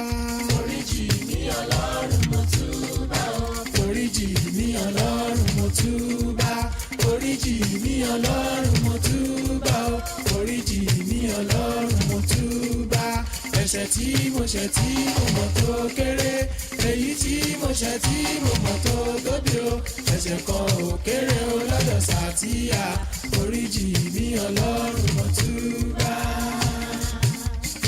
Allahumma ya Rabbana wa anta salam. Ọba mímọ́ má jẹ́ ká ṣòfò ọmọ. Allahumma ya Rabbana wa anta salam. Ọba mímọ́ má jẹ́ ká ṣòfò ọmọ. Allahumma Rabbana wa minka salam. Ọba mímọ́ má jẹ́ ká ṣòfò ọmọ. Wa ilayka yarji'u salam. Ọba mímọ́ má jẹ́ ká ṣòfò ọmọ. Wa ayina Rabbana bi salam. Ọba mímọ́ má jẹ́ ká ṣòfò ọmọ. Wa dilina jannata daraka dara salam. Ọba mímọ́ má jẹ́ ká ṣòfò ọmọ. Tabarakita Rabbana wa ta'alaita. Ọba mímọ́ má jẹ́ ká ṣòfò ọmọ. Yasali jalal suli jalali wal ikram. Ọba mímọ́ má jẹ́ ká ṣòfò ọmọ.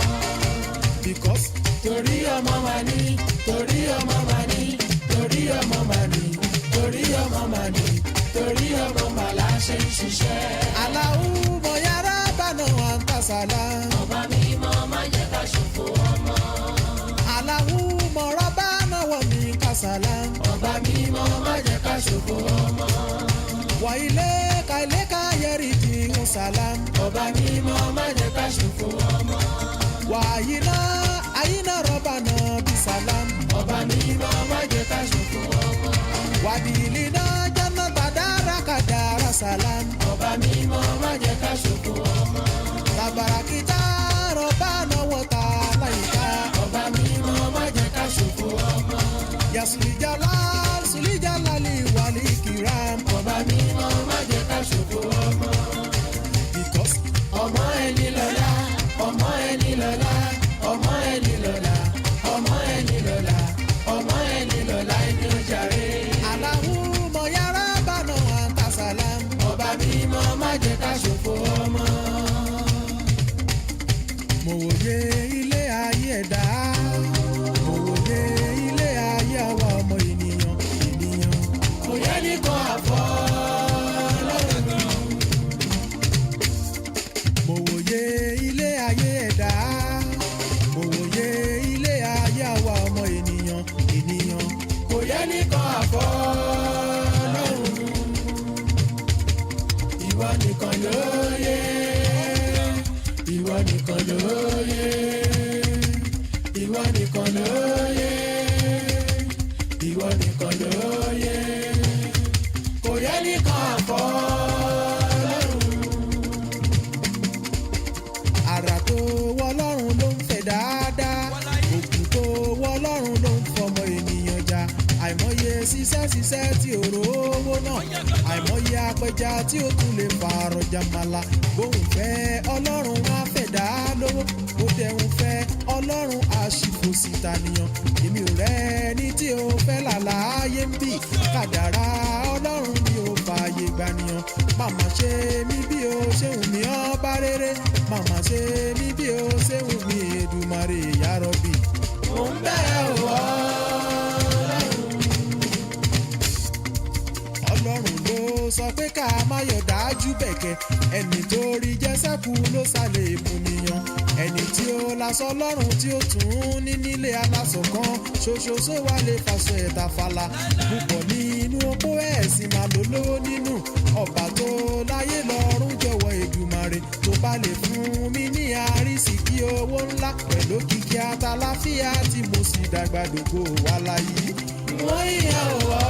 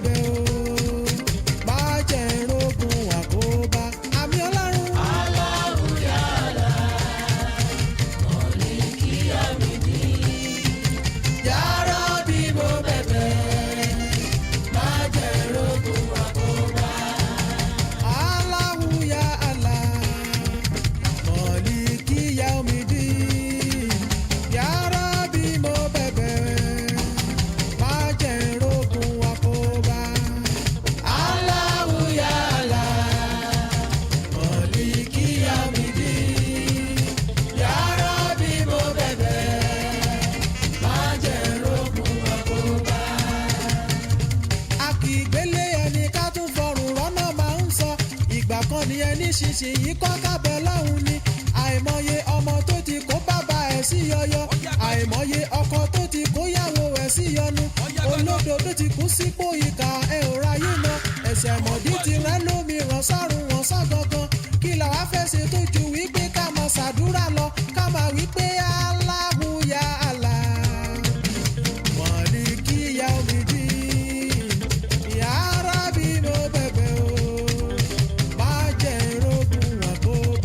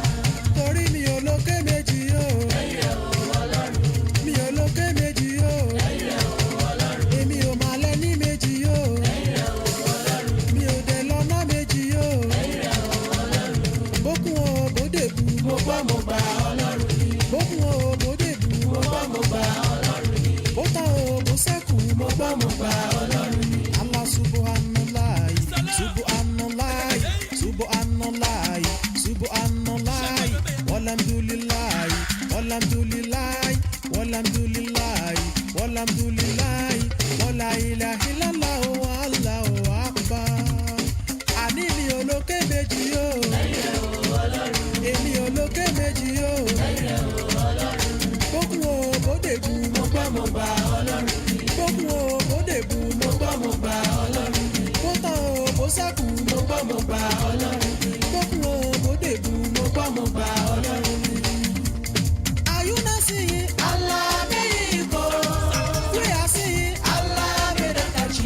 People have been dying. Allah made go. All over the world. Allah mugode. Are you not seeing Allah made go? We are seeing Allah made a touch. People have been dying. Allah made go. All over the world. Allah mugode.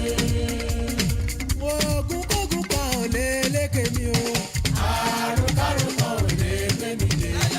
Ògo Elédùmarè ni mo gbá mú kirikiri. Aláwù ni mo gbà fún o. Ta ni wọ́ gbà fún? Aláwù ni mo gbà fún o. Ta ni wọ́ gbà fún? Aláwù ni mo gbà fún o. Aṣáájú Aláhi. Aláwù ni mo gbà fún o. Láìlá ìlàhù wà o. Aláwù ni mo gbà fún o. Àlùmí kúkúdú sùnì. Aláwù ni mo gbà fún o. Bọ̀hárù jábàrù ni. Aláwù ni mo gbà fún o. Ọba tó ń pè báwọn ẹrú ẹ̀ ni. Orúkọ bá wọn ààyè ṣe bá ara ló sọ. Ọba tó yàn ó ta ṣe bíjì ló yà ni o. Ìbò lójú ẹgbẹ́ wà gan o. Ọba jídára mo gbà fún o. Èèyàn mi máa má gba tèṣù. Mo gbà fún o. Èmi àríre lẹ́ni o. Èmi àríre lẹ́ni o. Èmi àríre lẹ́ni o. Èmi àríre lẹ́ni o. Ọlọ́run mi ti gbá ohun tí mo béèrè fún náà. Ọlọ́run mi ti gbá ohun tí mo béèrè fún jọ. Èmi àríre lẹ́ni o. Kí ni mo wí? Èmi àríre lẹ́ni o. Èmi àríre lẹ́ni o. Èmi àríre lẹ́ni o. Èmi àríre lẹ́ni o. Ọlọ́run mi ti gbá ohun. 89.3 FM, your preferred wholesome radio. Ọdún yìí àtúrà kò ní lè kókó mọ́ wa o. Àtúrà kò ní lè kókó mọ́ wa. Gbogbo ohun tí a dáwọ́lé á yọrí. Gbogbo ohun tí a béèrè l'Olúwa yóò ṣe. Ọdún yìí àtúrà kò ní lè kókó mọ́ wa. West Radio 89.3 FM kànga agbọ́nmágbẹ tó kún fún omi ọgbọ́n ìmọ̀ àti òye. Ìròyìn amúnútutù lórí West Radio 89.3 FM. Ìròyìn amúnútutù lórí West Radio 89.3 FM.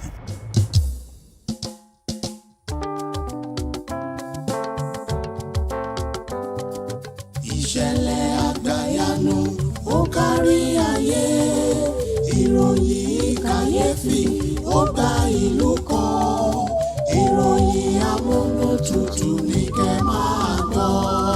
West Radio lẹ́ ó ti gbọ́, 89.3 lẹ́ ó ti gbọ́. Ìròyìn ayọ̀ làwa gbé kalẹ̀ mọ́lẹ̀ níbi iṣẹ́ yìí, nínú mọ́tò àti nínú ọjà. Ìròyìn amúnútutù rẹ̀ o, ẹ wá gbọ́. Ìròyìn amúnútutù lórí West Radio 89.3 FM.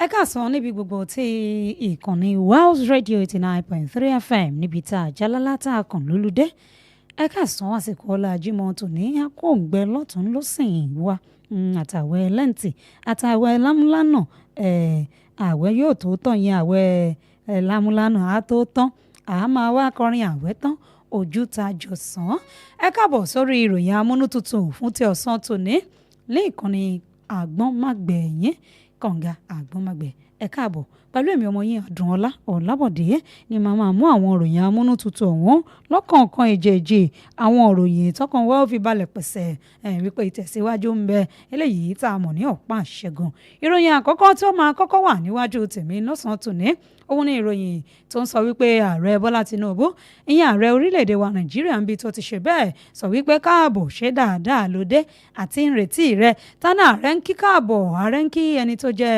aṣíwájú káfàtà nílẹ̀ Ghana ìyẹn ààrẹ John Mahama káàbọ̀ sí olúùlú ilẹ̀ wa nílùú Àbújá níbẹ̀ ní ààrẹ Bọ́lá Tinubu tó ti ń kí Mahama káàbọ̀ ǹjẹ́ wá rí àbẹ̀wò tí Mahama ṣe yìí lọ́jọ́ fún ìgbà àkọ́kọ́ sí orílẹ̀-èdè Nàìjíríà látìgbà tí wọ́n ti yàn án sípò nínú ọjọ́ keje oṣù kínní ọdún 2025 tá a wà nínú rẹ̀ yìí ǹjẹ́ ìrìn àjò wo ló wá gbé Mahama kalẹ̀ tó gbé egún wà sí ilẹ̀ Nàìjíríà wá ń bí ó ní kò sí bákan méjì bí kì í ṣe nípa ọ̀rọ̀ ètò ààbò lẹ́yìn tó da ilẹ̀ Mali ilẹ̀ Niger Burkina Faso tó dà wọ́n pọ̀ lójúnà àti jẹ́ kí ètò ààbò ọ̀hún kó jẹ́ ìpawọ́pọ̀ kí wọ́n pawọ́pọ̀ ṣe kíni kí wọ́n gbé ètò ààbò lárugẹ láwọn ètò ààbò tó rọ̀ mọ́ àwọn ẹnu bodè tó wọ inú orílẹ̀-èdè kọ̀ọ̀kan wọn láti jẹ́ wípé ó jẹ́ ojúṣe kó wa àwọn kí wọ́n lè gbárùkù tì í ó ní eléyìí ló gbé ìrìn àjò ọ̀hún tó fi tẹ̀ ẹ́ wá sí ilẹ̀ Nàìjíríà níbí báyìí nílùú Àbújá báyìí àwa náà gbàlejò ààrẹ ilẹ̀ Ghana Mahama.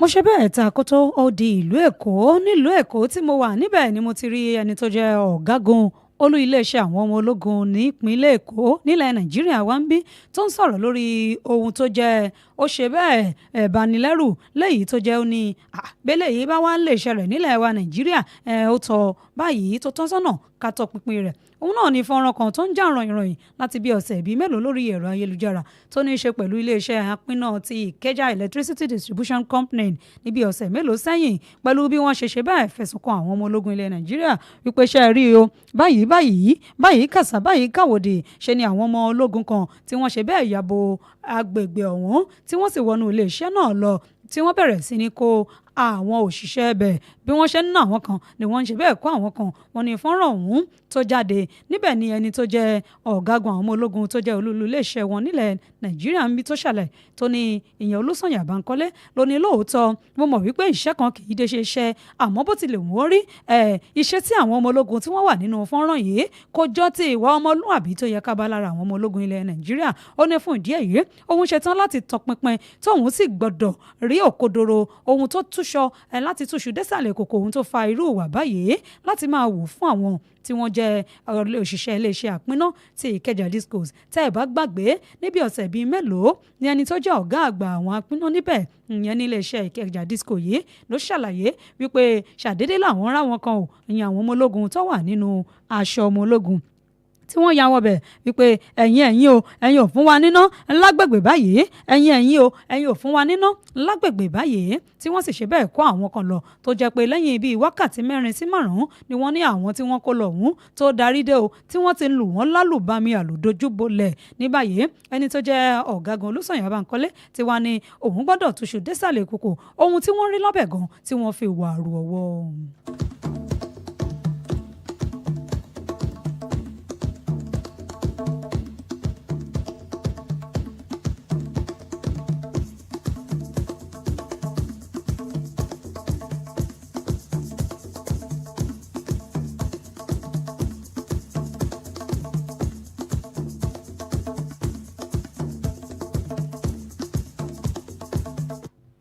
pẹ̀lú bí gbogbo ẹ̀ ti ń lọ báyìí lórílẹ̀‐èdè Nàìjíríà àkóní jẹun tì bẹ́ẹ̀ ni ebi kẹ̀dẹ̀rẹ̀ wọ́n ní bẹ́ẹ̀ bí ìṣẹ́ bá ṣe bó bí bá kúrò nínú ìṣẹ́kù ó bùṣe ni ní ẹni tó jẹ́ ààrẹ ilẹ̀ wa Nàìjíríà ààrẹ Bọ́lá Tinubu ló ti ń pe àrò àti ọ̀dọ̀fin àwọn olùdarí àtàwọn ọ̀gá àgbà àwọn iléeṣẹ́ ilé ẹ̀kọ́ gíga nílẹ̀ Nàìjíríà wípé ṣé ẹ rí o ẹ̀yin gbogbo ẹ̀yin adarí gbogbo ẹ̀yin lẹ́ka ẹ̀yin ọ̀gá àgbà iléeṣẹ́ àtàwọn agbègbè tó fi mọ́ àwọn tó jẹ́ wípé ilé ẹ̀kọ́ fásitì káàkiri nílẹ̀ yìí nǹkan kan náà ni mo fẹ́ kẹ́ já mójútó gbogbo àwọn ọlẹ̀ tó jẹ́ wọ́n kàn lọ sálálú tó jẹ́ pé ṣe ni koríko ló kàn ń wù ń bẹ̀ ààrẹ Bọ́lá Tinubu ní àmọ̀ràn pàtàkì tí wọ́n gbà wá rèé o ẹja ká bẹ̀rẹ̀ sí ní fi àwọn ọ̀nà yìí ká bẹ̀rẹ̀ sí ní fi dáko ọ̀rọ̀ yìí ló ń jáde láyé àtẹnu ààrẹ tó ń jáde láti ẹni tó jẹ́ olùdámọ̀ràn pàtàkì fún ààrẹ lórí ìpèsè oúnjẹ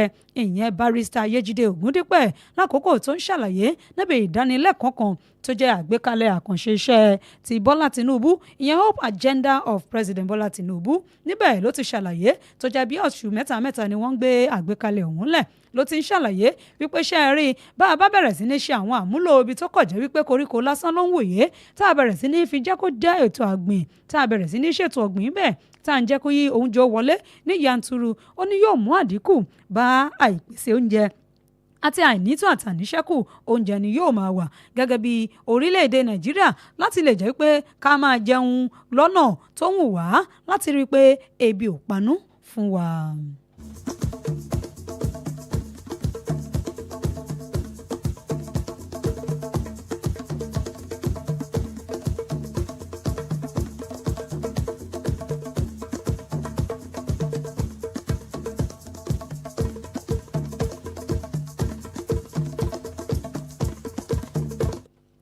ìjọba àpapọ̀ láti ipasẹ̀ àjọ tó ń rí sí ọ̀rọ̀ omi àti ìmọ́tótó rẹ̀ nílẹ̀ Nàìjíríà ni wọ́n ti ṣe bẹ́ẹ̀ ni wọ́n ní apá ibi tá a wà yìí a nílò àti ṣe nǹkan kan sí ọ̀rọ̀ omi níbo ìyẹn ní ìpínlẹ̀ Benue lọ́hùn-ún tí wọ́n sì ti ṣe bẹ́ẹ̀ gbárùkù tí wọ́n ṣe ní àgbájọwọ́ báyìí ńlá fi ń sọ̀yà ẹni tó jẹ́ mínísítà tó jẹ́ òun ló ń darí ẹ̀ka ọ̀hún ìyẹn mínísítà fún ọ̀rọ̀ omi àti ìmọ́tótó rẹ̀ Joseph Talon Ute ló ń ṣàlàyé wípé ṣe rí báyìí ìjọba àpapọ̀ ilẹ̀ Nàìjíríà ti gbé ìgbésẹ̀ tó lọ́rìn o tí wọ́n sì ti bẹ̀rẹ̀ sí ní ṣe àkójáde àwọn omi lọ́lọ́kan òjọ̀kan àwọn ibùdó omi láti lè jẹ́ kí àwọn ará agbègbè ìpínlẹ̀ Benue kí wọ́n bẹ̀rẹ̀ sí ní rí omi tó mọ́mu àti ní ànító tó fi mọ́ àníṣẹ́kù débi wípé wọn ò ní máa kó àrùn látara omi mímu àbí omi tí wọ́n ń lò òní ní ìrọ̀rùn ní ìrọ̀wọ́ ìrọsẹ̀ náà ni àwọn fi ṣí àwọn iṣẹ́ àkànṣe yìí o lẹ́yìn tí wọ́n kẹ́ ní Federal Ministry of Water Resources and Sanitation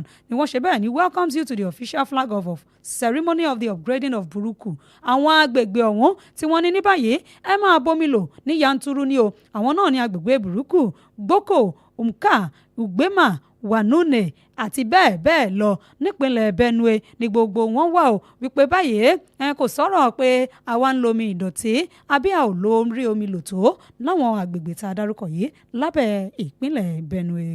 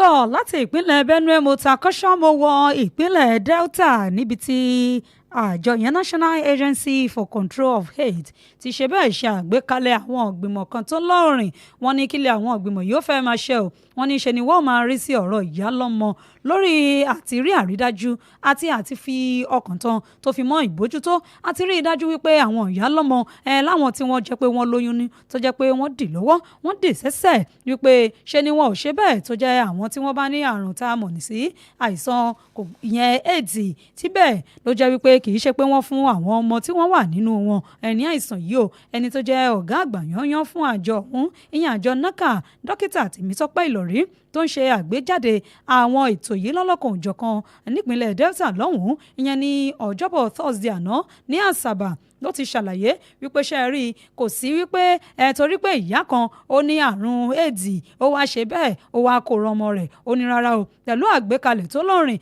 àtàwọn ètò lọ́lọ́kan òjọ̀kan ní àjọ NACA ni wọ́n fi rí wípé àwọn yóò tẹ̀síwájú gbọmọgbọmọ láti máa rí pé àwọn dènà irú ìṣẹ̀lẹ̀ bẹ́ẹ̀ àti wípé fún àwọn ìyálọ́mọ tí wọ́n ní àrùn yìí láti rí i pé wọ́n lo oògùn wọn déédéé àti ṣe àbójútó tó péye fún wọn láwùjọ láti rí i pé kì í ṣe pé wọ́n kó àìsàn náà bá àwọn ọmọ tí wọ́n fẹ́ bí.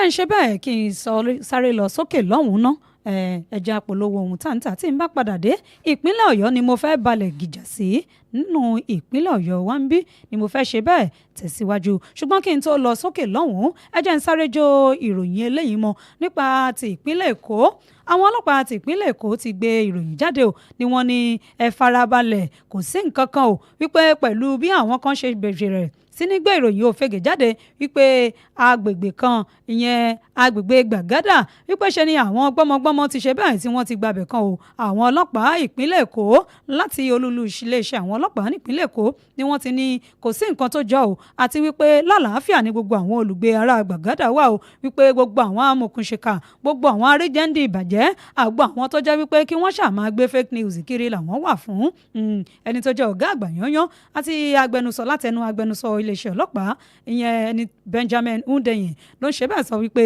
kò sí ìròyìn tó jẹ́ bọ́ bẹ́ẹ̀ wípé àwọn ajínigbé ti gba agbègbè Gbàgádà kan o kódà wọ́n ní nínú ìròyìn òfegè ọ̀hún táwọn kan gbé jáde sórí ẹ̀rọ ayélujára ni wọ́n ti ní kódà gbogbo ẹ̀yin tẹ́ ẹ bá fẹ́ gba express ní Gbàgádà ẹ má gbàbẹ̀ o eléyìí ni àwọn iléeṣẹ́ ọlọ́pàá nípínlẹ̀ Èkó ni wọ́n máa fi ń dá gbogbo àwọn arìnrìn-àjò àtàwọn ará agbègbè Gbàgádà wípé kò sí nǹkan kan tó jọ bẹ́ẹ̀ lálàáfíà ṣèké ṣàkàbà yìí òun náà ni àràdà lágbègbè Gbàgádà o.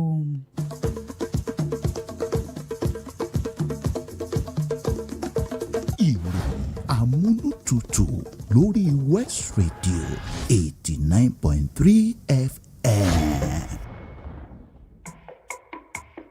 Boost your business with Wells Radio 89.3 FM. In a competitive world of business, strategic brand and product positioning is key to growth. Don't remain unseen in the shadows. Shine a spotlight on your brand with Wells Radio 89.3 FM today. Why Wells Radio? We are your state's #1 family radio station. We connect with the heart of families in your state. As the smallest unit of the society, families trust Wells Radio for quality content and information. Visit us today along Alafin Avenue, Oluyole Estate, Ibadan. Our white and blue building just before Sharp Corner ensures your business won't go unnoticed. Advertise with us today. Call our marketing office on 0903 936 8185. Call Toby on 0803 509 3394. Yomi on 0706 616 5053. Take the leap today. Let Wells Radio 89.3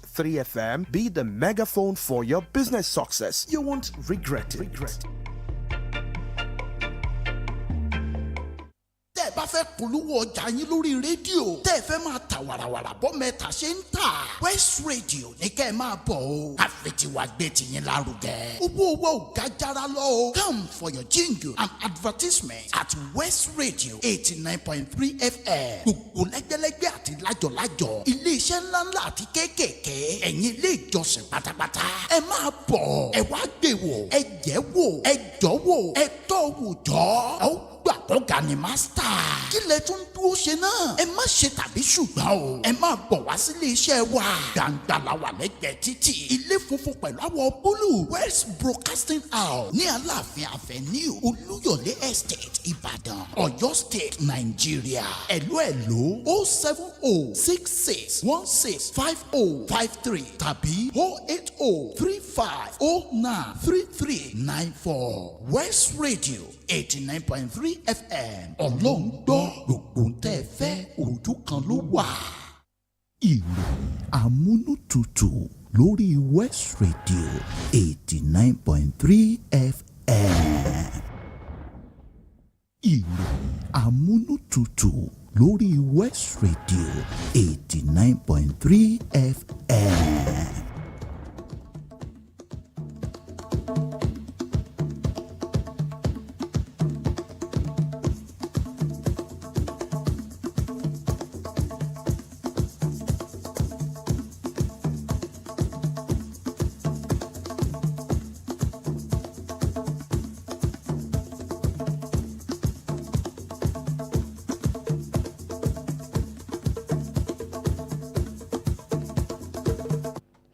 ẹ káàbọ̀ padà láti ojú ọjà lọ́hùn-ún ìròyìn amúnútutù náà lè wà láti ìkànnì Wells Radio 89.3 FM kọ̀ǹga àgbọ̀nmágbẹ̀ yẹn ẹ tọ́ra ṣẹ̀ṣẹ̀ máa gbé àwọn ìpolówó ọjà yẹn bọ̀ ká fi tiwa báyìí ká fi gbé tìyín lárugẹ. ìròyìn tí wọ́n máa tún kàn sí òun náà ni ìròyìn tí mo sọ pé màá ṣe bẹ́ẹ̀ balẹ̀ sí ìpínlẹ̀ Ọ̀yọ́ níbi tí gómìnà ìpínlẹ̀ Ọ̀yọ́ onímọ̀ ẹ̀rọ Ṣèyí Mákindé ti ṣe bẹ́ẹ̀ tún yan àwọn adarí tuntun kan wọ́n yan ẹni tó jẹ́ ọ̀jọ̀gbọ́n Adérẹ̀mí Ayọ̀délé gẹ́gẹ́ bí ọmọ ẹgbẹ́ olùdámọ̀ràn ìgbìmọ̀ olùdámọ̀ràn níbẹ̀ náà ni wọ́n ti yan ẹnìkan ìyẹn CP Ayọ̀délé Ṣọ́nùbí ẹni tó ti rìtáyà tẹ́lẹ̀ wọ́n yan gẹ́gẹ́ bí olùdámọ̀ràn kan gbòógì fún lórí ọ̀rọ̀ òfin láti máa fi òfin lélẹ̀ ní ìpínlẹ̀ Ọ̀yọ́ yíyan Ayọ̀délé tí wọ́n yàn yé àti Ṣọ́nùbí ẹ lọ́jọ́ wípé wọn yóò bẹ̀rẹ̀ ìyànsípò wọn láti ọjọ́ kìíní oṣù kẹrin ọdún 2005 tá a wà yìí ọ̀rọ̀ yìí ló ń jáde tó sì jẹ́ wípé ó wà nínú ìbọwọ́lù láti ẹnu Ọ̀túnba Ṣẹ́gun Ògúnwùyí tí wọ́n jẹ́ ọ̀gá àgbà pátápátá fún àwọn òṣìṣẹ́ ní ìpínlẹ̀ Ọ̀yọ́ tó sì ń jáde gẹ́gẹ́ bí ẹni tó jẹ́ akọ̀ròyìn olùdámọ̀ràn ìkọ̀ròyìn pàtàkì fún gómìnà Ṣèyí Mákindé ìyẹn ọ̀jọ̀gbọ́n ọ̀mọ̀wé Sulaimon Ọlánrewájú tí wọ́n gbé jáde lónìí nílẹ̀ Ìbàdàn tá a wà nínú rẹ̀ yìí.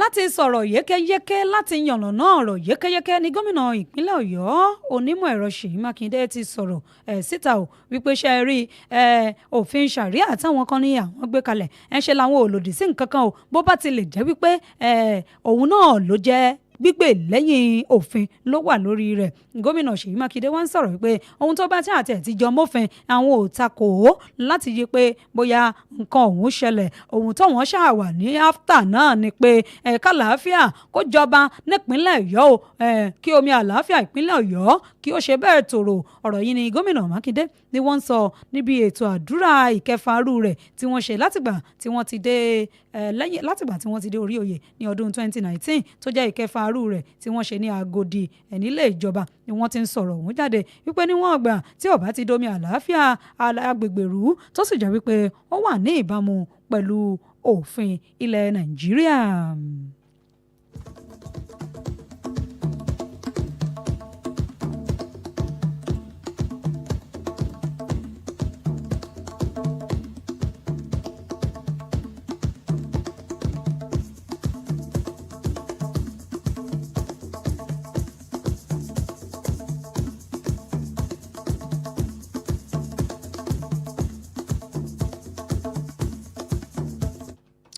ìròyìn eléyìí ló ń sọ wípé ń bọ̀ báyìí àwọn làádẹ́ẹ̀dẹ́ níbi ìtakọ̀ǹgbọ̀n kan ti àwọn elétò ààbò ìyẹn àwọn àjọ ààbò ara ẹni làbò òlú NSCDC tí wọ́n ti bẹ̀rẹ̀ sí ní gbìnàyà pẹ̀lú iṣẹ́ àṣekára ni wọ́n ti ṣe báyẹ̀ tí wọ́n fi ọ̀rọ̀ léde ti ẹ̀ka ìpínlẹ̀ Ọ̀yọ́ láti ẹnu ẹni tó jẹ́ olùdarí wọn ìyẹn ọ̀gá àgbà yanyan Commandant Augustine Padonu ni wọ́n ti ṣe bẹ́ẹ̀ ni ẹ rí o káàkiri ti ìbútòrò nípínlẹ̀ Ọ̀yọ́ a ti ṣe bẹ́ẹ̀ kó àwọn elétò ààbò ìyẹn àwọn àjọ ààbò ara ẹni làbò òlú pé tẹ́ ẹ bá ti dé àgbègbè ibi báyìí o ẹ máa rí àwọn ẹ̀ṣọ́ aláàbò NSCDC o tí wọ́n ń dáàbò bò yín fún kíni fún ti ìpalẹ̀mọ́ àwẹ̀ tán ojú ta jẹ̀sán àmọ́ àwọn tó gbà àwẹ̀ wọ́n ní àwọn àjọ NSCDC wọ́n ti ṣe bẹ́ẹ̀ wọ́n dáàbò bò wá o tó jẹ́ pé àwọn 1,500 àwọn ẹ̀ẹ́dẹ́gbẹ̀jọ officers ni wọ́n ti wà ní tìbútòrò láti máa dáàbò bò wá wọ́n ní wọ́n wà káàkiri láti máa dáàbò bò wá ọ̀rọ̀ yìí lélẹ́yìí tó ń jáde láti àjọ NSCDC ẹ̀ka ti ìpínlẹ̀ Ọ̀yọ́.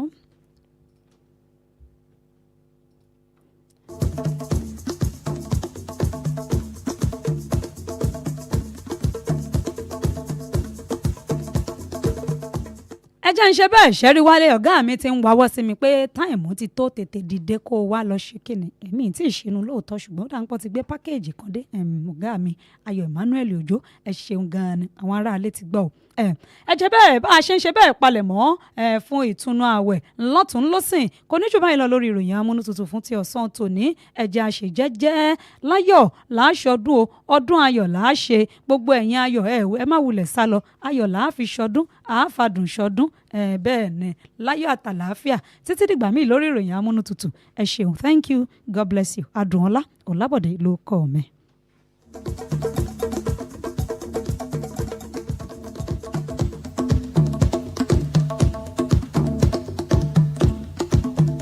Ẹ̀fílẹ̀ ẹ má yí kúrò Wells Radio 89.3 FM níbẹ̀ gangan lẹ wà.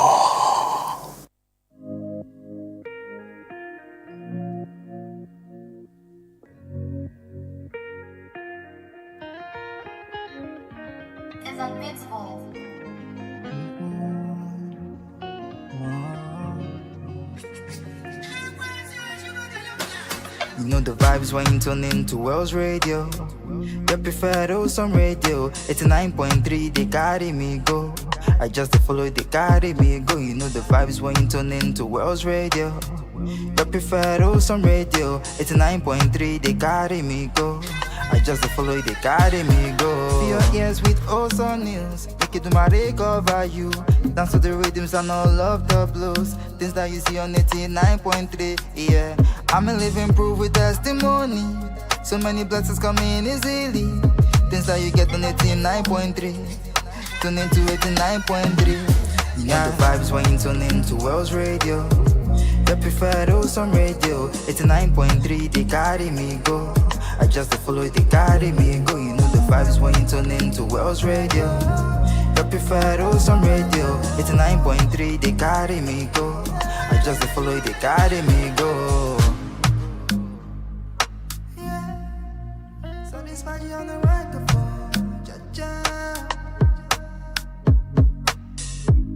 It's Wells Radio 89.3 FM.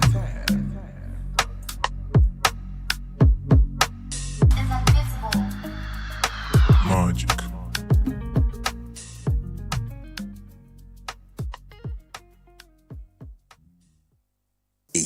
FM, your preferred wholesome radio. Yo, what's up? Baby, let's go! Hey there! Want to stay connected to your favorite radio station? Follow us on social media for the latest updates, entertaining wholesome content, and behind-the-scene peaks. We're on Instagram at Wells Radio 893, Facebook Wells Radio 893 FM fan page, X Wells Radio 893. Follow our WhatsApp channel Wells Radio 89.3 FM. Get a scoop on upcoming shows, giveaways, and events. Also get to interact with your favorite presenters and share your thoughts on our posts and stories. Join the conversation and stay tuned into Wells Radio 89.3 FM, your preferred wholesome radio.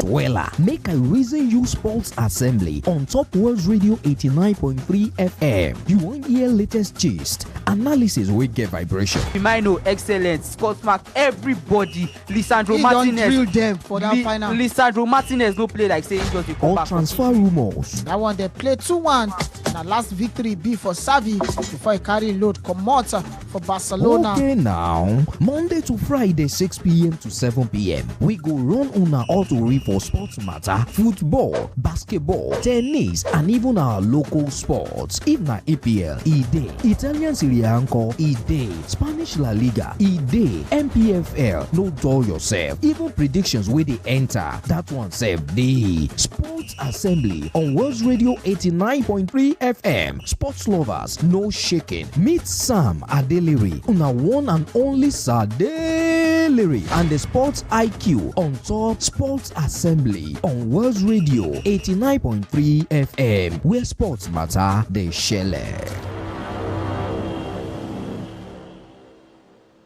The time is 4 p.m. from Wells Radio 89.3 FM, your preferred wholesome radio.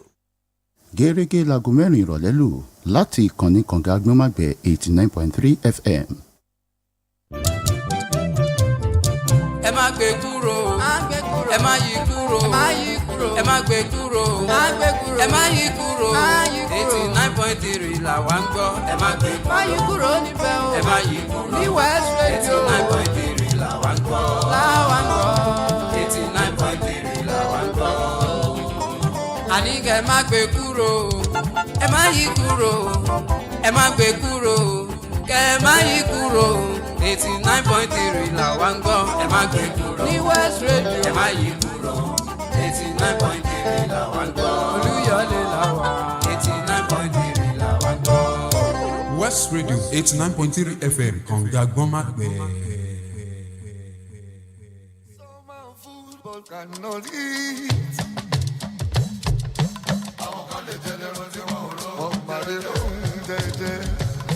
And the summer friends, they have no shoes.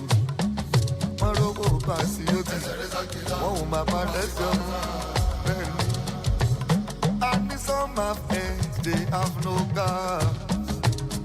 I'll be on I've been go to a guy. At the end, we have food we can eat. The bank money, Opelani, glory be to that Jehovah. And the people we have both and we can eat. That do power, no one will do our glory be to that Jehovah. Oh, yeah, go penny to my more, will do well. You didn't go there, show myself. I didn't mean you go. Oh, yeah, show myself. I didn't mean go. Anybody more, will do well. I didn't mean you go. Oh, yeah, show myself. I didn't mean go. Oh, yeah, money, counting your blessing. What the money? You will be so proud. I we can go. You will be so proud. That's what you want to do. You want me to do. Down things as I didn't give me a tear. Carry what you want. Can't you go? Polon, she died at home. What for? You will be so proud. I know you will be so proud. That's what you have to do. Down things as I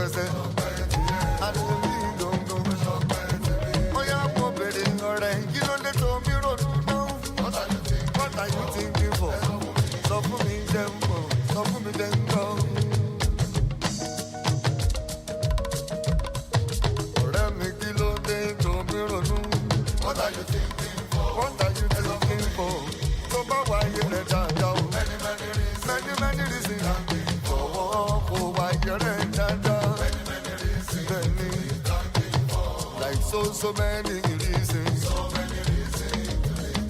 Wọ́n pè wọ́n ní kò jó ó wá ń bí mi wípé what should I dancing for?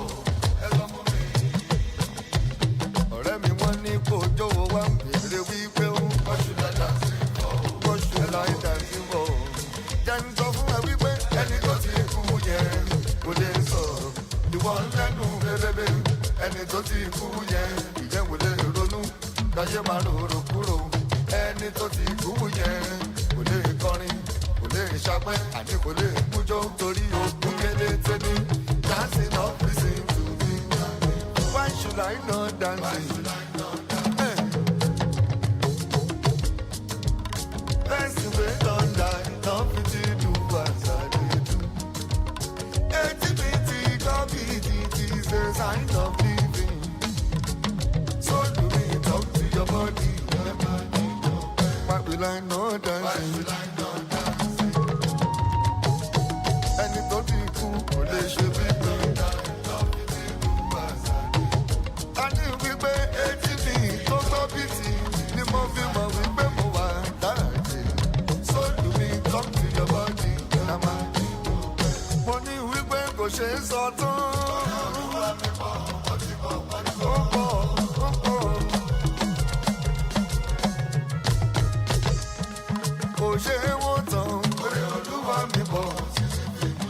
Àpàlà la fi wọlé ńrọ̀lẹ́ tòní.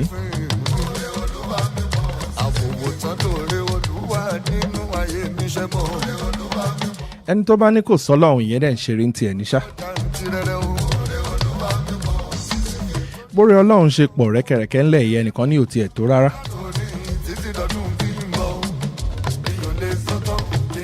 Voice Àpàlà voice Ọlọ́run jàre sọpẹ́ tiẹ̀ òun làwa fi wọlé nírọ̀lẹ́ tòní. Ẹ ṣeun àtẹ tó darapọ̀ mọ́ wa lórí ètò lágbo àwọn amúlùdùn. Kí ló ń ṣẹlẹ̀ lágbo àwọn amúlùdùn? Oríṣiríṣi ìròyìn ẹ̀fẹ̀ ọgbọ́n ìmọ̀ àti òye òun láti kó wá síta lọ́sàn-án tòní.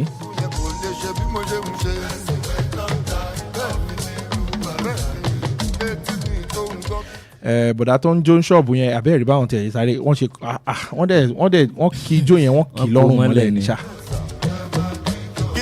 Látòní títí dọ̀dún tí ń bọ̀ ó bí òde sọ́tọ̀ kí n kọrin sí ṣáìdé kí n kọ ṣáìdé. Aṣogan miri ó wọra gidi gan. Àbí ká mọ̀ gbọ́ lọ ni yà mọ̀ gbọ́ lọ ká má ṣètò lónìí. Níìsì wà ń lẹ̀ ni. Níìsì wà ń lẹ̀. Ẹ káàsán níbi gbogbo tí afẹ́fẹ́ ìkànnì kànga Àgbọ̀nmágbẹ̀ Wells Radio 89.3 FM tó fẹ́ dé ìkànnì kànga Àgbọ̀nmágbẹ̀ ọgbọ́n ìmọ̀ àti òye ló ń bẹ lórí ìkànnì eléyìí 89.3 FM. Òun náà ni ẹ fi bá gbọ́ wa kétékété ní gbogbo ibi tí afẹ́fẹ́ ìkànnì yìí fẹ́ dé ní ìpínlẹ̀ Ọ̀yọ́ káàkiri orílẹ̀-èdè Nàìjíríà fáwọn tó ń gbọ́ wa lórí ẹ̀rọ ayélujára www.wellsradio893.com tàbí fún àwọn tó ń gbọ́ wa lórí Radio Garden káàkiri kò síbi tẹ́ ẹ̀ ti lè gbọ́ ṣùgbọ́n tó bá jẹ́ ìpínlẹ̀ Ọ̀yọ́ 89.3 FM òun ni ẹ fi gbọ́. Ẹ kéwù rọ̀lẹ́ o àwẹ̀ ti tán lọ́jọ́ wo nìyẹn? Lọ́jọ́ Sunday. Ẹnu ẹ̀ mo yá sọ́símáìkì. Ọjọ́ Sunday làwẹ̀ tán. Olúwa ṣeun mo rí pójú ẹ̀ gan dà ipò tí ó ń wálé. Ó wọra láì gba nǹkan kan. So gbà mélòó ló gbà. Ẹni tó bá ti gbàwé wọ́n máa ń rí sí náà. Mélòó ló gbà nú àwẹ̀. Láì gbàwé kankan. No àwẹ̀ Christian mo gbà. Mélòó ló ti wá gbà ń bẹ mélòó ló dà lé ni. Mẹ́ẹ̀ká. Ẹ káàbọ̀ sórí ètò lágbo àwọn amúlùdùn bínú tiwa ṣe ń dùn ń bí rèé àdẹ̀mọ̀ pé bínú tiwa ṣe ń dùn táyọ̀ wá ń kún bẹ́ẹ̀ nínú tiyín náà ń dùn lé adẹ́kù wíkẹ̀ndì tòní bó ni ojú ọjọ́ ṣe rí lọ́dọ̀ tiyín pẹ̀lú ọrọ̀ ajé ṣáájé ń wá màmá tó ń gbọ́ wa ń gbági tó ń gbọ́ wa ní ọjà Aba tó ń gbọ́ wa ní Bẹ̀rẹ̀ tó ń gbọ́ wa lójé tó ń gbọ́ wa lọ́jà Bódìjà ọjà olótùwà yẹn náà. Àpẹtẹ ọjà Bẹ̀rẹ̀ Ìwó road ọjọ́ Ọba ọjà Abótú ni Gbági mo ti sọ Gbági tó sọ mi mo ti sọ Òjé tó sọ mi Mọ̀lété lọ́dọ̀ àwọn alágbo yẹn níbi ibodè yẹn níbodè ọ̀yà tó sọ mi àpáta ọjà àpáta náà wà ń bẹ̀. ọjà omi sì wà ń bẹ̀. ọjà àpáta náà wà ń bẹ̀. a kí bàbá lọ́jà, a kí ìyá lọ́jà, a kí ẹ̀gbọ́n, a kí àbúrò, àwọn tó jù wá lẹ̀, àwọn tó kéré sí wa, gbogbo yín pátápátá là kí ẹ ṣeun. Lágbo àwọn amúlùdùn lètò báwa ṣe ń fún yín ní ẹ̀fẹ̀ lóríṣiríṣi tá à ń rẹ́rìí túnú wá ń dùn. A lérò pé bẹ́ẹ̀ náà ló ṣe rí lọ́dọ̀ tiyín, ṣùgbọ́n ẹ jẹ́ àṣejẹ́jẹ́. Orin tá a fi wọlé yẹn Boys Ọlọ́run ó ní ṣọpẹ́ tiẹ̀. Ẹ jẹ́ ní tiẹ̀ wá sọ́dọ̀ àti máa ń gbàgbé ń gbà mí pé àwọn èèyàn morúkọ wa àbí ayọ̀ lórúkọ tèmi. Ó yá Sunday ẹ̀ bá ń kí àwọn ará ilé o jàre. ẹ̀yin ará ilé ẹ̀ tún kú ilé o, atúnkìyín káàbọ̀ sórí ètò wa ní lágbo amúlòdùn. orúkọ mi ni Sunday Ọmọdéjọbí. Ó yá Aisho. lẹ́ẹ̀kan sí ẹ̀mí náà kí n káàbọ̀ pé lẹ́ẹ̀kan sí kí o ti fún wa tí o ti dárúkọ ìfún wa tẹ́lẹ̀. Sunday ti síwájú so tẹ̀lé ni. Ó yá kí àwọn ará ilé. ẹ̀yin ará ilé ẹ káàsán ẹ sì tún kúrò lẹ̀ ibi tẹ́ ẹ ti ń gbọ́ wa. bí a kò fẹ́ orúkọ mi ò yí padà Ìṣọ̀lá Adékúnlé. Ó yá sọ pé ẹ káàsán ẹ káalẹ́ torí àwọn kan ń gbọ́ wa ní Canada, wọ́n ń gbọ́ wa l'Amẹ́ríkà. ẹ káàsán ẹ káalẹ́ ẹ kúrò lẹ̀ ó dàárọ̀ o. àwẹ̀ ní gbò lọ́wọ́lọ́wọ́ báyìí àwẹ̀ méjì mẹ́ta tó ń gbà káàkiri. Boys Ọlọ́run ní ká aṣọpẹ́ jẹ́ aṣọpẹ́ tiwa níbi kí ibi tó wù tí ojú ọjọ́ lè máa rí lọ́dọ̀ tiwa. A fi yọ ẹnì kankan ṣùgbọ́n a fi dúpẹ́ lọ́wọ́ Ọlọ́run ni. Èyí táwa ń gbé yìí, ìgbé ayé táwa ń gbé lọ́wọ́lọ́wọ́ tí ò tẹ́ wa lọ́rùn, prayer point tàwọn kan ni o. Táwọn wò pé irú kinní yìí báyìí òun dẹ̀ làwa ní táwa sọ pé ò tó. Lọ́dọ̀ tèmi èmi dúpẹ́ o. Mo dúpẹ́ fún àlàáfíà tọ́lọ́run fún wa lálàáfíà irú iṣẹ́ tiwa báyìí. Kò mọ̀ dájú kò mọ̀ wúrọ̀ kò máa lẹ́ ṣùgbọ́n fún oore ọ̀fẹ́ tọ́lọ́run fún wa ń gbogbo ìgbà nínú mọ́tò lálẹ́ lórí ọ̀kadà lóru àdúpẹ́ lọ́wọ́ Ọlọ́run. Sunday kí lẹ́yìn dúpẹ́ fún lọ́wọ́ Ọlọ́run. Mo dúpẹ́ fún ti ẹ̀mí, mo dúpẹ́ àlàáfíà, mo dúpẹ́ fún ìlọsókè ìlọsódò. Olúwa ṣeun, Olúwa ṣeun. Aisho dúpẹ́ pé àwẹ̀ ti fẹ́ parí. mo dúpẹ́ pé àwẹ̀ ti fẹ́ parí. Gbàdúrà dẹ̀ ti gbà. Káìsò tún máa ganu sí lókun báyìí. Kò tún máa ganu sí. máa ganu sẹ́bà àmọ́là. Sunday gan máa gbà pé lẹ́yìn àwẹ̀ yẹn. pé ganu sí àpọ̀ gan. Má jẹ̀jẹ̀ kú jẹ. Àwọn pátì kan wà tó yẹ kí n lọ tí. tó lè lọ tẹ́lẹ̀. ẹ mọ̀ pé ọjọ́ tẹ́ ti sọ pé máa ṣe lọ pátì tí mo fọwọ́ tó lóde. àjọ ẹ̀mí tí mo ti ránṣẹ́ pátì mi kù díẹ̀. ó ti ń ṣẹlẹ̀ ṣó ti repent. bí èlò wà máa fi envelope lọ́dún yìí rẹ̀. oṣù kẹta la ṣe wáyé ọdún tuntun náà ni àti ọdún yẹn ti gbòójù àti tó sọ lórí ètò pé tó bá ti ń lọ pátì má lọ máa ganu sí kó gba àmàlà gba wa tó ẹlòmíràn tó máa jà sẹ́ran ẹ kì í fẹ́ràn méjì sẹ́ran èló lẹ mú wa. ẹlòmíì tí ẹ máa wo sùsùn ó bá ti wò kán báyìí a kàn mọ́ bẹ́ẹ̀ méjì apapọ̀ ní tiẹ̀. ta adẹ́gbójú. ó pákéjì ẹ ni. ó ṣe rẹ́ rí. wíkẹ̀ndì tún ti dé o ẹjẹ́ àsáré ẹjẹ́ àrọ́ra wa mọ́tò òjò dẹ̀ ti délẹ̀ báyìí àwọn olóyìnbó á ní if you drink don't drive if you drive don't drink tó bá jẹ́ pé nǹkan ti bọ́ sára ẹ dákun tó bá ti débi mọ́tò àbí steering ẹ dákun ẹ sá fún un bó wá dẹ̀ ti jẹ́ pé ẹ fẹ́ mu nǹkan náà ni well bẹ́ẹ̀mi ò tiẹ̀ fọwọ́ sí àmọ́ ẹ má wà á di ọkọ̀ ìyẹn ṣe kókó ẹ má ṣe kí ni ẹ má wà á di ọkọ̀ nítorí pé ẹ̀yin nìkan kọ́ lẹ̀ ń lo mọ́tò mọ̀ pé tó bá ti di weekend báyìí pátí lóríṣi ó ti ń ṣẹlẹ̀ gan báyìí ètí ṣe inú tiẹ̀ ti tí sinú ti ń tẹnu tó ti ń tẹnu ọjọ́ Monday yẹn fàájì tún bẹ̀rẹ̀ láti Monday Olúwa ṣàánú wa gbogbo nǹkan tá a ti sọ fọ́lọ́run pa àní ṣe mọ́ nínú àwẹ̀ bí Aisho báyìí ó ti lóun ò ní lọ patí mọ́ mo dẹ̀ ti gbọ́ tó ti ń sọ̀rọ̀ patí kọ́lọ́run bá ẹ ṣàánú àwa máa gbàdúrà fún ẹ kọ́lọ́run fàánú bẹ́ẹ̀ wò inú àwẹ̀ ni mi lọ patí ṣùgbọ́n ó sọnù àwẹ̀ pé Olúwa ìwà báyìí mi ní wù mọ́ ìwà báyìí mi ní wù mọ́ ṣé mo gbẹ́ lómi ìbò ṣe ń sọ pé ìwà báyìí mi ní wù pé Ọlọ́run ó mọ̀ pé kò rọ ó yí Ọlọ́run kan mọ̀ pé kò rọrùn ẹ mọ́ tanra rẹ bí èèyàn mi kà á ní mọ́ tanra rẹ jẹ́ a lè tán Ọlọ́run jẹ Ọlọ́run ò tẹ̀ ń ṣe ní tá a lè tán jẹ àmọ́ èyí tó bá jẹ́ ojúṣe tiwa láti ṣe jẹ́ àṣe kọ́lọ́n bá lè fèrè síṣẹ́ wa lágbo àwọn amúlùdùn náà ní kí la máa ń kó wá sóde bẹ́ẹ̀ ṣe ń wo eré orí ìtàgé tẹ̀ ń gbọ́ oríṣiríṣi orin bóyá orin jùjú fújì tàkasúfèé àti bẹ́ẹ̀ bẹ́ẹ̀ lọ àwọn èèyàn tó wà ń díẹ̀ ìgbésí ayé wọn bó ṣe ń lò ó máa ń nira fún wa lọ́pọ̀lọpọ̀ ìgbà láti lè yà wọ́n sọ́tọ̀ ẹni tó ń ṣeré àti ẹni yẹn gangan láì ṣe pé ó ń ṣeré nítorí ẹ̀ ní olóyìnbó ń pè kankan ní emotional connection bá a ṣe ń wò wọ́n lórí tẹlifíṣàn àtúfẹ́ mọ bó ṣe ń lọ nígbésí ayé wọn ṣùgbọ́n lórí ètò yìí ṣé a mọ̀ pé kò ṣeé ṣe kéèyàn rìn kó rí mami àbí kò ṣeé ṣe ṣùgbọ́n tá a bá rí ìròyìn tí ò yẹ kó rí bẹ́ẹ̀ táwa rò pé kò yẹ kó rí bẹ́ẹ̀ àdáyàn lẹ́bi o àdẹ̀dáyàn lẹ́jọ́ ṣùgbọ́n àwa sọ pé bí ọmọ orílẹ̀-èdè Nàìjíríà bóyá kì í bá dẹ̀ yẹ kọ́rọ̀ yìí kó má rí báyìí o sọ pé nìyẹn ò ṣe dáadáa ṣùgbọ́n ojú táwa fi wò ó entertainment pẹ̀lú ọgbọ́n ìmọ̀ àti òye òun làwa máa ń kó wá síta lórí ètò lágbo àwọn amúlùdùn ìyẹn ní lábala kejì láti fún yín ní oríṣiríṣi ìròyìn ìyẹn náà ní ìròyìn bó ṣe ń lọ eré orí ìtàgé orin àti bẹ́ẹ̀ bẹ́ẹ̀ lọ ìròyìn tó kúnlẹ̀ lónìí fáwọn àwọn kan tiẹ̀ ti wà tẹ́ pé wọ́n tiẹ̀ ń bọ́dà láti ka entertainment news mọ́ o tẹ̀ pé tó bá ti di Friday báyìí àwọn ṣì máa rí nǹkan kan gbọ́ ó ti di dandan normal level wọ́n á múlẹ̀ fáwọn so ó ti wà ńlẹ̀ báyìí káàkiri àmúwá láìpẹ́ láì jìnà kẹ́yìn náà get set abala tó wá kẹ́yìn ètò níbẹ̀ láti fún yín ní ohun òṣèré méjì ìyẹn lọ́kùnrin àti lóbìnrin á fi ohun wọn síta ẹ̀yin á wá jẹ́ ká mọ̀ ta ni ẹni tó ń sọ̀rọ̀ tẹ́yìn bá ti mẹ́ni tó ń sọ̀rọ̀ ó bá tán o ló bá ti àìṣe ò lè mẹ́ni tó wà ń bẹ̀ lónìí àjọ ghetto ni Ọlọ́run mú ẹ. ká ní mo wà bẹ́ẹ̀ ni ònà tẹnu mi dẹ̀ gbẹ díẹ̀. ẹnu gbẹ mo ní ìdí owó mo rántí ìgbà torin yẹn ń trend káàkiri ẹnu ò gbẹ mọ́ báyìí ganu sí ló wà báyìí Ọlọ́run aṣàánú wa lóye.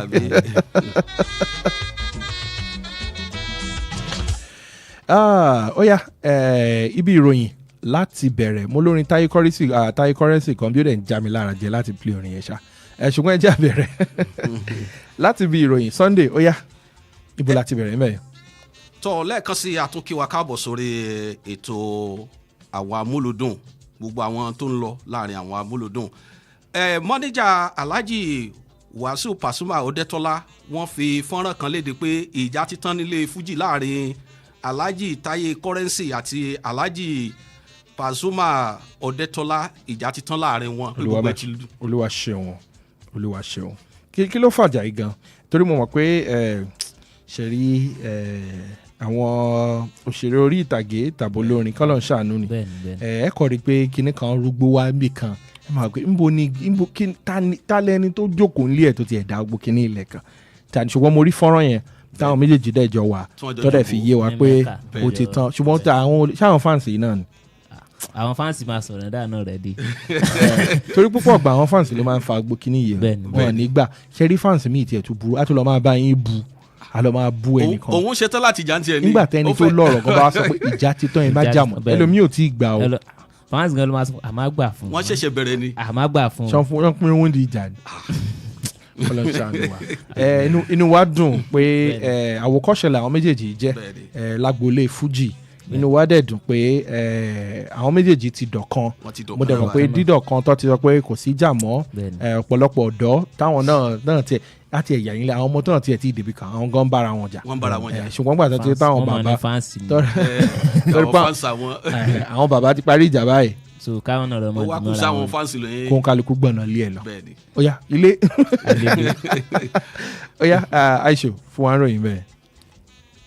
ìròyìn tó wà bí ni ti gbajúgbajà òṣèré Ìyábọ̀ Òjó èyí tó ṣe àfilọ́lẹ̀ sinimá tuntun kan gbogbo àwọn òṣèré yòókù sì lọ ṣàpọ́nlé ẹ̀ tán péjúpéṣẹ̀ tán ṣàpọ́nlé ẹ̀ ṣùgbọ́n láàrin náà látún ti rí fọ́nrán kan tó a rí i pé Mercy Aigbe tún sọ fóònù nù.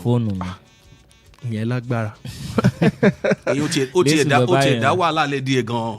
èmi rí fọ́nrán yẹn díẹ̀ níbi tó dà kí Mercy ti ń bínú tó ń bá PS sọ̀rọ̀. pákéjì yẹn tiẹ̀ gan pọ̀ náà.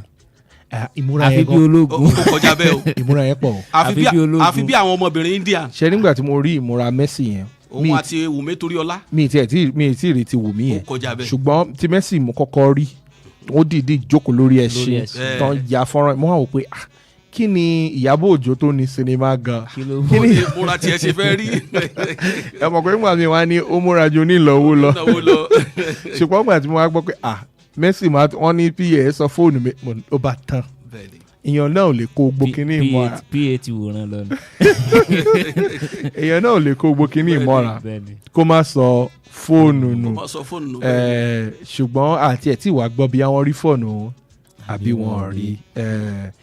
ọ̀rọ̀ fóònù yẹn gan-an dẹ̀ tún dá awuyewuye lẹ̀ àwọn kan tún bẹ̀rẹ̀ sí tún gbé sọ́tún gbé sósì pé ọ̀pọ̀lọpọ̀ àṣírí ló wà lórí fóònù yẹn láàrin Mercy Aigbe àti ọkọ rẹ̀ Alhaji Adikas àti.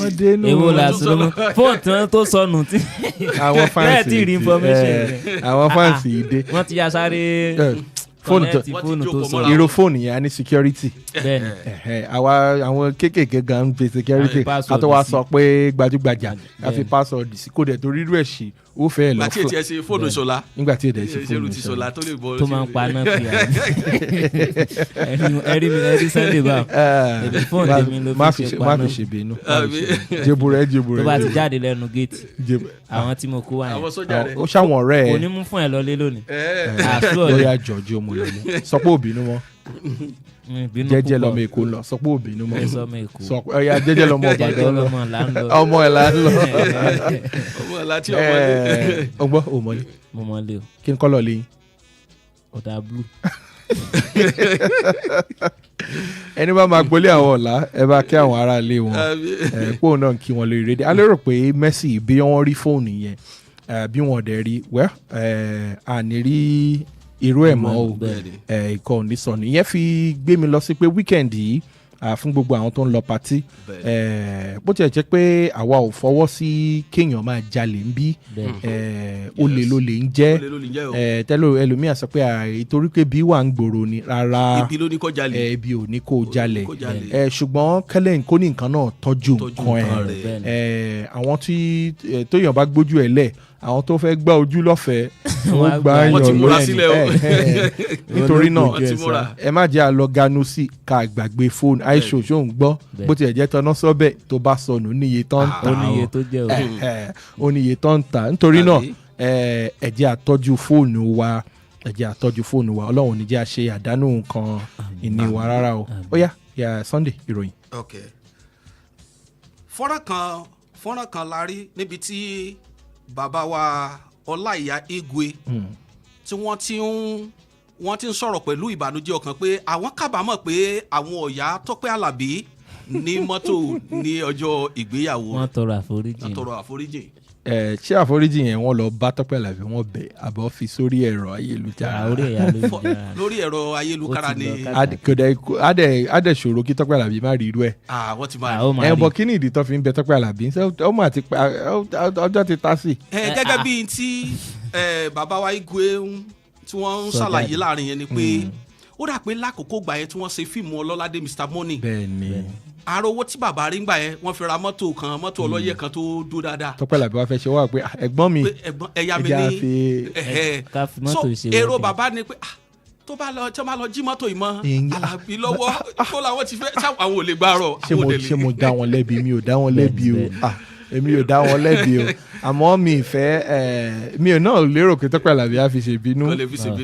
torí Ọlọ́run ti kẹ́ Tọ́pẹ́ Àlàbí Ọlọ́run dẹ̀ ti gbé nǹkan tó bá dẹ̀ máa jẹ́ téèyàn á jẹ́ téèyàn ṣùgbọ́n ó yé mi tí Ọláìyá Igwe bá ṣe mọ̀ ńgbà míì àwọn kankan máa ń ṣẹlẹ̀ láàrin wa táyé ò kì í wà láti ṣàlàyé bó ṣe jẹ́ ṣùgbọ́n ńgbà míì téèyàn bá ṣe ń darí yẹn á máa pẹ́ mo dẹ̀ ṣe nǹkan kan fún Sunday o lóòótọ́ kò fi wà sí mi o àmọ́ bí ó ṣì wà lọ́kàn tèmi tí mo dẹ̀ lérò pé ó yẹ kí n sọ fún un pé má bínú ó lè má fi ṣe bínú o ṣùgbọ́n èmi kàn lérò pé nǹkan tó yẹ kí n bẹ̀ fún àti dáríjì. ẹgbẹ́ tẹ̀ pàwọ̀ ṣe Tọ́pẹ́ Àlàbí. tó bá jẹ́ mi láti Tọ́pẹ́ Àlàbí báyìí máa tún compensate pẹ̀lú mọ́tò ọjọ́ yẹn máa tún wá wá tó tún ṣe àbàbà ẹ̀gbọ́n náà gbà ó. irú kí ni ká wá pè é. ìyẹn náà fi ṣe ìmoore ni. ìmoore pé ẹ̀yà mi mọ́tò yín lọ́jọ́. ọjọ́ tẹ̀sí mi lọ́jọ́ sí. ẹ̀wẹ̀ òun kálukú àti bó ṣe ń ṣe nǹkan ẹ̀ ṣùgbọ́n inú wa dùn pé Ọláìyá Igwe àṣírí wọn in fact tẹ́mi bá ṣe rí wọn nínú àwọn skits táwọn ọ̀dọ́ ìsìn ṣe yẹn ó máa ń pa mí lẹ́rìn gidi wọn pé àwọn àgbà òṣèré àwọn àgbà òṣèré àwọn èèyàn dẹ̀ ti ń lò wọ́n nínú àwọn iṣẹ́ ìsìn wọ́n dẹ̀ ṣe ń ṣe dáadáa Tọ́pẹ́ Àlàbí tá à ń sọ yìí náà Ọlọ́run dẹ̀ ń gbé àwọn náà ga a ṣe ń gbóhùn àwọn méjèèjì Olúwa ṣeun àwọn méjèèjì ṣì wà láyé kò ń ṣe pé nìkan ó ti di àkọlẹ̀bọ̀ Olúwa ṣeun ó yá Aisho. ètò fọ́nrán kan ló jáde nípa Pella pé ó lọ sí ilé ẹ̀kọ́ formal school rẹ̀ láti lọ ṣèdùnnú sáyọ̀ pẹ̀lú àwọn ọmọ school ẹ̀ tó dẹ̀ tún fún wọn ní àwọn ìwé ó tún bá wọn ṣe fídíò. ó kú oríire o. oríire ni ẹ mọ̀ pé ẹ mọ̀ èèyàn tí ó parí secondary school tí ò lè padà lọ kò dẹ̀ ṣe pé kò wù ẹlòmíì láti padà lọ bẹ̀ ṣùgbọ́n ńgbà tí nǹkan téèyàn bá mú lọ bẹ̀ sí ṣùgbọ́n ẹni tó rí nǹkan mú lọ á kì í kú oríire náà ni. ó fi wàjọ Portable ni tọ ṣe Portable náà ṣe rú rẹ ó lọ school ó lọ síbẹ̀ bó ti jẹ́ pé wórówóró secondary school tó ti parí. kí ló gbé dání o. kí ló gbé lọ. ó kàn lọ síbẹ̀ mo rò pé ó fa àwọn change díẹ̀ kan lẹ̀. ó lọ gun speaker mẹ́. sọ̀rọ̀ change tó yẹ kó ṣe ìwé bí ọmọ yẹn ṣe ṣe. ìtẹ́ mu fly at least ìwé ọkọ̀ kan á wúlò fáwọn ọmọ yẹn. ó dẹ̀ tún ṣe dáadáa pẹ̀lú àwọn teacher tó kọ́ nígbà yẹn ó ṣe dáadáa pẹ̀lú wọn. ṣé ẹ̀dùnrọ̀ ẹ̀jẹ̀ olóyìnbó á ní ẹ̀ digress ẹ jẹ́ digress díẹ̀ àwọn tíṣà tó kọ́ Portable wọ́n try serious wọ́n gbìyànjú kíyàn tó kọ́ láti Portable tó fi jáde secondary school àwọn tíṣà yẹn try. àti kékeré ló ti máa yọ ọmọ líle àti kékeré èmi ọmọ líle Portable gan ló jẹ́ ọmọ líle ó yẹ kó compensate àwọn títẹ̀ ó yá ìròyìn ṣèpọ̀ ńlẹ̀ ẹ̀yà ajá amúròyìn kan sí. ok sir a rí fọ́nrán kan tí Ibrahim Chatta tí wọ́n ṣe pé Nàìjíríà ibi tó dáa láti máa gbé ni ṣùgbọ́n ọ̀pọ̀lọpọ̀ àwọn olólùfẹ́ wọn jáde síta pé irú ọ̀rọ̀ wo ni bàbá tó sọ yìí kì í ṣe Nàìjíríà ni bàbá wà ní ṣùgbọ́n bàbá tó padà wá ṣe fọ́nrán mi jáde pé Nàìjíríà dáa àwọn sì dúró lórí ọ̀rọ̀ àwọn pé Nàìjíríà dáa ibi tó dáa láti máa gbé ni ṣùgbọ́n àwọn tí a kó ìṣàkóso lé lọ́wọ́ ni kí wọ́n fi ìbẹ̀rù Ọlọ́run wọn parọ́ tábà wo orílẹ̀-èdè Nàìjíríà àwọn èèyàn wa tó ń bẹ lókè òkun àwọn ló lè ròyìn àwọn lè yínsìn a lè máa lọ́sìn kíṣọ̀lá ní Sunday bó ni kí ẹ máa bọ̀ lọ́dọ̀ yín ìbàdàn bá dẹ̀ Sunday ọmọ wa náà ni ìyẹn gbọ́dọ̀ jẹ́ ẹ bá ń fún ní ráìsì bíi ṣíbí mélòó kẹ bá ń fẹ́ já kíká lè fún ṣùgbọ́n lọ́wọ́ kẹ ọmọ yẹn ti àtẹjà níbo tẹbi wà ní òtútù ìwọ wà ń bí ó dẹ̀ rọrùn láti sọ pé Sunday wo ilẹ̀ ṣú mi sí bí o mo wà ládùúgbò yín o ṣé mo lè rí ibi forí máa bọ̀ ẹ bọ̀. kò tẹ̀ jórí náà kó ra aṣọ kọ́ ká síbẹ̀. bójú orí bẹ́ǹṣì gan yóò dúpẹ́. ọ̀lànlẹ̀ ọmọ ni. ṣùgbọ́n àwọn nǹkan báyìí kì í sábà rí bẹ́ẹ̀ náà lọ́hùn àti bẹ́ẹ̀ lọ ṣùgbọ́n kọ́lọ́run ràn wá lọ́wọ́ náà ni àwọn olórí wa náà láà máa bẹ Ọlọ́run kó bá wa fọwọ́ kankan wọn láti rí i pé àǹfààní àti àwọn nǹkan tọ́lọ́run fi síbi ìtòsódò sí orílẹ̀-èdè Nàìjíríà wọ́n jẹ́ kó hàn wọ́n jẹ́ kí iṣẹ́ yẹn yọ gbéṣẹ́ yọ òǹgọ̀lá pé torí iṣẹ́ wà ńlẹ̀ ṣùgbọ́n àwọn tó ń ṣe ṣan jẹ́ kí iṣẹ́ yẹn ó yọ. Ibrahim Chatta òkúkú sì sọ bá a ṣe sọ pé ìlú le kọ́lọ̀ má jẹ́ kí ìlú le mọ́ wa àwọn èèyàn ń ṣe dáadáa àwọn èèyàn ń kọ́lé lọ́la báyìí ń sìn standard ìnáwó tiẹ̀ máa pọ̀ lọ́la gidi standard Ọlọ́run á jẹ́ ó máa rọrùn fún gbogbo wa gbogbo àwọn tó ń gbà lérò náà pé orílẹ̀-èdè Nàìjíríà ṣé mi àwa ṣe rere ń bí ẹ calm down ẹ fọwọ́ yín kanlẹ̀ kẹfì kan rẹ. ẹ tó lo òkun gan gbà mí gan Nàìjíríà ni gbogbo ohun tó wá sí. bẹ́ẹ̀ ni ẹ calm down gbogbo ẹ̀ dà lágbára Ọlọ́run ṣùgbọ́n èmi náà gbà pẹ̀lú Ibrahim Chatta àwọn olórí wa lábẹ́ kán gbóhùn wa tó rán ń gbọ́ ṣùgbọ́n nǹkan tó bá wúyàn nígbà míì èèyàn ẹ máa dárúkọ ẹlòmíràn kan máa wẹ̀ èmi ò gbọ́ ẹ̀ ó dẹ̀ ń gbọ́ ẹ̀ kọ́lọ́njọ́ gbọ́ wa kan wá jẹ́ kórílẹ̀-èdè Nàìjíríà kó tún dùn ju bó ṣe dùn lọ́wọ́lọ́wọ́ báyìí lọ. ó yá Aisho. fọ́nrán kan la rí jáde nípa lẹ́gẹ̀ Miami wípé ó ṣí ilé tuntun táwọn èèyàn dẹ̀ ń celebrate. èmi ọmọ rẹ president èmi ọmọ rẹ. pé ilé yẹn wọ́ ti bí i $700 million. $700 million. iṣẹ́ wọn lè wọ́n kú oríire. àwọn kìnìún yẹn kan owó ní àbàdì gidi. wọ́n kú oríire owó náà ń bẹ lórí íńtánẹ́ẹ̀tì pẹ̀lú àkótí ẹ̀ possible ọmọ rẹ president so máa kọ́lé 700 million. irọ́ ó ti sọ ń gbà kan ó ní ọ̀rẹ́ òun ni òun ni ọmọ ọ̀rẹ́ president ṣùgbọ́n òun ò mọ̀ bóyá ọmọ ọ̀rẹ́ president jẹ́ ọ̀rẹ́ tòun ṣọ́rọ̀ yẹn yé ó ti láàrin yẹn ó ti la ọ̀rọ̀ yẹn pé ọ̀rẹ́ òun lọmọ president ṣùgbọ́n òun ò mọ̀ bóyá èrò yẹn. but àtọ́làtọ̀ náà mọ̀ tètè ruyin bá jẹ́ president ní ìsìn tí bọ̀dà Sunday jọ rẹ̀ so àtọ́ là ń bá. mi ṣáà ní bùn lówó tí o bá ṣiṣẹ́ owó àbí ṣé màá wá kankan Sunday o wá gbowó o. bí bá ń kọ́ ó sábà ní kọ́ńtrátì kan tí wọ́n jáde fún. ẹyin tó bá mọ̀ ṣe o tí ó fọwọ́ fà mí. tí o bá mọ̀ ṣe kò ní í gbà o àmọ́ kí my brother àjọjọ máa ya fọ́tò.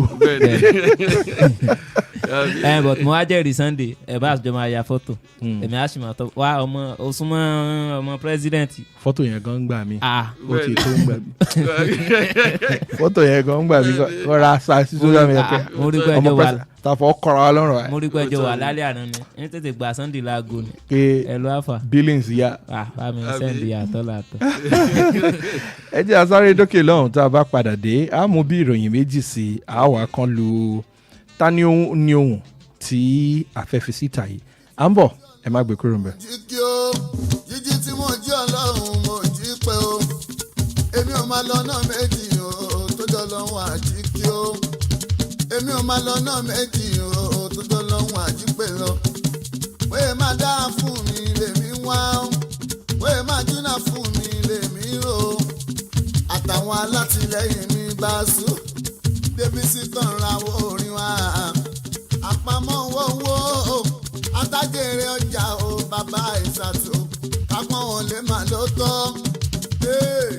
ìgbéraga kò sí lọ́rọ̀ mi táyọ̀ lórin mò ń dúpẹ́ o ìwà rẹ̀lẹ̀ pẹ̀lú ìtẹríba bíbá yusuf ló gbogbo èèyàn ló mọ̀ yẹn tẹ́bá tí mi kẹ́tù máa yin màmá mi because màmá mi ò fẹ́ràn kéèyàn máa ṣègbéraga ṣé wàá rà tó wù mí táyọ̀ lórin máa fún yín dáhùn àrà tó bá wù tápà ló ń fi ìkùnú dá ìkùnú lórí tápà lórí ìkùnú ohun tó bá wọ ọmọ yìí kò ló lè fọ ọmọ ìgboro ṣe orin àwa tó bá ti jáde bá ń sùn mẹ́ta sáà ní èèyàn rà òbí kan sílé òbí kan sínú mọ́tò rẹ̀ o òbí kan sọ́fíìsì tó máa fi ẹ̀dá jẹ ọ̀rẹ́ tó bá ti skill kó tún lọ rà mí sí bóyá ìjó kílẹ̀ òjò rí ìlú kílẹ̀ ògbọ́ rí ṣébí fẹ̀tẹ̀ ní sí mi lẹ́sẹ̀ ń sọ pé mi ni ìjó kílẹ̀ òjò rí ìlú kílẹ̀ ògbọ́ rí bí fẹ̀tẹ̀ ní sí mi lẹ́sẹ̀ ń sọ pé mi ni táyé lolúkọ rẹ̀ sí ọmọ ó ṣe ní tẹ o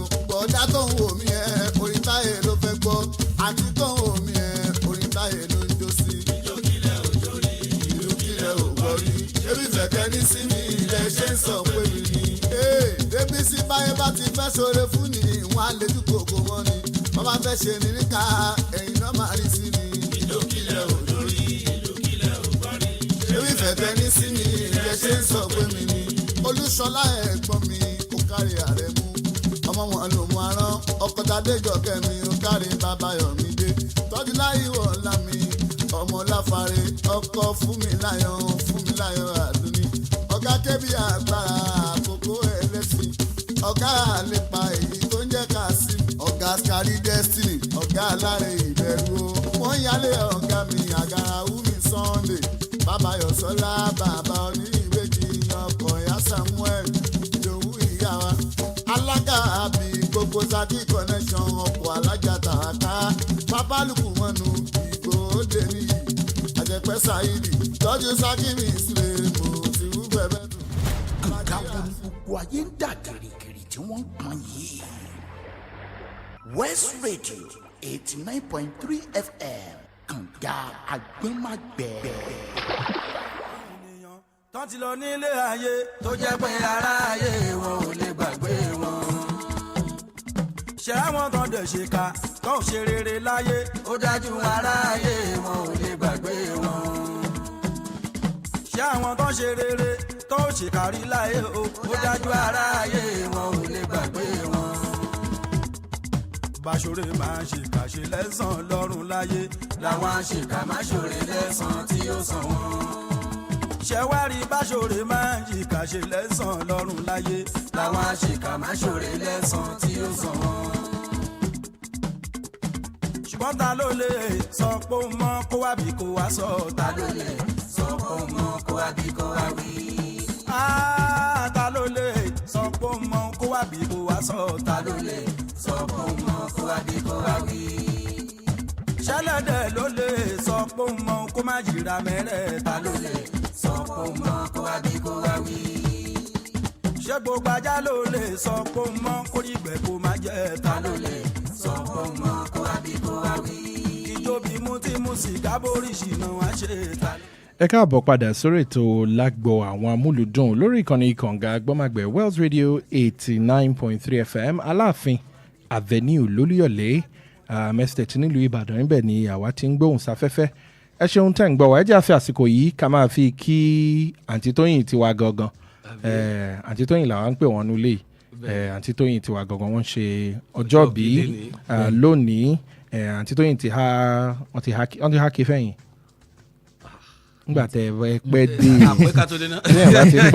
ẹni bá ti pẹ́ dé pati kò ní àwa ti gba take away. mo jẹ́rìí wọn máa fún wa tiwa náà. àwọn máa ti fi special. àwa ti gba take away ní tiwa. tó bómi sí wọn náà bá nǹkan. bó tilẹ̀ jẹ́ pé wọ́n ti bu nǹkan kan sínú kọ́ọ̀pù fún Ìṣọ̀lá tó ń fi kọ́ spoon tó fi ń máàlé jẹ sẹ́nu. lọ́sàn-án àwẹ̀. take away tiẹ̀ Ìṣọ̀lá jẹ́wọ́. wọ́n package. o ti pa máìkì ẹ̀ jẹ́wọ́. ẹ mọ̀ kó wọ́n ti ní tabati. èmi nìkan mò ń gbọ́ báyìí. ẹ mọ̀ kó ní tabati lọ́wọ́ ibi tí ò ṣàlàyé so ká ra package àwọn abẹ o wa fi ṣe bí ṣógì ni àbí kókó wa. ọ̀rọ̀ àfi sí bí gbèwò ni. o fi kó.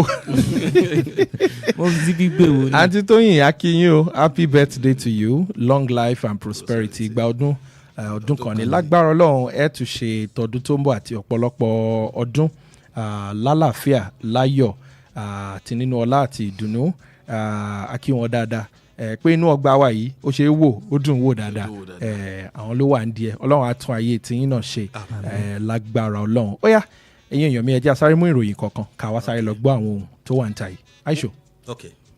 ìròyìn tó wà bí ní fọ́nrán kan tí Florence Ọ̀tẹ́dọ́lá tó ṣe pé tó sọ jáde pé tó bá yá náà a sì máa ṣẹlẹ̀ àwọn obìnrin fún president lọ́dún tí ń bọ̀. kò yé mi o ẹ ṣàlàyé kò yé mi dáadáa. wípé tó bá ti yá obìnrin náà máa jẹ president orílẹ̀-èdè Nàìjíríà. ó wù èmi náà bẹ́ẹ̀ kóbìnrin di àbí ibo lẹ́yìn ṣe rí. nǹkan tó dáa ni. kò dénú ẹni pé mo sọ̀rọ̀ yẹn dáadáa ọ̀rọ̀ yẹn ò délẹ̀. whatever a man can do a woman can do better. ọkùnrin dẹ̀ ti ń ṣe látijọ́ bí àti ẹ̀. wọn kàn lè gúngi ọ̀pẹ ní sà. ṣé gi ọ̀pẹ wà ní arógbé ààrẹ ń gungi ọ̀pẹ mẹ́rin. nǹkan ti bẹ̀rẹ̀ látòrí Pfizer.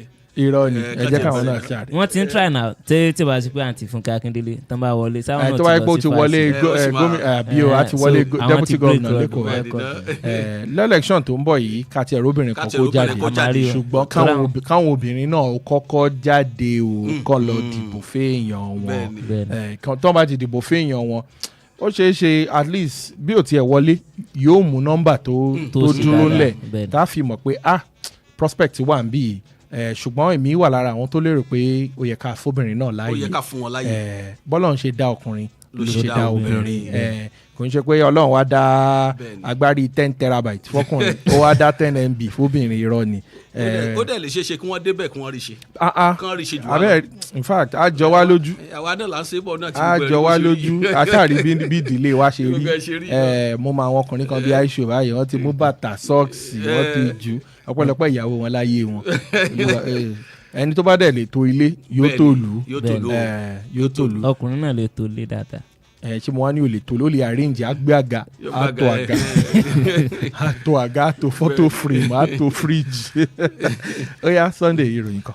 àwọn wàhálà gbàgbọ́sọ ṣẹlẹ̀ láàrin Lizzy Anjorin àti Ìyábọ̀ Òjó èròǹgbà àwọn ènìyàn ni pé bóyá wàhálà yẹn ti lọ sí odò ó ti lọ rí sinmi ṣùgbọ́n ẹlẹ́nu lọ́wọ́lọ́wọ́ yìí ni ariwo tún sọ pé lórí ọ̀rọ̀ ìjà tí wọ́n jà but adájọ́ ilé ẹjọ́ ṣàlàyé wípé àwọn ní kí wọ́n gbọ́rọ̀ yẹn lọ sínú ilé kí wọ́n lọ fi egun òtòlò kí wọ́n fi tò ó kí wọ́n wá ṣe padà wá sí kóòtù padà káwọn ò lè bá wọn yanjú ẹ̀. ṣe rí ọ̀rọ̀ Ìyábọ̀ Òjó àti Lizzy àmọ́ ọ̀pọ̀rọ̀ yẹn wà nílé ẹjọ́ ó wà nílé ẹjọ́ mi ì fẹ́ sọ púpọ̀ nínú ẹ̀ ẹ jẹ́ àwò bóyá bó ṣe ní kọ́ lọ tó yẹn wọ́n á rí tó kọ́lọ̀ ń jẹ́ kán rí tó kọ́lọ̀ ń jẹ́ kán rí tó tán bá rí tó wọ́n ní kán gbé padà wálé ẹjọ́ àbí tọ́ àwọn tó bá mọ̀ wọ́n àbí àwọn àgbààgbà ní industry kán bá wọn dá sí i. ojú tẹni tó gbara wọn lọ́kọ lọ.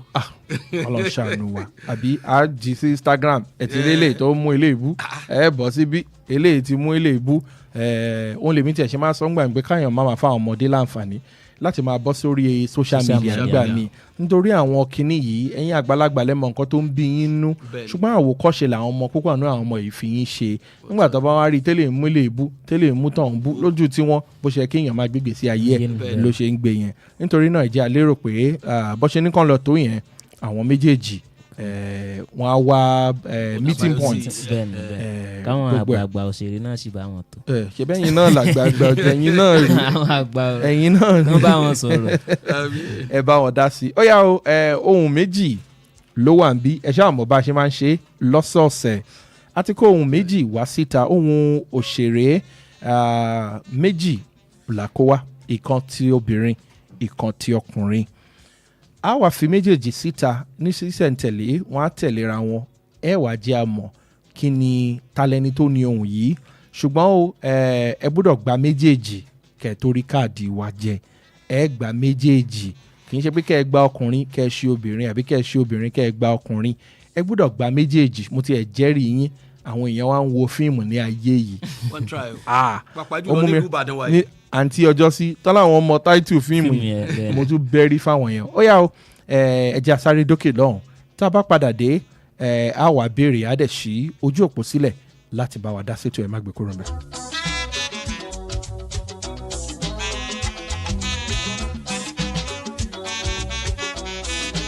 fún ara nu ilé mi kẹ ẹ bóde ni ẹ bọ́ síta ṣé wọ́n ṣe máa sọ wípé ẹlẹ́nu rírùn báyìí òun ló ní àmúyá ẹ̀ àbí kí mọ́ ọmọ ọlọ́mọ kí n fi ṣọmọ tèmi ni kò lè dùn mí fún yín o kẹ mọ́ bẹ̀ mí lẹ́bẹ̀ ìyà kankan kò lè dùn mí fún yín mo fọwọ́ rárá nu ilé mi kẹ ẹ bóde ni ẹ bọ́ síta ṣé wọ́n ṣe máa sọ wípé ẹlẹ́nu rírùn báyìí òun ló ní àmúyá ẹ̀ àbí kí mọ́ ọmọ ọlọ́mọ kí n fi ṣọmọ tèmi ni kò lè dùn mí fún yín o kẹ mọ́ bẹ̀ mí lẹ́bẹ̀ ìyà kankan kò lè dùn mí fún yín.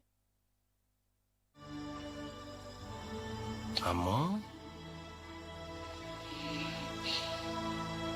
ọjọ́ tí mo fojú kàn ọ́ ni mo ti sọ fún ara mi pé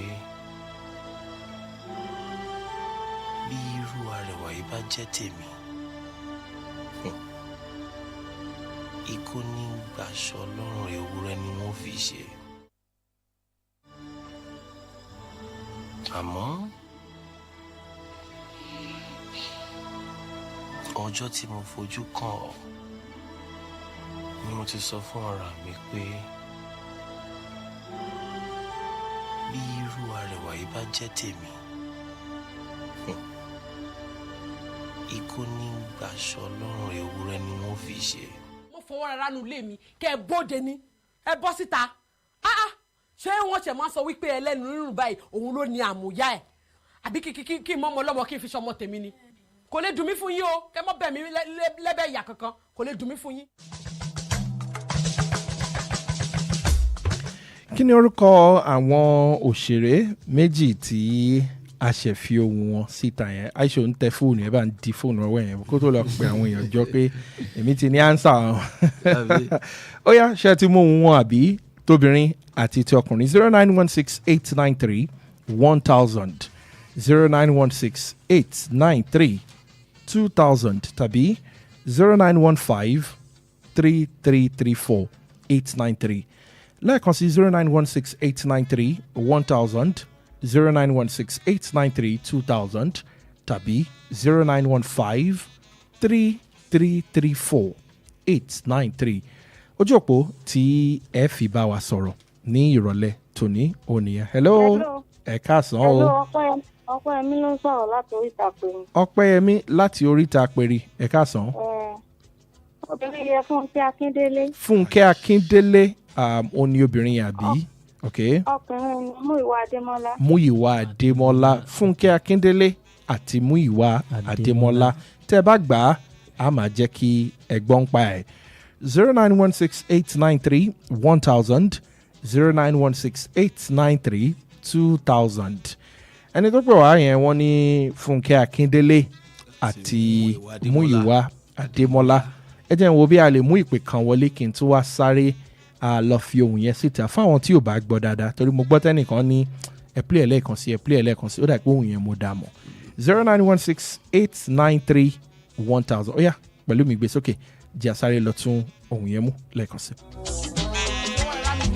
ẹ bóde ni ẹ bọ́ síta ṣé wọ́n ṣe máa sọ wípé ẹlẹ́nu rírùn báyìí òun ló ní àmúyá ẹ̀ àbí kí n mọ́mọ́ lọ́mọ kí n fi ṣọmọ tèmi ni kò lè dùn mí fún yín o kẹ́ mọ́ bẹ̀ mí lẹ́bẹ̀ ìyà kankan kò lè dùn mí fún yín mo fọwọ́ rárá nu ilé mi kẹ́ ẹ bóde ni ẹ bọ́ síta ṣé wọ́n ṣe máa sọ wípé ẹlẹ́nu rírùn báyìí òun ló ní àmúyá ẹ̀ àbí kí n mọ́mọ́ lọ́mọ kí n fi ṣọmọ tèmi ni kò lè dùn mí fún yín o kẹ́ mọ́ bẹ̀ mí lẹ́bẹ̀ ìyà kankan kò lè dùn mí fún yín. àmọ́ ọjọ́ tí mo fojú kàn ọ́ ni mo ti sọ fún ara mi pé bí irú arẹwà yìí bá jẹ́ tèmi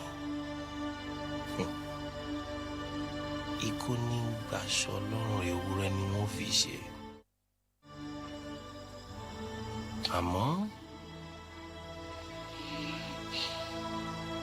ọjọ́ tí mo fojú kàn ọ́ ni mo ti sọ fún ara mi pé bí irú arẹwà yìí bá jẹ́ tèmi ikú ní gbàṣọ lọ́rùn ewúrẹ́ ni wọ́n fi ṣe.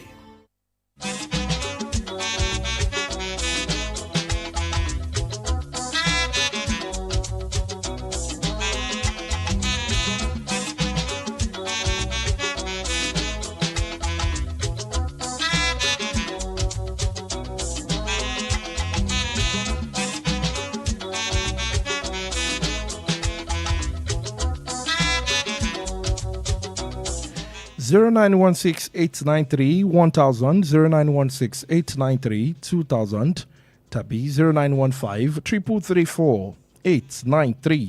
Àwọn ojú òpó tí a fi jọ sọ̀rọ̀ nìyẹn 0916-893-1000, 0916-893-2000. Ta ni àwọn òṣèré méjèèjì tí wọ́n ní àwọn ohun tí a fi síta yẹn? Hello, ẹ kúrò ìpè yẹn tí ẹ pè wá padà 0916-893-1000. Ká sọ pé Aisho àti Sunday ẹ mọ àwọn tó ní ohun yìí, ohun ta ni àwọn ohun yìí jọ, ẹ mọ àwọn tó jẹ́ o mi ní kẹ́ ẹ dárúkọ wọn ṣùgbọ́n ká sọ kẹ́rẹ̀ tí ẹ mọ àwọn tó jẹ́ ohun ta ni àwọn ohun yìí jọ. Aisho, ohun ta ló jọ? Ó fohùn jọ Lọ́lá Àdìjẹ. Ó fẹ́ fohùn jọ authentic díẹ̀. Authentic kọ́ counterfeit ni. Tó bá wọ fọ́ẹ̀sì ọkùnrin yẹn dáadáa ó fohùn jọ Ṣọlá àbófijọ́ ó jọ Togogo. Oya Sunday ta ló fohùn jọ? Oya ta ló fohùn jọ? Ó dẹ̀ tó fẹ́ fohùn jọ Ricardo díẹ̀. Ricardo Agbon. Fẹ́ mú díẹ̀. Ta ló lóhùn yìí? Oya ẹ bá wa sọ̀rọ̀ ní kíákíá kẹjá àjọ sọ̀rọ̀. Káàdì wà ńlẹ̀ fún jíjẹ lórí ètò talent tó pè wá kẹ́yìn Ọ̀pẹ́yẹmí láti Oríta Àpẹrin. Ọ̀pẹ́yẹmí láti Oríta Àpẹrin. Ẹ má jẹ́ àkó káàdì wa lọlé o. Ẹ pè wá kẹ́ bá wa sọ̀rọ̀ 0916-893-1000, 0916-893-2000 tàbí 0915-3334-893. Àwọn nọ́mbà tí a fi jọ sọ̀rọ̀. Ẹ pè wá wọlé kẹjẹ àjọsọ ta ni àwọn tí ó ní ohun méjèèjì. Ṣó lè tó yẹn ni? Kò dàbí ètò tá a lò lẹ́sẹ̀ tó kọjá àbí everybody káwọn mú gẹ̀ẹ́sì yẹn tó ń mú lọ. Pẹ̀lú mi ṣó mọ̀? Ò mọ̀ àbí? Ta ló mọ̀? Ẹ̀yà ẹ jẹ́ àmú ìpè. Hello, ẹ kúrọ̀lẹ́ o. Hello, ẹ kúrọ̀lẹ́ máa o, orúkọ yín máa àti bọ́lá tí ń pè wá. Ẹ bá yín rédíò yín yẹn sílẹ̀ àbí kẹ́ sún kúrò ń bẹ̀. Mi gbọ́ Fúnmiláyọ̀ láti bo láti Olúǹde. Ó yá. Dámilọ́lá Òní ní obìnrin àbí? Bẹ́ẹ̀ni. Ọkùnrin yẹn? Àti Ayọ̀láyà. àti Ayọ̀ Ọláìyá. Dámilọ́lá òní obìnrin, Ayọ̀ Ọláìyá ọkùnrin. Tẹ́ bá gbà á máa jẹ́ kẹ́ ẹ gbọ́. Ẹ ṣeun gan àti ẹ pè wá wọlé 0916-893-1000 0916-893-2000 0916-893-1000 tàbí 0916-893-2000. Àti gbọ́ Fúnkẹ́ Akíndélé àti Múyìwá Adémọ́lá àti gbọ́ Dámilọ́lá òní àti Ayọ̀ Ọláìyá. Ẹ̀yin náà tún mú ti yín lẹ̀ ó ṣeé ṣe kó jẹ́ ẹ̀yin lẹ́ máa gbà á 0916-893-1000. Hello, ẹ kúrọ̀lẹ́ o. Ẹ kúrọ̀lẹ́ sá, orúkọ yín sá àti bọ́lẹ̀ tí ń pè wá. Orúkọ mi ni Adéníyì Ọlálẹ́yẹ. Adéníyì Ọlálẹ́yẹ láti àdúgbò bo. Láti àdúgbò Olúyọ̀rọ̀. Láti Olúyọ̀rọ̀ Òkè Ọ̀fà. Bẹ́ẹ̀ ni ó yá ta lẹ àwọn tó lóhùn yìí. ẹni obìnrin yẹn Ìyábọ̀ Òjó. Ìyábọ̀ Òjó òun ni obìnrin yẹn ok. Àti Ricardo Agbo. Àti Ricardo àbí torí Sunday sọ Ricardo Agbo ni. Kàn ṣe bẹ́ẹ̀. Mo mọ̀ pé òun ni. Ẹ mọ̀ pé òun ni. Ó ti dà tẹ́ bá gbà àwọn náà ní ohun yẹn tẹ́ bá gbà a máa jẹ́ kẹ́ gbọ́. Mo láìkí wọn mo mọ̀ dáadáa ṣẹ́rí mo tiẹ̀ kí àwọn èèyàn wa iṣẹ́ ńlá làwọn èèyàn ṣe iṣẹ́ wọn púpọ̀ náà àwọn òṣèré yìí bá a ṣe ń gbọ́ wọn là ń rí ojú wọn ẹ̀ngbà mi ò máa ń le. Hello ẹ kúrọ̀lẹ́ o. Hello. Orúkọ mi ni Faith. Faith láti bo. Láti Ológun Ẹrú. Láti Ológun Ẹrú ó yá Faith ta ni ọkùnrin ta ni obìnrin. Ìyẹn àǹtí yẹn Dámilọ́lá òní. Dámilọ́lá òní òun lobìnrin àbí ok ọkùnrin yẹn ń kọ́. Múyìwá Adémọ́lá. Múyìwá Adémọ́lá ok Faith láti Ológun Ẹrú tó bá gbà á máa jẹ́ kí Faith gbọ́ tí Faith bá gbà thank you Faith 0916-893 pè mélòó láti mú yín 1 2 3 4 jẹ́ òbí àṣẹlẹ̀ gba bíi méjì sí torí àsìkò wa 0916-893-1000 káàdì yìí ẹ má jẹ́ àkó wọlé ẹrù ńlá ni tẹ́ ẹ bá gbà ń sìn àìṣòro ń sìn yóò dìrú lọ́lé ni ó dẹ̀ máa ń dẹ́rù lẹ̀ so that kí tọ̀sẹ̀ tó ń bọ̀ kábàlẹ̀ tó lè já yẹn lẹ̀ tí tọ̀sẹ̀ yìí ò bá lọ tọ̀sẹ̀ tó ń bọ̀ ò ní wọlé 0916-893-1000 tálà àwọn òṣèré méjèèjì for the last time pẹ̀lú mi gbé sókè ẹ̀jẹ̀ àtúnlọ tún àwọn ohun yẹn ká lọ tún wọn gbọ́ for the last time. fọwọ́ rẹ̀ lánàá ilé mi kẹ́ ẹ bóde ni ẹ bọ́ síta ṣé wọ́n ṣẹ̀ máa sọ wípé ẹlẹ́nu rírùn báyìí òun ló ní àmúyá ẹ̀ àbí kí n mọ́ ọmọ ọlọ́mọ kí n fi ṣọmọ tèmi ni kò lè dùn mí fún yín o kẹ́ mọ́ bẹ̀ mí lẹ́bẹ̀ ìyà kankan kò lè dùn mí fún yín. àmọ́ ọjọ́ tí mo fojú kàn ọ́ ni mo ti sọ fún ara mi pé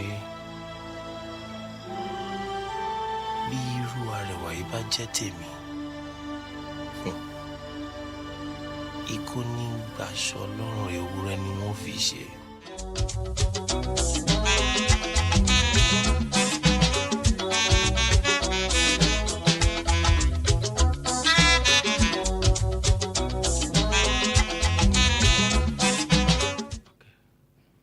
Hello. Ẹ̀lú ẹ káàsán o. Ẹ káàsán orúkọ yín àti bọ́lẹ̀ tí ń pè wá. Akínbọ́lá Títílayọ̀ lórúkọ mi. Láti bo. Obìnrin yẹn. Ok. Láti àpáta. Láti àpáta. Obìnrin yẹn Yéwándé Adékọ̀yà. Yéwándé Adékọ̀yà. Nígbà tí ọkùnrin jẹ́ Kọ́láwọlé Ajéyẹmí. Kọ́láwọlé Ajéyẹmí. Tẹ́ bá gbà á máa jẹ́ kẹ́ gbọ́. Ṣé ti gbọ́ tẹ́ bá gbà á máa jẹ́ kẹ́ gbọ́.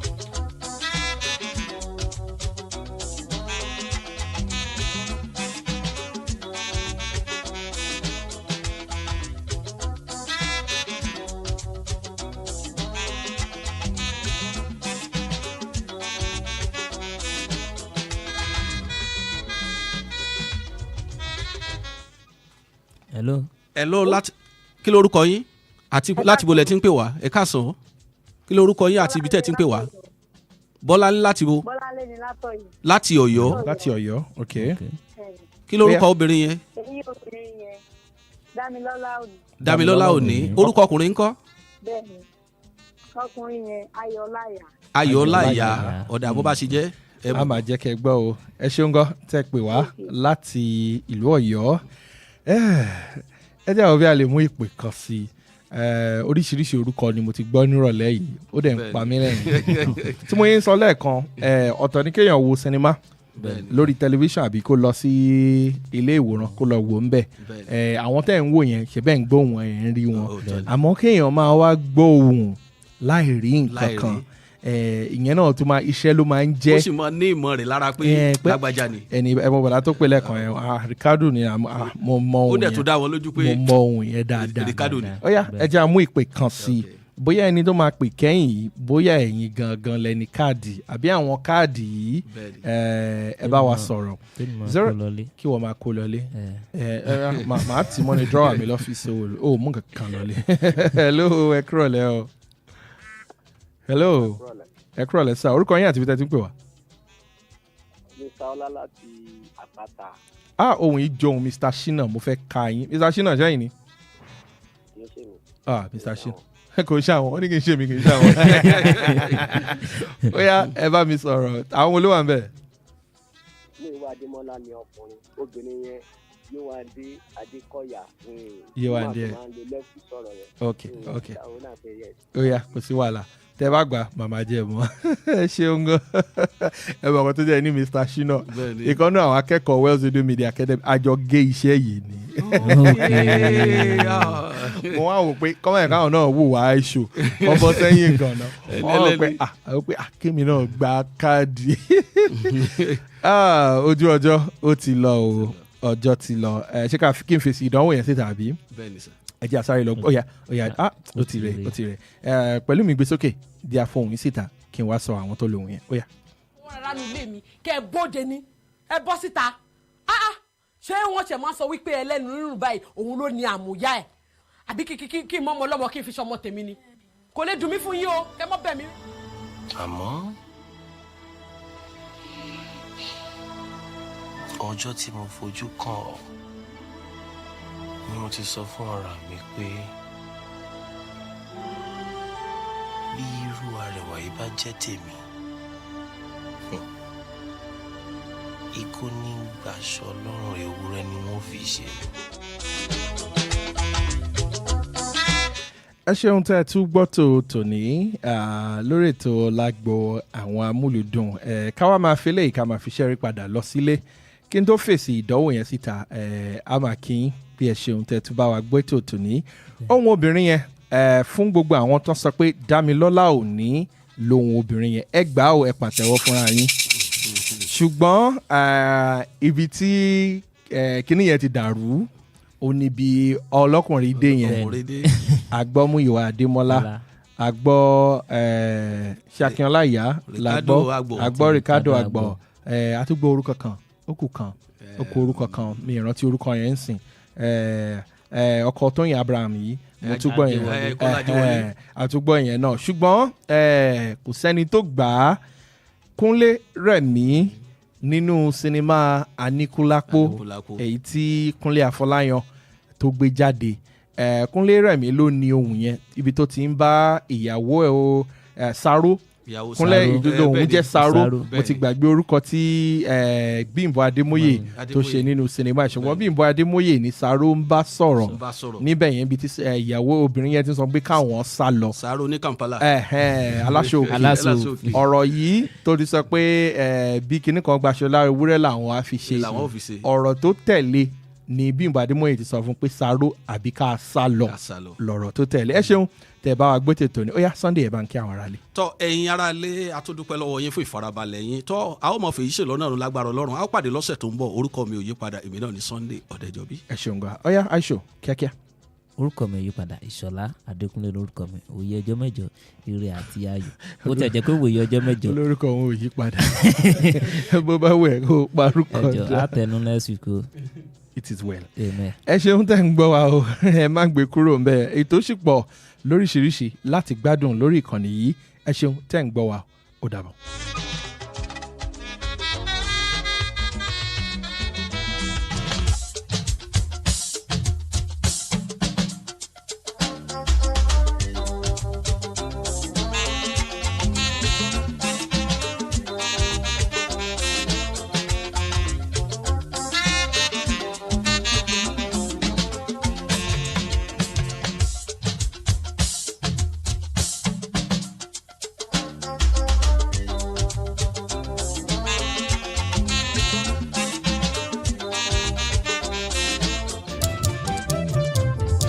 ẹ má gbé kúrò ẹ má yí kúrò ẹ má gbé kúrò ẹ má yí kúrò 89.3 là wá ń gbọ́ ẹ má gbé kúrò níbẹ̀ o ẹ má yí kúrò ní West Radio 89.3 là wá ń gbọ́ 89.3 là wá ń gbọ́. àní kẹ́ ẹ má gbé kúrò ẹ má yí kúrò ẹ má gbé kúrò kẹ́ ẹ má yí kúrò 89.3 là wá ń gbọ́ ẹ má gbé kúrò ní West Radio ẹ má yí kúrò 89.3 là wá ń gbọ́ Olúyọ̀lé là wá 89.3 là wá ń gbọ́. West Radio 89.3 FM kànga gbọ́nmágbẹ́. The time is 5 p.m. from Wells Radio 89.3 FM, your preferred wholesome radio. Láti ìkànnì kànga àgbọ́nmọ́gbẹ́ 89.3 FM gẹ́rẹ́gẹ́ láago 5 ìrọ̀lẹ́ lù. Kànga wo ni gbogbo ayé ń dà gìrìgìrì tí wọ́n ń pọn yìí? West Radio 89.3 FM kànga àgbọ́nmágbẹ́.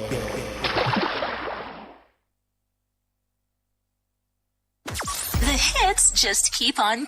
We got your music, your request. Number 1 and all-time favorites. 89.3 FM, your preferred wholesome radio. International flags.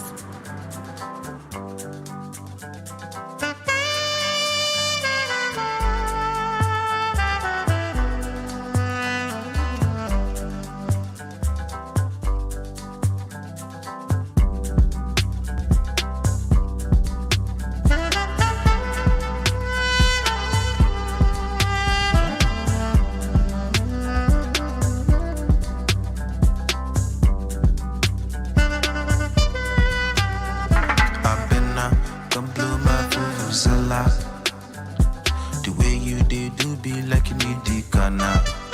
But don't worry, all the way means coming, I'm sorry. The way you did do be like you need the canal. Bad energy, far away, thank God this Friday. Can't take my pace away, all the way be my way. Bad energy, stay far away, can't take my pace away, all the way be my way. We go do I'm your way.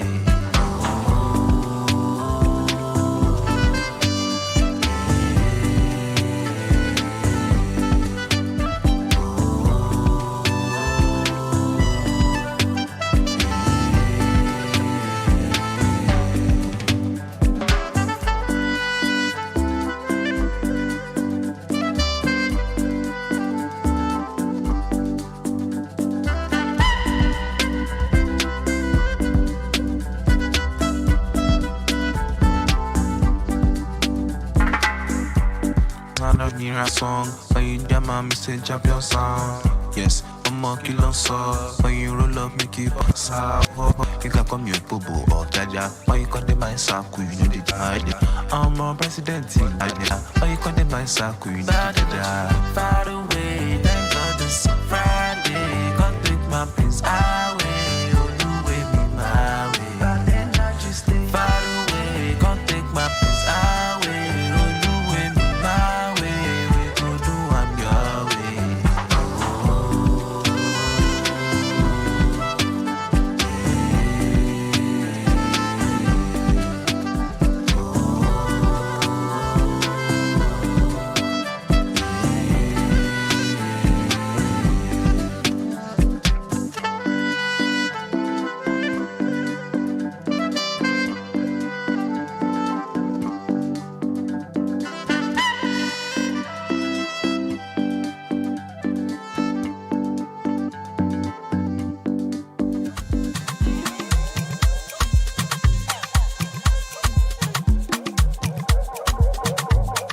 Dance, bedu, tell them make we dance, bedu, make it dance, bedu, let the music in the play, bedu, almost say you go dance, bedu, tell them make we dance, bedu, you go dance, bedu, you go dance. For the vibe I've been out for days, steady chasing the bar, they concentrate. anytime I day, whether night or day, I day on my chain. Even on my leg, they go they dance to the bed, they go feel like rain. Cause anything where I drop, then go chop a J. Whether night or day, I day on my J. I day on my J. Kese, kese, kese, kese, kese. Kese, kese, baby, kese, kese. How many times they go tell the person? They know they pay to they learn the lesson. Shama ya baby, they beg. And they survive anytime we did it. I no get time, I no get the patience. Spread the money, plenty. Bedu, tell them I could dance. Bedu, make it dance. Bedu, let the music in the play. Bedu, almost say you could dance. Bedu, tell them I could dance. Bedu, you could dance. Bedu, you could dance. So tell me what you wanna do tonight. You know the party no go make sense if we never did it. Make the party come alive. We done the 02 to 03. My love best seat, alawa. So baby, tell me why you wanna. She body make you do as you like. Now steady with the bloody canal. Blow some trees, make you feel alright. I don't feel like man, I'm wasted. And I'm feeling reckless. Now buy like the latest. That's why I'm working on patience. I know the joke with my paycheck. If then they sleep with them, wake them. So we go vibe tonight. Come on, deep, baby. Kese, kese, kese, kese, kese. Kese, kese, baby, kese, kese. How many times they go tell the person? They know they pay to they learn the lesson. Shama ya baby, they beg. And they survive anytime we did it. I no get time, I no get the patience. Spread the money plenty. Kese, kese, kese, kese, kese. Kese, kese, baby, kese, kese. How many times they go tell the person? They know they pay to they learn the lesson. Shama ya baby, they beg. And they survive anytime we did it. I no get time, I no get the patience. Spread the money plenty. Dance, bedu, tell them I could dance. Bedu, make it dance. Bedu, let the music in the play. Bedu, almost say you could dance. Bedu, tell them I could dance. Bedu, you could dance. Bedu, you could dance.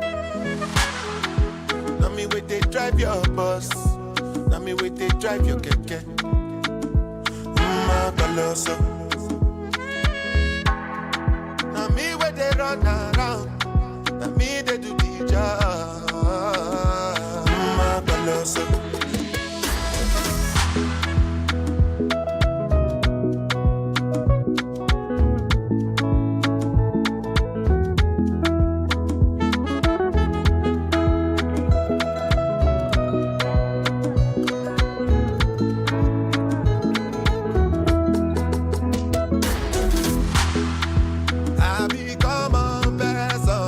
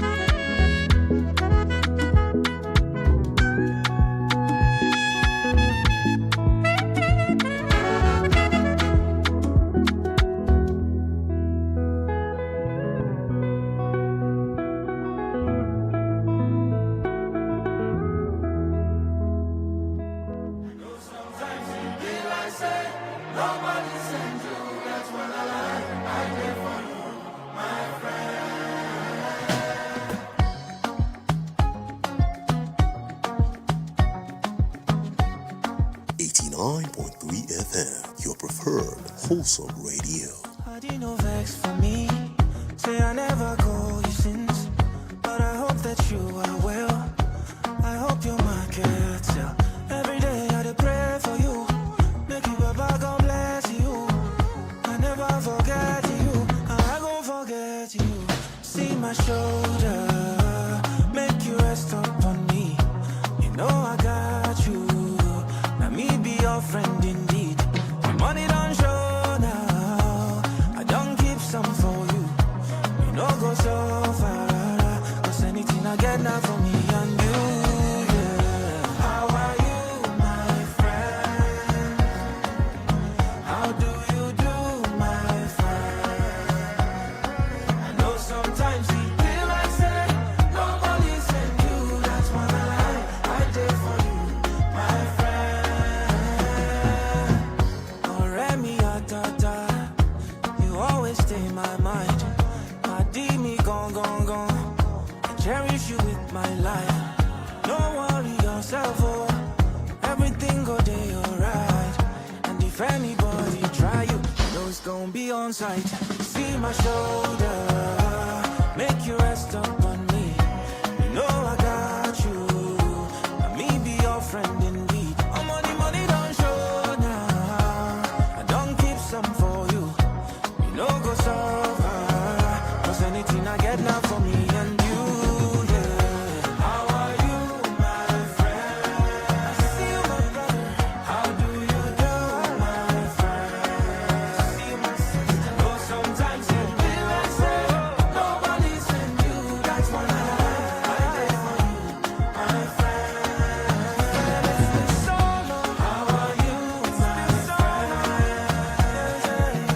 How do you do, my friend?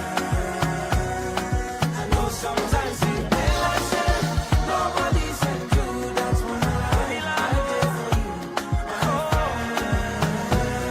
I know sometimes it feel like say nobody sent you. That's when I did for you, my friend. I know that I don't call enough, but you're always on my mind. Oh, I did for you, my friend. I know that I don't text enough, but you're always on my mind.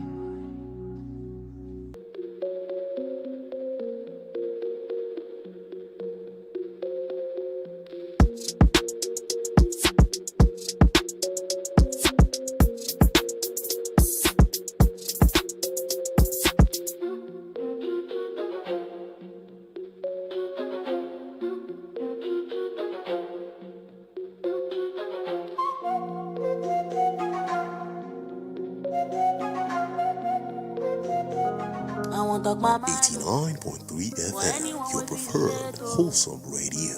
Redeem my cooler, you. Sometimes it feels like success is a trap, and sometimes it feels like people don't understand. Cause the pressure plenty and the expectations high. Even your day ones were supposed to get your back. Sometimes they ones they fight, and everybody has an opinion on how you supposed to live your life. And even people were supposed to show you the way. Now the people they backbite. No be pride, no be ego. Sometimes I gotta change my mind. Sometimes I gotta stay behind. Sometimes I will have to say no. Sometimes I got for water on top my head. Make this pressure no go drive me insane, no. So if you see me outside and I no greet you, no vex, Papa, my head is full, oh. And Baba, you know the level. Now this hustle like this,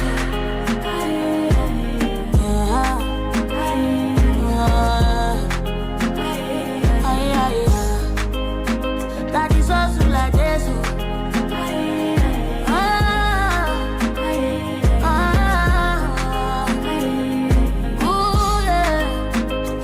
also can be so overwhelming sometimes. No, I just enjoy my own. I got so many things that the reason no bother me. One iru pala o Congolele. Ikilo setani ko sherio. Cause family go call, enemy go call. I don't know who is who. No be pride, no be sometimes I pull up to say no. Sometimes I got some water on top my head, and this pressure don't go drive me insane. No. So if you see me for sure and I don't greet you, no vex, Baba, my head is full, oh. And Baba, you know the level. Life is hustle like Lagos.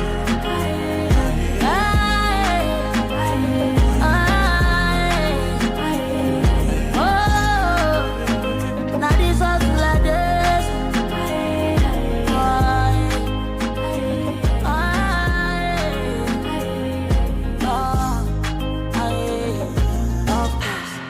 Of course, them say they need bumpers. Yeah, cause I put myself first. Whoa, they say they need bumpers. Yeah, it's all love, brother, yeah, it's all love. Whoa, it's all love, my brother, it's all love. And I'm good with it. Nobody go ask if you don't chop. Nobody go send you free money. If you don't get now, you sabi. I don't NASCAR.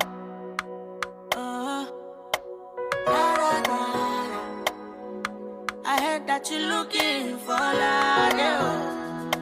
Please don't judge me, cause I won't judge you. Now what's that me I believe, now what's that you believe. As I wake up this morning, landlord don't call me. My body don't ring my phone. Say with that thing where you promise me. I know say you no go believe. Them no tell me say that's so it dey be. I beg you take me back to days when you be saying I just to play and chop. I just would not stand you better get up for you. Better know this. That's the ones who make a living to nobody go ask if you do. Nobody go send you. If you don't get now, you sabi. I just would not. If you no get now, you sabi. You know feel easy your body, oh. But if not them need you, they go come to you, come they give you different. This is super story, oh. Though the story touch me, oh. But I know if you send you money, oh. If I say make a calculate. What's in they spend from Monday to Sunday. They make me reminisce on those days. We pocket money, go yakpa for my pillowcase. Now I got send the money, loleo. Everything where I want, I must pay.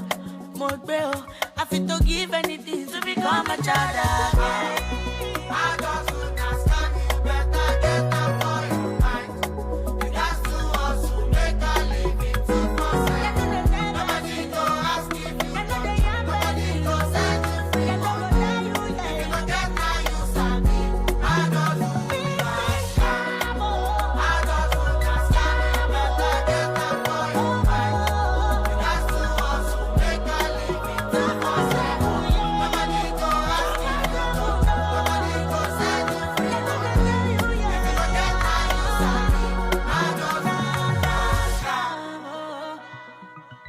Leave me, I won't become a child. Yeah. I won't become a child. Yeah. I want to play inside the rain. Oh, cause I don't do NASCAR. Oh no. Lord Sky on the beat. Now audio. Oh no. Root. Oh no. Now audio. Oh no. Yeah. Everybody reach for Instagram. Poor man no day for Instagram. They call me like send a Mr. Living fake life with cheap data. Them AGBEYEWO. The money na just audio. Na audio. Them AGBEYEWO. Na just audio. Slow down, slow down. Why you want kill yourself? Why you want by yourself? Living fake la vida loca. Calm down, calm down. Why you want kill yourself? Why you want by yourself? Living fake la vida loca. Them AGBEYEWO. The money na just audio. Na audio. Them AGBEYEWO. Na just audio. Them AGBEYEWO. The money na just audio. Na audio. Them AGBEYEWO. Na just audio. You where they from giveaway. Your landlord they chase you away. Your family, them, you don't sideline. Oh, they blow you, you they blow timeline. 10 billion on flossing. Too much money can be nothing. So turn down the volume of your radio. Your money when we don't see the audio. I can't the red perere. Your body they shot erele. Yeah. Them they hail you. Oh, who they slap you. Yeah. So slow down, slow down. Why you want kill yourself? Why you want by yourself? Living fake la vida loca. Calm down, calm down. Why you want kill yourself?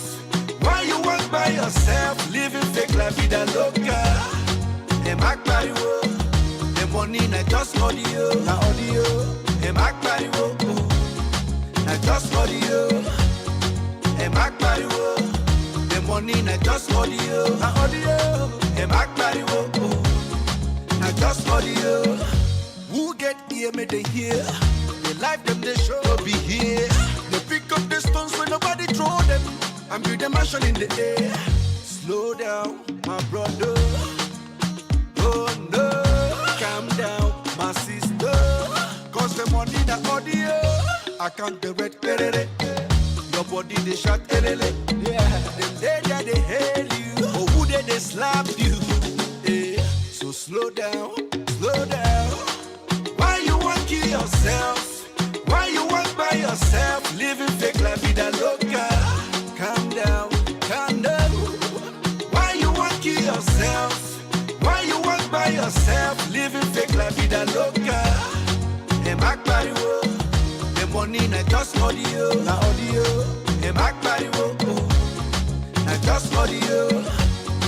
Hey, AGBEYEWO, the money na just audio, na audio. Hey, AGBEYEWO, na just audio. Audio, oh no, oh no, audio, oh no. 89.3 FM, your preferred wholesome radio.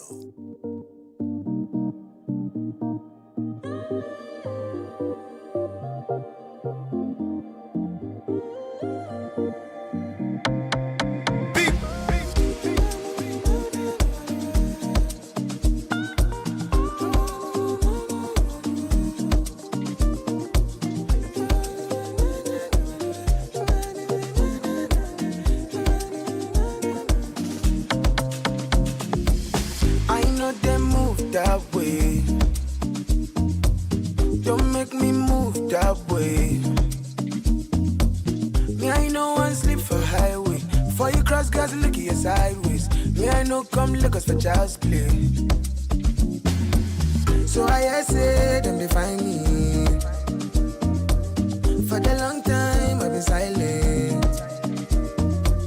I don't run out, I've been styling. But they think say, I'm in hiding. Cause they don't know how to find me.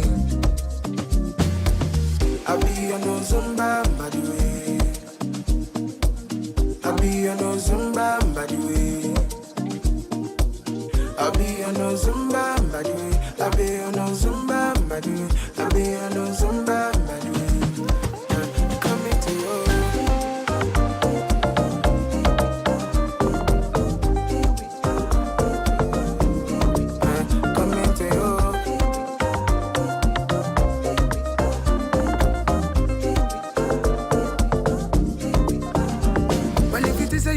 To be giant for your pocket.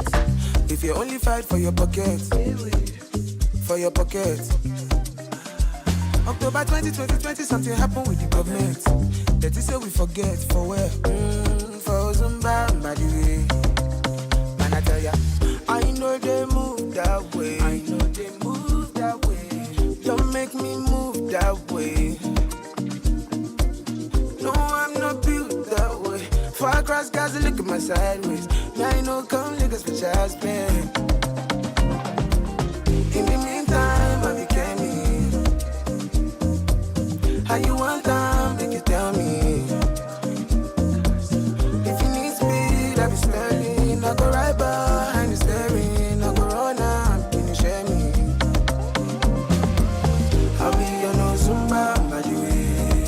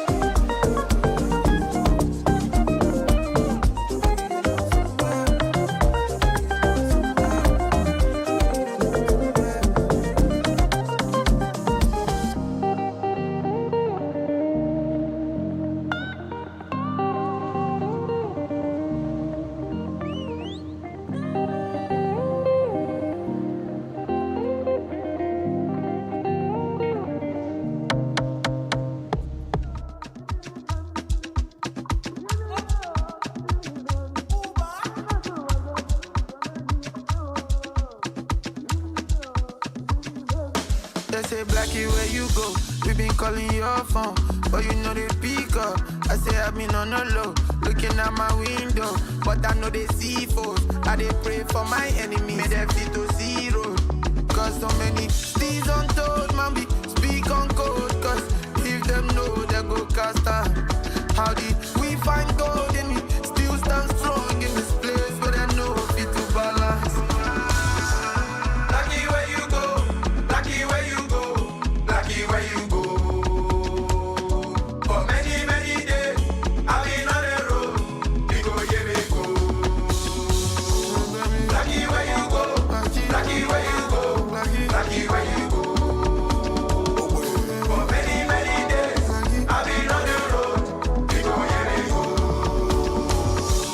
Biri Gambiri, Vesamu Biri, Yango Diego, Black Shocky Shocky, Ebebe Lugo Bello, Kissy Bebe now, Waya Toto, Kejumo, Fituko, Ukuna Moga, the Lome Boto, Ako Katala, Akado Balenciaga, everything I do is for the pepper, Okolo, Kalia, Jenny Hustler, on the road, over in London, I make a more shine like London, Keith and Ebe, Udo, up Tiago, baby, do go, never go now, I told him like I told him the pepper. After dinner, water. Got so many steeds untold, man, be speak on code. Cause if them know, they go cast out. How did we find gold in me? Still stand strong in this place where they know fit to balance. Lucky where you go, lucky where you go, lucky where you go. For many, many days, I've been on the road. We go, yeah, we go. Lucky where you go, lucky where you go, lucky where you go. For many, many days, I've been on the road. We go, yeah, we go. Lucky where you go, lucky where you go, lucky where you go. Master. For many, many days, I've been on the road. We go, yeah, we go. 89.3 FM, your preferred wholesome radio. It's Davido, Bade.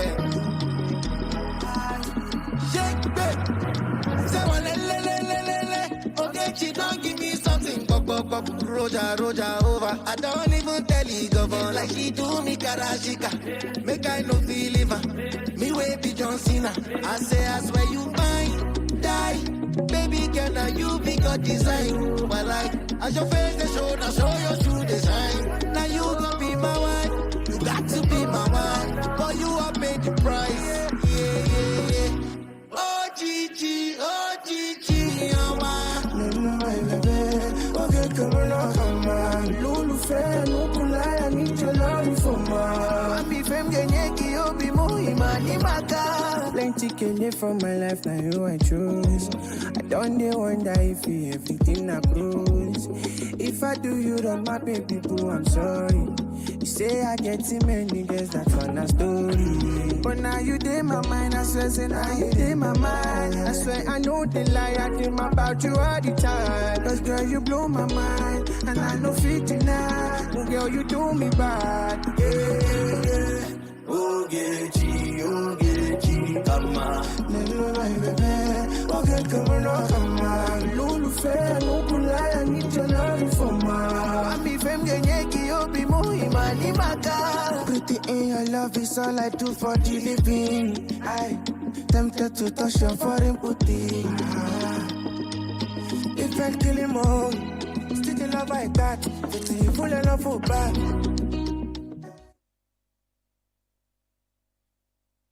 Hello, people. It's showtime. Who is excited? I am, yes. It's the ultimate destination for music lovers. So are you ready? Buckle up, folks. It's gonna be a wild ride. Unleash the energy and let's get energized to make unforgettable memories. I am ready for this show because it's Soundwave Top 10 time, yes.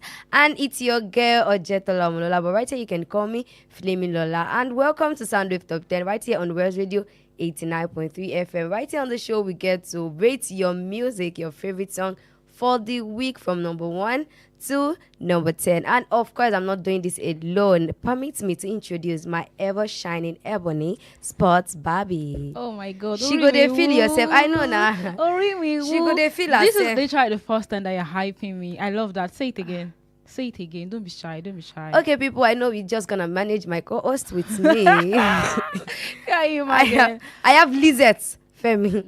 That's not fair. Hi everybody, welcome to Soundwave Top 10, your go-to music show on the airwaves. My name is Lizette Femolade Sport Barbie, and we're gonna have a good time on Soundwave Top 10. You know how we do it. We rate it over 10. I mean from 10 to 1, and today we're going to have a good time. And starting from number 10 is Pity the Boy by Odumodu Black featuring Victony. Now, this song is like normal Odumodu Black, normal style. The genre is hip-hop, rap hip-hop kind of style, normal Odumodu Black. And I'm surprised that this song is not really trending. There was a time that Odumodu Black song was literally trending so much. And I know that I need the lyrics like up to down. So when I listened to this song, like I think 2 weeks, 3 weeks ago, I was surprised. I was like, why is this song not trending? And the lyrics, oh my God, I like it. But without further talk, because I feel like I'm talking too much, let's listen to Odumodu Black featuring Victony, Pity the Boy.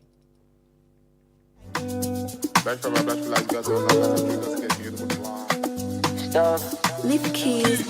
If I like pity this boy, every day now I be late with a shameful decor. I for don't turn visitor, overstay my welcome, but I for chop full insult, chop full insult. Even my mama joined there, my grandma joined, my papa joined, but my shima comes first. Round here, man, come to my doorstep. I got rose, all of them are salted. Yeah, Modu give me money, make I one person. I know they carry kid, we don't like shopping. Gucci, Fendi, Versace, Nike, she can do sporting.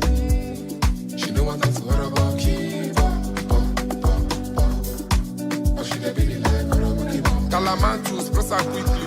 The whole of zone 1, they my building. When we shut the door, they want beg me, put down school fees. Some of them go use the money, can't put up. For life, it's this boy. Every day now I be late with a shameful decor. I for don't turn visitor, overstay my welcome, but I for chop full insult. Shaggy, chop full insult, bastard. Oh, yeah. You know my killer way to stay. Yes, welcome back. I want to believe you are enjoying this. I believe that now. We have the vibe here today. And without wasting much of our time, we are on number 9. And at number 9, we have Obimo by Adekunle Gold. And I think this is Adekunle Gold first song for the year, if I'm right. Yeah. Adekunle Gold has not been singing for a while. I mean, he has been singing. After his Rodo song. I feel like he has been singing, but it's not been trending like it used to trend. So like this particular song trended because I played this song today and I didn't expect people to know the song. And people beside me were literally singing this song later, and I was like, okay, now this is the Adekunle song we are talking about. Do you understand? Yeah. So yes, we have Obimo by Adekunle Gold. I know even for some of us that we actually are not familiar with the topic, by the time we play the music, I'm very sure you're going to be used to the sound, I mean the lyrics of the song. The song was literally released February 12th, and this is a smooth sounding track, and it is a must listen to by fans of Afropop and of course Nigerian music generally. So without wasting time, let's go listen to Adekunle Gold, the husband to Simi.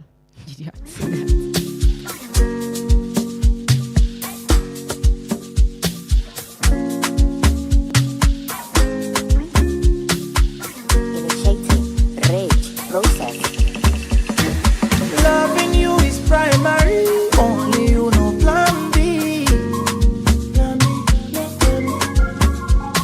When I sing my melody, you alone wear harmony.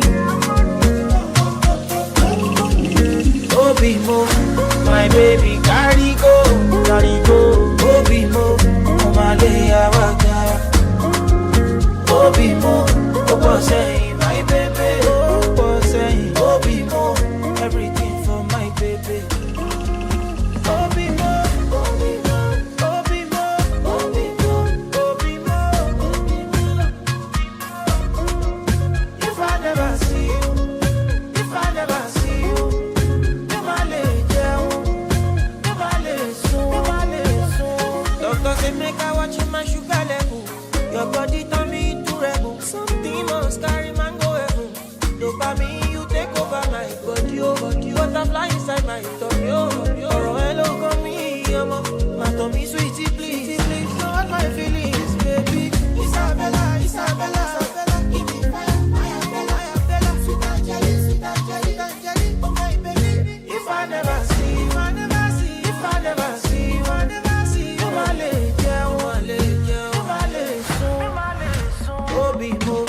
my baby, carry go, carry me go, Obi mo, Omalaya waka, Obi mo, Obo say my baby, Obo say Obi mo, everything for my baby, everything for my baby, Obi mo, Obi mo, Obi mo, Obi mo, Obi mo, Obi mo. If I never see, if I never see, if I never see, if I never see, you my lady.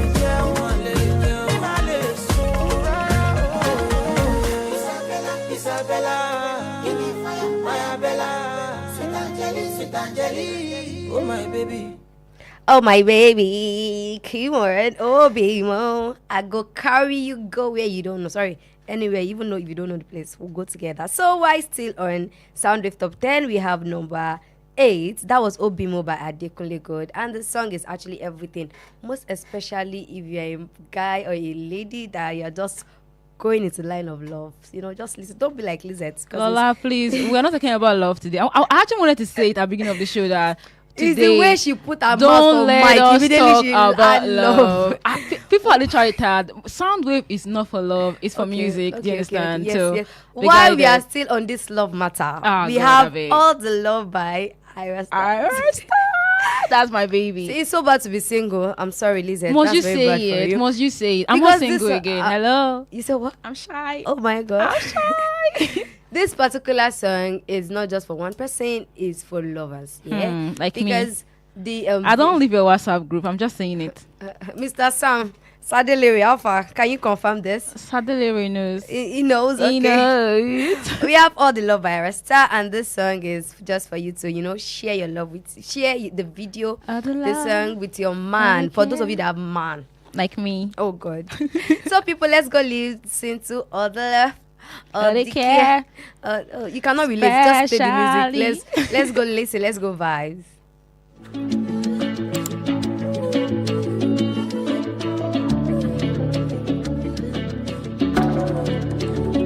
I don't need nothing from you.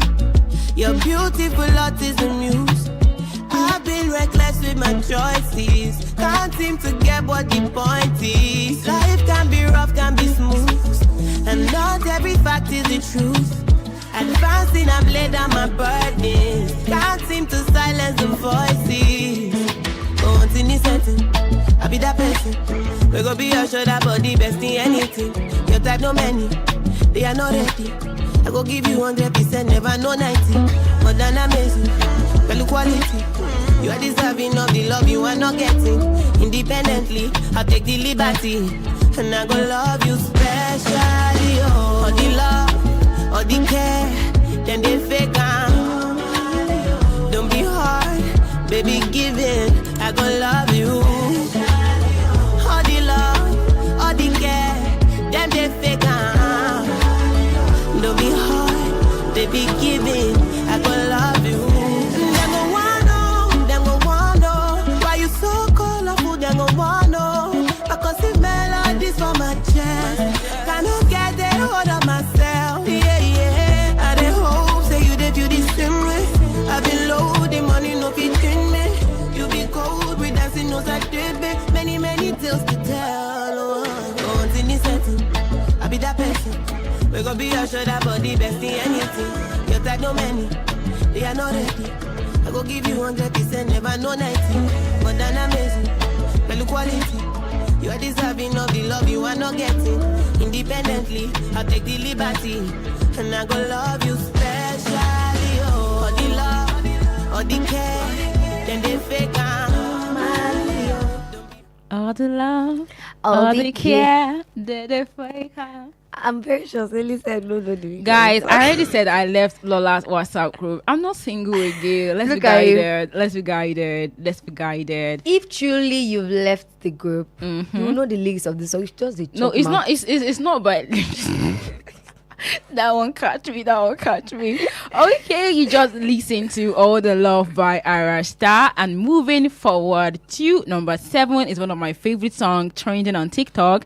The title of the song is AGBEYEWO by Shode, Pokoli, and Ramon Jago. Now, AGBEYEWO is Ramon Jago. You don't know Ramon Jago is like a Snapchat celebrity, the owner of iFashion, and the song is causing a lot of brouhaha on TikTok because basically, if you are doing that, if you are, lip syncing or singing to that song, you have to have that iFashion way. And do you know how much iFashion is?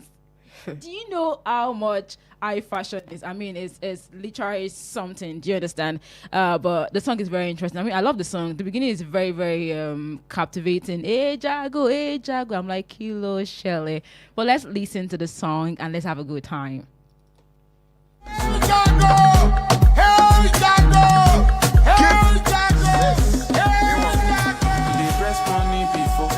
That's one I old taker. Me self go press for sure. I be the new taker. What he plays on me? What take a tea plays on me? I love plays on me. I'm not me no plays on me. Hey Jago, husband me Jago. I fashion Jago. People making shit was so. Hey Jago, you really know Jago. Should they be your pass? Jago making shit was so. Jago, gbogbo aṣọ ló ní bàtà. CEO iFashion tí a ọmọ tí a ní Uganda. Wọ́n dá wọn lókè kòtò. Àtọ́bàjẹ́ wọn Mọ́ríkà. Ojú rí bẹ́ẹ̀ sinimá. Ajá wọn, ajá tí wọ́n kí wọ́n sáré wọn Switzerland. Wọ́n dá wọn l'Amẹ́ríkà. iFashion wọn Canada. Oyè Jago ló wà. Somebody $50, my gun no see bet. No money is never enough. Ta he don't go there. Call me Kunsoke. I left them to feed them. Oja de don't say your love. Go out to go home. Oh no, ya mi musalo le. Jago, husband me Jago. I fashion Jago. People making shit was so. Jago, really no Jago. Should they be your pass? People making shit was so. Jago, Why energy for this song? What's popping, Jago? Waiting soap now. I need iFashion. You don't understand. Aesthetics. Actually, aesthetics. This life have money. I'm telling you. You just have to. Yeah, that was AGBEYEWO by Shode Pokoli. Yeah, I know that any song Pokoli is. Just expect. Yeah, and the thing Pokoli does in the song is just shouting. Like, he doesn't ever sing, and the song will try to go viral. Yes. So moving on, we have number 6, and on number 6 we have Is It a Crime by Rema. This song was actually released to see, of course, and it's a brand new single that is gaining popularity already. We know Rema's song now. You know this too blue. You know this. Rema, we know you. We know that's what you do. But like, even if the song self don't make sense, you go trend. The song actually makes sense. I know one influencer like this on Instagram that when the song came out, she was playing this song like back to back. I was like, Kilo Shelley. You know, that's Rema for you. So without wasting much of our time, let's go enjoy Is It a Crime by Rema.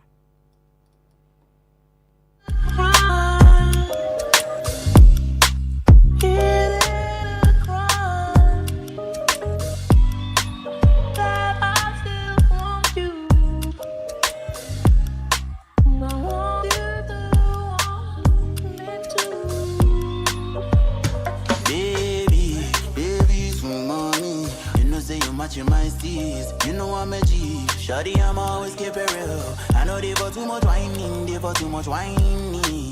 I see the be, I see Shayo they enter. Oh yeah, make you call a B. Oh yeah, show yourself, do over sabi. Love is in the air, baby breathe in. I available, Baby, anytime you need me, I dey available. Compatible, two of us they compatible. Girl, I be bad boy for girls, say I dey mellow. Ah, baby, I dey phone. Baby, take it slow. Baby, go down low. Nobody has to know. Yeah, I know I'm there. I'm a man on this, you let you go. Baby, so money. You know, say you match your mind, steez. You know I'm a G. Shawty, I'm always keep it real. I know they for too much whining. They for too much whining. I see the be, I see show they enter. Oh yeah, make you call up. Oh yeah, show yourself, do over sabi. Love is in the air, baby breathe in. The way you move this your body in a way, banana. Catch me up, got me hands up, bottom. Beautiful way, personality, jada. Is it a crime? Baby, it's not a crime. My voice is sweet. Feel let me say it again. Is it a crime? You're supposed to be answering me, Lola. You're not giving me that. No, that I vibe. wasn't hearing is it a crime. I was saying, is it a crime? What the heck are you singing? You just listen to Is It a Crime by Rema, and that is one of my favorite songs on today's list. And if you're just tuning in, you are listening to Soundwave Top 10 on Wells Radio to 9.3 FM with Lizette, Sport Barbie, and Lola. Flaming Lola. I've missed saying that. Thank you. And now, say thank you. And now, moving to number 5 this evening is White Love by Ashake. This is one of my favorite songs, actually. And why I love this song, because at the point I felt, I'm very delusional, so I felt like Ashake was describing it when he got to that part of my type and perfect body. I'm like, Emini, do you understand? Yeah, basically. But the song is a vibe. Ashake is very versatile. Ashake is very brilliant, and I love Ashake's song. And this song is a top-notch song. Let's listen to Why Love by Ashake.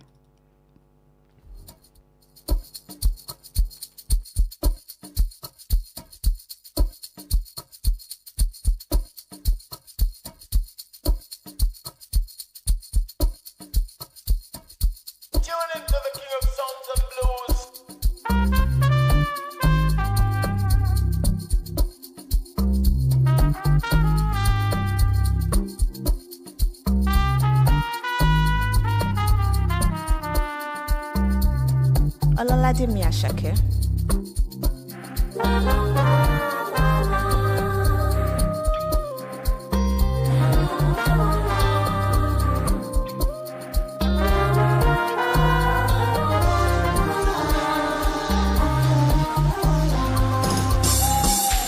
Áńgẹ́lì kan máa lé mi. Obìnrin tó bá fẹ́ rú mi, consider lucky. My baby, let's keep on jamming. This fire cannot cool down, baby, damn it, it's not me. Body shallow, my baby. Alone, only go, ya Rabbi.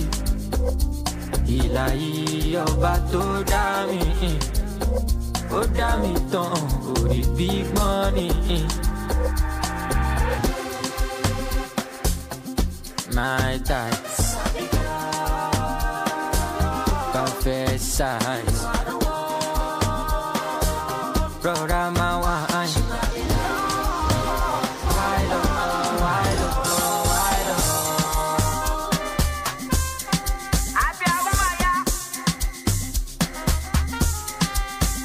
Okay, just play.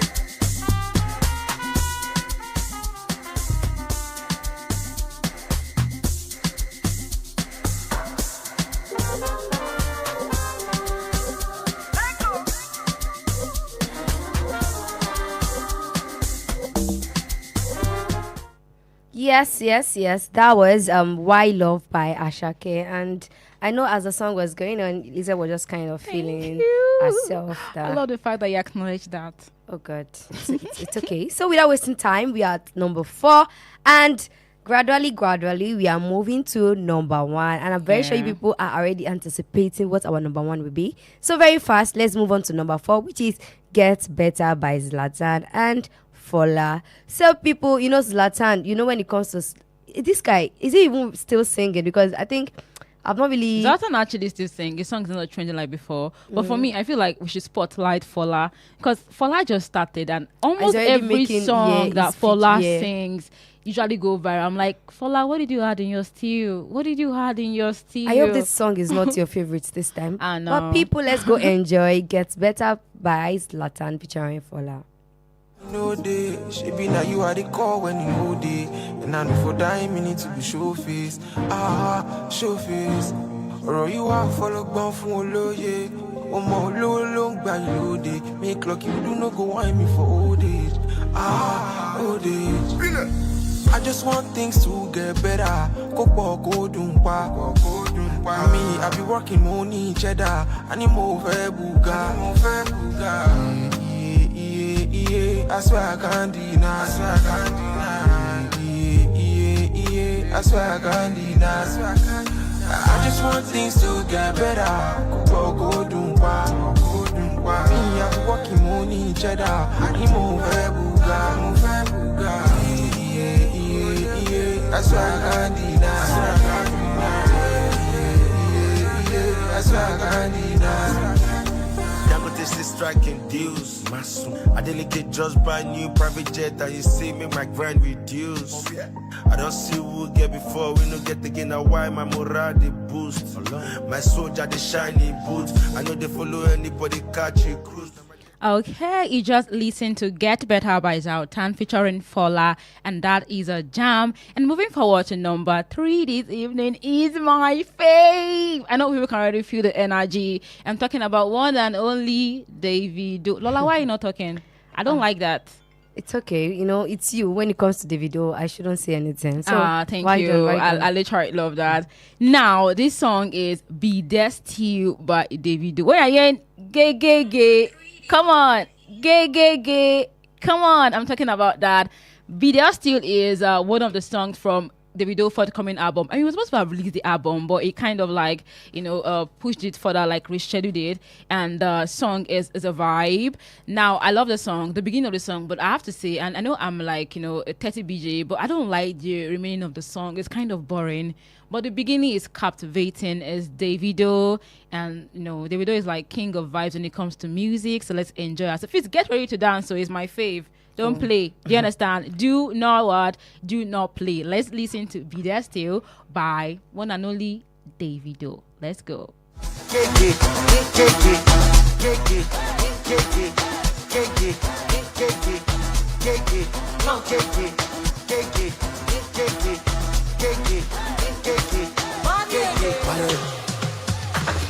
I want to have it all, still they find my resolve. Now God they bless me all the way, 12 years I'm still on top. And my cup run it over, I get this ass over. Ass over, my baby with a hola. Holy sign, fast forward, no rewind. We going high, with family for my side. No be fine, no be everybody they my side. But I don't mind, I don't mind. Anywhere money they may they call me, I will be there still. Look, across the border, I will be there still. Many go, many go, I will be there still. I will be there still. And it is there still. Anywhere money. I'm not even enjoying the song. Oh God, I don't like that. Lola, don't get me okay. angry. Do not piss me off. On top of it. Do not piss me off. I want to believe that our listeners are enjoying it, but for me, I don't know what's there. 30 BG fans, rise up wherever you are. For real, they're not even there. They're not even. They said people that was be what are you saying? 30 okay, then BG. they. Una day. Well, una know the vibe to the song because you said no enjoy the song. I did. I actually did. You know, stand up. I did. You just a shake body for us. So people, that was Be There Still by Davido. And moving on because we are time is not really by our side, and we need to go. We have number 2, and on our number 2, it's your favorite because we have to do your favorite songs. I know people don't really do favorite like that because people are very classic. Unlike some people, every song is their favorite. We have Arike, and because this song, the title of this song is Just Me. I am Arike, so this song is specially designed for me. Kumi. Thank you. I love you. That won't pay me. That won't pay me small. So let's go listen to Arike. Oh, Arike. Oh, please sing Arike now, guys. Arike. I can't be surprised because you are a baby. I don't even have Arike. Do you know? I know, right? You know. You're not from here. So we have Arike by Kumi. So people, let's go enjoy Arike. Not all Arikes. Please stand up, attention, and vibe with me. So let's go listen to Arike by Kumi.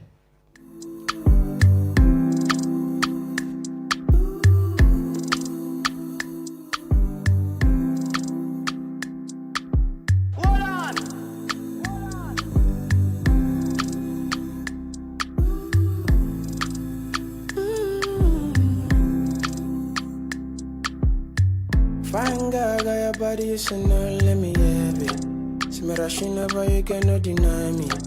Now for me, I go fight for this, your loving. Fine, get it walk, but me like one have mercy upon me. I know my actions got the worst upon me. Look like the devil take this moment from me. Not the follow the gas, now you fast, now you take my heart go. If I ask, say me, I lose on you. Mommy stress, take all my money and go. Not the follow the gas, now you fast, now you take my heart go. If I ask, say me, I cheat on you. Mommy stress, take all my money and go. Oh, I feeling me, I'm a die before my time. Feeling me, I'm a die before the sunset shines in the morning, right before you wake up. Oh, I feeling me, I'm a die before my time. Feeling me, I'm a die before the sunset shines. Okay, that was Arike by Kumi, and that got Lola dancing. She was doing Snapchat, like Arike, and I was like, yeah, I'm also Arike. You know, I'm trying to go on body. Do you understand? And now moving to the number one this week, the champion of this week is one and only Charlie Poppy's song, and that is Lao. The song has been trending. I literally saw like these Nollywood actors, you know, OGs using the song for like movie PR, and I literally loved it. Please, I don't want to talk too much about it. The song, I think my favorite part of the song is when it got to that minister of enjoyment. Hey, intercontinental. And when it comes to enjoyment, you see Lizette. Morning, you get now it. That time she go dey blush. Thank you. I love that. Okay. I love that. Now, before we listen to the song, I want to take my bow. My name is Lizette Family Day, Sport Baby, and I'm signing out. It's your girl Ojetola Omolola. You can call me Flammy Lola, and I want to say goodbye.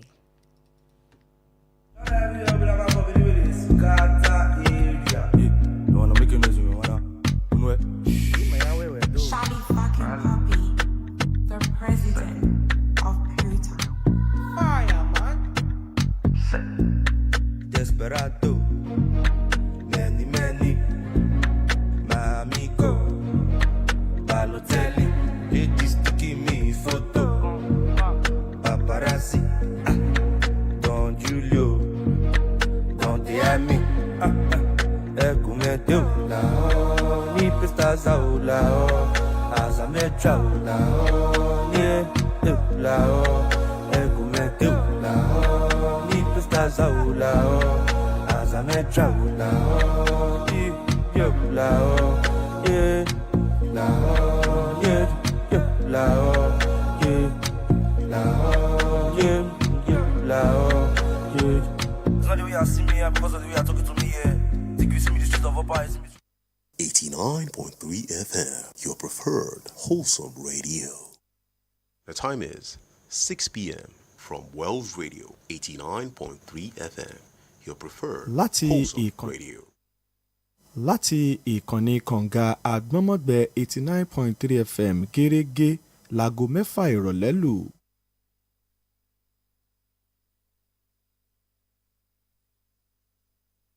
Come and see West Radio, your preferred wholesome radio, 89.3 FM na baba.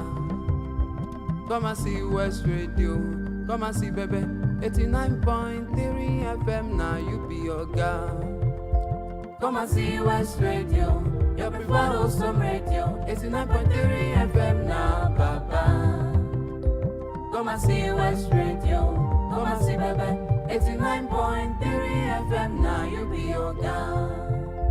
The news that is suitable, entertainment that makes you happy, sport, education, and family affairs. Come and see West Radio, come and see baby. 89.3 FM, now you be your girl.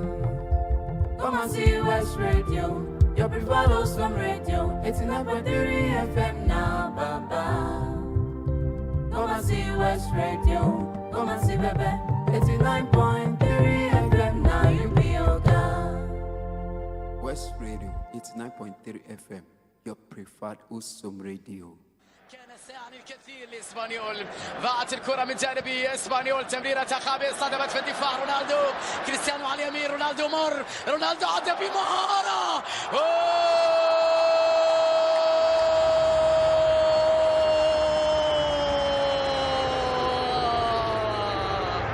يا عيني يا كريستيانو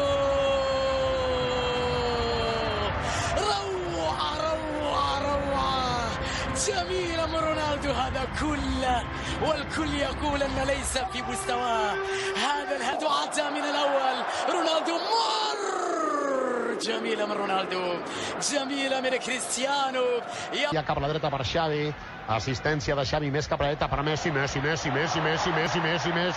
immens Messi, encara Messi, encara Messi, encara Messi, encara Messi, encara Messi, encara Messi, encara Messi, encara Messi, encara Messi, encara Messi, encara Messi, encara Messi, gol, gol, gol, gol, gol, gol, gol, gol, gol, gol, gol, gol, gol, gol, gol, gol, gol, gol, gol, increïble, no m'ho puc... For Selko, here's Mbappe! Teenage kicks!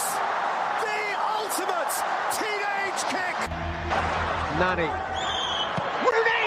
Oh, wonderful! What a goal! And what a time! In what a place! What a player! Wayne Rooney out of this world! 2-1 United! One of the great goals.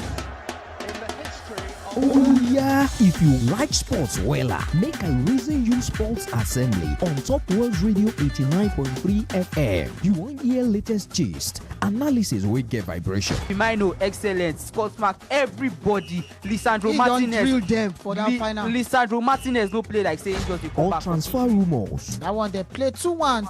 Na last victory be for Xavi before he carry load come out for Barcelona. Okay now, Monday to Friday 6 p.m. to 7 p.m. We go run una auto for sports matter, football, basketball, tennis, and even our local sports. If na EPL, E-Day, Italian Serie A, E-Day, Spanish La Liga, E-Day, MPFL, no dull yourself. Even predictions where they enter, that one save day. Sports Assembly on World Radio 89.3 FM. Sports lovers, no shaking. Meet Sam Adeliri, una one and only Sadeliri, and the Sports IQ on top Sports Assembly on World Radio 89.3 FM, where sports matter, they share.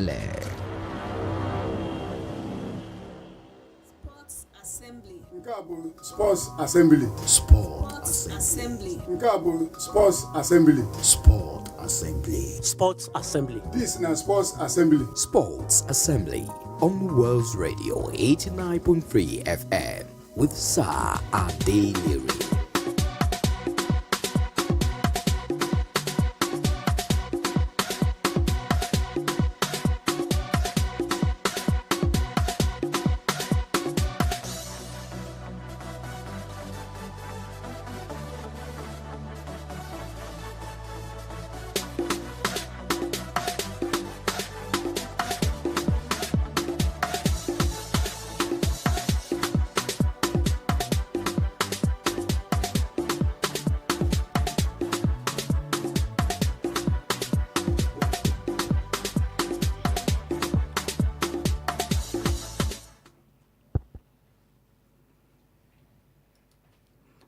mo kí ẹ̀yin tiwa káàkiri àgbáláyé ẹ káàbọ̀ sórí ìkànnì West Radio 89.3 FM ẹ sì káàbọ̀ sórí ètò tẹ́ nífẹ̀ẹ́ sí jùlọ ètò Sport Assembly. Orúkọ mi ò yí padà, Raymond Tánátáná.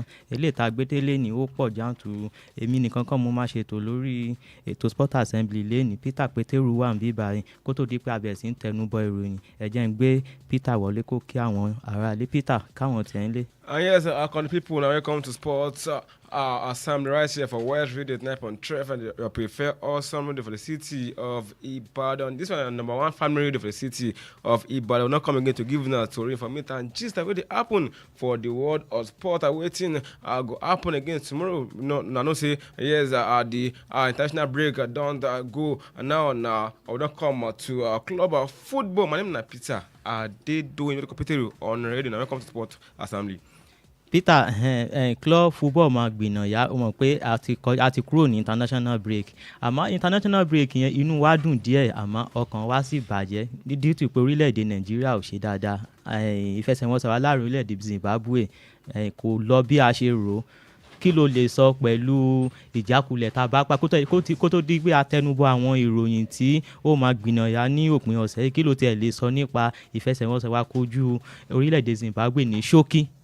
For me, that match, I was to say our Nigerian no today happy with what happened between that last game we play against Zimbabwe, because we expect say make we do what we do for the first leg for the first match against Rwanda. Say make at least I'm gonna get that deserve 3 points, because we know where we did for the table of the Group C for the qualifier for the African scene to go to the World Cup. So I was saying now one game we say is spoil a lot of Nigerian lovers, especially even sport lovers. Say we dey away that match happen, and we will go that they watch the game for Silio as that's a goal of Victor Osimhen score. We dey very happy, but when the score in the 91 minutes made that game be 1-1, everybody just that vibe just go down. So I don't say we know today happy with that result, but most of it go happen after Nigeria go play the one way they go play the match where they go play for the World Cup qualifier, because we expect say the next match, if they won't qualify, they need to win the remaining 5 matches ready for that aspect. Okay, ní pápápá tó bá yẹ pé a máa qualify, a ní láti borí ìfẹsẹ̀wọnsẹ̀ 5 tí ó kù.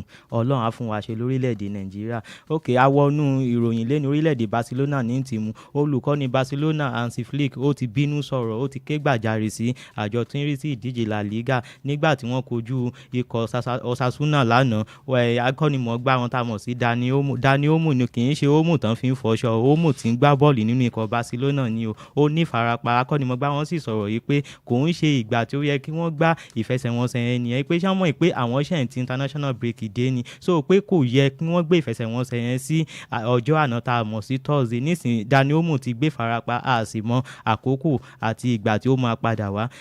Peter, jẹ́ kí n bi ẹ́ ní ìbéèrè yìí. Olùkọ́ni Hansi Flick sọ̀rọ̀ nípa ìfẹsẹ̀wọnsẹ̀ yẹn tí wọ́n gbá lánàá kojú Osasuna, àjẹ́lẹ̀ ìfẹsẹ̀wọnsẹ̀ wọn nínú ìdíje La Liga. A sì rí pé fatigue tí wọ́n ń gbé bọ̀ láti orílẹ̀-èdè wọn ó hàn nígbà tí Dani Olmo gbé farapa. Pẹ̀lú kan tó olùkọ́ni yẹn sọ bó ṣe bẹnu àtẹ́lu àjọ tí ń rí sí ìdíje La Liga, kí ni wọ́n lè sọ nípa èròǹgbà olùkọ́ni yẹn nípa bọ́n ṣe gbé ìfẹsẹ̀wọnsẹ̀ yẹn sí àná? And for me, I thought I no be good La Liga do for that aspect, and when that game they bring down to yesterday we be on Thursday, I think say Barca as a club are supposed to try to reason with La Liga. See, most of the player away for Barca they go international break, those who they play for Germany, those who they play for Spain and for other club, and these guys they be regular player for the respective club side. So that fatigue still there, because most of them still play game on Tuesday and on Wednesday. Most of those players still play game, so it too day early for them. We say something saw between that one when it happened to Madrid also. We see the head coach of Madrid counter La Liga, they don't do well the game when they play. We say most of the Madrid player they tired. We say that fatigue happen for that one, and that same thing happen for Barca. I thought say La Liga they try to no that fatigue will dey there. They're supposed to bring that match to today or tomorrow, because of the match now just the match we say na match we did not play before. So now today or tomorrow they're supposed to play that match just for the players and make their rest, because these players they no be machine, they no be robots. Now umami they be and blood they run for the vein. Peter, èmi ò wò láwo fapá bíbá yìí wò pé àjọ tí ń mójútó ìdíje La Liga wọ́n mọ̀ pé Barcelona àti Real Madrid ni wọ́n jọ ń compete fún náà jọ ń jàdùn ìdíje La Liga. So pẹ̀lú bọ́n ṣe gbé ìfẹsẹ̀wọnsẹ̀ sí àná, ṣé o rí pé wọ́n ń wò pé káwọn favour ikọ̀ Real Madrid because ó ṣeé ṣe kí Barcelona pàdánù ìfẹsẹ̀wọnsẹ̀. Má gbàgbé pé fatigue púpọ̀ náà àwọn agbábọ́ọ̀lù Barcelona ni ò láǹfààní láti kópa nínú ìfẹsẹ̀wọnsẹ̀. Rafinha wọn kò kópa fún orílẹ̀-èdè rẹ̀ tá a mọ̀ sí Brazil, kò láǹfààní láti kópa nínú ìfẹsẹ̀wọnsẹ̀. Gbogbo àwọn Lamine Yamal gbogbo náà gbá fún orílẹ̀-èdè wọn nígbà tán lọ fún international break. Àmọ́ nígbà tán wá gbé sí àná ìyẹn ìfẹsẹ̀wọnsẹ̀ tán bá pàdánù ìfẹsẹ̀wọnsẹ̀ ó ṣeéṣe tí Madrid bá win kí Madrid close gap yẹn. So ṣé o rí pé ọgbọ́n kan ni àjọ tí mójútó ìdíje La Liga náà ń lò lápá bíbẹ̀ láti lè jẹ́ kí Real Madrid close gap? And for me, I no go. I think I go at that side. Say La Liga they try to favour Madrid ahead of Barca because this same thing will happen to Barca happen to Madrid this season. Maybe say the head coach of Madrid come out when him blame La Liga say if next time that time na 48 hours they take play like 2 games. Maybe say that fatigue happen for all those players, the like of Mbappe, Junior, those guys. No, they play. They don't get tired because of they play Champions League for the weekend and they can't play the next match on Friday. Now same thing happen to Barca. So I know to say maybe La Liga they try to favour Madrid ahead of Barca, but with our talk to see make La Liga they try to consider this player because of easy make they go play a game, they go travel back to the club side and they go do training before they play that game. So for me, I know to say La Liga they try to favour Madrid ahead of Barca because that same thing happen to Barca don't happen to Madrid this season. Kí a tó tẹ̀síwájú ẹ láǹfààní láti darapọ̀ mọ́ wa lórí Facebook wa kẹ́ wo bí stadium wa ṣe rí lápá bíbá yìí, kẹ́ wo bí shoe wa ṣe shine bí face wa ṣe shine lápá bíbẹ̀ yẹn. Darapọ̀ mọ́ wa lórí Facebook wa West Radio 893 FM fan page, West Radio 893 FM fan page. Peter ní pápápá nínú ikọ̀ Barcelona náà la ṣe wà. Dani Alves agbáwọ̀ ẹ̀yìn Barcelona nígbà kan rí, òun ni a gbọ́ wípé wọ́n ti filẹ̀ wọn pé wọ́n fi ẹ̀sùn kàn wípé ó fi ipá bá arábìnrin kan lò pọ̀ tí wọ́n sì dá ní ẹ̀wọ̀n ọdún 4 àti àmọ́ ó appeal fún ẹ̀wọ̀n tí wọ́n dá wípé òun ò fipá bá arábìnrin yẹn lò pọ̀. Àmọ́ nísìnyí wọ́n ti wá sọ wípé kò sí ẹ̀rí tó dájú pé lóòótọ́ ni ó fi ipá bá arábìnrin yẹn lò pọ̀. So wọ́n ti free Dani Alves lọ́wọ́ ta wà ìròyìn tá gbọ́ lé nìyẹn pẹ̀lú ìròyìn tí wọ́n mú léde. Kí ló lè sọ nípa ọ̀rọ̀ Dani Alves? For me, before I talk about Dani Alves, I might try Ashapali talk about this is not the happen for the world of football. We see sometimes we see some ladies will just accuse some players of rape issues. Say maybe a player raped them, and the thing I see we say no, this player they get them to protect. And for me, I thought say make they are careful always. No, it happened to a certain Man City player. We say now Mendy now it happened to Ram. Say like he caused the guy in career, and after a year now in the con to say he no dey guilty of that rape assault. So same thing for Dani Alves now. Got to go serious.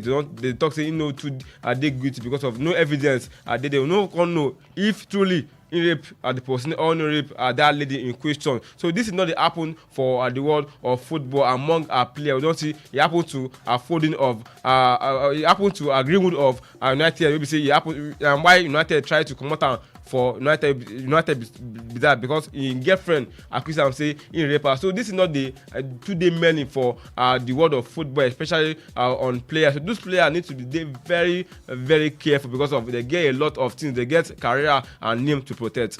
Ká ní pé kò ń ṣe pé Dani Alves ti hang boot ẹ̀ ni ó ṣe kí career tiẹ̀ náà ti parẹ́ pẹ̀lú awuye bọ́n ṣe bẹnu àtẹ́lù pé ó fipá bá arábìnrin yẹn lò pọ̀. Definitely yes, in career go get issue because many clubs go try to no go try to associate with them because those clubs too they get name to protest too. But him he don't get a lot of things, he don't collect a lot of trophy for Barca, for PSG and for Spain in national and clubs and teams side for that aspect. So for me I thought say for young players they come up, maybe they use this one as experience, maybe they use one as experience. Say okay, this thing don't happen, so then to go do things to avoid in all course make them no fall victim of such a case for the future. ok ní pápápá ká kúrò lápá bíbẹ̀ yẹn ká wọnú ikọ̀ Arsenal lọ. Bukayo Saka ni ó ti fi àwòrán ara rẹ̀ léta níbi tí ó ti ń gbáradì ní àná tá a mọ̀ sí ọjọ́ Thursday pẹ̀lú bó sì sí wá rí ó ṣeéṣe ká rí Bukayo Saka nígbà tí ikọ̀ Arsenal bá ń gbàlejò ikọ̀ Fulham nínú ìdíje Premier League ní April 1st. Peter, ìròyìn ti mú síta pé Bukayo Saka ti ń gbáradì nínú ikọ̀ Arsenal, kò sí rọ́ níbẹ̀. Nígbà tí Bukayo Saka tí ní farapa, a rí bó ṣe compliment ikọ̀ Arsenal, a rí bí wọ́n ṣe dáadáa lápá bíbẹ̀ yẹn. Àmọ́ láìsí Bukayo Saka ń lé title race wọ́n ti jábọ́, FA Cup wọ́n ti já dànù, Carabao Cup wọn ò sí bẹ́ẹ̀ mọ́. Ìdíje Champions League gan àti lè sọ pé orí Arsenal wà ń bẹ́ẹ̀. Àmọ́ pẹ̀lú Bukayo Saka tó ti ń gbáradì, kí ló lè sọ nígbà tí Bukayo Saka bá darapọ̀ mọ́ ikọ̀ Arsenal? For me, a good one for Arsenal, good one for Arsenal fans, a good one for Arteta, good one for the players. Say Bukayo Saka don't return. No say without no argument. Now one of the best player we Arsenal get at the moment. Now him be Saka. As in go that injury, we know say he affects that club, because this guy, if this guy no score, we know the impact when he put for that wing role for Arsenal. If no score, he go make a series for him. So with that come back with 3 months, no day easy. I thought say for Arteta and Arsenal, I want to say they don't lose a lot of things without Saka for that team. Now Saka don't come back now. I will say I did happy also because I go make that game where they go play next week with Madrid. They very next week with Madrid they very tight, because they don't get one of the best leg, that is Saka don't come Arsenal. So Arteta go dey smile, but against Fulham, I'm not sure say maybe he will start that game because of him just come maybe 10 minutes. Arteta go want try make him use them maybe 10 minutes to the game, because I don't want to make him try to use them. They desperate to use Saka for that game against Fulham. But if he bring her in just to make her get that touch, because he just returned from 3 months injury, we say now the injury take. So for Saka, now good one for Arsenal, good one for Arteta. Most things go happen as Saka don't come.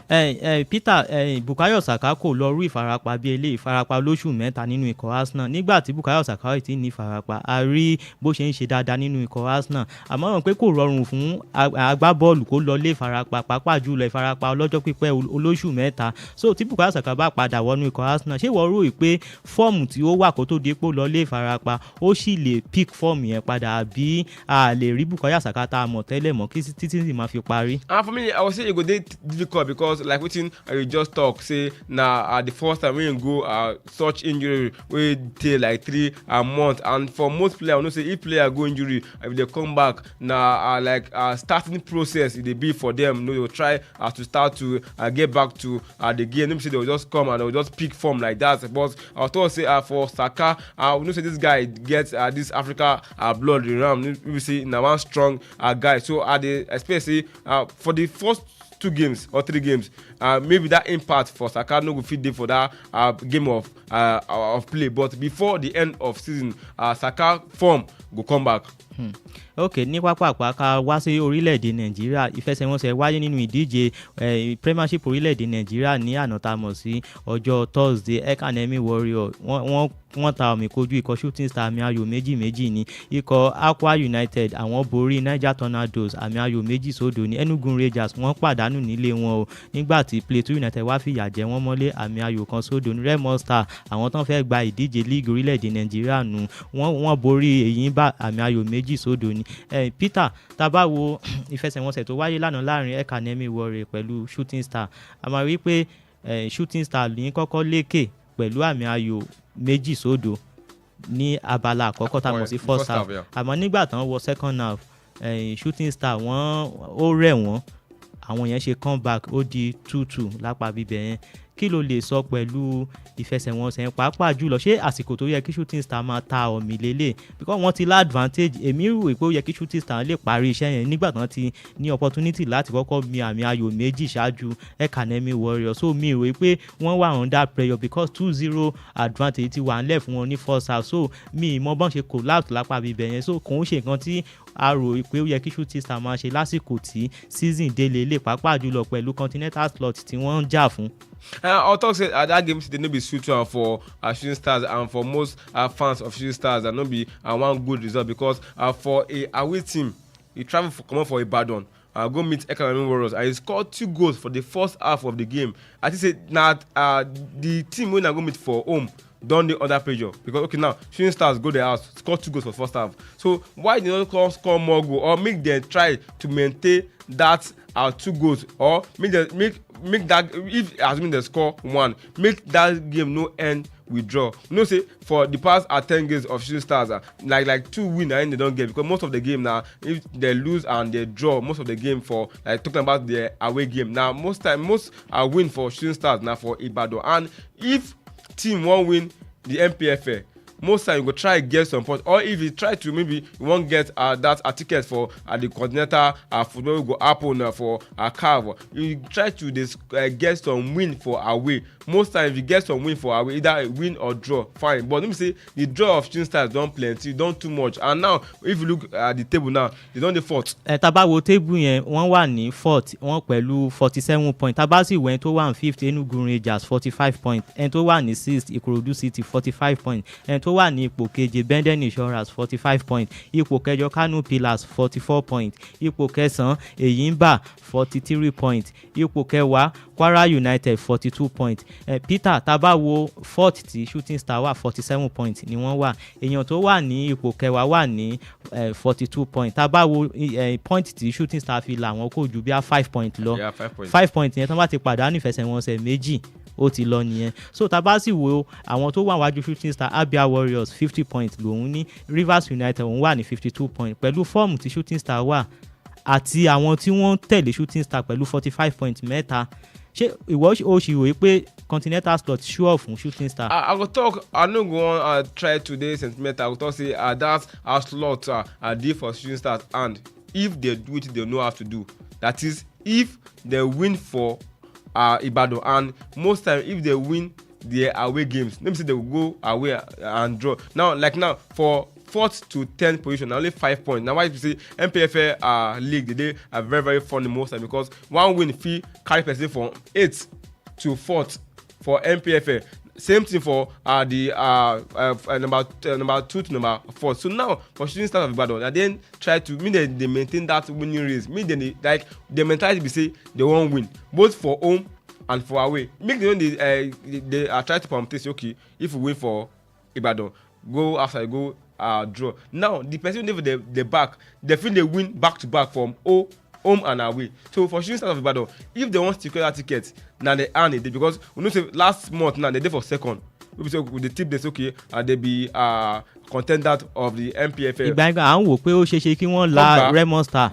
Now tilting don happen 3 clubs don come pass them because of what the loss and the draw wey they get like back to back draw and loss wey they get now if they wan get that ticket and for me I talk say this season na the best time for them to get that ticket don tell you be say Shooting Stars of Ibadan get ticket go play CAF and talking about football club for Nigeria they be one of the old team for this country be say nobody like no team go talk say Shooting Stars of Ibadan dey small so for me na this time na be the best time make dem get that ticket that is make dem fight for am with everything wey dem get that is go there get that win 3 points 1 goal 3 points 3 goals na im dem need this time.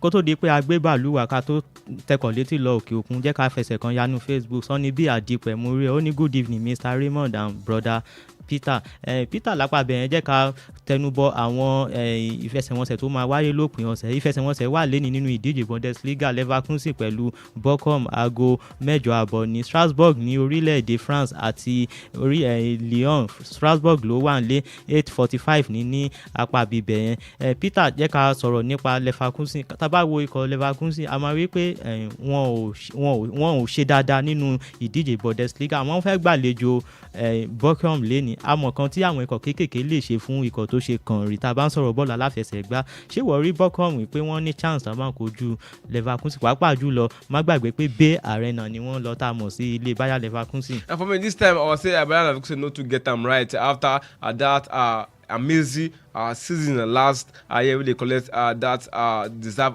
trophy, the Bundesliga ahead of Bayern Munich. This time I don't see that team. I don't know what's happened. That chemistry are not too dead yet as they do last season. The last 2 games where they play, they lost their last game for the league, and now the last one they play, the game when they play for Champions League back to back. Now Bayern Munich beat them for Champions League. So that is that period also day for them. And this time too, the point where we say Bayern Munich they take ahead of them for that one plenty small. So for that game will go happen. I was thought say if Bayern Leverkusen not to this serious with that game, they feel draw or maybe they lose. But the head coach going to say okay, he will try to just get to a winning rate because of that back-to-back loss for Champions League, and also they won't try. Maybe they try to qualify for the Champions League. Maybe they try to win the match. But that game will go one day tight for Bayern Leverkusen if they know try to do what they have to do for that game.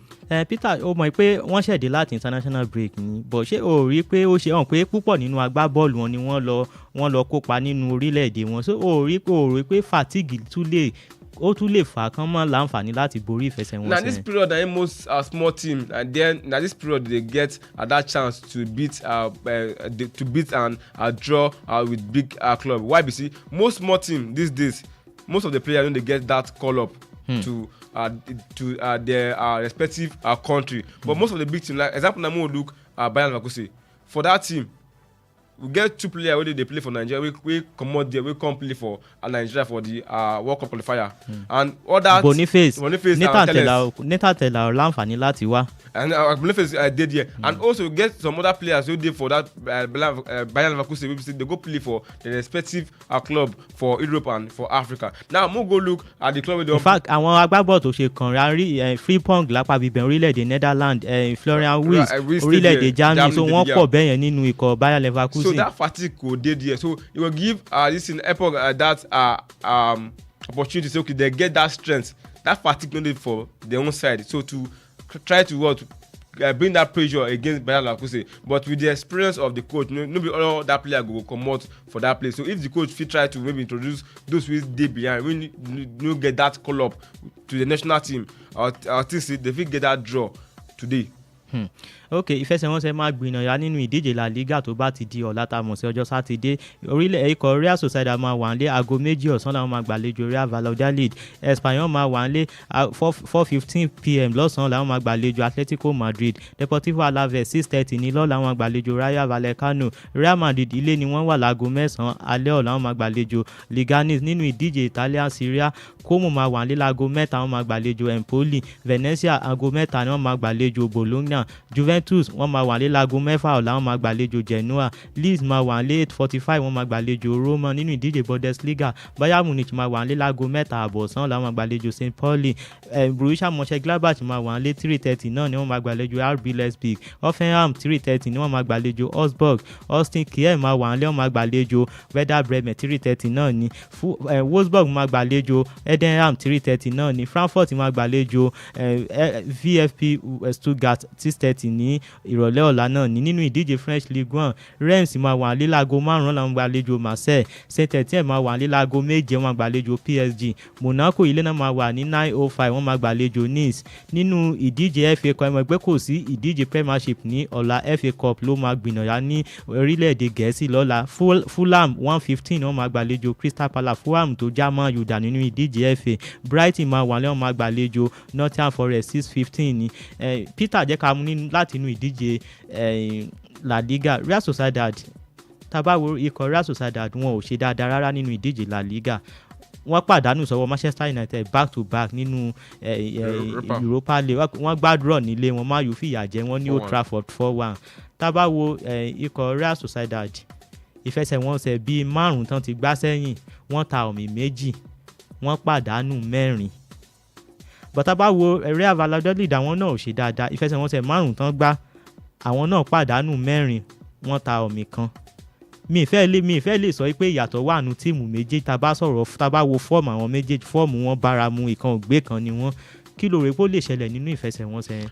That game I would say I go tip Ari Sociedad ahead of Ari Valladolid for that match because of say United pass Ari Sociedad. That game they play for the Europa, nobody expects say United go trash them 4 goals to 1 with that 1-1 draw they play for the first leg. Now with the current form, the two teams, like I would say, the form of Ari Sociedad still a little bit fair than that of Ari Valladolid. So they give Ari Sociedad that win or draw ahead of Valladolid.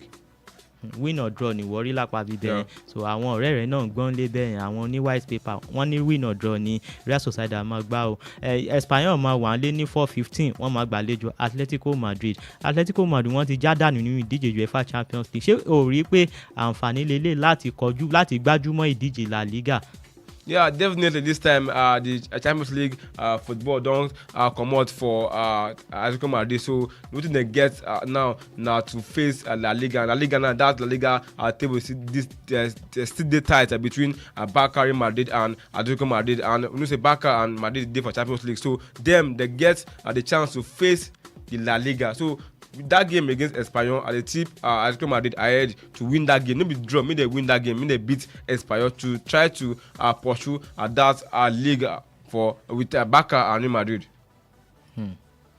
Tá bá wo ikọ̀ Atletico Madrid a máa rí pé nínú ìdíje Champions League Julian Alvarez agbọ́wọ́ wájú wọn pẹ̀lú awuyewuye tó ṣẹlẹ̀ nínú ìdíje yẹn nípa ó ṣe penalty ó gba lẹ́ẹ̀mejì ó ba ẹsẹ̀ lẹ́ẹ̀mejì ṣé o rí pé ìyẹn lè jẹ́ kí fọ́ọ̀mù ẹ̀ drop pàápàá jùlọ nínú ìdíje La Liga. For me that one don go because this guy don comot don talk say that ball as him think say no touch the ball no touch him own leg that game against Real Madrid. And Alvarez for Argentina, in play for Argentina, they beat Brazil, and that one the guy don't move on that one. He don't leave that one. Now, waiting day we see make him face the next thing. So for me, I don't see waiting that stuff will happen for the Champions League go affect in performance against Espanyol. That one don't go. In don't leave that one don't go. That one Champions League don't go for them. So the head coach say waiting day next for them now to try to fight for the La Liga. And this guy for me Ingo they inform for Atletico Madrid.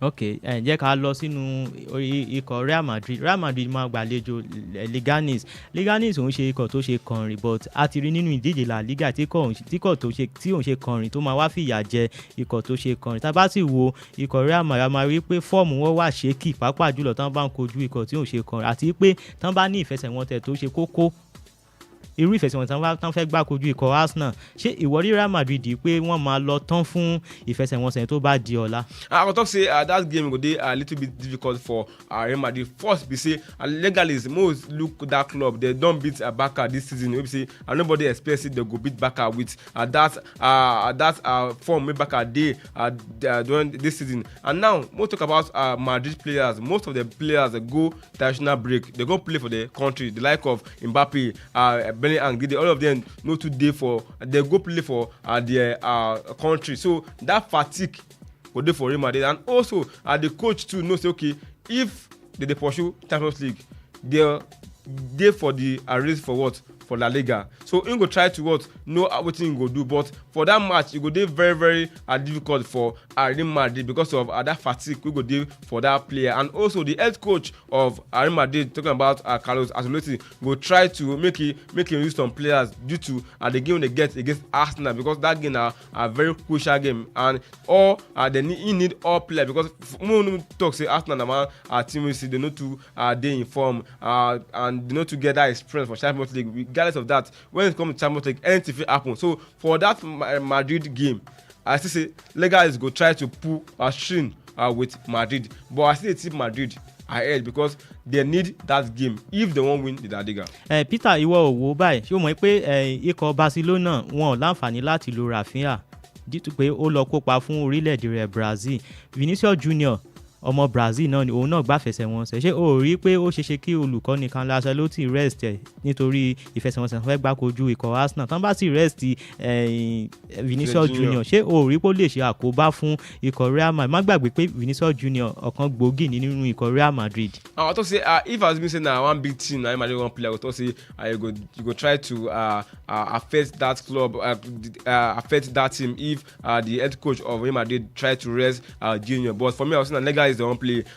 If in rest Dino or another player, I was to say still Madrid still get that team because they still get some other player because they try to fight for share. So lọ́rọ̀ kankan tó ń sọ ni pé ikọ̀ Real Madrid ní squad depth wọ́n ní àwọn agbábọ̀ tí wọ́n lè fi rọ́pò Vinicius Junior tí wọ́n bá tiẹ̀ lò. They get young players for that place. Jẹ́ ká kúrò nínú ìdíje La Liga ká wọnú Italian Serie A. Como máa wà nílé ọmọ àgbàlejò Empoli. Como pẹ̀lú olùkọ́ni wọn Cesc Fabregas a rí iṣẹ́ takuntakun tí olùkọ́ni yẹn ti ṣe nínú ikọ̀ Como ìfẹsẹ̀wọnsẹ̀ 5 tí ó ti gbá sẹ́yìn ó borí 2 ó ta ọ̀mì 1 ó pàdánù 2 a lè sọ pé kò ṣe dáadáa but tá bá ń wo ikọ̀ Empoli títí wọn àwọn ta ọ̀mì 2 wọ́n sì pàdánù 3 so pẹ̀lú bí ikọ̀ Como ṣe fẹ́ escape relegation ṣé ìwọ lè sọ pé ikọ̀ Empoli lè fìyà jẹ wọ́n mọ́lé. First, I was supposed to say, come on, I want to say, I don't notice this team. And for the head coach, talking about Cesc Fabregas, say this guy, just young coach who just collect Como. This team, that one goal scoring team. If they meet big club, they meet Napoli, they score against Napoli. They meet Atlanta, they score against Atlanta. They score against any team. So that game, and now. And they play against Empoli to know be saying one big team like that. So Peter orí wọn tó lò tó tá bá ń sọ̀rọ̀ ipa ikọ̀ Como nípa wọ́n ṣe ń mi àwọn sí ìfẹsẹ̀wọnsẹ̀ 5 tán ti gbá sẹ́yìn wọ́n mi àwọn 7. So they score now one score going team. So what they happen say most of the game some of the game they lose now against a big team. We know if you use they compare the squad of Atlanta with Como. So that team now one a good team, but I would say now the club that they face they are stronger than them. But against Empoli and the head coach talking about Fabregas no wetin in take. So we're going to say that game against Empoli now one game to it's a must win for them if they won't escape that relegation zone. So for me, I thought say I see the tip Como ahead and Como dey out. So I don't say Empoli go beat them for us. I don't see that one. Venezia náà máa wà nílé ọmọ àgbàlejò Bologna. Tá bá ń sọ̀rọ̀ Venezia ìfẹsẹ̀wọnsẹ̀ 5 tán ti gbá sẹ́yìn wọ́n ta ọ̀mì 4 wọ́n pàdánù ẹyọ kan. Nínú ọ̀mì 4 tí wọ́n ta ọ̀mì kojú ikọ̀ Napoli kó tó di pé wọ́n lọ fún international break. So tá bá sì ń sọ̀rọ̀ ikọ̀ Napoli kan tó ṣe kọrin ni Bologna ní tiwọn àwọn nínú ìfẹsẹ̀wọnsẹ̀ 5 tán ti gbá sẹ́yìn wọ́n borí 4 wọ́n pàdánù ẹyọ kan. So tá bá ń sọ̀rọ̀ form gbọ̀nàgbọ̀nà ní Bologna fi ju Venezia lọ àmọ́ wọ́n ṣe mú ikọ̀ Napoli tán so wọ́n mọ́lẹ̀ tí wọ́n gbà kí Napoli fi yà jẹ àwọn ṣé o rò pé wọ́n tún lè gbìyànjú nǹkan bẹ́ẹ̀ kojú ikọ̀ Bologna. Sure, most time for the world of football now some shocking things that happen we say some teams we say most people they write up and then they bring that shocker come for football. I was thought say make Bologna no go to say financial na man team say they no too dey inform make them to try to stand against them, but I was think say with that current form me Bologna get I tip them ahead to win that game or maybe they draw that game at least win or draw for Bologna.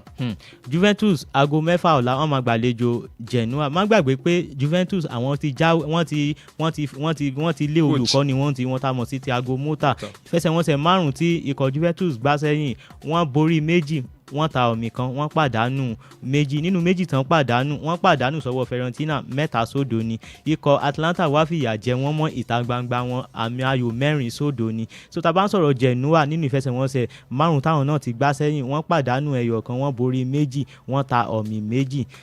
Tá bá gbé sẹ́gbẹ̀ẹ́ ara wọn èmi máa sọ pé fọ́ọ̀mù Genoa dájú ti Juventus lọ àmọ́ ṣó mọ̀ pé Juventus ti gbaṣẹ́ lọ́wọ́ olùkọ́ni wọ́n ti ní olùkọ́ni míì ṣé o rò pé Juventus ti jí padà pẹ̀lú olùkọ́ni tí wọ́n pé tí kò bá ti pààrọ̀ olùkọ́ni àwọn agbábọ́ọ̀lù máa fẹ́ ń ṣiṣẹ́ fún olùkọ́ni tuntun tó ṣẹ̀ darapọ̀ mọ́ wọn. Tá bá sì ń sọ̀rọ̀ Genoa àwọn náà ń ṣe kọ̀ kékeré tá bá ń sọ̀rọ̀ líìgì orílẹ̀-èdè Italy àmọ́ pẹ̀lú bí wọ́n ṣe gbaṣẹ́ lọ́wọ́ olùkọ́ni Thiago Motta táwọn ti ní olùkọ́ni míì ṣé orí Genoa pé wọ́n máa ní chance kojú ikọ̀ Juventus. For me first I was saying a good run for the board of Juventus say they collect a job they sack Thiago Motta for that side because that coach to do well with the defeats and the games we not play so far with we not coach Juventus so far for that area because I would not expect I thought maybe their name now in the maker they call them old ladies maybe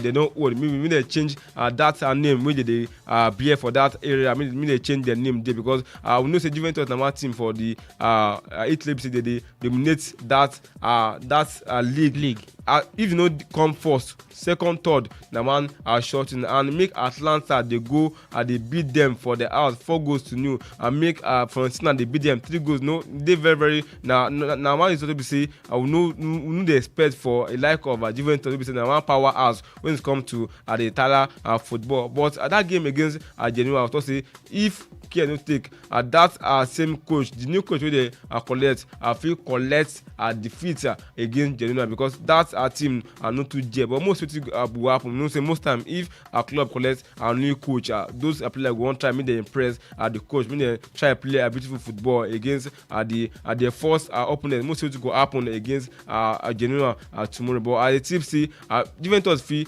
see at least draw for that game. But I don't see them say they feel win because that coach never understand the player. They just collect them of recent and most of the players just go international break. They just come. So before how many days it gets before you can go talk to them. So it will be a little bit difficult, but most people go happen. But I want to say that win go dey very straight for Juventus tomorrow. Taba ní pé ká wo bọ́n ṣe rí ní orí tébù ní orílẹ̀-èdè Syria nínú ìdíje Syria a máa rí pé ikọ̀ Inter ni ó lékè lápá bíbẹ̀ 64 point làwọn ní. Napoli ni ó tẹ̀lé wọn tó wà ní second position 61 point. Ikọ̀ Atlanta third ni wọ́n wà 58 point. Bologna 53 point. Juventus 50 ni wọ́n wà ní 52 point. Lazio wọ́n wà ní ipò kẹfà 51 point. Roma wọ́n wà ní ipò keje 49 point. Ibi tí mo wà ń lọ rèé Peter tá bá ń sọ̀rọ̀ Juventus ikọ̀ tí à ń expect nínú ìdíje Champions League ni wọ́n àmọ́ lọ́wọ́ tí wọ́n wà wọn ò sí ní ipò tí wọ́n ti tán lè fi qualify fún Champions League 52 point ni wọ́n wà ẹni tó wà níwájú wọn Bologna 53 point Atalanta òun ló wà nípò kẹta 58 point. Ṣé wọ́n rí Juve pé ó sì lè break in sí Champions League qualification? I also say it go dey very tight for Juventus because more look that 4 club wey did here the like of Inter Milan, Napoli, Atalanta, Bologna. and no forget say Bologna come Champions League this current season. And they do well for they try their own best for Champions League. So them too, you don't feed them. Okay, the Champions League now are beautiful game to play. Them too, they're going to try retain. Ó ti dùn mọ́ wọn. They're going to try retain that position for them. And Juventus not today in form. So for Juventus, they have to like fight harder to get that ticket because that. And if Care don't take Lazio day for the back, Lazio to no sleep. Then to won't try to come up against Juventus. So for me, I see that game that ticket go dey very tight for Juventus. But if the new coach gets right with the boys, fine. If they get that winning like back-to-back winning. Ó máa boost the morale wọn. But if they lose draw, I don't say they will get that. Peter ibi tí problem wà ní pé team tó wà níwájú wọn Atlanta pẹ̀lú Bologna àwọn wà ń form.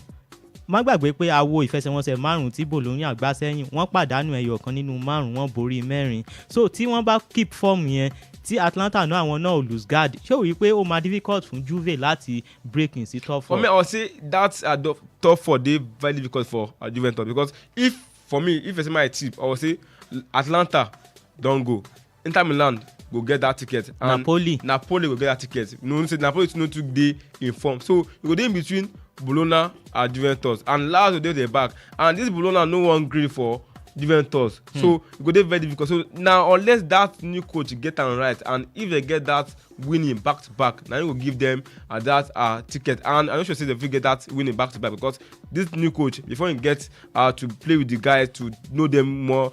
I was saying that team after this season, you go try to gel up with the guys. You get that chemistry between the guys. So lọ́rọ̀ kan top 4 sure fún Juventus. For me no sure, but that Europa spot still dey for them.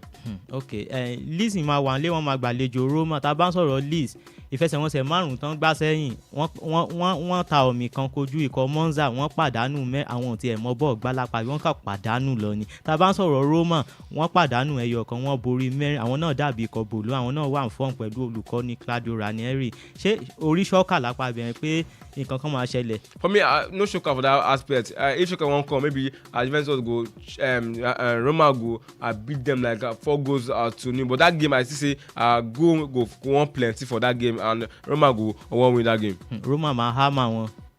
So kí ló predict? For me I was saying 3-0. 3-0 Roma. Àwọn ọ̀rẹ́ rẹ̀ náà ti gbọ́nú lé 3-0. Wọ́n ti Peter ti já yín tán ó ní 3-0 ní o tó bá sì lọ gbé gógó ìwọ ló mọ̀ o. Peter ti sọ títí ẹ ó yá pápá ká wọnú ìdíje Bundesliga Bayern Munich pẹ̀lú St. Pauli. Peter má gbàgbé pé òpin ọ̀sẹ̀ kó tó di pé wọ́n lọ fún international break àwọn mẹ́ta ikọ̀ tó ṣe kànrìn Bayer Leverkusen, Bayern Munich, Borussia Dortmund wọ́n pàdánù. Tá bá sì wo òpin ọ̀sẹ̀ ilé ikọ̀ tó ṣe kànrìn méjì wọ́n fẹ́ gbá ikọ̀ tí òun ṣe kànrìn Bayer Leverkusen pẹ̀lú Bochum a lè gbèsè ẹgbẹ́ Bayer Leverkusen. Bayern Munich wọ́n máa kojú ṣe Burnley ohun pé ikọ̀ tí òun ṣe kànrìn náà nù.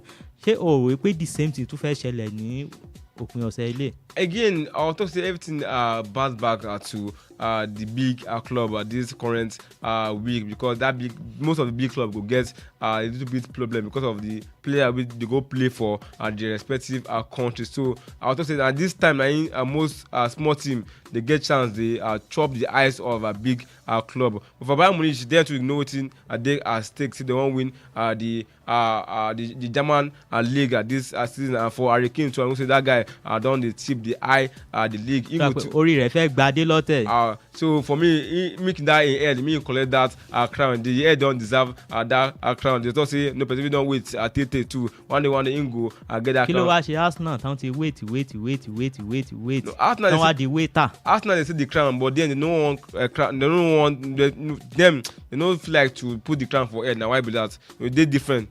So league òwò wọn gbà. Go for now. So for me, I was say for Bayern Munich, but I still say Bayern Munich go try to get that victory. I don't say they go lose that game tomorrow. Borussia Mönchengladbach wọ́n máa gbàlejò RB Leipzig. Kí ló máa ṣẹlẹ̀? I say that game to go they are tight between RB Leipzig and Borussia Mönchengladbach, but I will tip RB Leipzig ahead of them tomorrow. Tó bá lo tip wọn ìfẹsẹ̀wọnsẹ̀ 5 tí Mönchengladbach ti gbá sẹ́yìn nínú 5 wọ́n pàdánù 2 wọ́n borí 3. Tá bá ń sọ̀rọ̀ RB Leipzig àwọn wọ́n ta ọ̀mì 2 wọ́n pàdánù 1 wọ́n borí 2. Fọ́ọ̀mù Borussia Mönchengladbach náà ò bad. So o sì ń sọ wípé RB Leipzig máa fìyà jẹ wọ́n. I go tip them because they still get that experience more than them. Okay. Jẹ́ ká kúrò níbi bẹ̀yẹn ká wọnú ìfẹsẹ̀wọnsẹ̀ láàrin Wolfsburg pẹ̀lú Edenham. Wolfsburg àwọn náà ṣe dáadáa ní season yìí, but Edenham náà ikọ̀ tí òun ṣe kànrìn ni wọ́n, but a rí i pé àwọn náà ti láǹfààní láti gbéná wojú ikọ̀ tó ṣe kànrìn. So kí ló lè sọ pẹ̀lú ìfẹsẹ̀wọnsẹ̀ tó fẹ́ wáyé láàrin wọn? With that game, more talk, everything bounce back on the experience of the respective club and the player we see they get. You know, the tip Wolfsburg with with them. So I was saying. Yeah, and now them they out. Now Wolfsburg they out for that game. So mostly Wolfsburg go win that game or maybe they do that game. Jẹ́ ká kúrò ní orílẹ̀-èdè Germany, jẹ́ ká wọnú ìdíje French League 1 lọ torí àkókò wa. Reims máa wà lẹ́wọ̀n máa gbàlejò Marseille pẹ̀lú olùkọ́ni wọn. Níbẹ̀rẹ̀ season a rí Marseille gẹ́gẹ́ bí ikọ̀ tí ó lè challenge ikọ̀ PSG, àmọ́ along the line Marseille drop form. Kí ló lè sọ pé ó ń ṣẹlẹ̀ nínú ikọ̀ Marseille? And for me, I thought say no. This time now, most team people the eyes for most team this team with the eye them say they fit do a great thing for the season. Most time other clubs too they try to push up. Now why we say Marseille now one big name for French football. Yeah. Marseille they tip Marseille go there will tip PSG before we tip PSG Morocco and Marseille for Monaco and Marseille. So I thought say for Marseille things not to gel up with them this current season, because say most time then if they catch PSG they try to lock up with PSG, and this time a small club and they beat them. I mean they get that draw with that small club. Ìfẹsẹ̀wọnsẹ̀ 5 tán ti gbá sẹ́yìn wọ́n pàdánù kojú PSG 3-1. Wọ́n pàdánù lé wọn Lens fìyà jẹ wọ́n 1-0. Wọ́n borí Nantes. Wọ́n pàdánù nílé Auxerre 3-0 ni àwọn yẹn fìyà jẹ ikọ̀ tí òun ṣe kàn tó ṣẹ̀ wá láti relegation gẹ́gẹ́ bí o ṣe sọ. So mi ò rí ikọ̀ Marseille pé wọ́n ṣe dáadáa pẹ̀lú ìfẹsẹ̀wọnsẹ̀ 5 tán ti gbá sẹ́yìn. 2 péré ni wọ́n láǹfààní láti borí. So kí ni prediction tán máa ń kojú ikọ̀ Reims lọ́la? That game I thought say them to go try to get that win for that split. They no stay their form no too good, and then to get things where they pursue. Forget say they for maybe the first 2 maybe the league don't go, but then to go on try to play Champions League or Europa football. But tip Marseille forget say the form not too good, but now then they are so. Àwọn kan náà wà lé away ni wọ́n lọ lé Reims. For me I thought say they don't get an issue for that place, because if I say that then they out or say they get that home advantage. But so rí wọn pọ́n win lọ́la. No. So kí ló fún wọn? Like the worst they get na draw.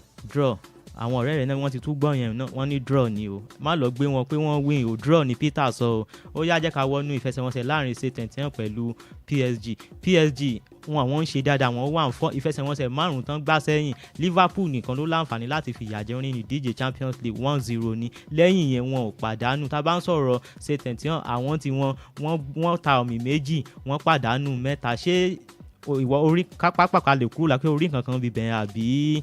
For me, more no to say that game na like a dead rubber game for PSG because of the coach of PSG. You know, so they get a question mark ahead. You go on try to rest most of the players. The like of Dembele for that front, try to rest players. So if him feed those younger players, things fit happen. Shock fit happen for that place. But if him playing first 11, I will be say I doubt for that place. PSG go beat them. But if he feed all those younger players, I would say PSG fit try struggle for draw and they fit still win because of they in form this season.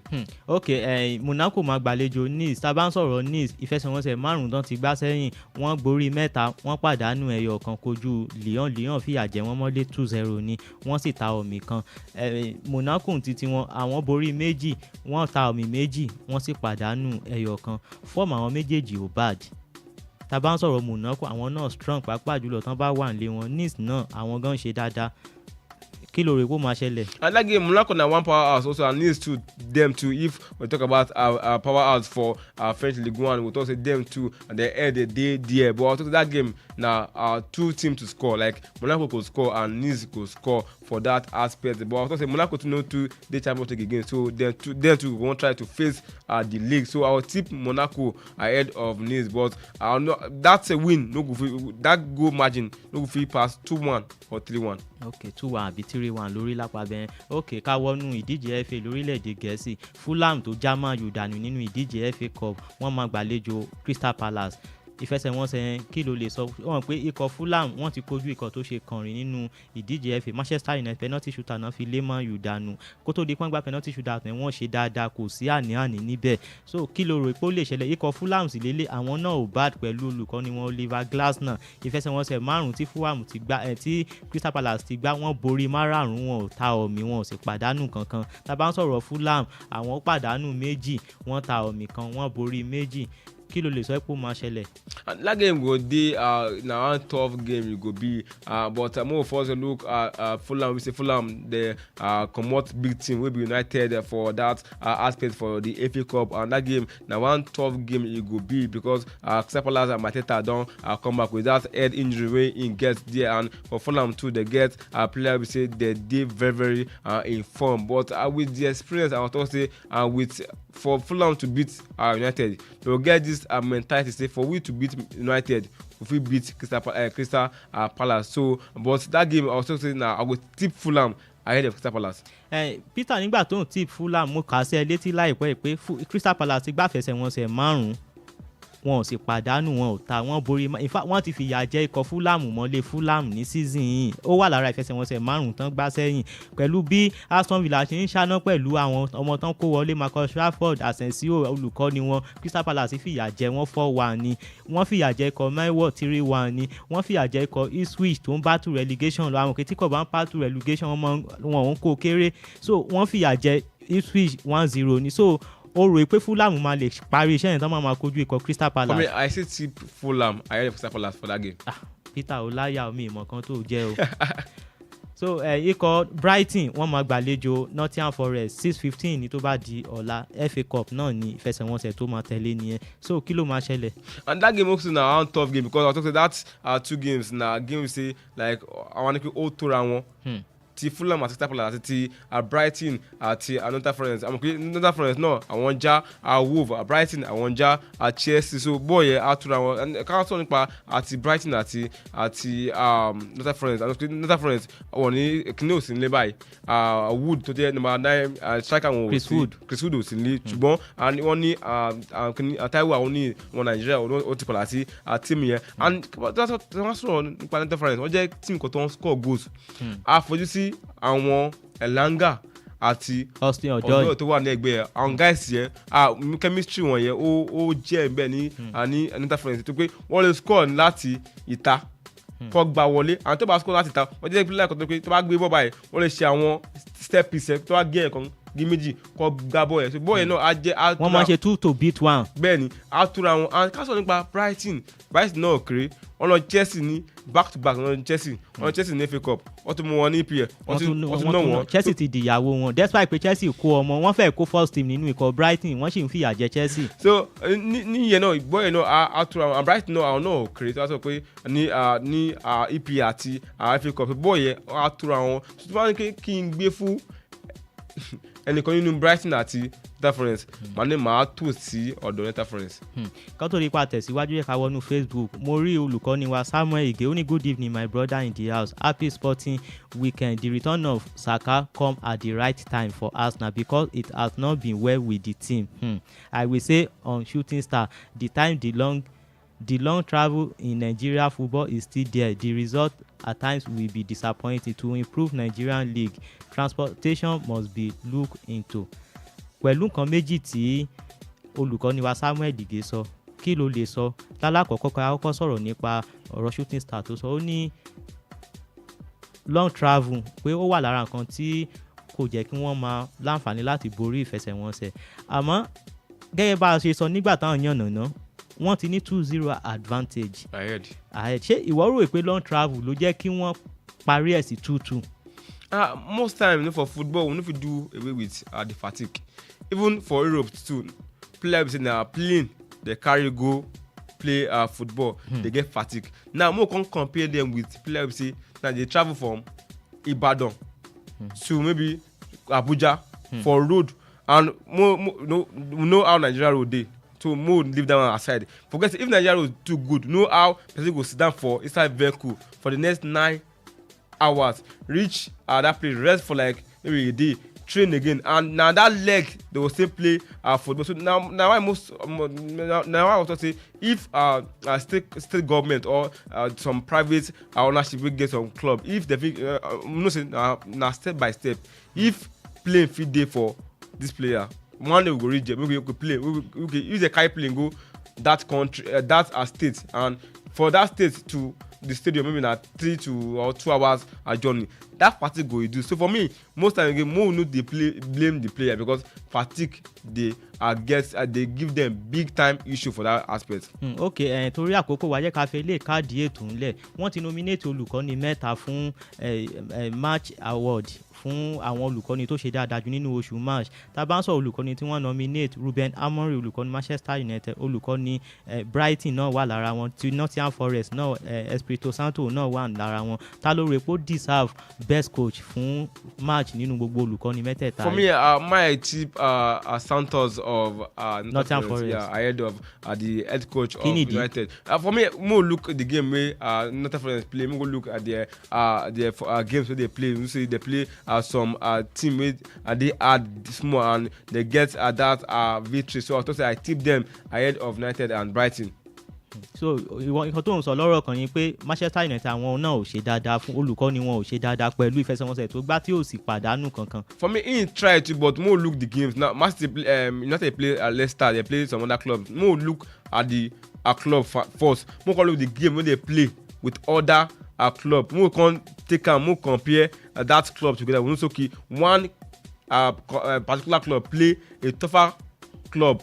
So now why the tip Santos and because of that team now young player did here for Nottingham Forest. If you compare that player with that of United, fine, Amorim do good, but for me as a person, the tip Santos of Nottingham Forest. Okay, torí àkókò wa ti lọ ó yá àmọ́ ní ṣókí ikọ̀ Liverpool wọ́n ti pàdánù Arnold fún ikọ̀ Real Madrid ó ti agree terms pẹ̀lú ikọ̀ Real Madrid ní ṣókí ṣé loss ni fún Liverpool àbí.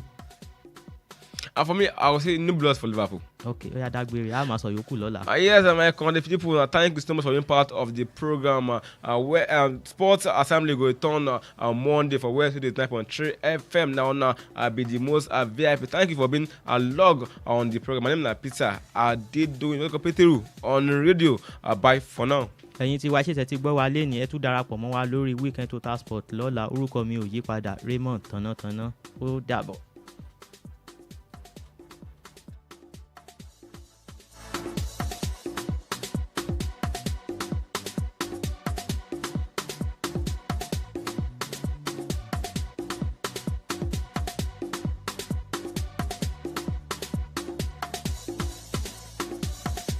File Emma Yikuro, Wells Radio 89.3 FM. Nibe Gongon Lewa. The time is 7 p.m. from Wells Radio 89.3 FM, your preferred wholesome radio. Láti ìkànnì kọ̀ǹga Àgbọ̀nmágbẹ 89.3 FM gẹ́gẹ́ ní aago méje alẹ́ lù. 89.3 FM, your preferred wholesome radio.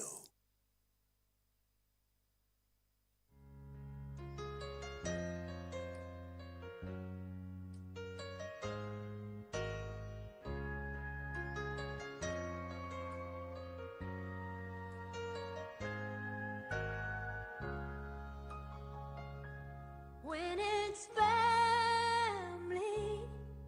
you forgive them, for they know not what they do. When it's family, you accept them 'cause you have no choice but to. When it's family, they're a mirror of the worst and best in you. And they always put you to the test, and you always try to do your best, and just pray for God to do the rest when it's family. Hello, and you're very welcome to another beautiful episode of Homefront with Anu. My name is Anu Kolade Abiodun, and this is Wells Radio 89.3 FM, your preferred wholesome radio and number one family radio in Oyo State. How are you doing? How's the family? Well, I would ask how's the family because Homefront is a family show. Here we talk about marriage, parenthood, family, and everything in between. We talk about these things to the end that we all become better individuals for ourselves and for the society, better spouses to our husbands or our wives, as the case may be, and better parents to our children. Okay, so on today's episode, we are going to be considering a very interesting aspect of family, a very interesting aspect of marriage. Of course, an aspect that differs from family to family. There will be no generalizations, only suggestions and helpful ways of, reaching the end that we are all better people. Today, we are going to be discussing gender roles in marriage. I promise you, you might think that this is not so much of a big deal. There's a typical cultural expectation that the man provides, the woman supports, the woman makes the food, the man locks the gate and locks the doors and all of those things. But it's important that we have these conversations so that we do not run with the general idea in our heads, or so that we do not think that, the way it worked with my parents is the way it's going to work with my husband or with my wife. Because marriage can be very shocking. The reality of each person's marriage differs. So it's important that this conversation is had and had early enough. First of all, let me embrace the truth of the matter. On this side of the world, in this part of the world, in Africa, in Nigeria, it is believed that the man should be the major provider. As a matter of fact, in some cases, the man is expected to be the sole provider of the family, while the woman, does the nurturing, the catering to the children, the making of the meals. In such cases, you find that the man is not expected to show up for school runs or to help the children with the assignment or homework or to feed the children or to change diapers or to do all of those, feminine assigned assignments, right, in these cases. However, in other cases, we know that certain people have come to embrace a different reality, being that they have now come to understand that, there's nothing wrong with my husband changing the diaper of our baby. There's nothing wrong with my husband making the meals once in a while. There's nothing wrong with my wife making money, as in good money. In fact, maybe more than me, Zef. Certain people have come to embrace certain realities. How then do we draw a balance? Now, this is not only for people who are already married. It is also for those who are looking to get married, maybe sooner, maybe later. First things first, like I said before, realities differ. what rocks a certain boat in a certain marriage might sink the boat in another. Let us be careful to not say, oh, this is how it was with my parents and it must be like that in my home. Marriage is the coming together of two different people from entirely different backgrounds to create a family of their own, to start out an entity, a family, a different family from where they are coming from. As much as our background has formed us to a large extent, it is important that we are open to, changes. Let me mention at this point, change is not always fun. Growth is not always interesting. In fact, growth can be painful. Just think about those times when a tooth was growing at the inner corner of your mouth and how painful it was. And it looked like those 2-3 days were not going to end. Remember how painful it was? Yeah, that's how painful growth can be sometimes. And in fact, a lot of times, even more painful. Another instance would be a baby that is teething. You would hear that babies get a fever when they're teething, or their appetite just drops, they lose weight, and all of those things. Why? Growth is happening. So in every facet of life, growth might be painful. So if you are going to grow up, we already know that marriage is for men and women anyway, not for boys and girls, right? So if you have grown to that point where you can say, okay, I'm a man now, or I'm a woman now, and I want to get married, growth will tell you that it's important to have reasonable conversations with the person you intend to be married to. In these conversations, do not leave out the topic of gender roles. Do not assume that because one time you went on a date, he pulled out the chair for you, then that's how it's going to be when you are married. Do not assume that because one time, he made the food when you went visiting, he wouldn't have a problem making the food for the family. It is a very, very wrong thing to assume. Instead of assuming, ask questions, have conversations. Now, I've always said this, that there are many ways of asking a question. There's a way a person would ask you a question and you would know that this person just really wants to know. There's another way the person will ask a question and you can smell mockery from the question or sarcasm. So when you're asking questions and you're having conversations, it is important that you ask properly. Okay, you can just mention, I remember that time that, I came to your house and then you made lunch and it was so nice. Do you actually enjoy cooking? Just interesting. Just calm, easy, simple questions like that. Do you enjoy cooking? Is it something that you think that you would want to do for your family and all of that? From these conversations, you can tell whether or not the person you are with is okay as a man to make the meals. There are women who do not like to cook. Now, the typical traditional African or Nigerian man would raise his nose and say, how can you be a woman and not know how to cook? Or rather, how can you be a woman and not like to cook? I understand where you're coming from. It's not your fault. It's culture. It's tradition. I get that. As a matter of fact, I am a firm believer in the fact that every human being that knows how to eat should know how to cook. As long as you are old enough, I don't remember the age I started to cook. I don't know. I don't remember. It's been so long, I don't even remember. But for a person who is old enough to strike a match, and put one and two things together, old enough to make decisions on what they want to eat, I think that man or woman, boy or girl, by boy or girl, of course, grown up and old enough. If you know how to eat, you should know how to cook. But this doesn't negate the fact that there are ladies who actually do not know how to cook for whatever reason. Could be that they were not taught. Could be that they just, grew up having chefs around who did the cooking, right? Our realities are different. Now, you cannot be in a relationship with a lady who grew up having maids and chefs and, helps around, doing all the things that needed to be done. She always wore clean clothes because there was somebody to do her laundry. She always slept on well-made bed because they had a maid to sort that out. She always ate fresh food because they had a chef and all of those things. And you just somehow assume that this person will be all right with learning how to cook simply because the person has gotten married to you. It does not work like that. Assumptions are lazy conclusions. It is not right to assume when you can as well ask. So it's okay to have the conversation. I see that you have chefs around the house. Mom and dad have, surrounded you with so many people who can help you do certain things. Should we get married? How do we intend to carry on? the lifestyle in our home. What do we do? Should we employ chefs as well, or are you open to going to a culinary school or something? You need to have the conversation and have it calmly. Don't be defensive or or harsh about it. It's not the person's fault that they grew up in a different background from yours, so it's only fair that we have these conversations.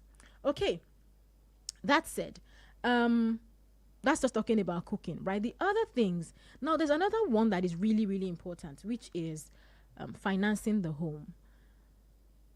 I used to say this a lot, that when talking about marriage, it may not entirely be right to use one person's reality as a yardstick for how every other marriage should be.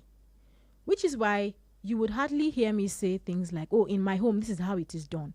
Because that would be me, sort of suggesting that this is how you should do your own as well. Meanwhile, like I started off by saying, realities are different. Both of you, husband and wife, sit down and discuss what works for you.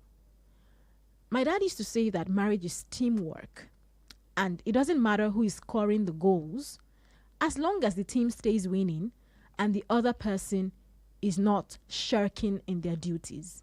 Right. So what that means is that, imagine that you're watching a football match and everyone in the team is throwing in their weight. And then it's only one person that can score at a time, right? One person scores a goal. It's a win for the entire team, regardless who scored. It doesn't matter who scored the goal. A goal scored is a win for everybody. So, in marriage as well, if both parties are throwing in their weight and ensuring that they are, doing what ought to be done in the area of finance, in the area of romance, in the area of feeding, in the area of praying, in every area, it would be very hard to know who is doing what in such a family, because they are both just making the wheel turn. Okay, so in the area of finance, if you happen to grow up in a home where daddy goes to work, mommy stays at home, and it worked for your family like that, ask your significant other if that's what you want to do as well, now that you're grown up. Ask your significant other if it's okay with them. Honestly, with the way the economy is going, in fact, 2 people working in the home may not even be sufficient. 2 people working 1 job each may not be sufficient.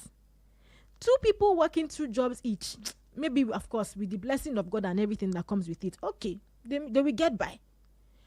But then again, if you happen to have a husband who just says, you know what, let's have our children, let's give our children the maximum attention and care and everything. You just take care of the children. Let me go and make the money. If that is what works for you, do not assume that because the couple next door, the husband is a medical doctor, the wife is a banker, do not assume that they are doing better than you because what works for you does not work for them. People's realities are different. Whenever you are sorting issues out in your marriage, bear in mind people's realities are different. Do not compare your marriage to another person's. Do not. Growing up, I know somebody who, the woman was a market woman, the man was a taxi driver, right? So the man worked more in the weekends. The woman went to the market only Mondays to Saturdays. So the woman was home on Sundays. The man worked Sunday to Sunday, they didn't go to church, right? So as far as those of us on the outside were concerned, it was working for them. You would think that ordinary taxi driver, ordinary market woman, it's not by that though. Their children were going to good schools. They were well taken care of. Their children were doing all right as far as, provision was concerned, at least from the perspective of an outsider, if I dare say. They were doing okay. Neither of them was doing the white-collar job. They were not even very educated at the time, right? So what they were doing was working for them. So if you happen to know another couple, husband is a doctor, wife is a doctor, and you're saying, they won't have time for their children. How do they want to? Don't worry. You just face your own marriage. Leave them. They will work it out. And as far as your own marriage is concerned, what works for you? If you are one who strongly holds the tradition that men are the breadwinners, don't go and marry a man that thinks that you should be the breadwinner. Find somebody whose values and thought process synchronizes with yours, so that you will not be picking up fights on, so to say, little issues. This is why I always say the time of courtship is the time for sensible conversations. Dinner dates are good. Lunch dates are nice. Watching a movie is fantastic. Watching the stars in the night by the beach is beautiful. But have sensible conversations. Because if in your days of courtship you do not have these conversations, when you end up getting married, you will meet with many shockers. Things will just be shocking you left, right, and center. And then the reason they are meeting with those shockers is because you did not talk about these things. So have conversations with people who have gone ahead of you. It's okay to pick their brain, on certain issues and find out how, when they were going through it, how did they solve it, what method did they use. If you think it's something that can work for you, of course. But if not, keep trying. All right, let's talk about household chores. I think we should take a break before we have this conversation. Okay, if you're just joining us, it's Wells Radio 89.3 FM, your preferred wholesome radio and number one family radio in your state. My name is Anukolade Abiodun, and you're listening to Homefront. We're talking about gender roles in marriage. And before I jump on the topic of chores, who does what, I'm just going to go on a short break. Okay, don't touch the dial. I'll be right back.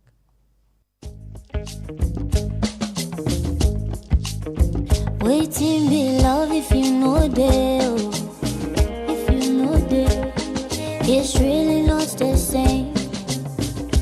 Oh no, I never thought that I could love anybody the way that I love you so completely. Oh my baby, you are the fool me liar. You give me joy, and nobody knows me more. Nobody knows me more than you, oh baby.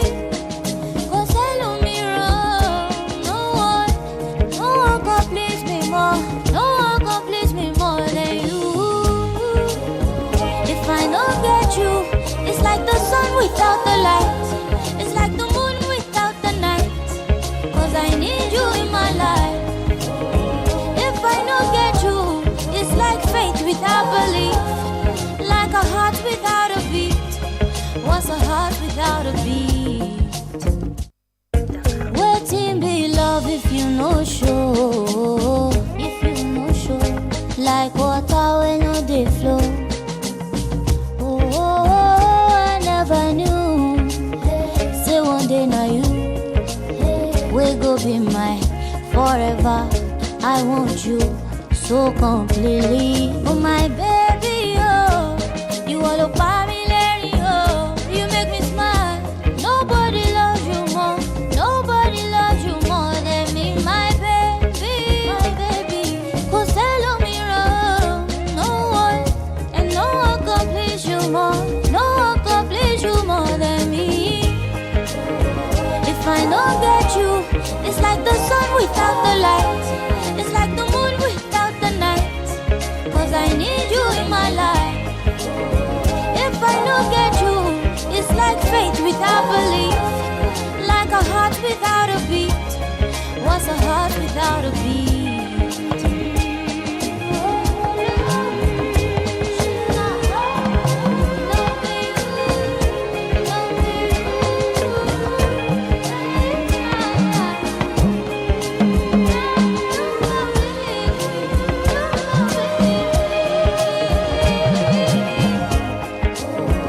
If I don't get you, it's like the sky without the stars. Oh, oh, I need you in my life. If I don't get you, it's not love if we're apart. If I don't get you,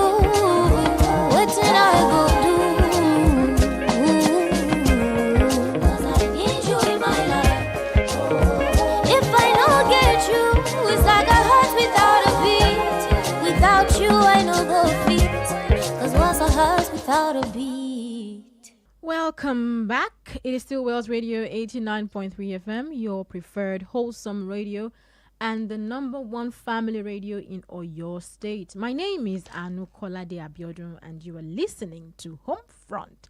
Here on Homefront, we talk about family-related issues, marriage-related issues, parenting-related issues, and everything in between. Today, we are discussing gender roles in marriage. Who does what? Who decides what? And who decides who does what? Okay, so I have made a few points. If you're just joining us, welcome. So we're talking gender roles. And before we went on that break, I was talking about how it's important that you understand that realities differ in marriage. Backgrounds differ. So, of course, realities would differ. While a person is saying, oh, when I was younger, my dad used to make dinner. My mom would make breakfast and lunch. My dad would make dinner. Another person would say, I never saw my dad enter the kitchen. Right. Doesn't mean that one dad is better than the other. No, it doesn't. It is just what worked for those families at the time. So the fact that a certain thing works a certain way for one family somewhere that you know does not mean that it has to be the reality in your own marriage. What is important is that you and your partner or you and your spouse have conversations to the end that you are both, you both agree on who would do what, when, and how. So just before we went on that break, I, was going to touch on chores in marriage. You see, it's very interesting because I have seen a good number of examples. Before I got married, right, I saw so many examples. I mean, some I would consider cute, right? And some I was just like, oh, if this works for them, okay. But I did not assume, that because things worked a certain way in my own home, the same thing would happen in my own home as in with my parents. The same thing would happen in my home as in with my husband. As a matter of fact, there are things that I saw my parents do that I was like, no, I'm not going to do this. No, I will not do this. It works for them, but I don't want to do this. Okay, so speaking of household chores, there are people who do not like the feeling of being assigned duties. I know this because I've had conversations with people who have said that they do not like the idea of turn by turn, doing chores turn by turn style. For example, I washed the bathroom and toilets last weekend. You wash it next weekend. And then when you don't wash it, the weekend after that, we are hearing things like, it's your turn to say it puts them off. It puts them off a lot. And I mean, while I get that, it is this same turn by turn style that works in another home. Right. So if there is a way you would like things to be done, for example, if you are the type who doesn't like to sweep, say you are a woman, you don't like to sweep for whatever reason, maybe it will make you sneeze or you just simply are not used to sweeping, have the conversation with your to-be or with your spouse.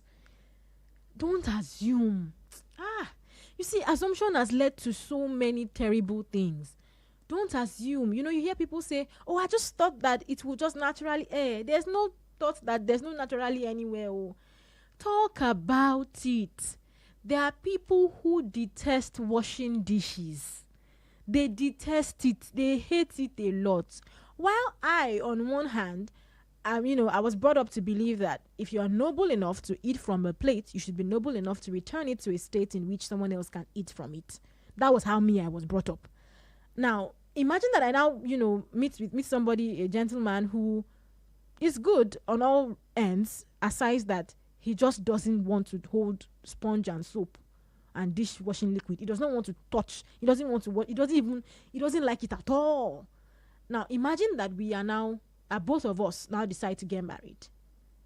Something as little as dishwashing will cause fight. You would think that is not a serious matter, but it will shock you that it will actually cause serious fights.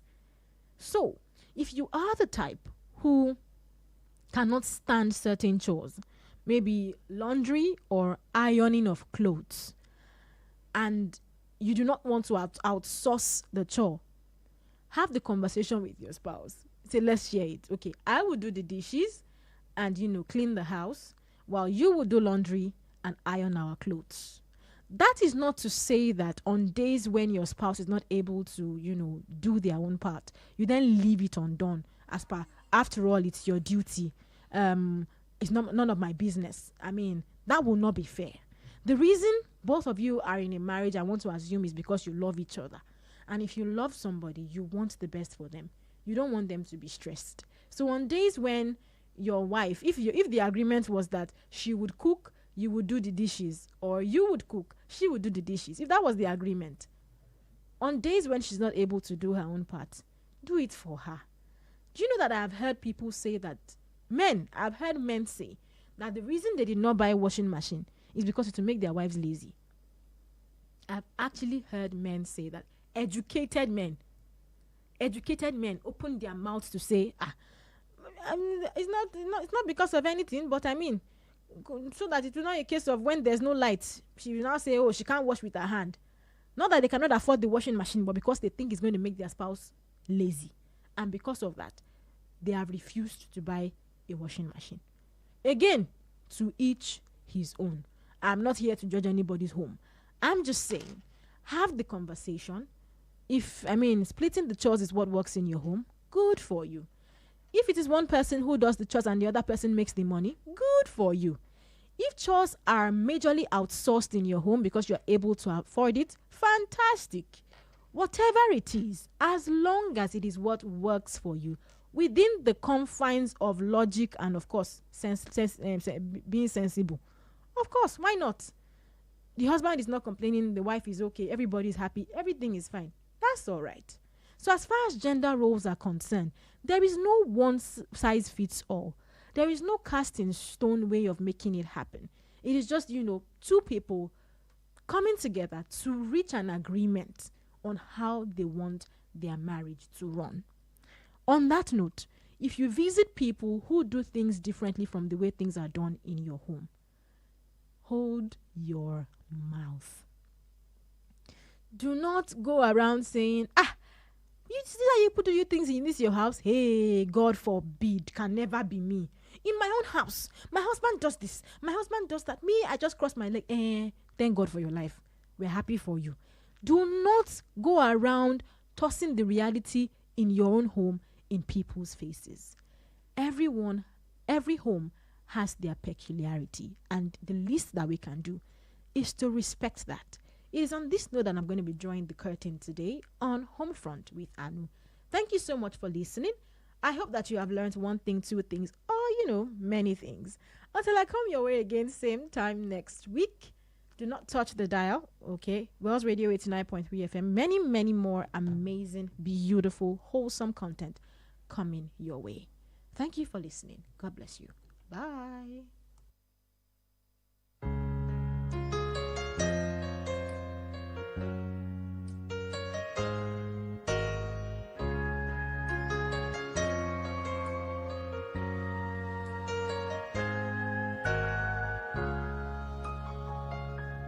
When it's family, you forgive them, for they know not what they do. When it's family, you accept them 'cause you have no choice but to. When it's family, they're a mirror of the worst and best in you. And they always put you to the test, and you always try to do your best, and just pray for God to do the rest when it's family. Some are preachers, some are gay, some are addicts, drunks and strays, but not one is turned away when it's family. Some are lucky. Efile Emma Yikuro, Wells Radio 89.3 FM. Nibe Gongon Lewa. Tired of listening to the same old content? Tune in to Wells Radio 89.3 FM, The only radio other radio stations listen to.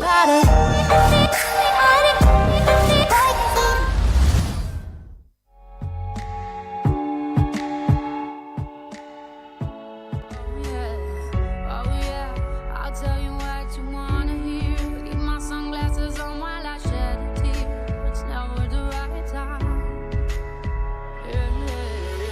I put my armor on so you are strong. I put my armor on, I'll show you that I am. I'm unstoppable. I'm a Porsche with no brakes. I'm invincible.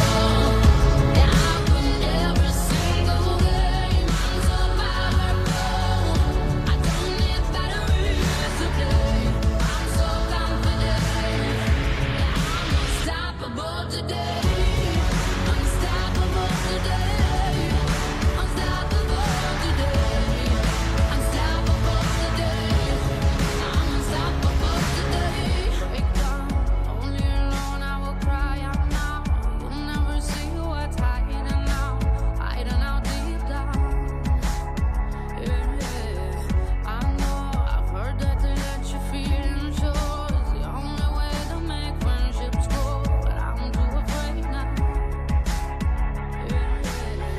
I put my armor on so you are strong. I put my armor on, I'll show you that I am.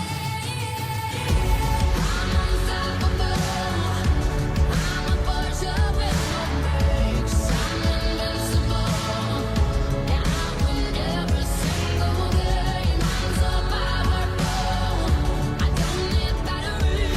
Yeah, I'm unstoppable today. Unstoppable today. Unstoppable today. Unstoppable today. I'm unstoppable today. Unstoppable today. Unstoppable today.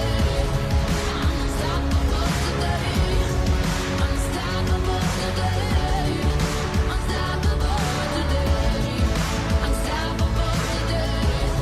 I'm unstoppable today. I put my armor on so you are strong. I am. I put my armor on, I'll show you that I am. I'm unstoppable. I'm a Porsche with no brakes. I'm invincible. Yeah, I win every single game. I'm so powerful. I don't need batteries to play. I'm so confident. Yeah, I'm unstoppable today. Unstoppable today. Unstoppable today. Unstoppable today. I'm unstoppable today. Unstoppable today. Unstoppable today. Unstoppable today. Welcome. This is Wales Radio 89.3 FM, and you are definitely tuned in to Teens Lounge. Here is where we talk about teenage-related issues, not just from the perspective of an adult, but of course from the voices of teenagers. My name is Adiola Adekola, and it's such a beautiful thing to have you join us on the show today. You listen to Unstoppable by Sia, which was our intro into the show today. And as always, all right, today is one of those days where I have a solo show where I don't have any teenager with me in the house, particularly physically present, but then where I still get to talk about teenage-related issues, just pouring out my heart to you on how well you should navigate through the waters of this particular adolescent phase. I've had a lot of people, both teenagers, parents, and guardians, and even elder siblings, talk of how much of a headache the adolescent phase is to them.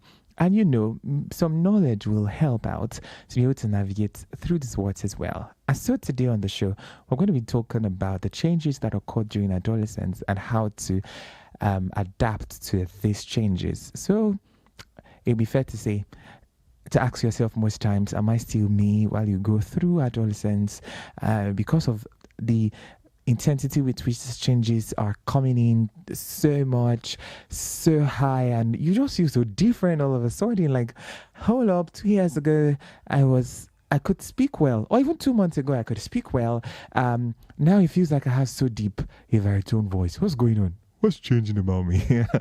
A lot of changes, a lot of them. Don't let me run ahead of myself. I'm going to be talking about those changes right here on the show today, and I am definitely that you're going to have a good time learning. So a lot of changes occur during adolescence, changes in our body system, our thoughts pattern, our social behaviors, our personality traits. However, it is of utmost importance that we first note that these changes are normal and they are signals to the fact that you are human and you are correctly structured and you're on the path to adulthood. Let me state that again so that it sinks well. It's of utmost importance that we first of all note that these changes we're talking about, they are normal, they are signals to the fact that you are human, you are all right, there's no problem with you, and that you are currently structured on the path of adulthood. So most times, because of how rapid this change occurs, we may want to be asking ourselves, what's up? What's wrong? Why am I experiencing these changes? Does every other person experience this? I've heard of girls who had to cry the first time they saw their menstrual period. And they're like, God, what's happening? Why is blood coming out? Jeez, am I okay? I've heard guys who thought that they were demonic or they were demonically possessed when they had their first wet dreams. These things are normal, and they are signals to the fact that you are a correct human being and that you are also on the path to adulthood. So relax. Psychologists Rod Plotnick and Haig explained the terms adolescence and puberty in their book Introduction to Psychology 2008. And we're going to be looking at some of their explanations to help direct the course of our conversation today. So, adolescence is that developmental period lasting from ages 12 to 18, during which many biological, cognitive, social, and personality traits change from childlike to adult-like. Puberty refers to a developmental period between the ages of 9 and 17 when the individual experiences significant biological changes that result in developing secondary sexual characteristics and reaching sexual maturity. Don't worry, I'll take it in bits so that it does not look like I'm giving you all of the big words. I'll take it in bits. So let's look at girls and let's look at boys. Let's look at the changes that happen in both genders basically during adolescence. So for girls, during puberty occurs for most girls between the ages of 9 and 13. However, I want you to note that all of these things that we're saying, some people could be late maturing. There are people who will mature late. There are people who will mature early. These days, we have girls of 9 years who are already having their menstruation. It's quite early, if you ask me, as compared to girls who had to wait 14, 15 before they started their menstruation. So everybody has their own biological clock that works, that they work with, or that their body works on, basically. However, I will just be giving based on proven scientific knowledge to help you understand what exactly is going on in your body. So if this age does not absolutely work for you, don't worry, relax a little bit. We're still going to talk about that. So, girls during puberty in girls starts 2 years earlier than in boys, and it starts on an average of 10.5 years for girls. Physical growth is noticeable by increase in height. Then that starts on an average of 9.6 years. The growth sprout begins about 6 to 10 months before the onset of breast development for girls. Now, physiologically, it involves the onset of menarche. So menarche is the first menstrual period.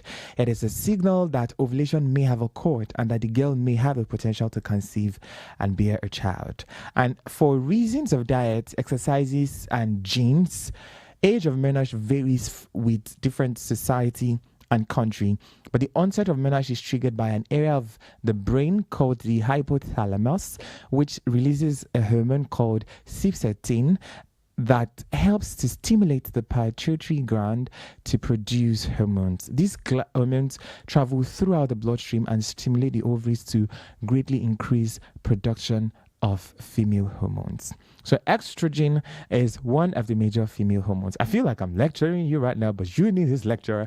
Estrogen is one of the major female hormones.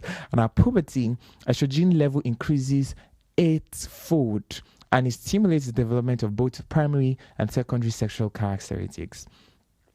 So puberty also makes a major change in the girl's body as she begins to develop female secondary sexual characteristics, which is triggered by the increased secretion of estrogen. And it includes the growth of pubic hair, development of breasts, and widening of hips. In girls, the onset of secondary sexual characteristics begins at 10.5 years, like we mentioned, and the range is from age 9 to age 18 and continues for about 4.5 years. Now let's talk about boys. And when we talk about boys, we'll go on a short break before we now come and give the major spicy gist about this. Now, puberty in boys starts 2 years later, around the average of 12.5 years, 2 years later than in girls. And for physical growth, puberty triggers an increase in physical growth, especially in height, generally at 13 to 14 years of age. The increase in height may be dramatic, and a boy may feel strange as he discovers that he's taller than his mother and as tall as or taller than his father during puberty. The results physiologically in a boy reaching male sexual maturity includes growth of the genital organs, the testes, and production of sperm. The onset of genital growth begins at around 11.5 years for the boys, and it continues for approximately 3 years. The production and release of sperm begins at 12 to 14 years of age, and the increase in genital growth and the production of sperm are triggered by the hypothalamus, which stimulates the male pituitary gland. You know, we talked about the female pituitary gland too. So the male pituitary gland it triggers the testes to increase production of testosterone by as much as 18 times more than it was before puberty. And this is one of the things that triggers about the wet dreams that most guys have during adolescence. So testosterone is the major male hormone, and it stimulates the growth of organs like we have mentioned. And so these changes occur basically between 12 and 16 years of age, but there's a wide range in their development. For guys, you would also see this secondary sexual maturity symptoms like growth of pubic and facial hair. You begin to have 1 or 2 strands of hair of beards and mustaches that you begin to keep and cherish so much. I know how I felt when I had my first few strands of beard. Oh my God. It felt like heaven. And then I began to, pet, stroke them, and he was cherish it so much. Today, it's so much that I can't even count any longer. Of course, the development of muscles and also a change or deepening in voice.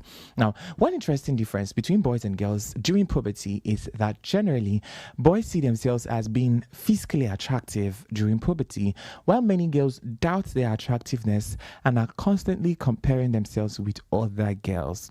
And this explains that puberty affects the self-esteem of adolescents. So, it's one of the reasons why we always like to talk about self-esteem as teenagers, how you see yourself, how you value yourself, and the worth that you put on yourself. It is very, very important because, all of these changes that are occurring in your body may begin to make you see yourself as a different person.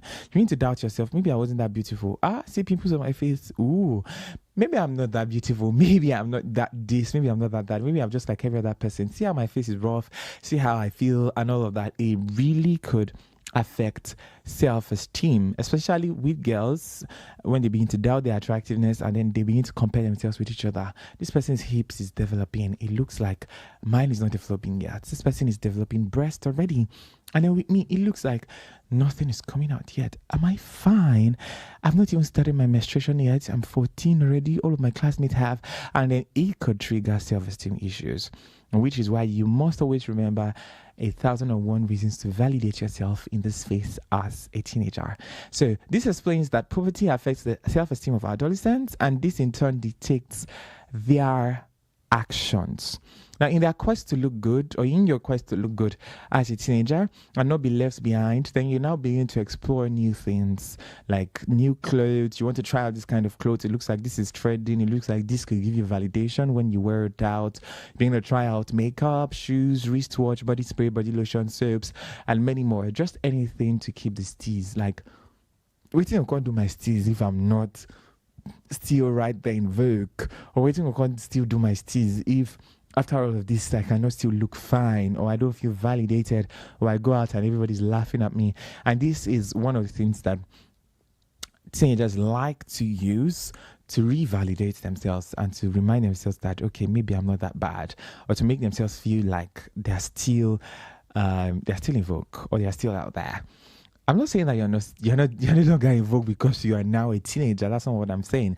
But these changes could make you feel like you have changed. These changes could make you feel like something is wrong somewhere. So girls who are early maturing, that is, girls who go through puberty early enough, they may encounter psychological problems because they have not yet acquired the adult personality traits and social skills that are needed for normal and healthy functioning in their newly developed adult bodies. So for girls who it comes on really early for them, it's very possible for them to get depressed, or very possible for them to not understand what to do with this new body because they have not acquired the adult personality traits that will help them to maintain all of these changes, or adapt into all of these changes, because they don't have the social skills yet. Imagine that a girl of 9 is already maturing, the hips is, forming and playing out well, breast development and all of that, and then she begins to get the attraction of boys. It could be quite a headache for her at that age, because she's wondering, why are boys disturbing me? I'm only 9, or I'm only 10. Why are boys coming for me now? What exactly is it that they want? Is it because I have developed breasts? What did I do? Am I cursed to develop this at this age? And all of that. And so it could come up with a number of issues if not properly attended to.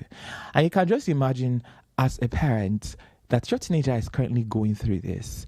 And all of these changes, plus the societal expectations that comes with these changes at the age of 9 or 10, and you're beginning to worry why your child is acting strange, or your child is misbehaving, or your child's character has changed. Why wouldn't it change? It definitely will, because there's a sort of pressure on that child at this particular age that child has not acquired the traits, the adult traits and social skills to adapt or to weather those pressure as much as possible.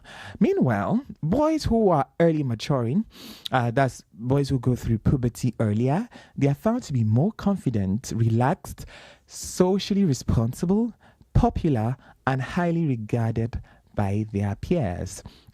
Because boys barely feel intimidated by the changes in their body. As a boy, when you experience these changes in your body quite early, you barely feel intimidated. In fact, you feel quite confident. You feel like, hey, I'm a guy now, or I'm a man, and all of this drama and chief. And you need to feel yourself like, yes, I finally have a beard. None of my classmates have a beard yet. It feels very confident. It feels like something to be happy about, something to boast about. And so, boys who are early maturing, they are usually more confident, relaxed, socially responsible, popular, and highly regarded by their peers. In comparison, boys who go through puberty later, that are late maturing, are found to be lacking in self-confidence and self-esteem, more dependent on their parents, and less highly regarded by their peers, because boys usually put up a lot of these things on their validation. They feel like these are the things that make them man enough. The thick voice, the broadened shoulders, and all of that makes you feel like, yeah, boy.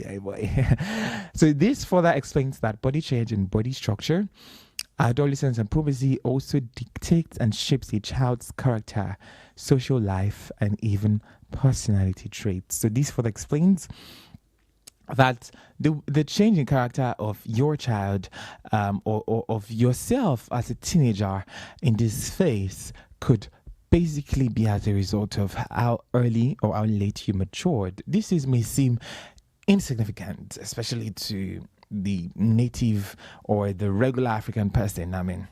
What's that? You're going to have it eventually, so why the rush? You're going to have it eventually, so why is it changing your character and all of that?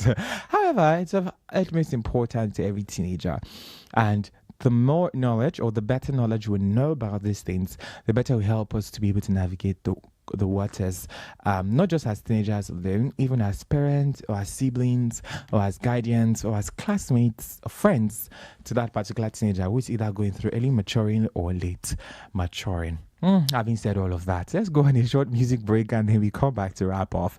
This beautiful one is from Magically Good. He calls it My Life. You have a lot of things going on in your life right now. I know.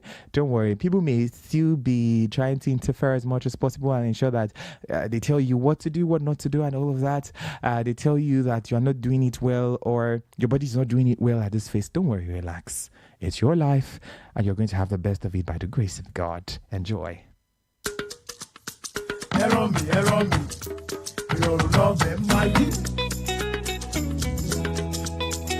Bóyá náà. Ẹ̀rọ mi, ìrọ̀rùn lọ́bẹ̀ máa yí. Ẹbí mi kọ́ pé mo lówó. No be my power, say I buy house yo. Ẹ̀jẹ̀ ń sinmi. Ẹbí mi kọ́ pé mo lọ́lá o. Olúwa ló fún mi lọ́mọ o. Ẹ̀jẹ̀ ń sinmi.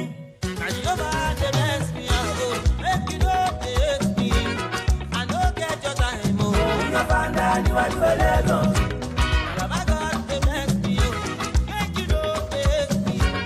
I no get your time o. Òun yan fanda níwájú ẹlẹ́gàn. Ó na na na na. Mo ga ju ayé lọ o. Mo ga. Ẹ ò lè rí mi mú. Ẹ̀yin kọ́ lọ lọ́rùn mi. Ẹ̀yẹ́ ń ṣe tèmi à. I'm higher than the world. Mo ga. Don't go get me o. Ẹ̀yin kọ́ lẹ̀ lẹ́dàá mi. Ẹ̀jẹ̀ ń ṣe tèmi à. Make I live my life. Instead, make you dey pray.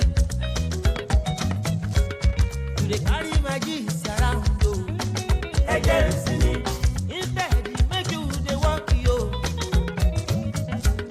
You dey carry my matter around yo. Ẹ̀jẹ̀ ń sinmi. Na Jehovah dey bless me yo. Make you no dey hate me yo. I no get your time o. Òun yóò bá ń dá níwájú ẹlẹ́gàn.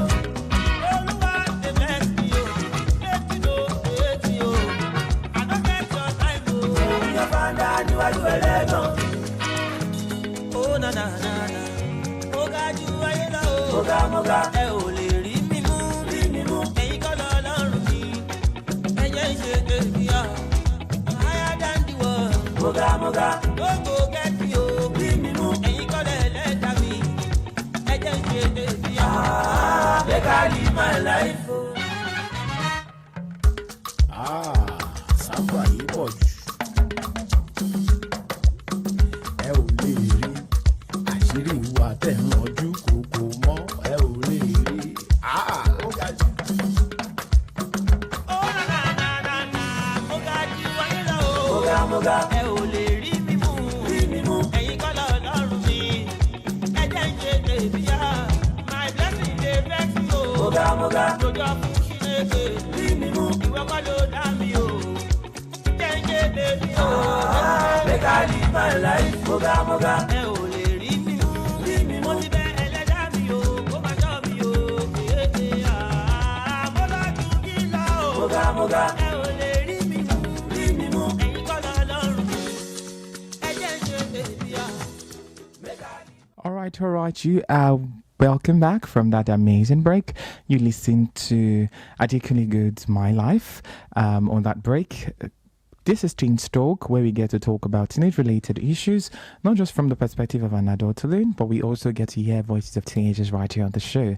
This happens to just be one of the solo shows where I get to talk about amazing teenage issues alone in the studio without having to hear the physical voices of the teenagers. This is Wells Radio 89.3 FM, your preferred wholesome radio, and your number one family radio right here in Oyo State. Do well to follow us across our social media platforms for more updates on the go, and of course for amazing, clean, safe, wholesome content that we bring your way on Facebook, Instagram, and X. We are at Wells Radio 893, and of course you can log on to www.wellsradio893.com to listen to us in real time by clicking on the play icon. So peradventure you get outside of Oyo State and you don't want to miss out, you want to catch up on all of the amazing content and all of the amazing programs that we bring your way, then you could always log on to the website, click on the play icon, and enjoy all of the amazing programs that we bring your way right here in real time. Today on Teens Lounge, we are talking adolescence and the changes that occur during adolescence, and how well to navigate through the course of these waters while these changes come. So I've talked about the changes and the development in boys. I've also talked about the one in girls, and I actually just wrap off. I also mentioned that it's a different ball game when boys are early maturing, when they experience puberty quite earlier, and it's also a different ball game when they experience it later. And amazingly, it's almost the opposite of it in terms of the consequences and the feelings and the emotions that it brings when girls experience it earlier and when girls experience puberty later than they should. Now, let me just add that these hormones that we have talked about that cause about this puberty and maturing in both boys and girls, they go a very long way to determine a lot of many other things. So these hormones do not just cause about the development of breast and the enlargement of genitals and all of that. No, it doesn't just do that alone. Because of the secretion of these hormones as much as possible, for example, acne affects 85% of teenagers due to hormonal changes. And as a matter of fact, during puberty, body odor could also increase because of the sweat gland development that happens during puberty. All of this caused by different hormones. And of course, emotional changes are driven by hormonal fluctuations in adolescence. And so I hope that you're beginning to understand yourself better now. You're not a weirdo. You're not somebody who just dropped from the sky who is always acting weird. Some of these things are caused by the influx of hormones. Some of these hormones increase by 20 to 30 times during puberty. And so explain to me how your body would not change, even how your emotions and all of that will not change. And so, like I mentioned earlier, that body odor could also increase during puberty. It's very important for you to now take caution of all of these things. While I know that it's not important that you validate yourself with how you look, there are a lot of greater things that you carry. And sometimes you feeling that you look outside the box or looking weird and all of that could just be you overthinking things, so you getting to adapt to the new look, that the change is bringing on board. However, I know that you do not have to necessarily validate yourself by these things, but it's also important that you pay attention to them. So pay attention to the way that you dress now. You're no longer that small boy or that small girl that you used to be. Pay attention to body odor, like I mentioned. I don't know why I'm repeating this 101 times. But pay attention to that now, because you have tendencies to get the body odor more now than you used to while you were a child. And so a few deodorants will not do you any harm. It will actually help you to be better and addressed better. Pay attention to how you talk, how you walk, how you perceive yourself, and how you want others to perceive you. All of these are very important. This is where we're going to say goodbye. A lot of knowledge has been dropped today, and I'm sure that you know yourself better now, and that you can help yourself, your classmates, your peers, your friends to navigate this particular phase of your life better. Now, thank you for tuning in. It's always a delightful thing to know that you're always right there to listen to us. My name is Adiola Adekola, and until next we hear from each other, keep enjoying all that this amazing face brings your way. I keep being amazing. Bye for now, guys.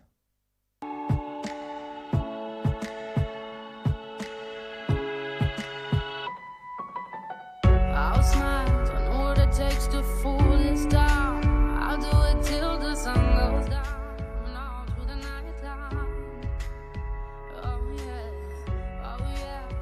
Tell you what you wanna hear. Keep my sunglasses on while I shed a tear. It's never the right time. Yeah.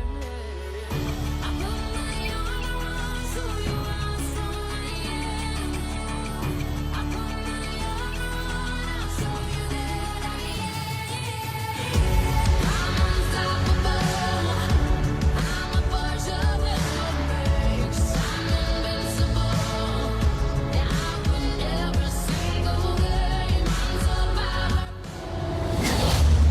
Not just another radio station. Wells Radio 89.3 FM. Broadcasting from Ibadan or your state brings you wholesome programs for you and your family.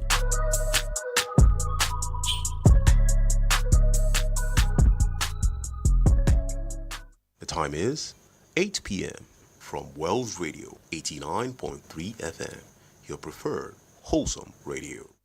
Láti ìkànnì kọ̀ǹga Àgbọ́nmágbẹ 89.3 FM, gẹ́rẹ́gẹ́ ní aago 8 alẹ́ lù. The news on Wells Radio 89.3 FM.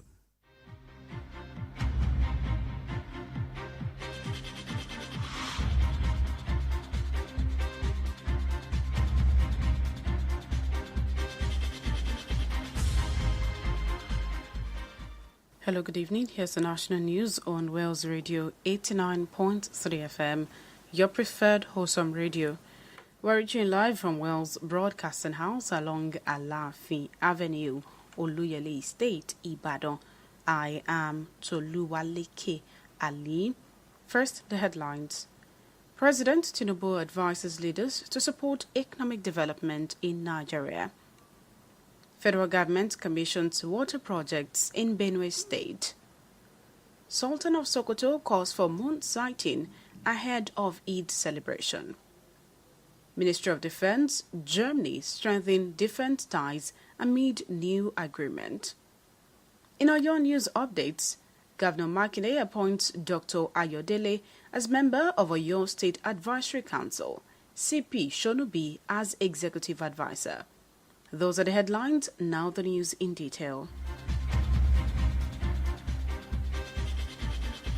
President Bola Tinubu has again urged leaders to join hands in ensuring Nigeria's development by adopting the right attitude. The president, who made the plea today at the 19th convocation of Nnamdi Azikiwe University, or Anambra State, warned that the task of transforming the country into a prosperous and respectable